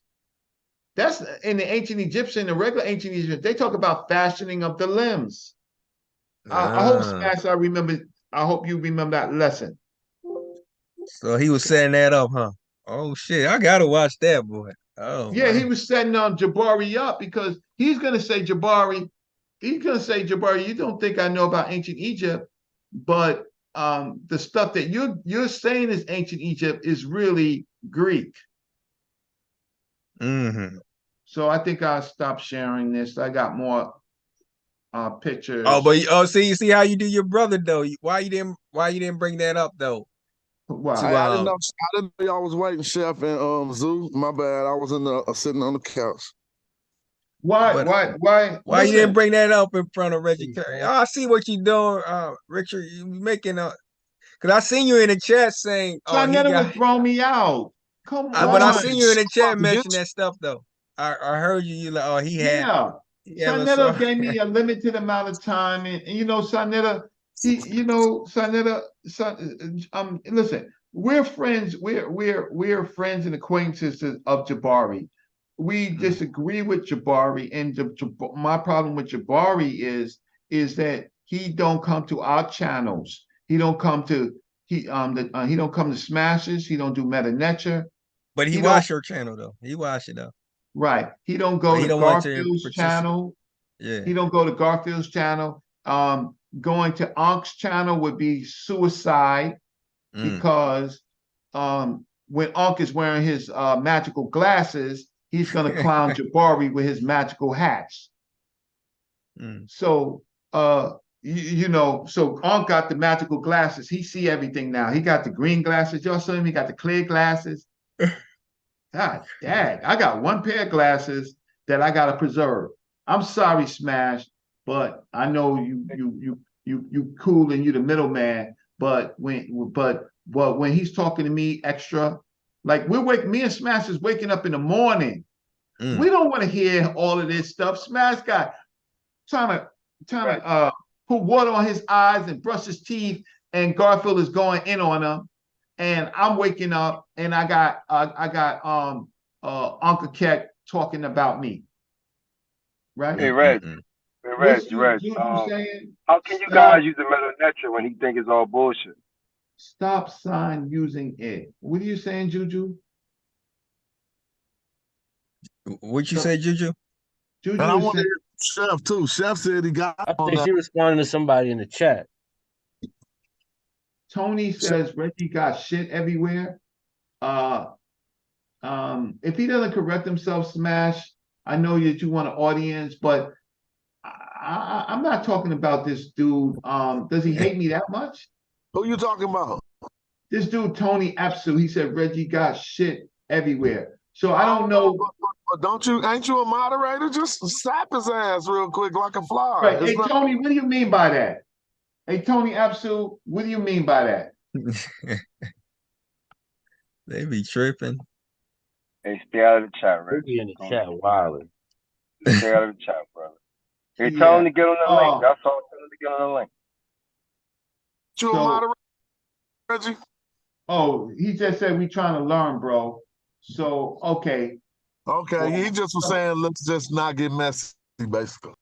Well, somebody else timed him out for 1.8 1.8 thousand seconds. I didn't do that, Tony. I wanted to know what you were saying. 1,000 seconds, damn. Hey, Chef, what's up, yo? Chef 1,000 don't want that seconds. smoke. Chef, what's up, homie? Don't want no smoke. Was that 10 minutes? I might have took too long to let him in because I wasn't at No, my I'm computer. here. I'm here. Y'all Okay, can hear me? peace. Yeah, you said you had some beef for Reggie with the Baqt Treaty. Yeah, Reggie. What was the Baqt Treaty and what did it do for Black Egyptians? Okay, so the Baqt Treaty, of course, came a little later when the Egyptians was trying to get slaves from Nubia, and so they had already ran through southern Egypt, and they went from southern Egypt, and then they was trying to get more slaves, and the Nubians fought the Arabs.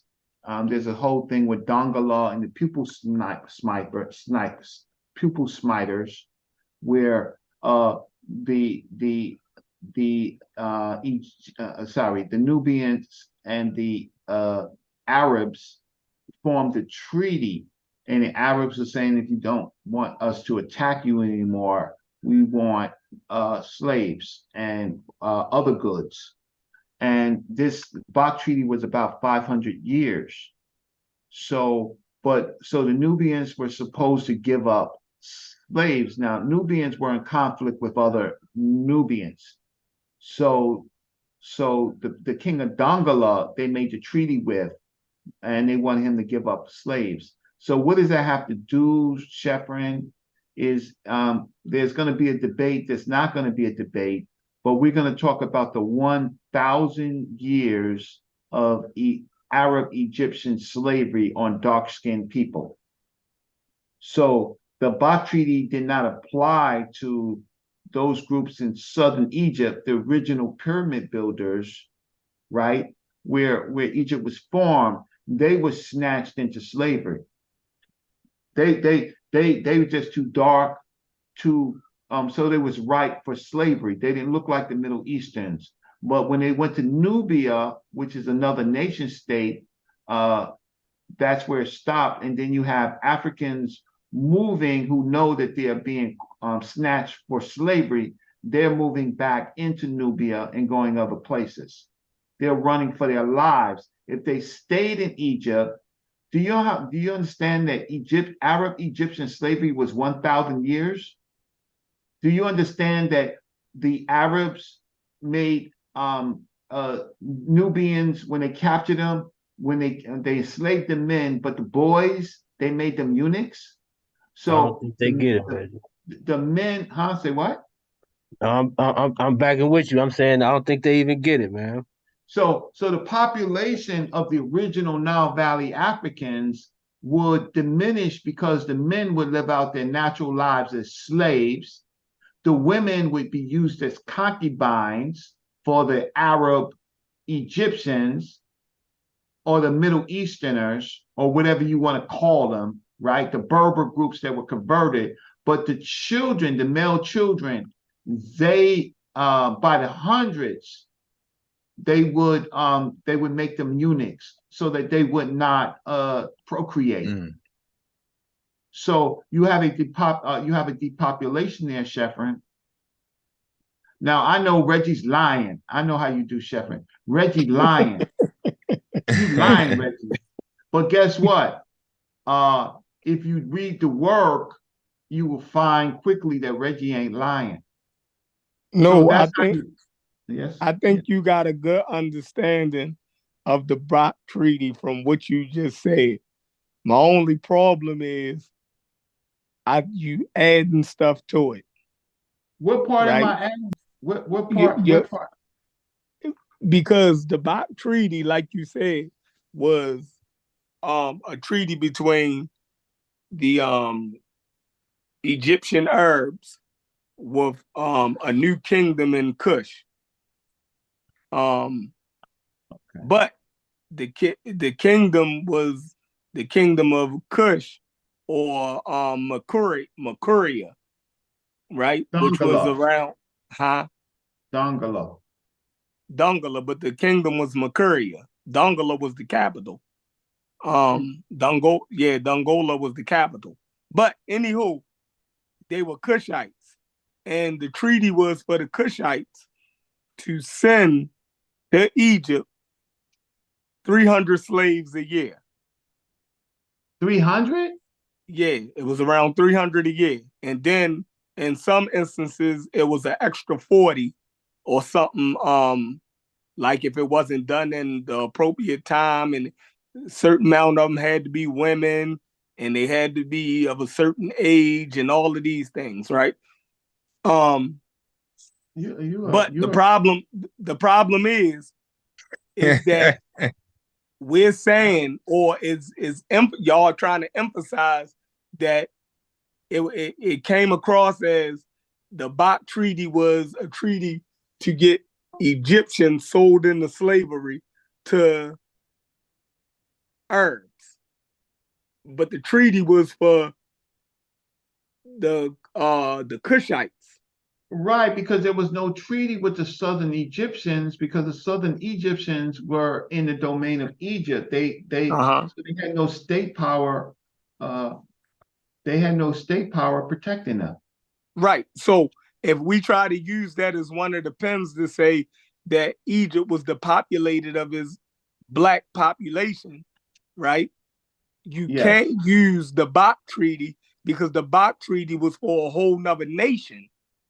No, you are correct, but what I'm saying is the black, the dark Egyptians, the dark-skinned Egyptians, they had no protection, so they were already snatched. So now the greedy ass Arabs, the greedy ass Arabs, they need more slaves.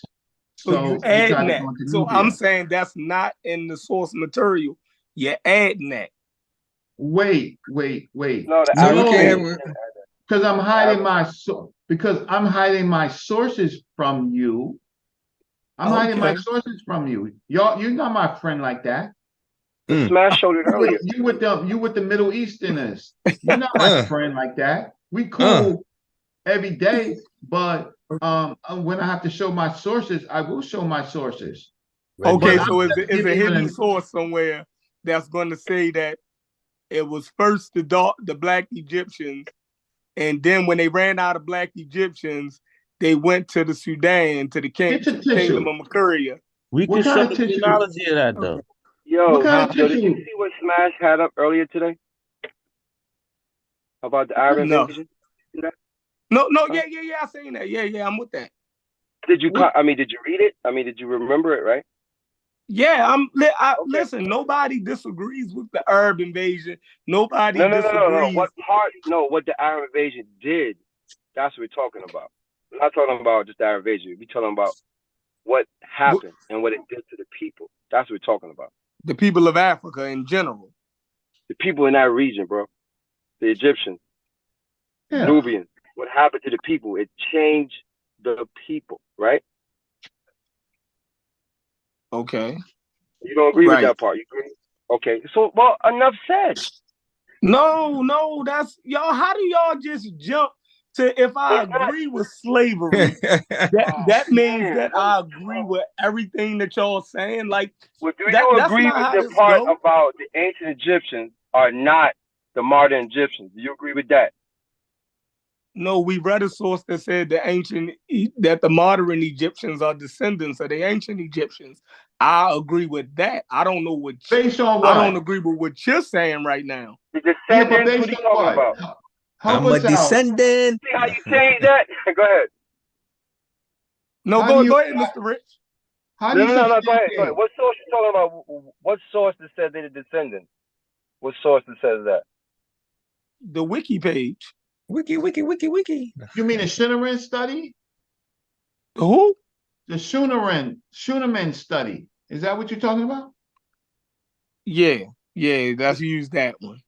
Wait. Let's use that one, or is that what you're talking about? Is that the one?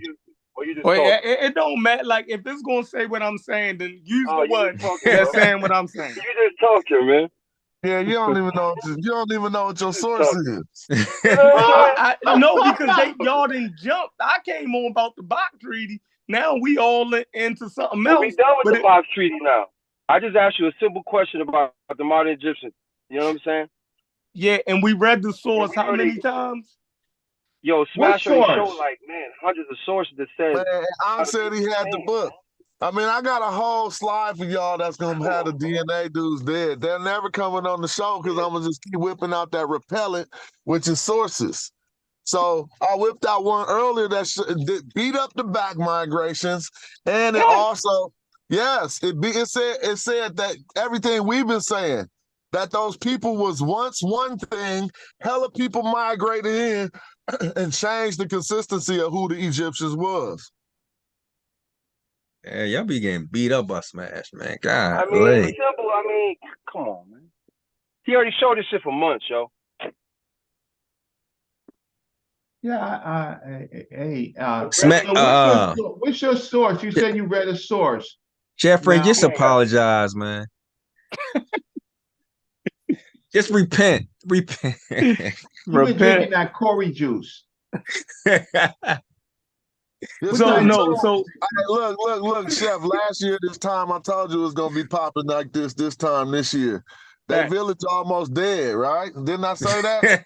So look, by next year, if they don't make some wise decisions, they're gonna be all the way up out of here. I'm just telling you, I can see the progression. You see as more people ever been in my page and less people that ever been on theirs. So let's just keep it 100, bruh. There's certain people you need to keep in your corner. I feel disrespected when you think I could be thrown away. I'm gonna make sure it's ugly. Golly. Okay. So and there's no more Mediterranean. I ain't hear you say Mediterranean in a minute. I just want to hear Chef, just apologize, man. Basic geography with y'all. Like, if y'all disagree with basic geography, like, we act like the conversation can't move you wasn't talking about geography. You were talking about the people and the culture and all of that. Come on now. It ain't just about geography. That's Mediterranean. Y'all want to go back to that? Yeah, I'm still saying that. Come on, Chef. He ain't listening. These niggas ain't listening, man. So, listen, I learned, from these conversations, let me say this. From these conversations, I feel like I learned. I feel like my arguments grow. I feel like I gain more information. Y'all stuck. How you learn when you still saying the Mediterranean? Y'all won't even acknowledge that. Y'all keep bringing up the same arguments. How do one Mediterranean? Chef, the person who needs the most correction will express the most change. The people who needs the less correction will express less change. You're going to start to line up with us more as you get in right knowledge. We ain't changed. We ain't stuck. Shit ain't been falsified yet. No, that's because, it's almost like, no, y'all do change. Y'all don't fight as hard when certain arguments come up. You dig what I'm saying? It's almost like... Niggas stay in your lane. Whatever. You know what I mean? But we got brother come back, man. We gonna kill them all. Now we got brother Reggie back. Nobody can mess with them archers, bro. It's over. It's over, man. It's done. It's completely over. I like that one source you brought today. Why you keep saying one source? That's the only point you didn't put on the board today. It was me. Nobody had no comeback for it. You dig what I'm saying? And no, I don't dig. It was the source about the Egyptian who wrote the poem about the Egyptians being gone because of porn. That's the only point. Like, everything else, like, is up for debate, but nobody came back on that point. Smash I killed need it. somebody to push back on that. Smash killed that, yo. So you know he did kill that. They called it a poem. No, they tried to act like it was just a poem and it was a metaphor. That's how they tried to play it off. They tried to act like it was a poem and just a metaphor, right? And it really didn't mean what the dude said it was saying. Like, we have poems like Langston Hughes in them. Langston Hughes in them wrote poems, but their poems was talking about the shit that was actually going on at the time. Right. So you know how poetry works. Any poem that isn't drawn, like you watch spoken word all day. Any poem that isn't drawn from a realistic place, the people ain't gonna attach with it. So you could go be mythical, but you got to be saying something. You be like, "Oh, my roots and my fruits. I'm so African." Maybe you know what I'm saying. When they be still trying to, even though they getting poetic, they still trying to get you to attach to the core story that the poem is telling. Yeah, so they tried to play that one off. That was a good one. So when the debate happened, I gotta see how they gonna deal with that. Cause that was like, and that's the only thing you got a question on that? Is that the only thing? Yeah. I mean, that was me. Like I give credit where credit is due. Chef, just apologize. Chef, apologize, man. And you know what, Chef, they all abandoned you. Yeah, that's true. Chef, you gotta come on our side. You got the white flag up. I ain't got no white flag. Yo, he undecided, man. He undecided right now, yo. I mean, place because I remember when the Riparian Knights abandoned Tamika one. And every time they pop their face up, she be acting like they about to come back mean, so she ready to go back home. But I'm telling you, you home now, woman. Hey, look, Juju, we got a spot for you when it's all burnt down. You can still come over here. It's good. Too intelligent. Stay there as long as you can, Sister Juju. But we can get you. Watch this. You getting ready to do something that none of them has even thought about. You are going to try to go to Kemet unless they stopped you. They trying to stop you from going to Egypt. What? They can't. They haven't been to Egypt. They're not raising money for you or anything like that. Hell no. No, they not. We want you to go to Egypt. That's where we want you to go there, right? We want you to have that experience. They don't want you to have the experience. They just want to keep talking about Egyptomaniacs and stuff like that. That's all. That's all that come out their mouth, right? Egyptomaniacs. So they're not Blackology, Blackology and stuff like that. Wild ass Reggie. Wild ass Reggie. And the thing about it is, if they treat me like that, why do you think that they won't treat you like that? Oh, you're special. You're not special, right? That's what she say. She said she's special. No. Oh, she's special to us. Juju, you special to us. But y'all see that thing? You see that, Reggie? No. What am I supposed to see? After me and Gila Khan need to set it up. We going to West Africa. Goddamn right. But okay, so that's cool. I mean, we're part Senegal, Ghana, Ivory Coast, Nigeria. No, we going to the home of from Liberia, right? Yeah. We're going to the home of the guy you hate. What's his name? The one who had debate with whatchamacallit. You gotta give me some information. I missed something. Y'all said go to West Africa. Let Pan-African in. He waiting. Okay, let me go to my computer. My bad. They were saying Juju going to Kemet. You know, I'm thinking we going to Kemet. So after Kemet, we going straight to West Africa because they be acting like we can't. We can't go to West Africa. You know. Yeah. West Africa has changed. West Africa has changed since I've been there. I would say go to the Gambia. The Gambia. Yeah. The Gambia. I think. Yeah, don't go to Liberia, man. Don't go to Liberia. Go to Gambia. Don't go to Liberia. And don't go there. Senegal, if you don't pop off français très bien, if your French is not good, you won't have the best. You may not have the best experience with. Definitely trying to learn a few words or something, you know. What, in French? Yeah, for people that are thinking of going, you know what I'm saying. But Gambia, they speak English. Yes, they speak English. So, and in Gambia, it needs the tourism. You know, in Gambia is where Jufaray is, right?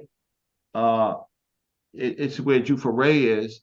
And even though I don't necessarily believe the Kunta Kinte story, but it was a important slave shipping area, right? So I would say right now, Gambia is the most peaceful of the places with the most amenities. Senegal is still very French. And it's been, and you know, Senegal has been international for a long time. So you'll find people who speak like English and stuff, but like in Gambia, for people who want to invest in stuff, and like I'm saying, while it's still cheap, people better hop on. So you could start. Here's the thing: is you could cross the lines. So you can start crossing the borders is a little bit easier. So you can start with Gambia, right? Especially if you're bringing your lady or something like that, right? You know, because you can go to some places like Ghana. You know, that's expensive over there, boy. Yeah, Ghana's the worst right now as far as expensiveness, right? But it'd be cheaper if you go to another African country and then go to Ghana. It would be cheaper. Let me ask y'all, what's making Ghana expensive? No, I'm talking about the property, brother Reggie. I'm talking about they overcharging diaspora like crazy to live and over there. I think when we say Ghana, we really mean Accra. And if they have you're right. another capital, But you fly into Accra. They got so many people that's going there at the same time. It's just shooting everything up for real. Right, but so the airways, the airfare to Ghana, watch this. You could pay round trip $1,600 to Ghana, right? Or more, depending on the season, right? Smash, let them in, Smash. They're trying to get in. Street Sufi and Pan I'm about to go to my room. Hold on. Okay, so I can show. We can go to Travel Velocity, and I ran tours for Dr. Leonard Jeffries for 5 years to going to Ghana, and it became so expensive because they were preying on us, right? Yeah, that's what I mean. Yep. Hey, brother Reggie, how you doing? Ujasaneb, how you doing?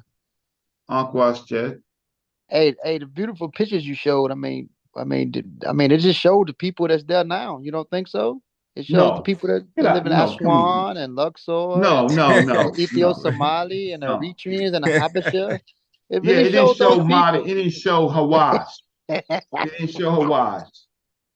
Pull up the picture of Akhenaten's daughter. Hey, brother Reggie, but look, when you talk about the Horner, right? Because you brought up the Somali North, you know they do include like Ethiopia, Somalia is sub-Saharan Africa, but it's northeast because it's south of the Sahara. But the people in that area, like the Habesha, the Tigrayans, the Somali, they have the same genetic affinities with populations in further north and the people in northern Sudan. So the people that you showed in that art, it looks like them. That was beautiful art. You're helping them out. I'm just trying to figure out what would it have to do with a lot of those faces look exactly like people in West Africa, bro. No. Yeah, show them that picture, Reggie. With auntie. Show auntie picture. Hold on. Before Reggie show it again. Keep playing. I don't see Patrice Lumumba. I don't see Davido. I see my auntie. I see my auntie in that bitch. I don't see. I don't see that. You know why? You know why you don't see it, Goji? He's trolling right now, for real. Because you ain't been there. Because those was the pharaohs. All you gotta go look is the Exactly. no. Exactly. Hold on. The pharaohs, they look like Idi Amin, boy. They don't look like Idi Amin. The pharaohs do. We about to pull them up now. Brother Reggie, I never been to Egypt. Brother Reggie, I never that wheel in this joint. Hold on, I never been to Egypt, but I have family that's still on my maternal side back there. Nah, we don't care about no family. We want to see your eyesight. They no, what I'm saying is they don't look like the people that you guys are trying to display. I mean, those people look like the people that look like the people that's there now. They don't look like people that we come from directly. It don't look like us. It look like the people that's in Aswan. Yes, I'm talking about us. The Fulani people. The Fulani people traveled largely on North Africa. First of all, the Fulani slave traders, right? So was the Mandinka and so was the Yoruba. No, leave the Mandinka out of it, man. Hold on. Let's be honest. The Fulani is the homies. A lot of them waking up now. They don't all sound like Ngozi. My Liberian brother, my Liberian brother, listen. My Liberian brother, listen. Let's be 100% here. Let's tell the truth. No, it's true. Hold on. Listen, it's true. I ain't lying to you. Listen, the Fulani owned slaves, the Mandinka owned slaves, the Yoruba owned slaves, the Igbo people sold slaves. Yeah. So we're not going to fault one group or one ethnic group. All them niggas were selling each other.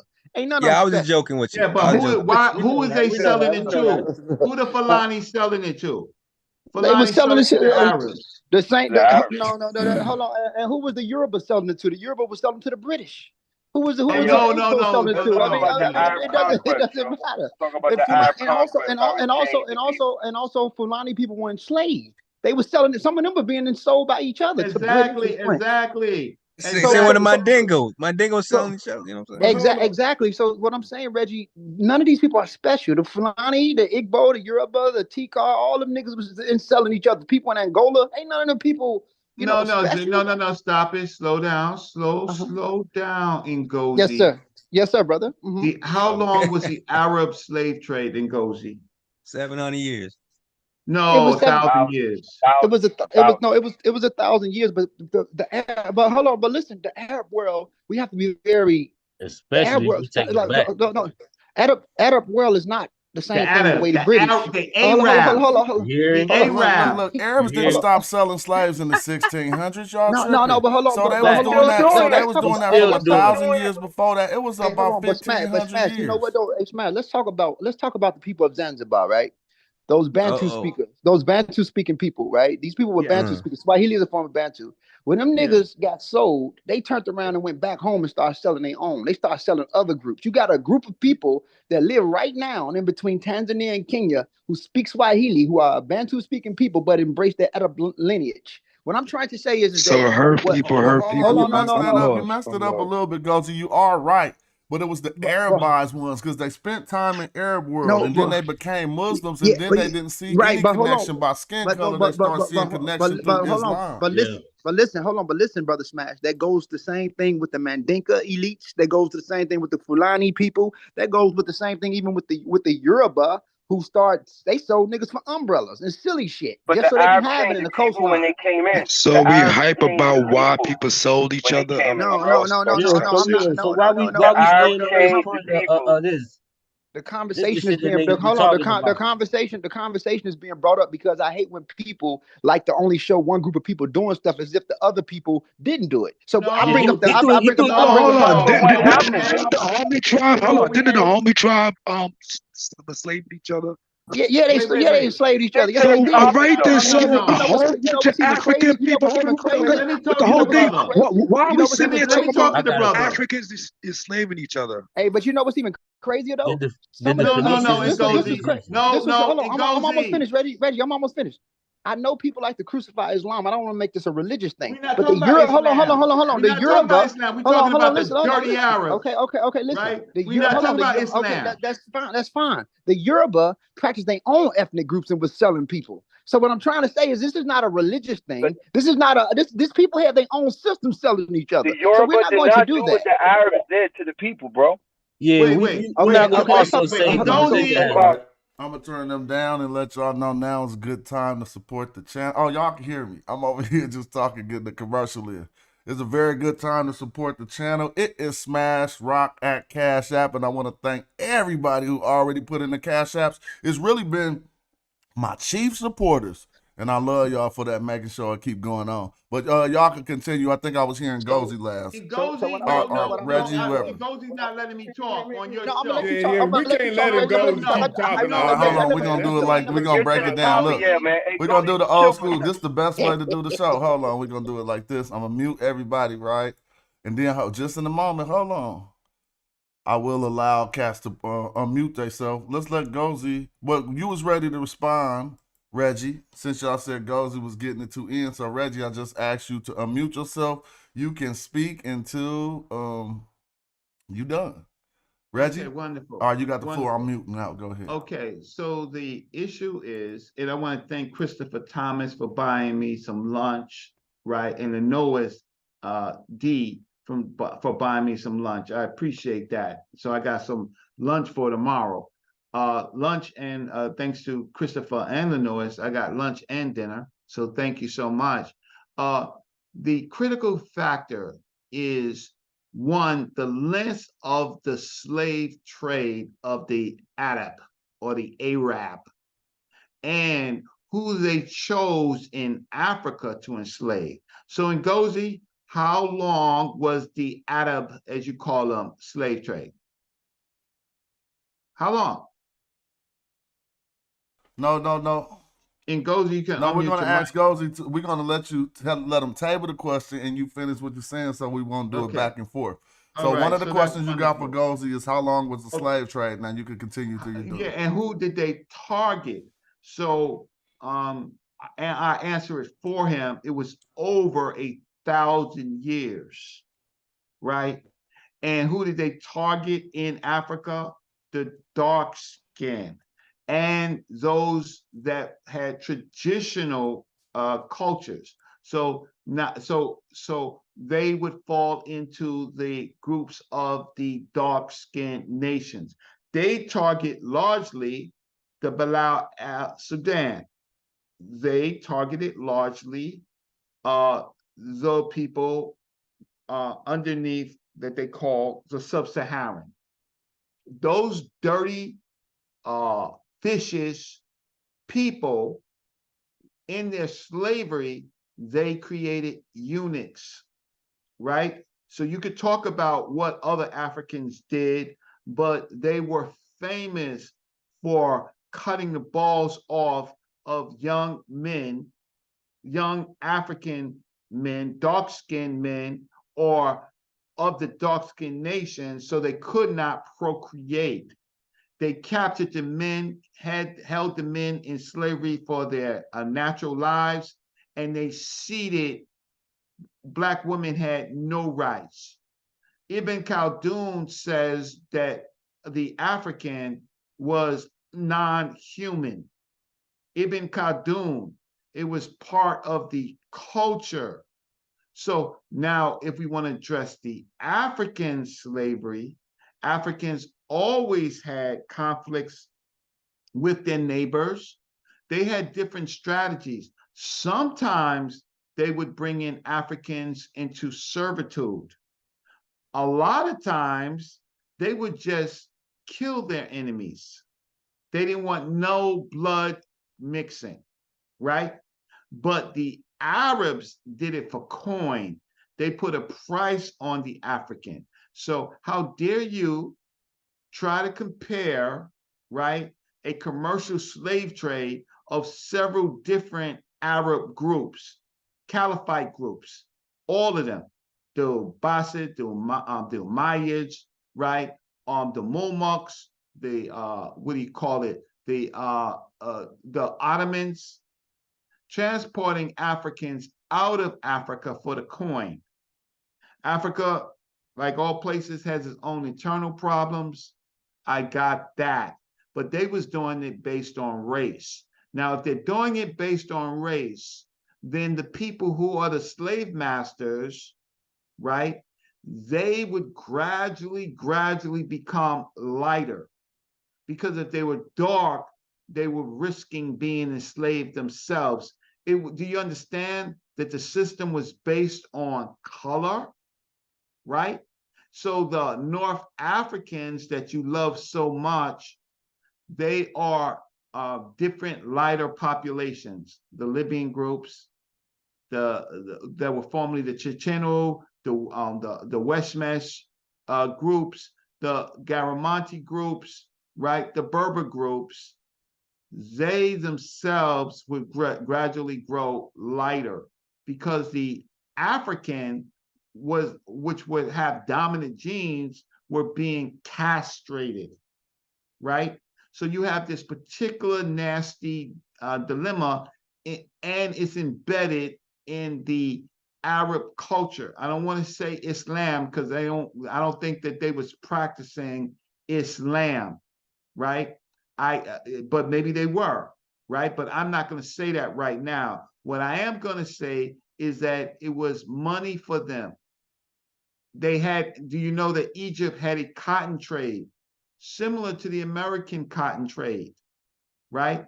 It was the dark-skinned Africans selected to work those farms, not the masters who were lighter. Then they themselves now, they actually end up teaching the Europeans, the Arab, right, the system of slavery. And then you have the Arabized Africans participating in it because of trade reasons, right? Because maybe the beauty of how Islamic, the simplicity of a one God, the getting rid of the some of the African taboos that were problematic, right? So they traded their culture for another culture. And then you have the super nigger, Mansa Musa. The super nigger Mansa Musa want to show that he's so much of a super nigger that he wants to bring like what, 10,000 slaves and millions of dollars of gold to Cairo and then on Hajj, right? The super Negro. Now, we are dealing with a lot of dynamics. Mansa Musa wasn't in West Africa. I mean, was in West Africa, but in Egypt, you have the depopulation of these southern groups. Egypt, modern day Egypt today, has destroyed the southern population. They actually flooded the lands and brought the people into chaos, right? They had no respect for the Southern Africans. It was the Southern Africans in Gozi that started Egypt. Egypt was started in Nakada, right? Around Abju, right? It went all the way down to Buham, to Abydos. When the Arab slave trade happened, those people in those regions had no protection. So they didn't have the protection of the Nubian populations, which had their state. So they were enslaved first. But you're going to tell me that the Middle Eastern, that the North Africans, you're gonna be very untruthful to me, that the North Africans were the pyramid builders. Well, the pyramid builders, if you know history, after with Seneferu, right? The models of the pyramids were in Abu Simbel. I mean, it was in Elephantine Island. Do you know that one of the first early pyramids after the Step Pyramid was in southern Egypt? All right, we gonna now. I ain't trying to cut you off, but yeah, I can keep going, but you can cut me off. 750. Oh no, because people in the chat was like, "Man, we need time limits." So I'm like, "Yeah, maybe I should have said everybody get their good 3 minutes." So you did have 2 very good questions for Brother Gozi. I hope you're still around. One of those questions were, when did the Arab slave trade start? And then, stop. And then the second question was, did you know about the pyramids in Aswan? I hope I phrased that correctly. So yeah, that's easy. And I'm gonna mute you back, Reggie, so that we could, he can have his time. So nobody tripping about none of that Brother Reggie said. I mean, a lot of that, some of that stuff is exaggeration, and a lot of it is truthful. And I'm not knocking my elder brother. I got love for Brother Reggie. I want to say that because I'm not disrespectful for him. But a lot of people, to him, I'm sorry, a lot of people in the Afrocentric community, and I'm not talking about him because this brother worked with a lot of the elders. He walked with them. So I'm not talking down at Brother Reggie. but I'm talking about the mindset because they don't understand Islam. A lot of people are atheists. A lot of people are agnostic. Some people are, they have their own different things going on. But what I'm saying is that if you don't understand the Arab world, you'll say things like he just said. First of all, Arabs, when they came into Egypt in 640 AD, they already had a label and a name for the people, and they delineated those people in Misr from the people in Bilal el Sudan, which is the people south of them, the Nubians, right? They knew the difference between these two. Not to mention, Africans, if you study the continent, they already had clan and tribal issues going on where they didn't give a damn about the next group of people. I'm just being honest with you. Like if you study the Somalis that governed over the Red Sea at the time, these people had strong ports in Indian trade for a very long time before Arabs even come in the game. And a lot of them was selling populations or groups of people, even the Habesha people. The Habesha people were able to delineate themselves from other groups of people, and they even sold people. I'm not making excuses. This was not a color thing the way people think it was. When the Mandinka or the people that was in the Sahel, the Mandinka elites or the Sanake people that control, ancient Ghana and Ouagadougou down the line, who are also a Mindi people, they already had gold and salt trades with Berbers. Those people in the Sahel were not forced into Islam. They got it through trade with the Amazigh people who had a network with the Arabs. The Arabs beat the Berbers. If Arabs going to Egypt in 640 AD, and then later on, they crossed through the rest of North Africa in 690 AD when they conquered Morocco, Libya, Tunisia. They was fighting against a lot of the Amazigh people. At one time, a lot of those people were Christians. Some Egyptian Coptics had to run away from Egypt and go through Sudan. So it wasn't a color thing. A lot of there were black Africans sold, but a lot of these black Africans that were sold were being sold by other black Africans south. I have people, and I'm on my way to the mosque now, and I'm gonna let y'all talk to these people if I can get on, if they want me to speak. I know people from North Sudan. They delineate themselves from certain other groups and clans, especially the people that you guys are trying to make it seem like they're one. So even in North Sudan, you tell the average Northern Sudanese that he's a Dinka or a Noor, you're going to have a problem because you guys are looking at skin. That's not the premise of the African mindset back home. So yes, and also the Ottomans are not Arabs. The Ottomans are Turks. So yes, when you talked about, the different groups, the Arabs, the people of Yemen, the caliphates that was coming in, you talked about the different groups, but Ottomans are not Arabs, they're Turks. And if you study the Arab world, they have slaves coming from all places. I don't like to play that victim black game because I'm black, I'm a descendant of slaves, and I'm a victim. Arabs also enslaved people in the Caucasus. They enslaved people from Jordan. They enslaved people from Georgian areas. They enslaved Mongolots. They enslaved all types of people, especially the Ottomans when they got their hands on the whole thing. So what I'm saying is, if you study the Arab world, you have to be very careful and selective. And a lot of Arabs were also dark skinned. All Arabs are not walking around here fair skinned. And I can sit right here on this line right now and say that a lot of North Africans, even before Arabs came in, especially coming from Libya, had lighter skin, way more lighter skin than a lot of the Arabs that came in 640 AD. Light skin is not new to Africa.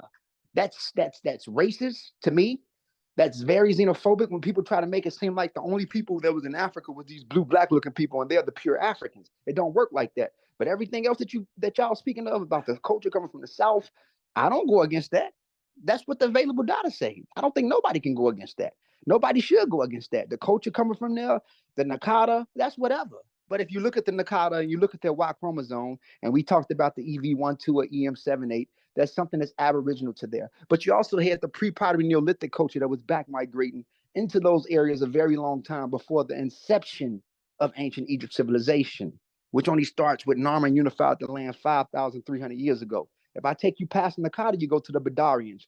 You go past the Badarians, you go to the Tasians. There was a lot of stuff going on in Upper Egypt, North Sudan, and in some portions of the Neolithic Levantine population that was back migrating for a very long time. And a lot of people don't even understand that. So I don't care about what color they were, the skin range. I'm just here to say that you have to be very careful. And I'm not making everybody who were Black Africans innocent, because Mansa Musa was Mandinka. Sanjata Keita that created ancient Mali that stretches from Mali all the way through Mauritania and Senegal was also Mandinka. People don't even understand the West African world. These were Mandinka people, and Mandinka people own slaves. Fulani people own slaves, but they also were enslaved as well. So I don't want to get caught up in all that, like, Africans did. No, those people didn't care about other people. And if you were in lower groups of those people, they sold you. It don't matter what level of torture it was. There's no passive aggressive way to being tortured. There's no passive way, oh, they just killed them or they were indentured servants. Nobody wants to be taken against their will, whether you smack the shit out of me hard or you hit me soft. That's bullshit. And I'm not making an excuse for Arabs, because if you study the Arab world, they also had their own levels of delineating from one another or being very clannish. If you study the Quran, you'll know that. It talks about how Bilal, his father was an Arab who was from a darker clan, and his mother was supposed to be Habasha. So even Arabs sold other groups of Arabs, if you study that world, but people don't understand the Arab world. And most people in Arabia, or especially the Hejaz zones of Arabia, are not even white skinned. They're swarthy, they're brown. So for somebody to say that the Arabs came in and lightened up the population is very crazy. When the Arabs came in, they already knew the difference between the people of Misr and the people of Bilal el Sudan. It was already there before they got there. That's it. So that's all I want to say, and I'm gonna be quiet. Thank you. Oh, I see Brother James got his hand raised. So let me see something real quick. Somebody already sharing something. Who is that? That's Reggie. So you want I'm gonna just go on and let James open up, then we could go back to the other format since we already heard them say their pieces. But when I click this, let me get to James first. Unmute James, then I'll let everybody just unmute as they please. Then Zoo, then I'll let everybody unmute. Well, I'm just saying, I mean, it was some stuff going on in the chat when I originally wanted to come on, because, you know, when you got people in the chat telling stories, and I really am prepared to do a presentation, not just a presentation, but just a small little readership to prove or to give people just the real scope of what happened to Queen T's mummy. Because Ngozi keep inferring to this KDNA, but he's not giving everybody the full story of how they arrived at that particular mummy being Akhenaten's grandmother or his mother or whatever. But that, and then it's another thing that he keeps when you're talking about the DNA, even though it's just a video that I want to show with and I think I sent that to both you and Brother Reggie about the Takata culture down off in Kenya.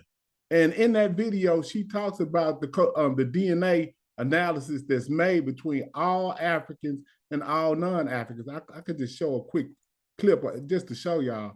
But if you look at this, you can look at the genetic continuity. It says at the bottom, it says African populations. And if you look at that, all of that DNA is pretty much synchronized on the left-hand side of that, the same. And then it says everyone else. So they don't have as much genetic mixture as the continent of Africa. You see that? So I'm just saying, like, he acts like they're not genetically connected within the continent of Africa, but then when you go outside of Africa, they show their genetic continuity as well. So you need to stop doing that, Ngozi. And then I will present after y'all, and when Smash opens it back up, if he'll allow, for me to show what I know about Queen T's mummy, because what you're doing is disingenuous, or either you don't know. So with that said, I'll stop right now, and then you can open back up the forum like you want to. All right, let's share. I just want to share the words of, if y'all can see this, the words of Rick Kittles that seem to support your theory. Y'all can't see that, huh? Let me do it right. Hold up. Real quick, then we're gonna go to Zoo. I'm gonna pull this over here. And the question was using haplogroups to identify race. And the reply was, so if we were to use haplogroups to define races, it would be extremely problematic just based on that.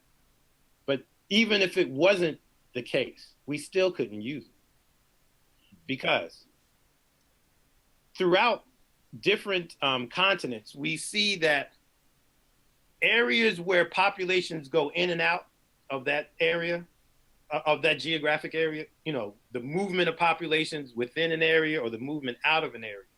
That's what we call these transition zones. And these transition zones have a blur in terms of these haplogroups. And so it's not easy to use haplogroups to define races. For instance, Dr. Charles Finch used to call the Middle East, he called it the Northeast African extension. I don't know if you guys remember that in his in some of his work. Mm-hmm. What he was saying was at one time that was considered part of Africa. That whole Middle Eastern sort of Sinai, all of that area was considered Africa because there was this movement back and forth with Africa, and it was called this transition zone. And if you look at the genetics today, we see this transition out of East Africa, out of the Sudan, all of this variation being like a bottleneck, a subset of what's in Sudan being a subset of what we see in the Middle East, which is then a subset of what we see in Asia and a subset in Europe. So I know y'all heard what he said first, like we really can't even use haplogroups the way we sitting here saying, oh, they got that marker, they them people. They got that marker, they them people. But I only had started it from a very brief clip that I had, and shout out to the Amara Squad for putting this up. Right. He was answering a more problematic question about how they use haplogroups, races from the jump street anyway. But we let people come on and weaponize them against us. Let's listen. It also minimizes the Europe. But I had to. It was Sister Naya who asked it. About, folks say that genetic. Let's go back. I got to get the whole piece. Did I miss it? Or here she go. Get all those points. In our community in the last 3 years, Amara Squad has kind of been at the forefront of talking about race and genetics. What do you think about haplogroups? Do you feel that haplogroups is enough to justify race? And if so, why? I have very strong feelings about haplogroups. And this goes back to what we were talking about earlier about, folks say that genetics and science is European or white. And remember what I said? I said all communities utilize science for their benefit, right? So we have a bias. Everybody has a bias. And I don't care what anybody says. We should leverage our own science and technology for our betterment, okay? I don't have any not apologetic for that. No, I'm not apologetic for it. No, not at all. But what gets me upset is when I study mitochondrial DNA variation and Y chromosome variation across the world, and 90%, 95% of all, 99% of the scholars are of European ancestry. And they label the different haplogroups based on a European construct. I have a problem with that, especially when all of the variation is rooted in Africa. So Africa should be the center of that explanation of haplogroups, and it's not. Give you an example.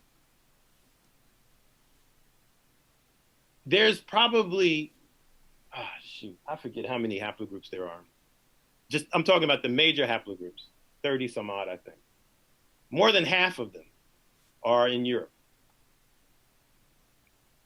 Now, if we look at mitochondrial DNA variation, in Europe, it's not a lot of variation, but they've labeled all kinds of, they have so many different labels on that little bit of variation. And then you go to Africa where all of the variation lies. If you were to add up all the non-African variation and put it next to the African variation, it still wouldn't even come close. And we just get one letter for Africa, L, the mitochondrial DNA L haplogroup. I guess it's this way for y'all. All right, well, look, seriously, think about what I'm saying. So in Europe, stop that, and I'm gonna ask anyone can open up their mic, allow all participants to unmute themselves. But it was Zoo's turn to speak though, because he had his hand up. But I just wanted to say Rick Kittle cautions against what we see happening maybe like in the last 10 minutes. You feel me? And then so Cats now is in the chat. Where you go, Gozy? Because you in the chat. How your phone do that every time? Dang, because you in the chat discrediting Rich Kittles now. Last genetic source we brought up, Shamaka Kayeda, you said he talked with a double tongue. So I guess the only one we should listen to about genetics is Street Sufi, not Dr. Rick Kittles. He got some explaining to do. Facts. And all that stuff he was saying about Islam, that was a super move of the goalpost. And by the way, how do you refuse Islam? Tell me that. You can't, because you get imposed a tax. So all that Islam comes peacefully and doesn't change the society is capped. And and the idea that I'm right here, bro. But Rick Kittle's full of shit, though. Hold on. Oh my God! Real quick, you just gotta falsify the information without discrediting the scholar, bro. That's the easiest way. Just falsify what he said. Is it only one? No, I didn't even know I was. I thought I was off mute. I thought I was off mute. I'm sorry, guys. I thought I was off mute, but I'll explain later. And the idea that Arab people of Abrahamic faith in that time, wouldn't be targeting black people is completely contradicted by the, I don't want to cuss, by the curse of Ham, which is developed from the 4th century. The Arabs come in with that thinking. And it's not just the curse of Ham that promotes anti-African or anti-black thinking at the time. Can I respond to you, my brother? Or I can't right now. Go ahead. The Roman Catholics talked about the curse of Ham again. And hold on. Listen. According to the idea of the Hermetic race theory, Ham is not even Ham is not even a black man. Ham, first of all, Ham means hot. And hold on, I'm almost finished. You're deflecting right now. Hold on, let me answer something. Everybody knows that the curse of Ham. Everybody knows that the curse of Ham was used to justify slavery of black Africans, bro. I know. I'm trying to answer your question. Listen, specifically by Arab Islam. Listen. Let me just say what I'm saying. People that misunderstand Middle Eastern literature. And I'm glad my brother Chuck Morgan came on and broke that down, because me and Chuck Morgan, we go back and forth. That's my brother. He'll see me. Me and him we follow each other on Twitter. Okay? So let's say this. If you don't understand the Middle Eastern text, you don't understand the content of what they mean. First of all, Ham is supposed to be a swarthy skinned Iranian that migrated from Noah, Prophet Noon, peace be upon him, symbolically speaking. Prophet Noon from somewhere in between Iraq and Iran. The ship went towards Turkey, if you really want to be technical. So bro, there's so many accounts of this, bro, that are deviating accounts that you're trying to narrow it to one single account that you know. I'm almost finished. Listen. So the Roman Catholic, who made up their little fake ass narrative, because the Roman Catholic got a polluted version of Christianity, because it's not real Christianity or whatever.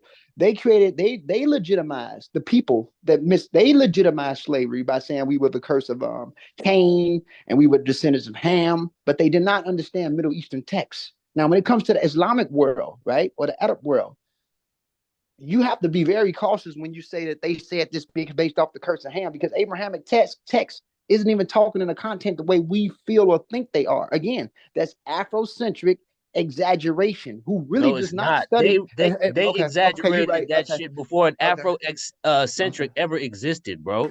Stop capping to the people. What I'm trying to say is Afrocentrics who don't understand Middle Eastern literature. And again, Chuck Morgan came on here also to explain that. 400 AD, bro.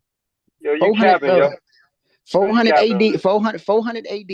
First of all, you say 400 AD. 400 AD what? 400 AD what? What are you saying? Curse of Ham, bro. But who created the narrative of the curse of Ham? And when was according to your narrative, when was Prophet Muhammad? Hold on, listen. When was Prophet Muhammad, peace be upon him, born? And when was the Quran? I don't even want to get into a theology conversation. I'm just talking about chronology and time, because a lot of us are bad at time. So actually, when was this character born according to what they present? And then when did this story of Ham, when you said the curse of Ham was 600? Okay, cool. So, and you said the curse of Ham started in 400, correct? Yeah, bro. Is that what you said? I should be a lawyer. I don't know why you're laughing. I have no idea bro, why you're laughing. I actually love talking to y'all, man, because it's entertaining and it's fun. I'm just saying we have to follow chronology properly. That's all I'm saying.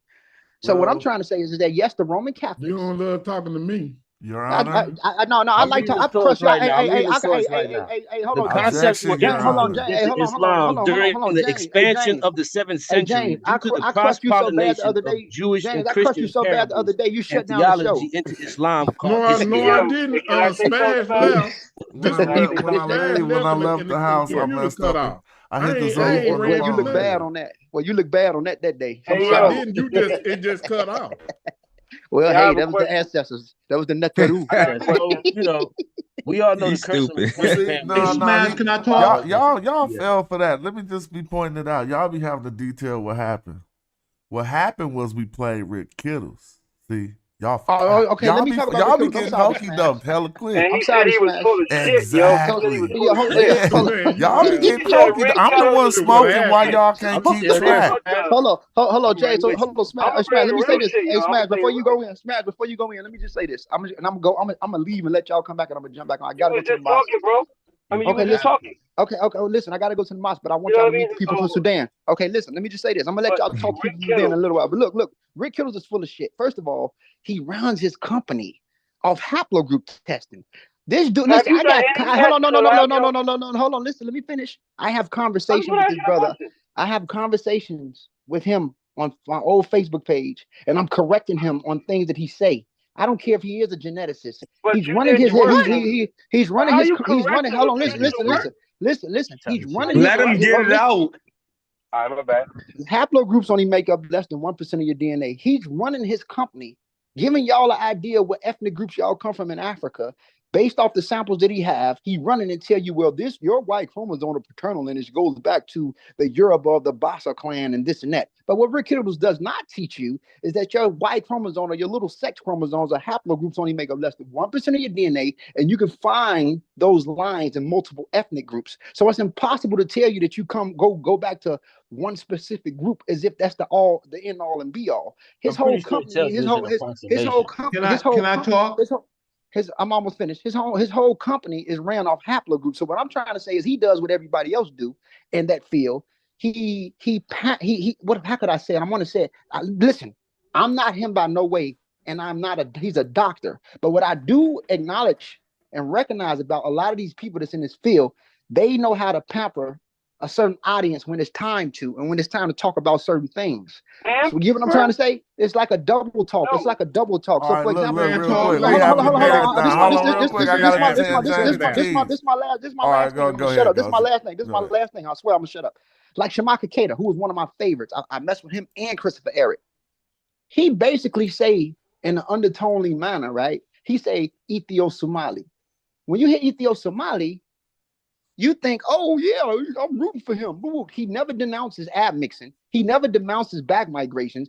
When he say Ethio-Somali, he's literally delineating them from the Congoid West and Central African population. Ethio-Somali is not a Yoruba or is it an Igbo? That's not the conversation. Okay. Can I talk? All right, real quick. James is the host. We having a marathon real quick. James is the host. I'm gonna be back, man. Hold on. All right, cool. We got 179 people in the building. Shout out to y'all for some new viewers in the house. Hey, y'all know I got to bring controversy. Y'all know I got to bring controversy just to make it. No. Real quick, let me address the people on top. Let me just turn them down. All right, look, check this out. We got 179 people in the building. I'd like to thank y'all for tapping in. It's the Smash Rockwell Show right now. James, you got the host. Let's hear from Brother Reggie. I just got to, I'll be back in a moment. Okay, so I let my brother Ngozi talk. One of the things he hurt himself. So if haplogroups only deal with 1% of, how can I say, the genetics, then unfortunately, Ngozi, I love you, good brother. You just ended your career because that's all you talk. Tell him. Right, you just ended your career, so you only contribute 1% of the information that we need. All right, so that's a career ender right there. Beautiful, Reggie. Right. Next, I like that. So next, so next, slavery in Egypt. Okay, so we could talk. Slavery in Egypt existed up until the 20th century. It differed from the previous slavery in ancient Egypt, being managed in accordance with Islamic law from the conquest of the Caliphate in the 7th century. until the practice stopped in the early 20th century. Slavery in Egypt stopped at the 20th century, having been gradually abolished at the late 19th century. The slave trade was abolished successively between 1877 and 1884. Can everybody see my screen? Yeah. Can you see my screen? Yeah, we can see it, Brother Reggie. Slavery itself was Yes, not sir. abolished. Okay, but gradually died out at abolition of the slave trade since no new slaves could be legally acquired, right? Similar to what happened with the transatlantic slave trade when they ended the importation of Africans. Existing slaves were noted as late as the 1930s. So that means people lived out their natural lives as slaves. Thank you. During the Islamic history of Egypt, slavery was mainly focused on three categories.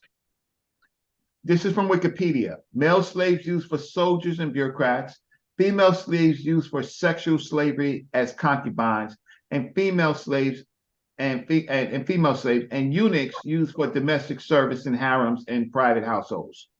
I'm not saying this. This is Wikipedia. If you're upset, fix Wikipedia. At the end of the period, there were growing agricultural slavery, the cotton trade. The people enslaved in Egypt during Islamic times mostly came from Europe and the Caucasus, which were referred to as white, or from the Sudan and Africa south of the Sahara through the trans-Saharan slave trade, which we refer to as black, right? To this day, Egypt remains a source, transit, and destination of country for human trafficking. Still, the modern Egyptians, particularly forced labor and forced prostitution, trafficking in Egypt. So then what we do is, oh, wow, I don't know what happened here. Let's just get back. I'm sorry about this. Let's just get back. Oh, the Abbasid Caliphate, all from Wikipedia, right? 750 to 935, right? The history of the patriarchs noted that the slave raids were conducted against the coast of Byzantine, Asia Minor, and Europe, during which the Muslims carried off the Byzantines from their lands and brought a great number of them to Egypt, right? Or Mizir. The 10th century Hudad al-Alam claims that Egypt merchants kidnapped children from black south of Nubia, castrating the boys before trafficking them into Egypt. Well, let me say, kidnapped children from the blacks south of Nubia, castrating the boys between trafficking them in Egypt. A third route was slaves, merchants legally captured other Egyptians, which was forbidden by law. The captured Egyptians were normally either non-Muslim Egyptians, black, such as Coptic Christians, or the children of black former slaves. We can talk about all of this gibberish. We could talk about how we could talk about the different periods, right? We could talk about the Mohammed period with military slavery. It says by the 14th century, a significant number of slaves came from sub-Saharan Africa, and racist attitudes occurred, exemplified by the Egyptian historian Al-Hashibi writing, it is said that when the black slave is sated, he fornicates. When he is hungry, he steals, right? So now let's just continue, because Ngozi want to talk. I love Ngozi, but you want to talk. You need to fix Wikipedia, right? So then when we go to let's look at the slave market in Cairo. These are our women. You see these men over here? These are the modern Egyptians, Ngozi. Let me just do this again. See these people right here? They the modern Egyptians. You see these people right here? These are African women, right? Used for sex by those people. Let's go back over here since we want to be apologetic, right? And don't worry, no content, no credibility. He's gonna get it worse than this. This is nothing compared to what he's doing. This is just I ain't got nothing else to do tonight type stuff. Wait, where's the next page? Where's the next, where's the slave market? Where's this thing at? I don't know what happened here. Let's go back, because I ain't finished, because I want to show you some more. I want to show you some more pictures of African people enslaved. Y'all can play around. Y'all can act like y'all don't care, right? But we care. Slave trade in Egypt. Let's blow this up. Can we blow this up? Right? Slave trade in Egypt. Here go the Arab. Here go the Middle Eastern. Here go these people right here are his slaves. He's proud. He's happy. This is a real picture, right? I'm fighting for these people's heritage, right? Culture. Okay, so that's the white slavery there. We got some white slavery there. I ain't got no problem with it's a fact. Let's see where they enslaved. So this is upper, all of this is up over here is basically Upper Egypt, right? They slaved all the way down here. Anybody caught on these routes got caught in the slave trade, right? Look how wide and loud. Here's Dungala right here. Here's Dungala right here. All the way up here is, let's just see if I can blow. I can't blow it up. I can't blow it up. This is what was profitable for them. But Ngozi wants to come on, and he wants to go all around the world. And I want to talk about Usutu Dafar. That's what I want to talk about. And he want to talk about everybody else slaving. I don't want to talk about everybody else. I want to talk about this population of pyramid builders. These groups of people, the Nubia A population and southern Egypt, the formation of the state of Egypt came from these areas, right? I want to talk about how they disappeared, how them Arab bastards made them eunuchs. That's what I want to talk about. How they raped and seated our women and made them nothing. Here go the modern Arabs, right? And here goes the African. Here goes the North African, modern Egyptians, and here goes the African population. I'm fighting for them. I ain't fighting for that. I ain't fighting for your fantasy, right? Oh, slave market, right? Here's your Arab, and here go African people. Which zoom one in of these? on it, Reggie? Hit that zoom in right there so we can get a good. You was right I can't. there. The thing Hey, is what year is that, Reggie? Let me just see slave market. Let me see. There's Cairo slave market down at the bottom right there. Yeah, it's dated. Will and it's got a number there. Yeah, we can. I can that's click the it source for number. market. But you know the beautiful thing is, because I'm showing a source, I'm showing slavery in Egypt in Wikipedia. You could do it for yourself. See it on the big screen. Put it on your 72 inches. Right? Right? They're gonna hold that L. Here go another picture. This is 1830. African slaves. 1830? 1830. Wow. I'm talking slavery existed in Egypt for well over 1,000 years, enslaving African people. This is 1830. Slave market, 1830. So I don't want to hear, listen, oh, here go I think I showed this before. This is your Arab. This your North African. This is your Hamas. And these are our people. These are the children, the mothers, the wives, the sisters of the pyramid builders. And these people right here, these are the Berber populations that were Arabized. They benefited because of the color of their skin against Africans. Let's look over here. Oh, this is a group of Sudanese slave girls recently captured in Cairo. Wait, group of Sudanese slave girls recently captured at Cairo. These are our sisters, these are our mothers, these are our daughters, these are our wives, right? Yo, Chef, hold on, brother Reggie. Yo, Chef, is this right here is right what you was asking for, right? You said that they right there in Sudanese. How do we know that they were taking Africans from Sudanese? Well, there's a documented proof right there. Now I think he's talking about in the BC era. No, you don't have to go to this has been going on for 1,000 years. Why we gotta Islam wait is till in why the we gotta AD wait era.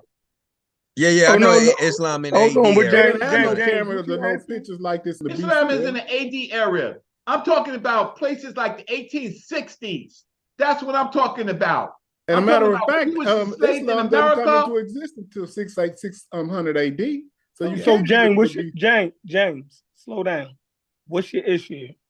What No, I'm I'm saying still is, you talking. were asking, brother. You were trying to say, why did they skip over and get slaves down there in Tanzania? And where was the proof of them getting slaves in Africa, and they're getting depleted to the point to where they had to go down there? So he's showing you right there with source documentation, from what I see. And that's what you take away from them pictures? Well, that was just this is why they were taking Africans I'm from still the north talking. as well. Am I muted? No, you're not muted. I'm muted now, Brother Reggie. Go ahead. All right. So the problem is the problem is what you want to do, Sheffrin, right? What you want to do, Sheffrin, is that you want to play. You want to play with us, right? But the evidence, right? The evidence is on our side. Egyptian slave master. Wait, watch this. And all right, so now this is an Arabized African participating in it, but he still looks more like his daddy. He looked more like his daddy's a Middle Eastern than her daddy, which is an African. Wait. So the problem is, when I ask these people to show their evidence, besides their talk and their little criticism and their BS, I don't understand, right? They don't come up with anything. Wait. Give me there was a great picture I had. Okay, here you go. It's a great picture I had. Because you can Google search images of African slaves in the Arabian world, that's your way of saying that you're doing research. Oh, no, but you know what the difference is, Sheffrin? You know what the difference is? Wait, I'm talking to Sheffrin. Hey, yo, Sheffrin. Google research. Hey, Sheffrin. Wait, hold on. The thing is, I'm not impressed. Do I have an honors in Black Studies? Yes, I do. I'm entertained. Am I college educated? But I'm not impressed. Yes, I am. Did I work at the Sharpbrook Center for Research in Black Culture? Yes, I did. Was I a student of Dr. your John degree Clark told you and to Dr. go Ben? on? Yes, I was. So right? your degree Did I go to told you Africa? to Not Google like pictures. you. In 1986, did I go to Egypt in 87? Yes, I did. Right? So don't talk to me about research. Don't talk to me about research. Right, Reggie. But don't act like this research then, Reggie. Do I have a journal article? Yes, I do. Chef, just repent. Repent, Chef. God damn. I'm saying don't act like this research. And Reggie, again. Oh, no. This is busting your ass. Bust his ass, Reggie. This is busting. This is busting Ngozie's ass and Sheffrin's ass. Bust his ass. You up That's 20. what it is. Now, it ain't got nothing to do with. Pause. Can I reiterate the question, Mr. Reggie? Mr. Reggie. Yo, real men know what you're talking about, brother. Mr. Reggie. So you want to wait? You want to knock my credentials, Sheffrin? No, but okay. I guarantee you, your credentials never told you to Google search goddamn Google images of slavery and the black slavery in the Arab world and present that as research. Watch this. You know what the difference is?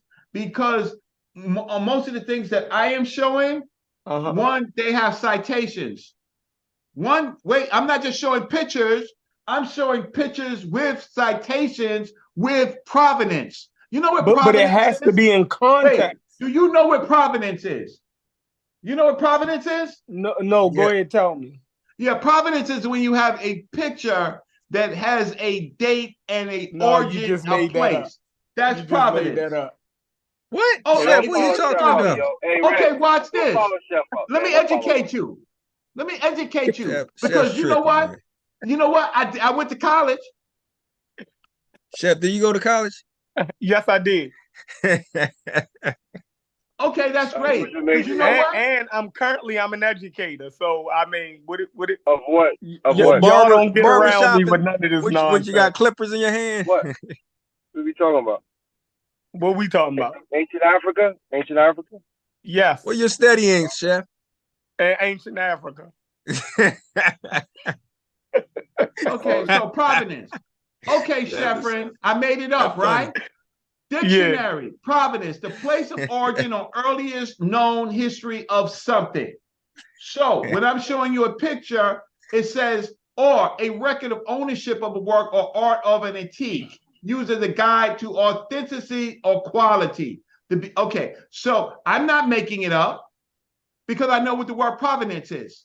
I'm not making it up. So you making it up when you're trying to say that that's the Egyptians being depopulated from Egypt. Like I said, nobody. No. Wait. Reggie, why would you cut me off right now?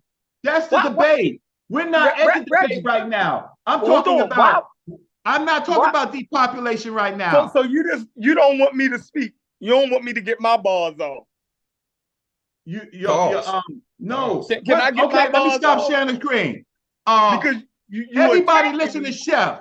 Put Chef on the big ahead. screen. Where's Sheffrin? Where's he at? Let me see. Right here. Put Sheffrin on the big screen. Where's he at? I'm right here. Show yourself. No, show yourself. Oh, I can't do it because I ain't got the guy. I'm here. Put Sheffrin on the big screen. You people don't play with me if you ain't got no goddamn credentials. I don't care about your logic. When I use a word, I know why I'm using the word. Right? I worked in a research library. How many of you worked in a research library? I can tell you, I worked for the New York Public Library. Not me, Right? Reggie. Chef, So Chef don't do it either. Don't play with me with your... You ain't did nothing that I ain't do, brother Reggie. That's not true, Chef. Apologize. Chef, my man. Chef, apologize, Chef. Reggie, your credentials don't work over here, bro. Oh, it don't work on YouTube land. It don't work in YouTube land. You know what we playing in? You know what we playing in sand pit building castles. But you know the difference, Sheffrin? I can leave the sand pit and leave you playing with water pistols. Drop a bar. All right, so Reggie. Chef, you getting beat up, man. But Chef, I love you, but this wasn't for you, Chef. Chef, this wasn't for you. Drop his bars, Joe, and let Chef drop his bars. Right, let us get it in. Let's go ahead and drop the bars. You keep levying, right, us against the Arab slave trade in Africa. None of us are disagreeing with the Arab slave trade in Africa. The problem is you tried to levy that the Arabs depopulated the black population of Egypt. That's what, so you can show all of these. Let him finish. Show, all of these pictures and everything that you're showing is showing how Arabs imported blacks from south of Egypt in the Sudan, sold them in their markets, and had a black slave trade in Africa. That's all you showed. You messed that up. That's all you showed. And none of us are disagreeing with that. You said that the Baqt Treaty, right, was a part of the depopulation of the Egyptian black population. That's the point. I'm a pit bull. I'm never going, once I lock on, I'm going to stay on what I'm on. Y'all can run down to Tanzania. Right. Y'all can run down to Tanzania. Right? Y'all can run down to Zanzibar. You can run all the way down to Dongola. But I'm saying, what are you talking about, man? That's the conversation. Now go ahead. Hey, I understand the conversation, but I appreciate hey, brother. Brother Reggie said I was actually the source of pseudoisms, and okay, I don't have a problem with that, right? But the main problem is Asanim agree with you on this conversation, though, brother Reggie. So you had pseudos once again. I didn't create nobody. So Asar was in the community. I didn't bring Asar in the community. No, I didn't. But you brought up to your platform.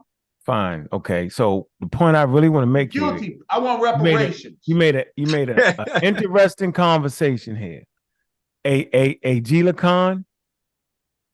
Yes, sir. Mr. Rich. I want to talk to y'all two brothers, especially Mr. Rich. Mr. Rich, sir. That man just came in here and said that the enslavement of African people was clear up into 1830s.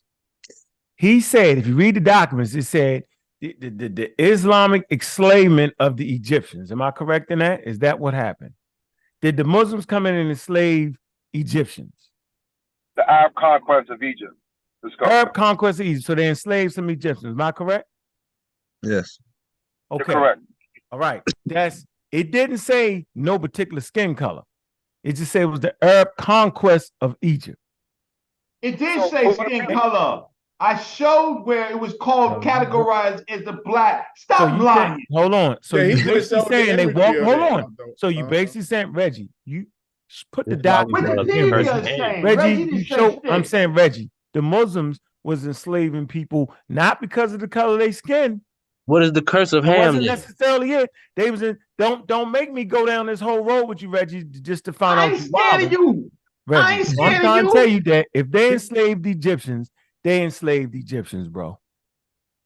You showed the picture of different skin colors. But he also showed pictures of Europeans that they enslaved from the north. me some sources. Okay, so then he's killing himself. James, listen to what you just said. Yeah, why y'all James, you messing Reggie thing up, man. Don't do that, James. Let I'm Reggie. No. Show me some James sources. just shot you in the back of the head. Now Europeans was in the north.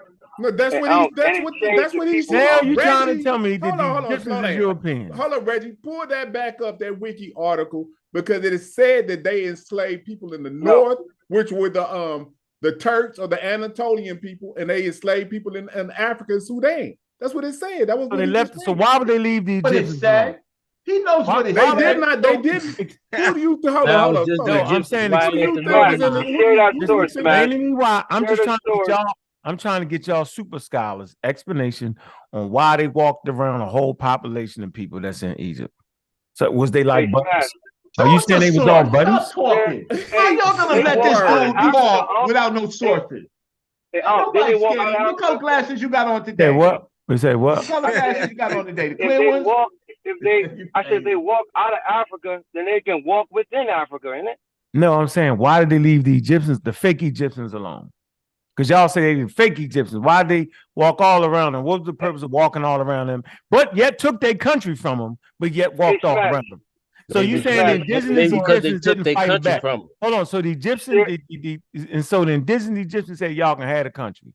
It's y'all. Okay. So you want From what period? No, I'm asking you. When did that's the whole thing Garfield was talking about? When did the real Egyptians say that they came so in? you basically saying that the real Egyptians was gone prior to the quote unquote Islamic slave trade? That's what y'all basically saying. Am I correct? Well, the territory that the Africans I were asked you a in very were down simple question, in the brother. southern part by the time that the Arabs get there. So you saying so they should look know this as well? No, okay. Based So on- you based saying on the I want to get this chronology straight. of this, So you saying the you real shouldn't be Egyptians? asking this Hold question, on. You but go saying the ahead. real Egyptians went to the south and stayed there? By the time the Arab conquest comes down, Okay. there is a genetic shift south. Pull up a map. They don't know about no damn genetic shift, bro. Yeah, I do. Because Hold on, you hold saying on. they know about Where's a genetic Smash at, shift? man? I'm trying to beat us up over here. Hey, Where's Chef, you Smash see what they at? doing, right, Chef? You see they hollering now, right? You got him fluffy. Hey, Doug holler. I'm just trying to figure out when did this indigenous Reggie left. when Reggie left. yeah, Reggie left. Reggie You know go? why Reggie left? He left y'all hanging right now.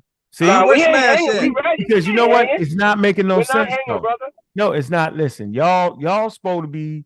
I supposed to be able to respect y'all brothers, right? To be able to answer a question. If you can't say, I really can't answer that question. So I'm just trying to show you, y'all are saying that the indigenous Africans all clustered in one part down the south. Who said that? Arabs We're came. not Hold saying on, the that. Arabs came in and enslaved Egyptians because that's what the record say. But they walked past the Egyptians that looked like them, not speaking their language, not speaking Arabic, not doing none of that. But they walked past them just to get the black. No one's saying that. Okay, so We're saying, are y'all sure y'all not saying that? they enslaved What we are anybody saying that is wasn't that- down with getting down with that culture. If Wait, you I look don't get like it. So you them, saying they y'all will look be like them? accepted. Oh, that's your rule. we are Okay, I saying got this. it. You know how one it thing. went. Bro, Appreciate that. all Hey, this one all thing. this is BS, bro. What is the curse of Hey, Ham, one man? thing. Hey, one thing. Yo, what we are saying is that the Arab conquest changed the people there. The indigenous people, the Arab conquest changed the people there. No, That's y'all what we're said the saying. Persian Empire. Which Go one? get that source. He No, think but Nubia don't let's stay include with this Egypt. right here. Let's stay with the Arab. I wish Smash could pull up that. I know. What did the You Arabs can pull it do? up. So you saying the Arabs came in and actually bleached the whole goddamn thing? No. Yes, I said except for the South. Nah, I'm playing Yes. with you. So you It saying, changed. okay, so listen, I want Nah, you I to ain't know. saying that. I'm playing. I ain't I saying that. want No, y'all you to know. don't gotta say that. That's what the source says, yo. Listen, Go AG, get I that. want you to know. I want you to know the thing they really changed was the language and the culture. I That's want what you to it said. understand that. And I want you to know that the population, although they might be the people that's been in that land for eons, right? They're not ethnically ancient Egyptians. No one is actually saying that. They don't That's what speak y'all the said. language. They hold on. No one ever said that, bro. We say biologically they are that. And how do we know? Smash brought a great source that said that today. But the fact that nobody will admit that, yes, that's what he read, we all read it together, y'all rather argue with me and make it seem like I'm the guy. That's not. I'm reading the sources that Reggie and them are bringing. I have not brought a source of my own. I'm just using the work that was already to us. And let me So share my hold screen. on. Let me share my screen, yo. sources Let me did share my See, screen. everybody forget. Here's the book Stepping out again. here. I'll Y'all show you letting the book beat again. y'all up. No, I'm not trying to get beat what you up. source let me you're share talking my about. screen, yo. Here's the book right here. It's called The Genetic African. He said the genetics of African populations in health and disease. Okay, and what what source did he read out of that book that No, you was corroborates what here you're and you saying? know it. You was here and you know. I just wonder No, why I just wanna hear Africa it. ain't diverse no more all of a It's sudden. not. It's Who not said Just diverse. showed you Diverse. We genetic. got Y'all diverse. don't We got understand what diverse genetic Like means. that's Diversity. that's All of like a a sudden, trope at this point. Like This all what of a we finna sudden, do. that's Hold Africa on. is ass not the songs, man. most Y'all need to like diverse just continent drop on the that planet shit. no more. Remember that was the calling card of the conscious community. Africa Y'all is the keep most talking about diverse diversity because continent. y'all like the Mediterranean so much. Nah, get off that. Don't throw that into this right now. They're gonna Yeah, at the source. Yeah, because listen. y'all never gonna What get does me to diversity deny mean to y'all? I just want to know. geography. I just want to know what diversity means Diversity to the just mean conscious black and community. white. What does that mean? Does diversity just mean black and white to you, Corey? Diversity Does don't it mean only current colors. skin tone for you, When Corey? they talk about diversity, when they talk about diversity in science, they're not talking about your skin color. Just to let you know that. That's how you sound. What kind of diversity we talking about in That's the Africa? whole point of What kind of diversity? I'm just trying to What tell kind of y'all, diversity we talking about it's in a Africa? lot of different ways to be African. Waves? What are you talking about? Yeah, man. When they Seems talk like y'all about the decide that's trying to diversity, pigeonhole that. bro, what do diverse mean to you? Just tell me, you, Mr. Rich. I want to know what to you diverse means. The word diverse, not even in science, just in mundane everyday speech. Different, What does man. the word? Different. What are you talking about, man? Okay, multiple You know what I'm saying? different Diverse, man. It's multiple differences. diversity, man. Okay, It's multiple variations. Okay. But So now right. Different let's skin walk. colors, different looking nose. Bro, You know what I'm saying? Different hairstyle. Mr. What? You know, Rich, come on. calm I down. don't even Take a like deep his voice. answer on the word diverse. That's fine. I'm fine with that. I'm fine with that, Chef. What would be your answer then? I don't like his I answer. don't care what you like. He said differences. It wasn't clear. That's what I heard him say. Am I right with Hey, that, brother Rich? can You see said the screen differences. is what I'm asking. Yes, we can see the screen. Can you walk with me for 3 more seconds, Mr. Rich? Mr. Rich, you there? But I'm listening. Yeah, I'm here. Okay. So you said diversity means differences, right? That's what you said. Variations. Yes. Variations. Yes. Variations. Okay, that's fine too. That's fine with me too, right? So what that means is that they're on the African continent, right? In Africa, diversity means if it's the most diverse continent on the planet, then that means it's more than one way to be African, right?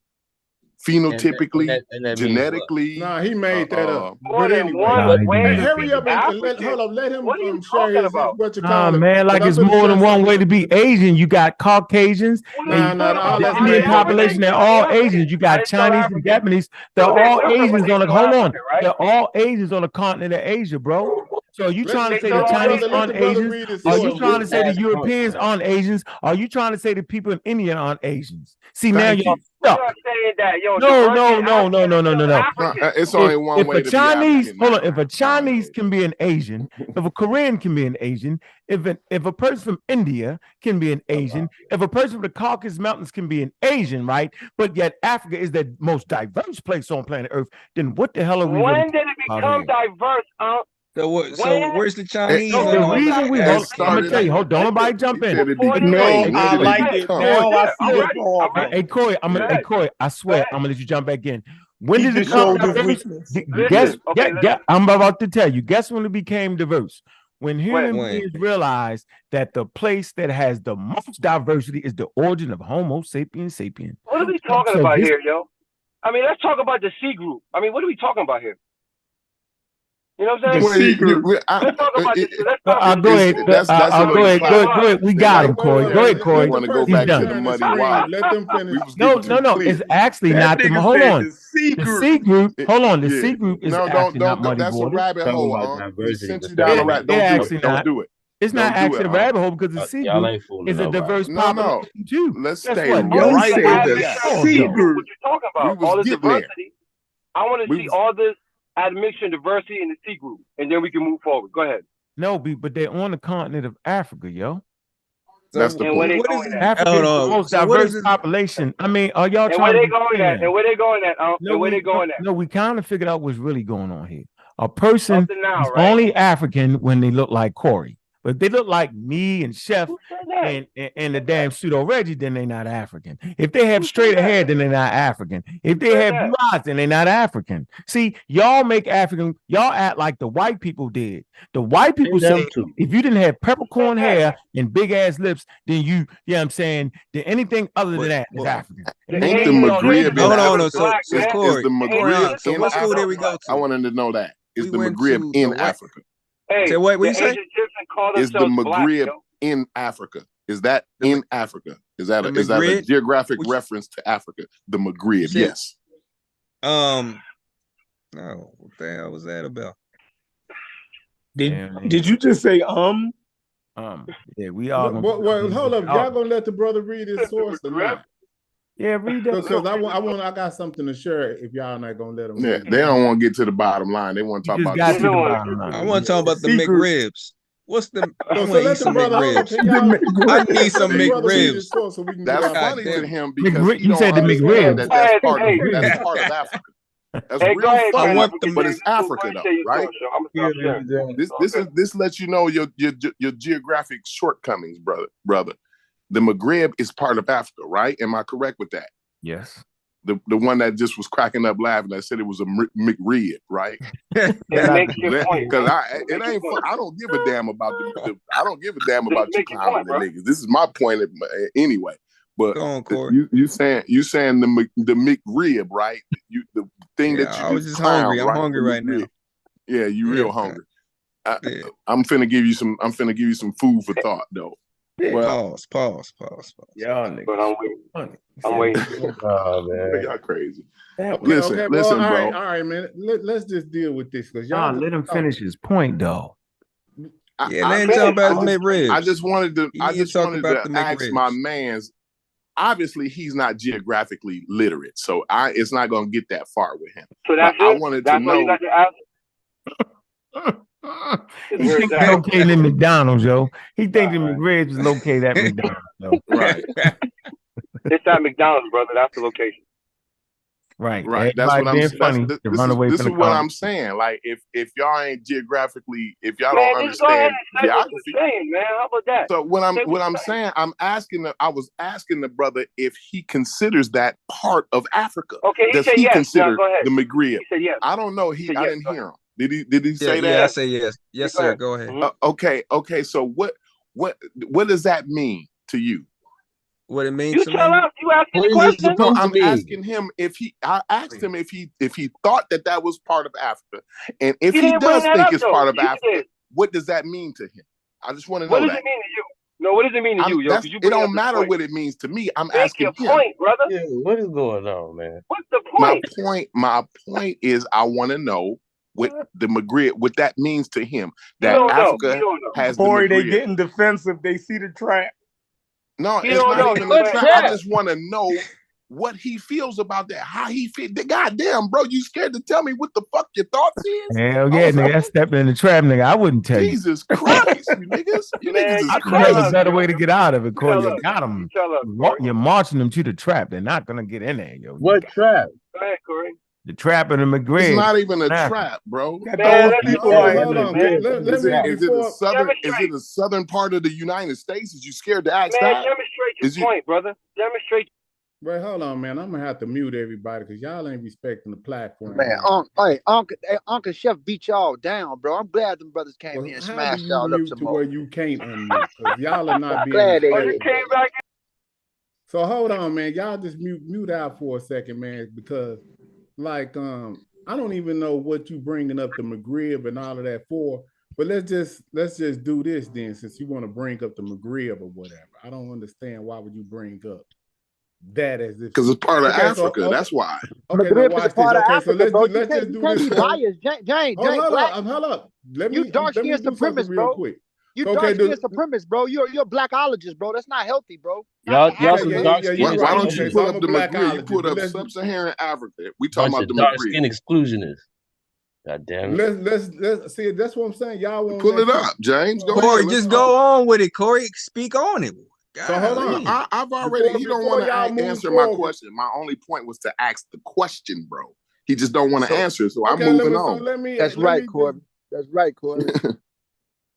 I know you can't. Y'all can't probably hear me. James, you got to press the 3. What's up with Bobby? Thanks for coming on. Hey, James, you got to press the 3 little buttons in the right hand corner and say, "Don't allow people to unmute themselves," so you could have it how you want. I'm in the bed, but so y'all want to have a conversation or y'all want to mute people? No, he's just trying to make it so people ain't talking over each other. Order, I can't get order because y'all won't shut up. Hey, James, Corey did beat you up with that Maghreb piece, bro. You got to understand the Maghreb. No, he did not. I didn't even get a chance to stop it right here. So why you riding the man like that? He didn't even get to his point. Yeah, but he didn't get to his point, though. Hey, but I know where he's going. That's my bro. The Maghreb. Hey, so where is he going with the Maghrebs? Where you going with the Maghrebs? You got to watch these guys, man.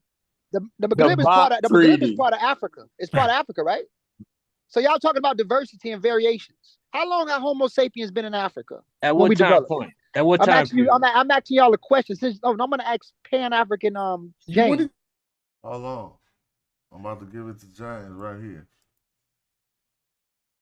Hold on. I'm just getting it right so it can be right. So when I'm listening on the room, everything sound right. You got the host. Yeah, James? You said how long did you got the host, James? Now you got now it's so I think it's now that everybody. Yeah, well anyway, yeah, he muted y'all. Well, anyway, smashed and took control of. No, you got control. I want to show y'all the population of North Africa today, and then we're gonna subsuppose what the population of between that and then the sub-Saharan area. So right now it says the current population of North Africa is 265 million people, right? And then it says the approximate population of sub-Saharan Africans is 1.18 million inhabitants. So you're talking about 50 million people as opposed to 1 billion people as if they are significant on that continent.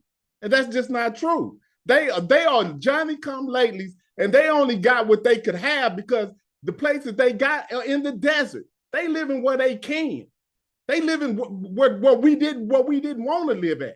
So I don't understand why you keep trying to make the northern part of Africa such a significant place when the inhabitants of the north is minimal on that continent. This is right now 1.18 billion in sub-Saharan Africa as opposed to 265 million. So what are y'all doing? We can go through we can go each one of these countries, country by country, and the Maghreb, and it ain't gonna equal up to nothing. So what are you talking about? Yeah, we got that many people in Nigeria right now. You see what I'm saying? So y'all keep trying to act like that's just some luxurious place to be. That's just somewhere that they had to be at. They ain't up there because they got some lush land in Africa. That's the only place they are, up in those coastal areas where that's the only place that people they can't even live in the desert. Yeah, and let me like they got such a significant let me add portion on. of Africa to even Are be you trying serious? to I think that's our point. What the hell is wrong with Hey, don't argue with him. That was ridiculous. No, it wasn't ridiculous. Because Just let him talk. You suppose those populations and go back 3,000 years ago. What do you think the population was in North Africa then? And it wasn't desert. How do you think they got their human DNA? Where did they get their human DNA from? I expect Hey, hold on. Where did they get their human DNA from? Hey, G. Lacan, yo. You lost me, y'all had you back, G. Why are they still holding E markers right there in North Africa? But the crazy part is G. Lacan is from West Africa. Y'all don't even know what y'all talking about as far as how he's carrying on. Y'all lost me, Mr. Rich. Corey, what you saying? You from West Africa. That's why you from goddamn got to do with anything. Goddamn whatever. What's that got to do? Because he can recognize from him being from the continent, he should be able to recognize the diversity of Africans on that continent, bro. Man, it's genetic. But now we can recognize the diversity. Since you brought my name up, hold on. I'm finna show something, and y'all not gonna I'm talking directly what to this you, lady bro. is talking It's about. not bringing your name up like I'm talking behind your back. Corey, no, I understand that, Corey. I'm not nothing, Corey. I understand that, Corey. I hate. Even James wiped all the African countries off the map. All the African countries that is below the Sahara, all of a sudden are insignificant. No, that's it is not more what African countries below the Sahara than it is above. Yo, that's why say about the genetics of Africa. We're not finna listen to y'all no more. This is Cambridge University. Let's just do that, James. Since y'all think y'all know what y'all talking about. See if y'all can get past this. See, you think Cambridge is saying what you saying? And then if y'all sit and argue with this dude, Joe, I'm going to Cambridge now, right? Corey going to Cambridge. Corey James is going to Cambridge. He was in a clown attack right now, James. And so things have changed. James is playing the video, you guys. DNA research. So we know from this 2009 paper that African genetic diversity is really great. This is an image from a 2009 science paper that shows What'd she say? Did she say African genetic modern diversity? human genetic diversity. All you need to know about this figure is that more colors equals more diversity. And you can see here we've got African populations and then the entire You gotta get her off the screen, So James. according to everything we know, this See, that's what I'm saying. She agreeing with me. That white lady out of here. She agree with me. Y'all don't want to hear that shit. That white lady That's how that happened. is agreeing with me. You don't want her up there, James. The expert is talking, Corey. Can you just let the expert talk, please? That white, she killing y'all. She killing y'all, James. Y'all don't want to hear that shit. I know you like white people like that, yo. So hold up. So what she did she killing say? y'all. What did she say, Corey? My point. She making my point. Go ahead, play it back. I'm gonna be quiet. Hold on. Go ahead. So your point is what? She talking about the diversity and what that means. But go ahead, listen to it. And what does it mean to you? And what does it mean to you? Let her tell you what it means. Play the video. Let her play the video and let her tell you. What's your point about it? Hold up, excuse me. What is your point about hear his own diversity? No more. You want to hear me now? All of a sudden, you don't want me on mute no more because you just put me on mute when I was talking. I didn't put you on now mute. all of a sudden you don't want me to be stop muted. narrating. That filibuster type shit. Now you want my explanation about diversity. I'm asking you, what was your point about the genetic diversity of Africa? My point is, it ain't just one way to be African. Okay. Now, did that's y'all my just point. Hear what he said? He just said it ain't just one way to be African, right? But if you look at this chart, look at the genetic diversity. All of that diversity. All the way across the board. It's all what they mean by the Africans have more genetic diversity than anybody else. Mm-hmm. It does not mean that they don't have the same genetic continuity together. They're talking about compared to everybody else outside. It says everybody else. Look at that genetic.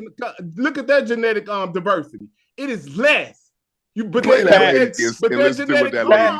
everybody else's genetic continuity clusters with each other. You see what it says? Everybody else. So when you look at the African, look at that. Everybody's Don't genetics argue in with him, Africa Corey. is Let him cook. Everybody's genetics in Africa is clustering together, even though it is more diverse than everybody outside the continent. But dummies like you, Corey, you don't understand what this means. You don't know what you're looking See what I'm at, yo. saying? You don't even know what you're looking That's at. just how this works.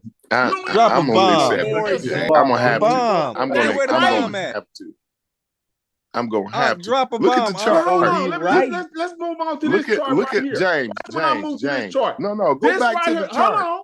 Hold on. Because I'm gonna show you how much genetic data that they have in Africa compared to everywhere. I was actually gonna walk. Y'all don't want me to teach. Now I can't talk.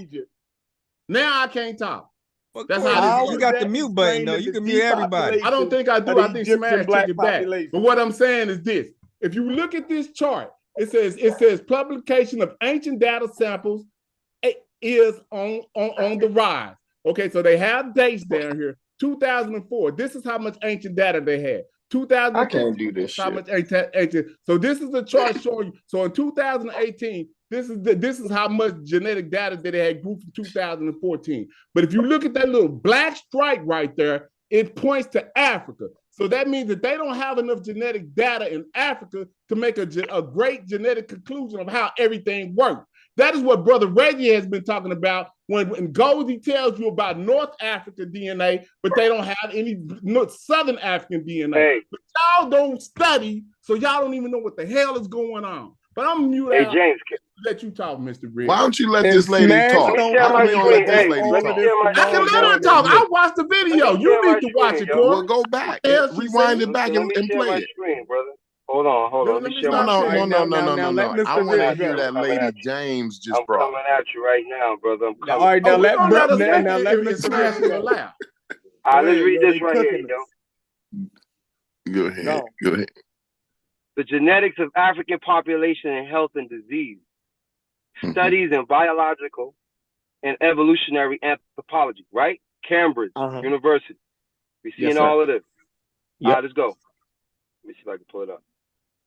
All right, so Virginia, right, 2015, have shown that there was substantial migration, gene flow into Egypt during the first millennium of the Islamic period, which indicates a change from the original population. Hold up.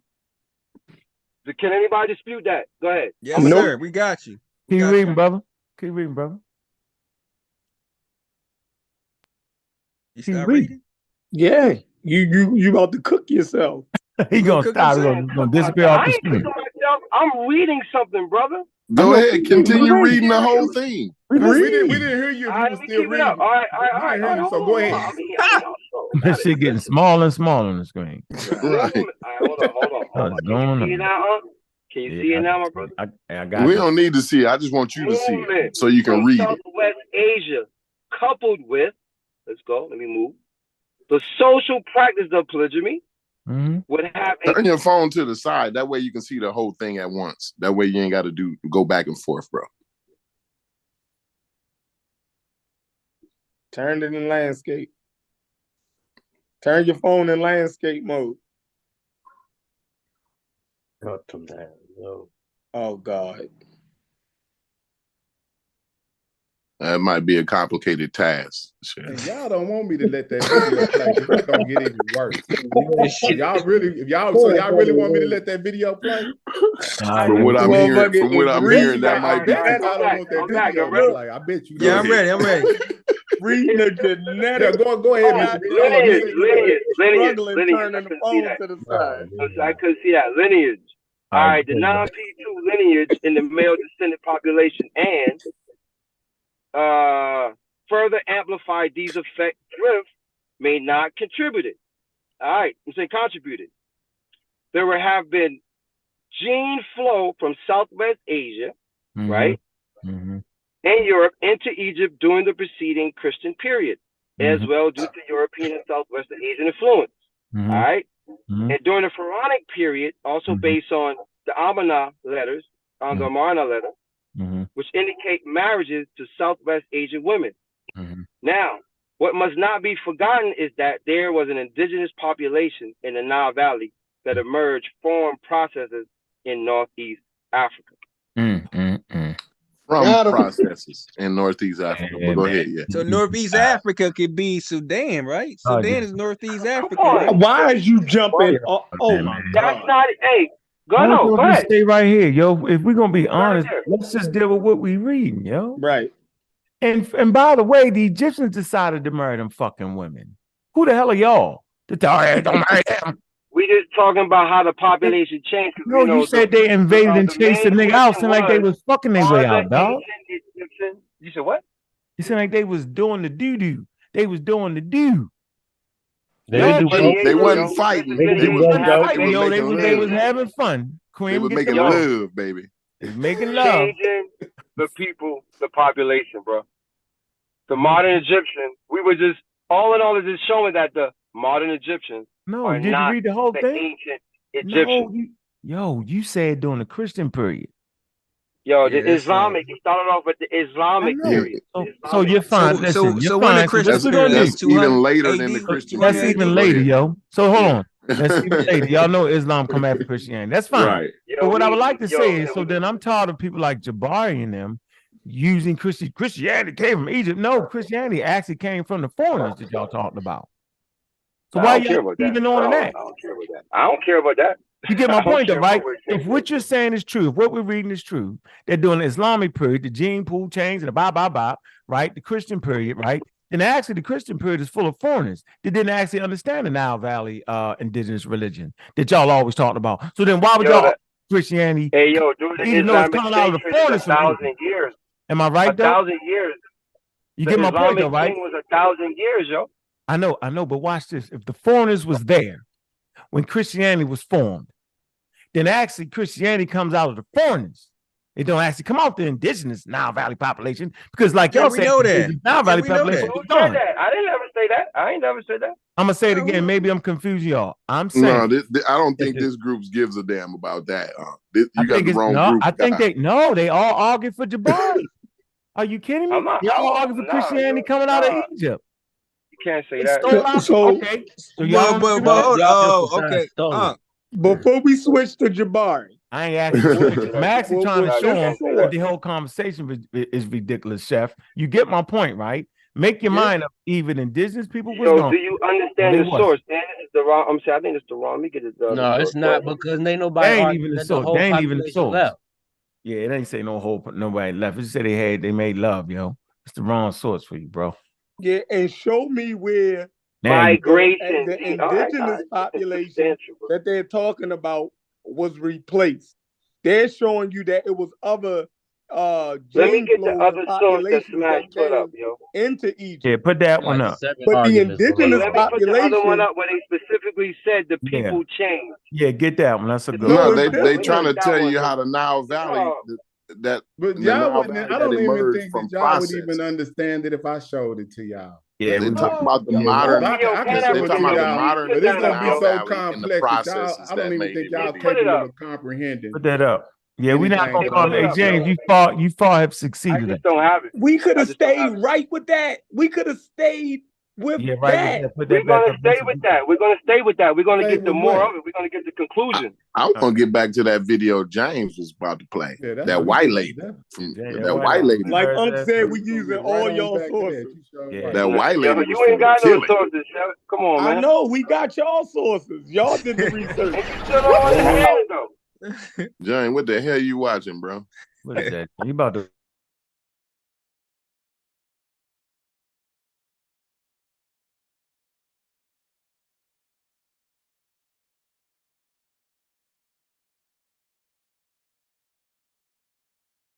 YouTube, can y'all hear me? Oh, nobody can hear me. Cool. It was just a moment of silence for a minute. Because I got ran up out the bed. Like, they think they about to mess up the source. And right in front of it's right in front of y'all face. He had the right source up. Shout out to my brother. So let's read it. I'm going to have to start making the AI read it. All right, but we got 100 of them.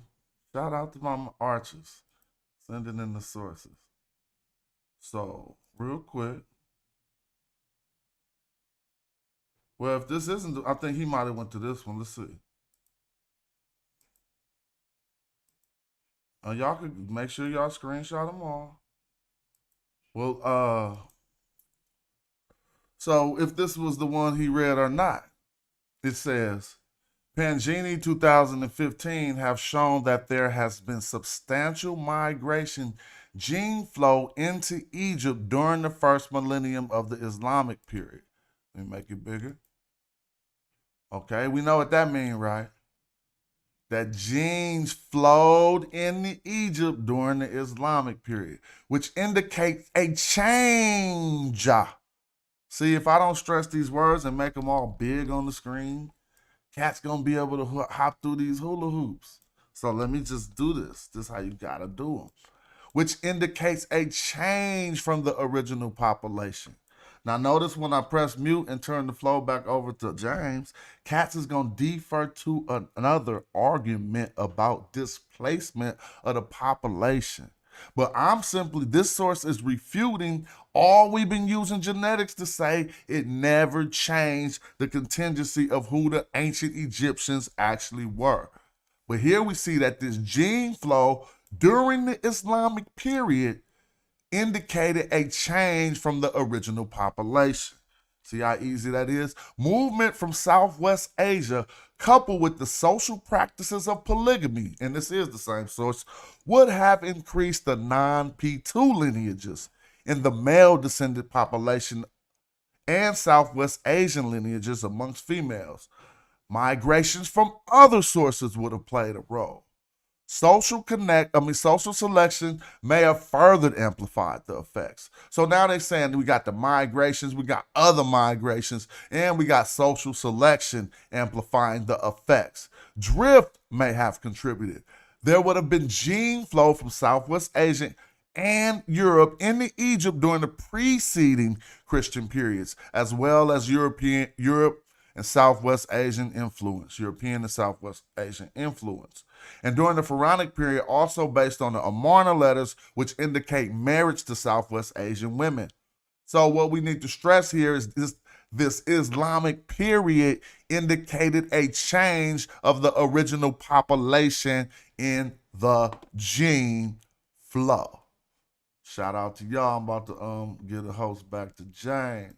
I'm just saying that's where he put the source up for, and that's the part we can't get around. Unless we switch the argument to, but what about displacement? First, we killing them one by one. We just killed the genetic. Y'all want me to go to displacement? Or I'll make James the host. Hold on. Just 1 second. I can allow everyone to unmute themselves first. Y'all can unmute and then I'll make a James. Can you read that last line though? I think that last line. Okay, yeah. It's gonna stay on the screen. No. Everybody Let's stop. read the That last last line. He deliberately didn't read it. What? On purpose. Oh my God. What must not be forgotten is that there was that helps. Don't forget. Oh my gosh, y'all helping me so much more. I forgot to read this line. What must not be forgotten is that there was an indigenous population in the Nile Valley, not the Delta, but in the Nile. You know, that's a specific term in geography. See, that's where y'all fucked up. Y'all thought the Delta was part of the Nile Valley, now didn't you? Okay, but this indigenous population was actually in the Nile Valley, and it emerges from processes in Northeast Africa. There you go. Dum. Thank you, brother. Drop them bombs, yo. Drop them bombs, yo. So the Northeast could be Sudan, right? I agree with that. Sudan, right? You hear what that man just read? Yeah, Sudan. But that's what the other brother Rich was reading. Did y'all read? So Hold on. Hey, can I say something? That's the same Rich, brother Rich? Was that the same source? Yeah, that's the same source. So why did they disagree with brother Rich? I didn't disagree. Hold on, Smash, can I say something? Go ahead, Chef. Yeah. All right. Now, what was the point of that study, that paper, or that book? Well, the whole book is talking about African genetics, but the point of the part that Health and disease. Yeah, exactly. Right. But what the part that I quoted was pertaining to. Oh, you saying something, Chef? My bad. Yeah. I was trying to go ahead, finish your point. Well, the part I was quoted was pertaining to the populations of Africa, particularly Egypt, and the question about genetics in Egypt. So but for the health and for medical reasons, right? That's the main. That's the overall point of the book. You want to know something? Let me respond. You know that's the reason why the science is developed, right? It's not to do haplogroups and race shit on YouTube. They developed this science for health and genetics. Right. I mean, for for health purposes. So they trying to deal with the health of populations. So they had to talk about where the diversity of Egyptians came from, so they can know how to deal with them, right? So it's talking about how is people in Egypt who have genetic gene flow, right, from Southwest Asians and Europeans, but there's an indigenous population, right, that developed in northeastern Africa. That's what we're talking about. Yeah, no, you got that wrong, yo. Now that's what y'all talking about. For the last 5 months, Cat's been denying the effect that gene flow had on that indigenous population. See, he didn't say there was an indigenous population that was unaffected by this gene flow. He telling you it wasn't just a gumbo of people into something that wasn't there. Just like Samaka Kieta said, they came in there mixed in with the indigenous population. And this is what we've been saying. But y'all been saying that gene flow wouldn't have changed or affected the people or the contingency. It wasn't enough. Those migrations wasn't enough to affect who was there. Everybody remember that stance. That's not what that's saying. Forced y'all up off that stance, so it's hard to remember. I got the book. To be honest, Smash, I that's got the not book. what it's saying. Yeah, I got a book, yo. Hey, falsify the information, Chef. It says it right here. Look, all you gotta say, what must not be forgotten is that there was an indigenous population in the Nile Valley that emerged from processes in northeastern Africa. Now, what are those processes? What they talked about? Okay, what? Okay, North. So what? Hey, what is Northeast Africa? No, not in. That's you didn't ask the question right, G. Lacan.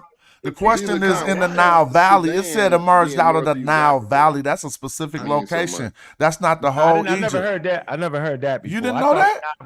No, I didn't know that. You thought the Delta was part of the Nile Valley? Yeah, I thought it was. So you think the Middle Nile Valley is part of Egypt too, huh? You think the Middle Nile Valley is part of Egypt? The Delta is not the valley. Yeah, bro. The valley is the part between 2 mountains. Show the map. We know that, right? We know the Delta ain't between mountains, right? Come on now. Yeah, the Delta is the Delta. Yeah, there you go. So the valley, when they talk about the valley, they talk about the part, the low lying level in between 2 mountains is a valley. Yeah. So then why do they call it the Nile Valley civilization then? Pardon me? Emerged out like of what? the San Fernando Valley.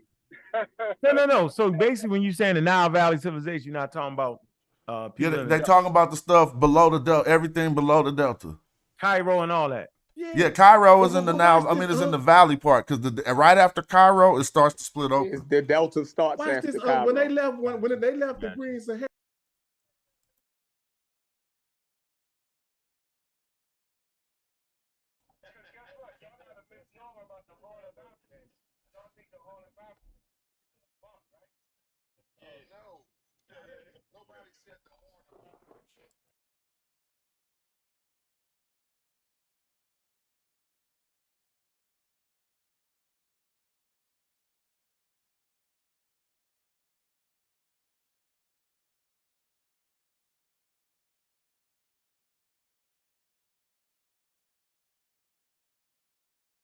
Nah, Mr. Rich, you got him. You had him on the source. You letting him creep up off that, Mr. Rich. See? Yeah.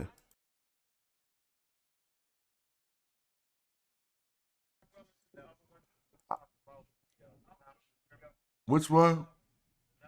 I'm about to go through. They all about to beat the brakes off, y'all. Watch this.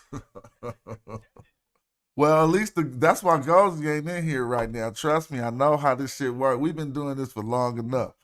You feel me? The reason why he can't click the link right now is because this debunked everything he said about.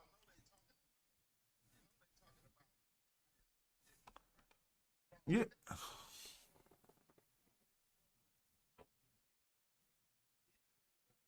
No, well, I'm just. So I'm trying to see What part about that? Like, don't we understand if they're trying to analyze who the people is, and then they go back into the genetics, and then they come up with these results? But ain't that who y'all said was the ancient Egyptians? See, there we go.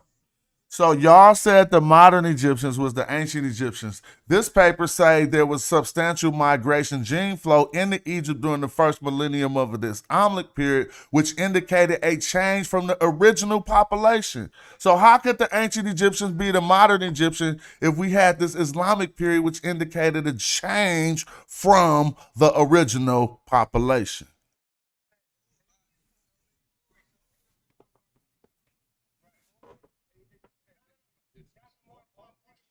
Hold on, somebody said they can't hear the guest. How come y'all can't? Oh.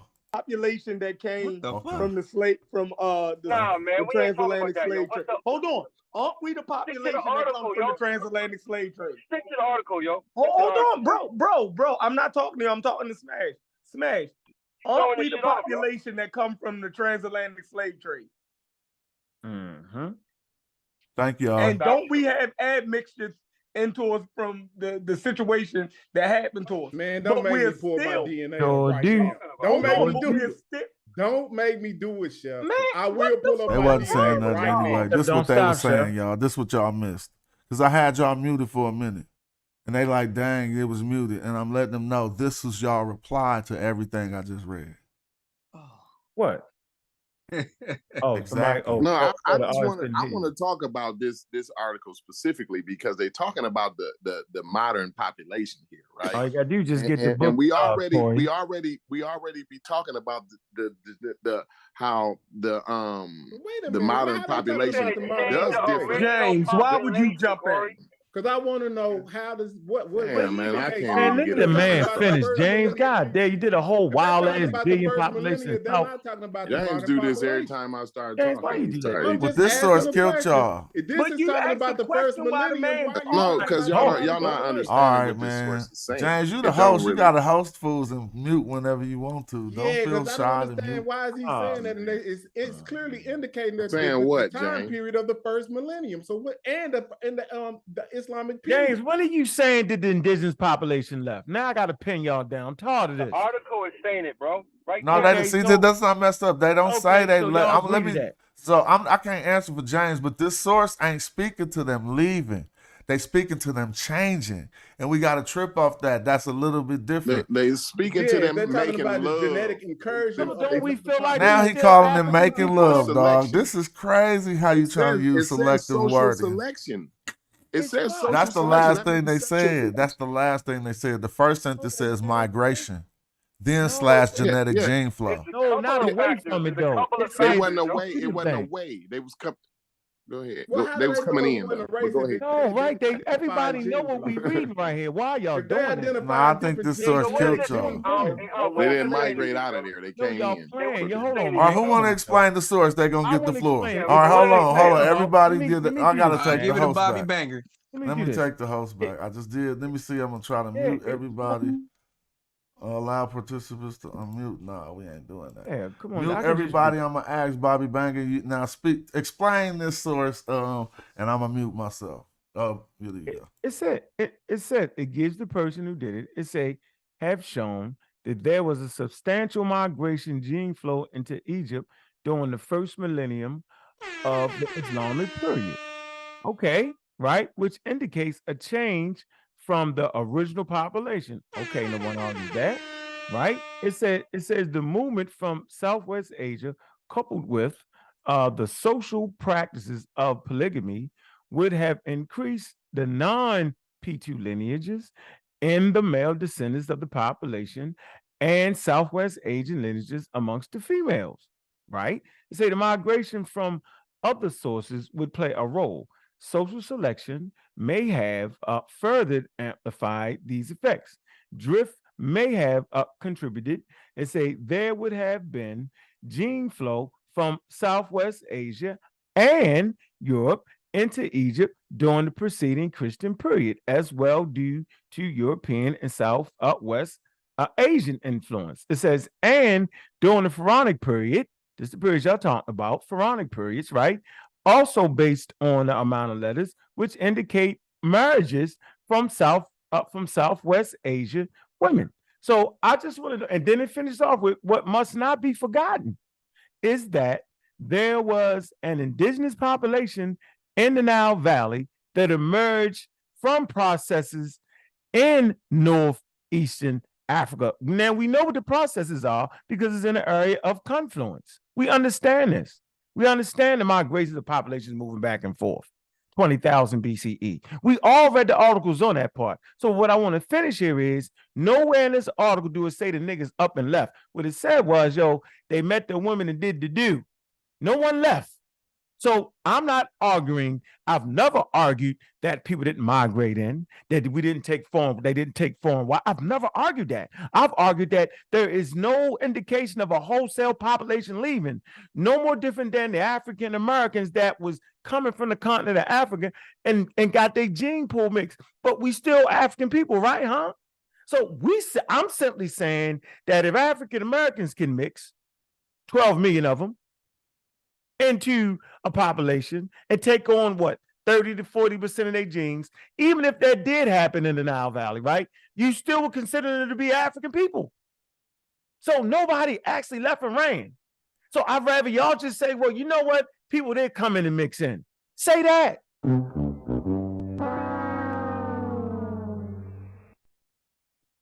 Okay, there we go. I'm gonna press it so everyone can allow participants to unmute themselves.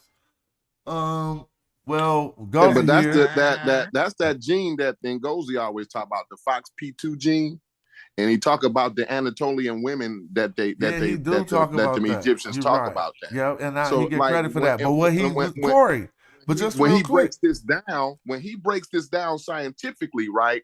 Then now you can't say, oh, now I don't like what you're saying because you actually using the shit that he talking about but you're saying it proves your point, I'm using the shit that he talk about incorrectly to falsify his stance. See, the stance, I hope you hear, I thought I'd just let you in. The stance that I've been arguing against was that none of these migrations affected the population.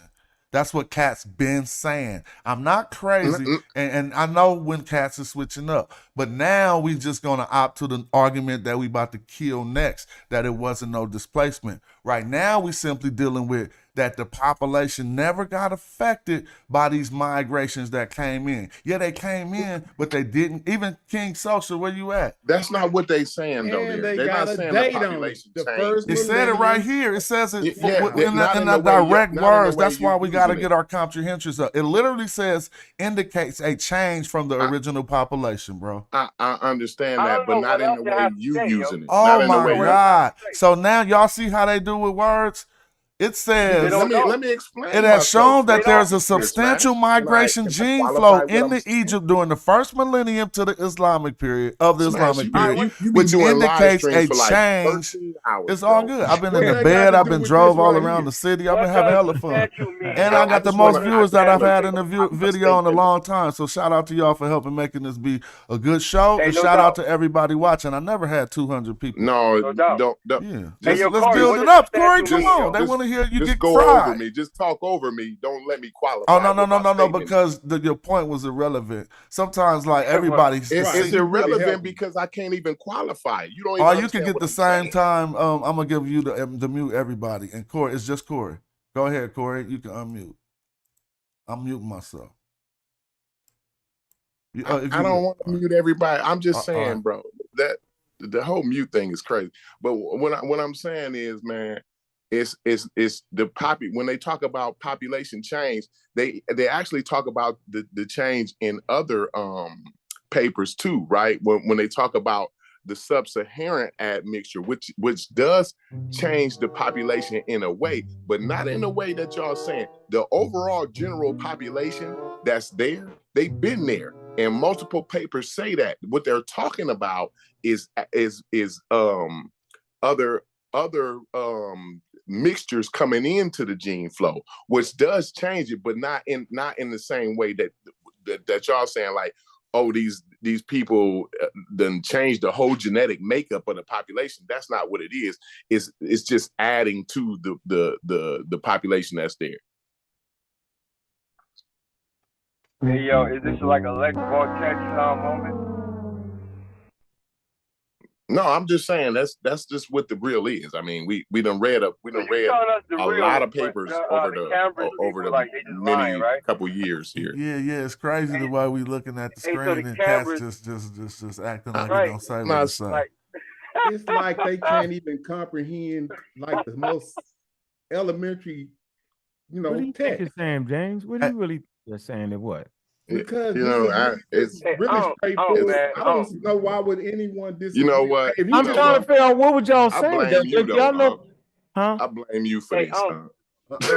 Wait a minute. So I'm saying, so we This can is go back to Uncle fault. 20,000. No, we can go back to 20,000 BCE and talk about people coming. Like, are we serious right now? No. They're talking We about always this particular migration coming in. I mean, so what It's point? difficult. So this is weaponized. Whoa, they giving. It's always been that though, Smash. No, our misunderstanding of this was weaponized by our brother Gozi in defense of the Islam coming in. Y'all got to remember the argument. It was that the Arab slave trade did not. They wasn't mixing and mingling with them people. It was only the nobles who took over, and they not Arabs, and they didn't have no type of mixing. But this says And different. the Arabs built the pyramid, man. Yeah, it the says Arabs built the pyramid. this says the Islamic slave trade indicated Said a the change from the original population. A change of what? From migration / gene flow. Original and I don't even agree with that. I don't agree with this. Who the hell are you to disagree with Cambridge I don't University? agree with that. Let's hear All right, it. let's see if you disagree with the next one. Cambridge University. Talk about Northeast Africa. Yeah, that's full of shit. Let's go to Christopher Eric. We're gonna go to a whole nother source. Let's see if you disagree with this one. They're probably white people. No. I thought you was bringing the other one out. Yeah, there's a few of them. Hold on. I got y'all to hit y'all from angles. This Magi Archers whipped out a different quiver. Now I go Ancient Africa, a global history. It says there is, for example, a recent genetics article proposing that ancient Egyptians were of Levantine background. But those findings come from a solitary northern late ancient Egyptian locale, a site dating to more than 2,000 years after the foundational period of ancient Egypt, and located in an area of Egypt that had by that time a history of more than 1,000 years of current immigration of individuals and communities from the Levant into Egypt. These immigrants included, amongst others, communities of artisans and producers of valued goods, settlements encouraged by the rulers of Egypt. The military invasion of the Hyksos, coming from the Levant in the 17th century BC, and their rule for more than a century over large parts of northern Egypt would have brought an additional genetic component of Levantine background into those northern Egyptian regions. Hit them horns, yo. Hey, what's the name of the book that you got? That was that last source. Hey, yo, let's deal with this, Corey, please. No, because see why you looking for that book? I'm gonna go to the next one. Bow, got y'all. Hold on. I'm having trouble. Yeah, the book. No, what the book is actually saying, what he's saying right there was that article of those mummies, right? And right, because I'm having trouble accepting that first one. So I wanted to know that one. Trouble accepting it? Oh yeah, you gotta read the whole thing. Yeah, the whole thing. That's why I want to read the whole thing. Yeah. So yeah, it's right here. Yeah, it's called. It's called Genetics of African Population and Health and Disease. Is it okay? All right. It's in biological evolution anthropology, but then that's what I do. See, when I have a problem with something, I'm talking about the first one when they talk about the population change, right? Yeah, that's the book. I got an issue with that, so that's why I really want to read that. That way I can get up to speed. I'm not. My thing is, you got a problem. What's the problem, Corey? I'm not out the window and say, "Oh, you full of shit." Hold on, what's the problem, Corey? What's the problem? Hey, Corey, you actually got an issue because you haven't read the whole thing, because that's what I'm telling saying. you That's is why I want to read that they separate the Nubian population from the Egyptian But population. right now, before you read it, Corey, what's the problem? Yeah, right, Corey. Right. I don't. Hold on. What I said in this book, it says hold on, watch this, Corey. Let me read up. It says a holistic approach that considers various time depths right, will augment and supplement this explanation. It says one issue concerns the original peopling of the Nile Valley and how this happened. This means examining data that can blurb different time depths. It say the evidence can come from archaeology, various texts, in addition to the biological data. It say, is the north-south description of variance valid for all markers? Is it possible that the model postulating the interaction of idealized discrete groups is false, and that a model that postulates more populations, more as possesses, is more accurate? It says archaeological data support the post-glacial repeopling of the Eastern Sahara after the long late Pliocene, Windroff and Childs. It's a probably from multiple directions. These Saharians were mobile. Hey, this called readership, bro. This called readership. No. This just want to read something. It ain't saying shit about nothing we're talking about. Listen. That's fine. What I don't want you to get to it. Yeah, as long as I can read that. Yeah, don't worry about it. Yeah, I just no, want they don't to want them to listen. get to it. I don't got it. We don't got to get to it. I got my own shit to get to it. I'm good, and I appreciate all the material you put out.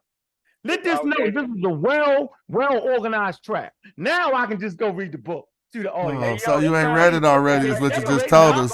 You shouldn't have just told us you ain't read it already, bro. You shouldn't have just told us that.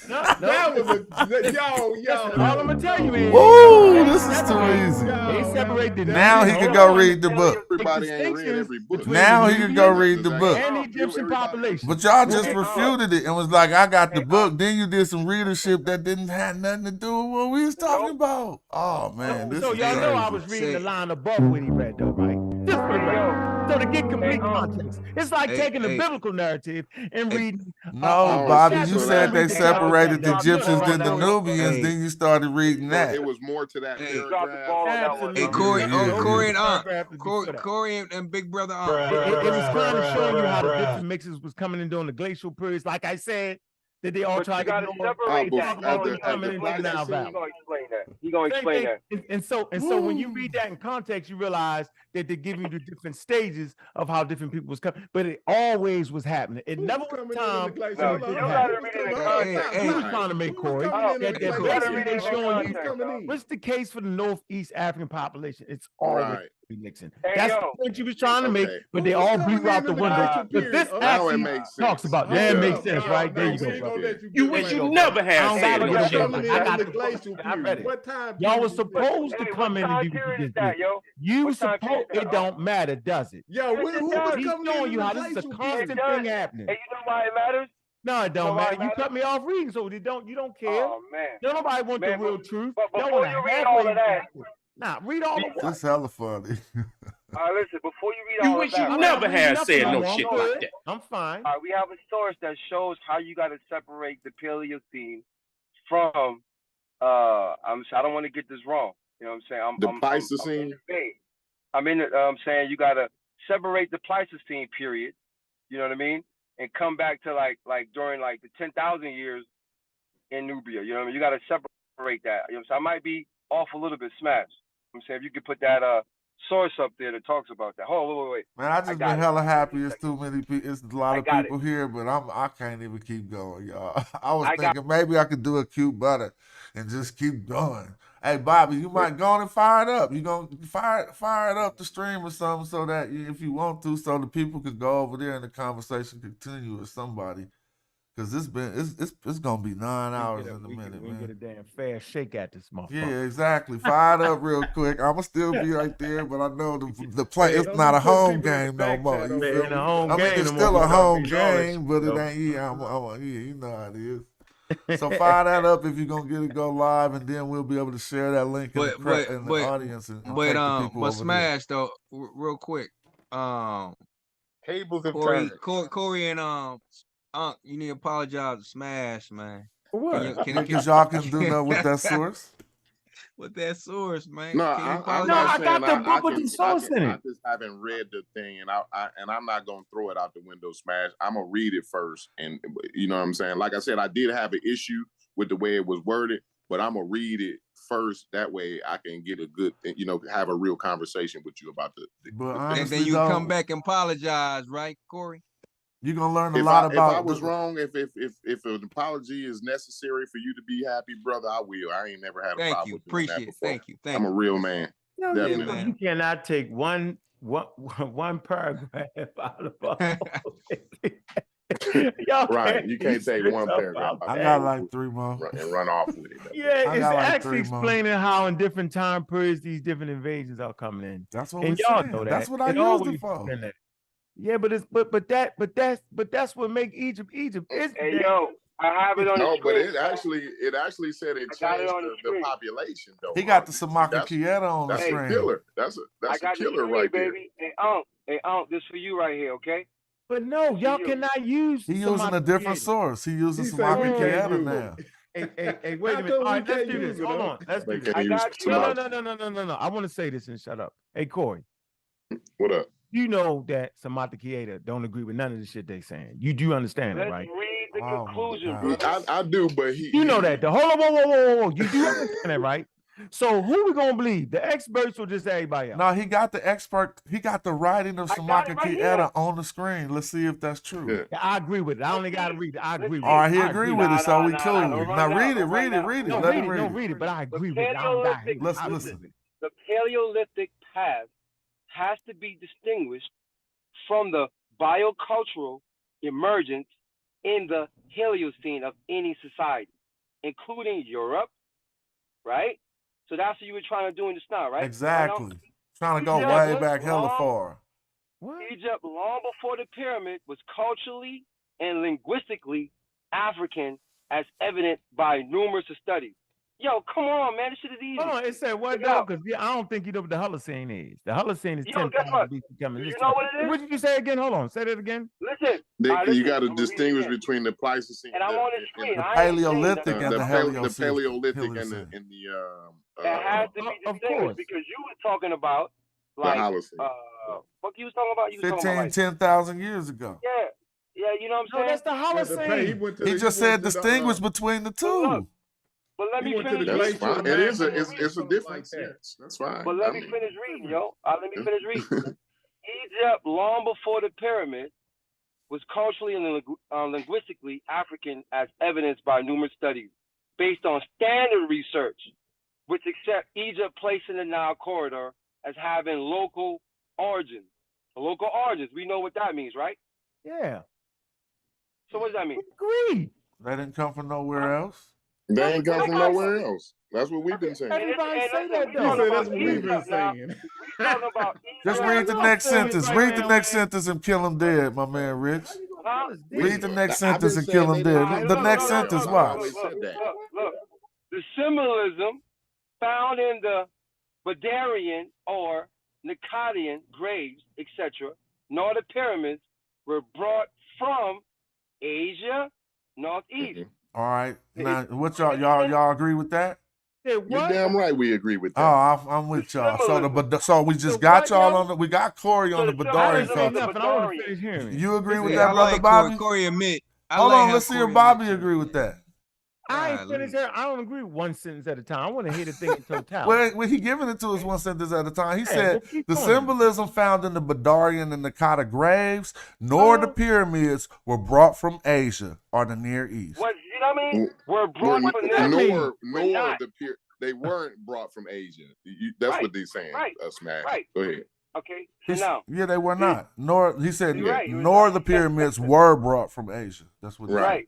I just wanted to make so sure y'all agree with that? So that Nakata and that Badarian culture that didn't come from the Near East, remember? But whoever said damn that? right, bruh. Cats was just Goji just pulled up some figurines just 2 shows ago. The white figurines saying that there was Mesopotamian culture in the Badarian period. They might have used some of their culture. Yeah, they might have traded with them. Come on, exactly. Yeah, trade. I'm with y'all. Yeah, right. That's not right. All right, well, let's keep going. Well, Gozi left. He came back, but he cut.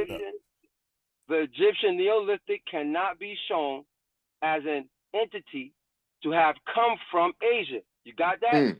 You Man, damn that's right. what the I'm model with you. scholarship say. You damn This is right. what I be trying to tell niggas. Ain't none of that shit came from It's African. Go ahead. Oh, I thought y'all was saying it was Mediterranean, Rich. Mr. Rich, this is crazy. Yeah, they ain't Mediterranean. Oh, no, I'm not talking about Ankh. You ain't never been a Mediterranean, Ankh.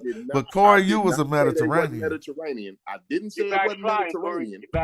Did not say it was not Mediterranean. Who backsliding, yo? Hold on, who backsliding? A lot of you guys are backsliding. No, we talking about me. Who backsliding? No, let me finish reading and we gonna see. Let me finish reading. Man, I'm Samantha Kayada, dude. Remember from 13 I'm years just reading ago. the source, bro. Hey, Ankh, we still got 185 people. You got the link yet? You know what I'm saying? All right, check it out. Hey, Smash. I just want Smash to know. Real quick, I just want Smash to know. 2 seconds. You can keep on reading. You can keep on reading, but I just want Smash to know that you can be more than one thing at the same time. Because Smash, you a brother and a cousin. I'm not mad at that. I'm not mad at that. Yeah, I'm with you. You say I'm black and I'm Pacific. I'm from the West Coast. Okay, I'm with you. So you can be from Africa and Mediterranean. I agree with you, Corey. I don't always disagree, bro. I just wanted to clear that up. Go ahead, keep reading, brother. Keep reading. It's a good source. I like Corey. Corey admit when he's wrong. Although what? Listen, the Egyptian Neolithic cannot be shown as an entity, that's very important, to have come from Asia, although some domesticates were borrowed on local terms into a system of indigenous. Stop. Do you know what they mean, though? Yeah. It's packaged in an African manner, bro. I've been saying this shit. That's your man Chief X saying. He said borrowed on local terms, though. Like, you know, it's on the local terms. I know the statement that is packaged in an African aspect is the same thing as what that's saying. I don't think so. I don't know. It is. I'm saying they repackage it. That's kind of what he's saying. Let me just keep reading this because I don't want to. Just ride. Let him ride. But that's not an African author speaking. Are y'all serious right now? You can get good. Yeah, but that's not a. You can get a Chinese. You can get goods from China and package it in an American way, yo. I got the booty shit in my house, nigga. That ain't the way the Chinese do it, nigga. I get this source from a brother. Yeah, I mean, we wearing fitted caps. Anyway, I'm wearing fitted caps. We package it in an African American. Go ahead. In the Fayum, right? In the Fayum, it says, into a system of indigenous foraging in the Fayum, because we be talking about the Fayum. Remember that, right? I know y'all remember that. So now, historical linguistics shows ancient Egyptians to be Afro-Asiatic with borrowings from other African languages, phyla, right? Yeah. Archaeological data was seen. You agree with that? Yeah. Yo, let me just finish. Right. Of course, I'd agree with that. All right, so archaeological data was seen to indicate an early integration of the Eastern Delta. That's very important. Yeah, y'all said the Delta ain't had nothing to do with nothing, though. Oh, okay, okay, cool. Remember early that? Delta in northern Egypt, right? By early Upper Egyptian ruler, what's that, Irie? They don't count in the Delta. Yeah, they don't count in the Delta. Stop right? Who already wrote royal inscriptions in Egyptian in a script and symbolic system that use African floral and fauna. Agreed. This region of Egypt and northern Egypt has long had societal intercourse with the Near East. The ancient Egyptians in origin were not cellular colonists akin to European understanding a local. This says European colonists. Yeah, my bad, bro. So they wasn't settlers. They wasn't settlers. The ancient Egyptians in origin were not settler colonists, but we be saying some people came in and settled in them, and they came from all over the place. Nah, that ain't what we saying. Who we said saying that? We ain't never said that.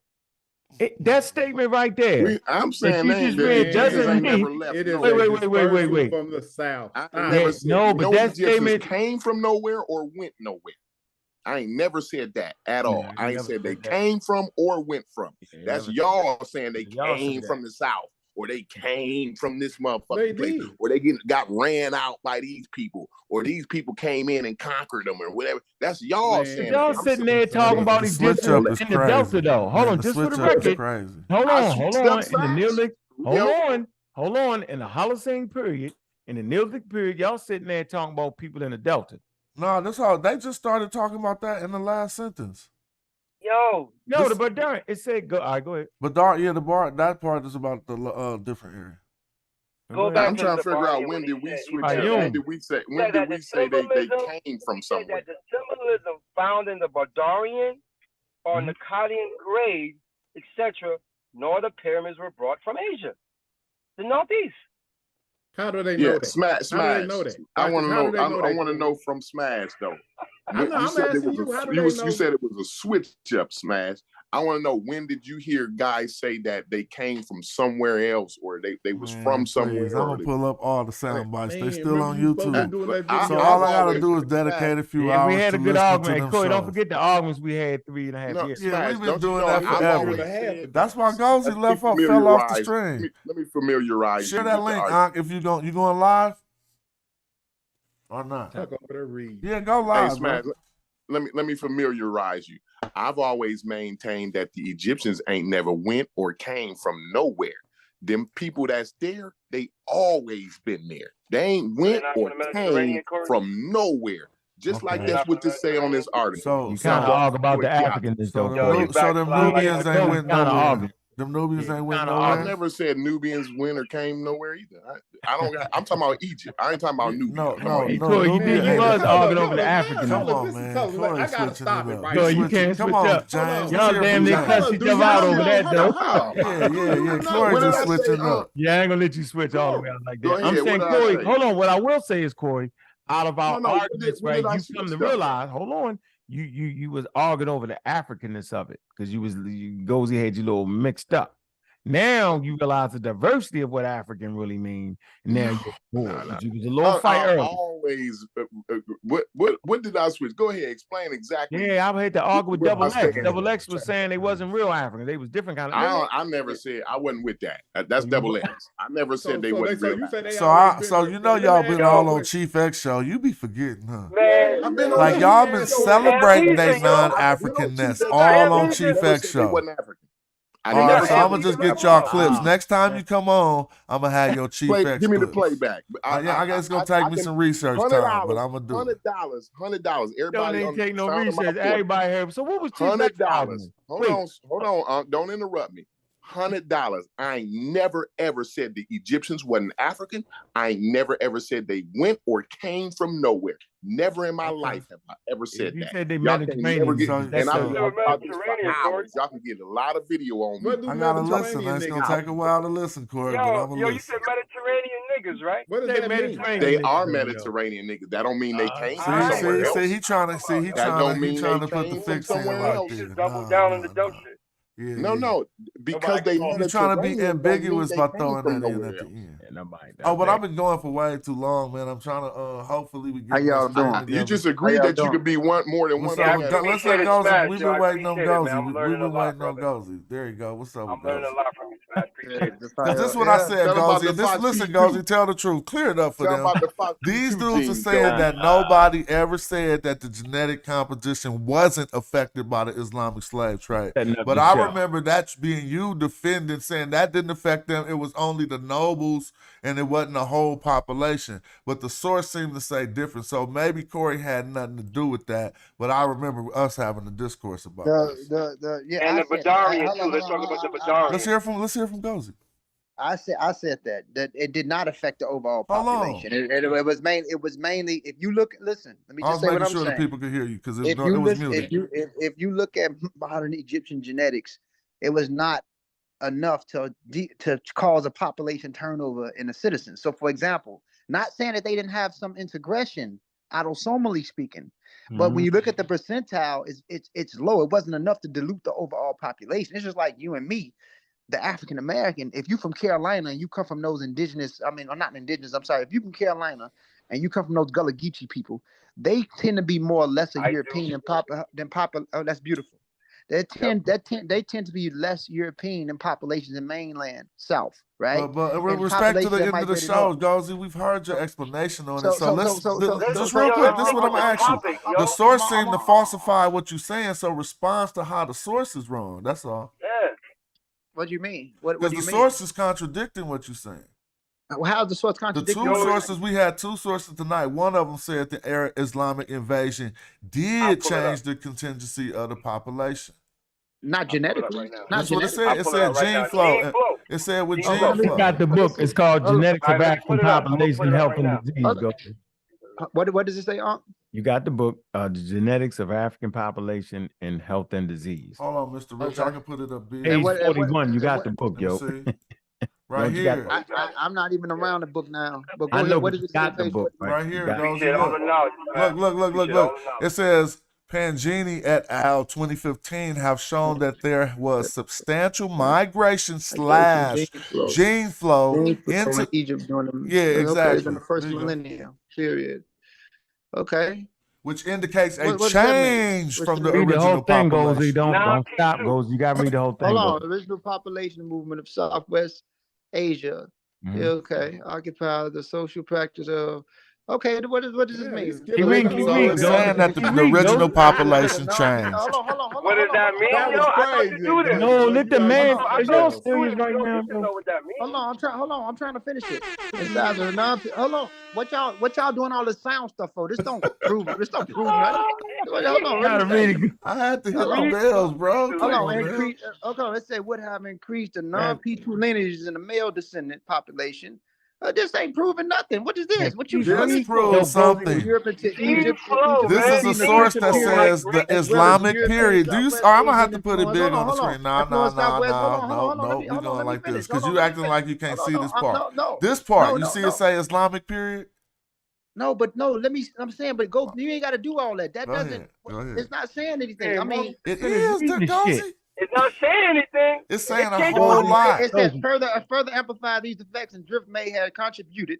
There would have been a gene flow from Southwest Asia and Europe into Egypt during the preceding Christian period, as well as the European, Southwest Asian, and influence, and during the Pharaonic period, also based off the Amarna letters, which indicate the marriages of Southwest Asian women. So what are you saying? It's been consistent. We're saying that this affected the gene flow of the original population, just like the first sentence in this letter. No. This don't prove anything. No, it don't prove it, but it's a source. So if you got a source that contradicts this, just give us one. Because this will say, look what it say. Did you see that change from the original population? Come on, family. I'm making it big on the screen. It doesn't. If you look at the overall sample, this doesn't prove anything. The original first of all, this is mainly the female lineages. It didn't affect the P2, the paternal marker, the PN2 gene, which is the YAP marker. So with that being said, they're still mainly indigenous to the area. This doesn't prove anything. This doesn't prove nothing at all. It doesn't.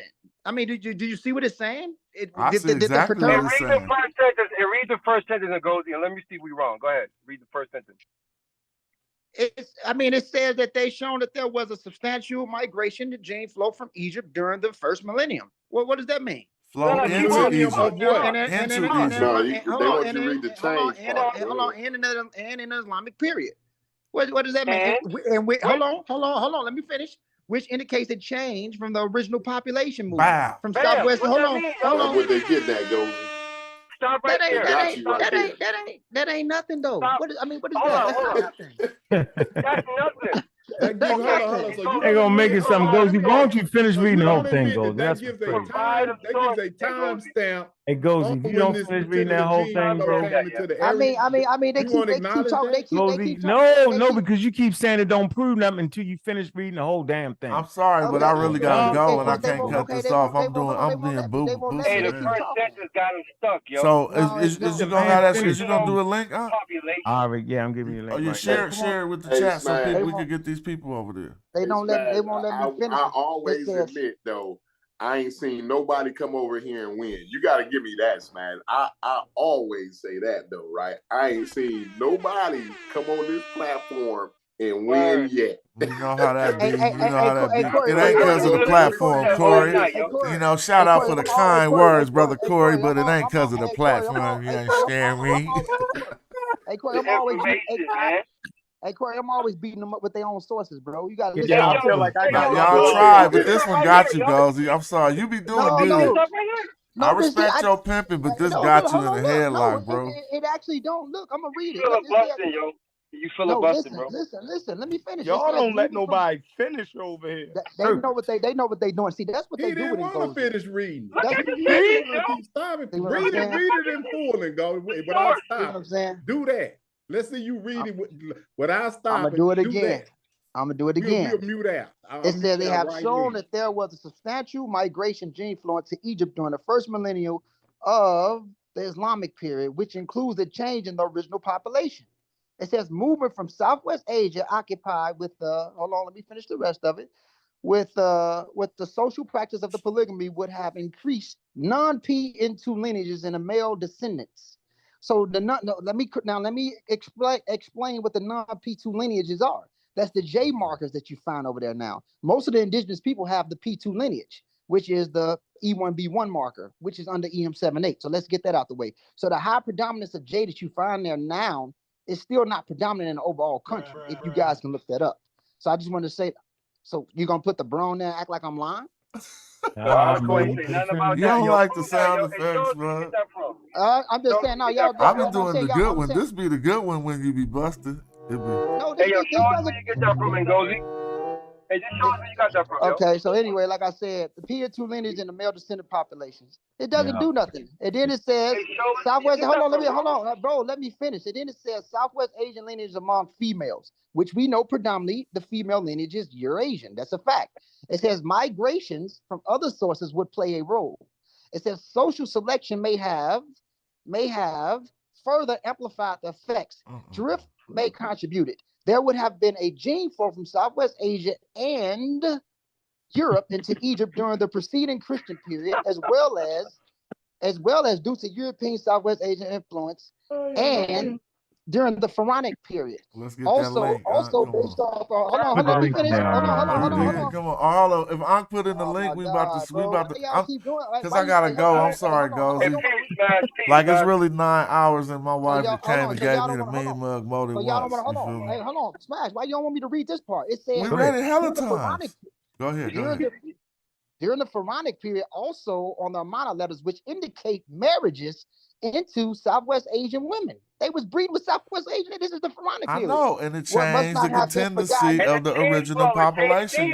So do you agree? Let's all agree. You agree, Gozy, that this gene flow changed the original population, Gozy? Do you agree? No, it wasn't enough. See, so you just read all this and you said, what is it saying, but you don't agree with it? Just finish reading. They keep cutting me off. Hold on. No, you keep trying to explain it. Just read it so you can get it. Okay, so it says what must not be forgotten is that there was indigenous populations in the Nile Valley that emerged from the processes of northeastern Africa, and those indigenous populations was the EP2 gene that I always talk about, which is E1B1. That's a fact. So this doesn't prove anything. This doesn't prove anything. Yeah, but I know what he's talking about, and he's absolutely correct. But that E1B1 is African. Now, I'm gonna try to get the people to hit the link. I'm gonna close down the Zoom. Hey, thank you. I'm gonna close down the Zoom, and we're about to have a hit the link party. Hold on. Salute. Appreciate all y'all. I'm gonna be over on the other channel. Hey, hold on, y'all. Y'all see how I go down when the archers get here, right? This is what y'all need to do. We need to hit this link right here because we about to continue this, but I'm just tapped out. But ain't nothing else happening. It's a good time to hear the other side. We're going to take it to another stadium. So, Sister Juju, shout out to you. She done shared the link. I want to see the numbers go down on this video and the numbers going up over there, but I am about to play this blapper real quick on the way out. Inspired by my good brother Garfield and all of the Mediterraneanites. So y'all gotta be happy. I'll be really happy because, I mean, it ain't just about hating. Y'all be inspiring somebody to go work. So I'm gonna give y'all this. Let's make sure we hit that link and keep that popping. Thanks for all the new people watching the show. And thanks for all the contributions. Matter of fact, put this up, man. I can't wait till I get support like these other channels that don't even be really putting out that info.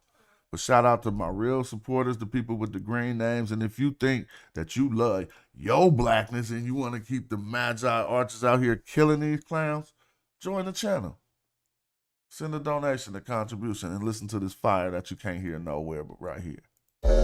Hey, make sure y'all hit that link, though, for real, because we all going over there. Let's bring that back. Shout out to Dead Perry on the track. Let's go. Shout out for the Cash Apps. I appreciate y'all. Morodic script in my car too. Roll through with them arches. Hardcore, that's in my shinu. I'm Bennu giving y'all truth. Iron core from meteorite should be chartreuse. Turbocharged the chariot and almost left Ferrari. The queen like almost Nefertari. Immortalize an image, put a figure in a figurine. Him at Netherred, who heard? Them leopard skin kilts, yeah, the clan wear 'em. And I turn your knee suit to a fan bearer. Have my servants build a new stadium where I'ma slaughter you, surround your tomb alive with boot cranium. Remove the organs, we preserve the dead. Mummify them, then carve them a reserve head. And all your internet mans who lied with you, died with you, sacrificed their life, afterlife with you. Now I'm all in your spot, and I'm calling the shots while your soul get devoured in the hall of my eye. Ain't a night ballin' or not, care if you ballin' or not. I'm still gonna tell you guys, go to Kemet like El Shaddai. You ain't no king, you're like Cambyses the Persian who couldn't draw the Nubian bowstring. Melt the jewels in your crown into a gold ring.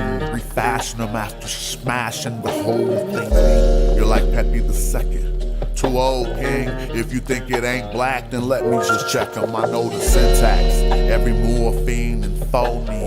The scholarship top line, dog, and the flow mean. And my debate to make a fraud quit the internet. Sometimes I wonder if I saw to fix this window yet. That's what you call repair, re-end. They heard the king of Meluhas was a scary man. And he is though, I'm telling you, you better contain him, man. He's busting arrows at all these Mediterraneans, killing them. Now we ain't getting no views.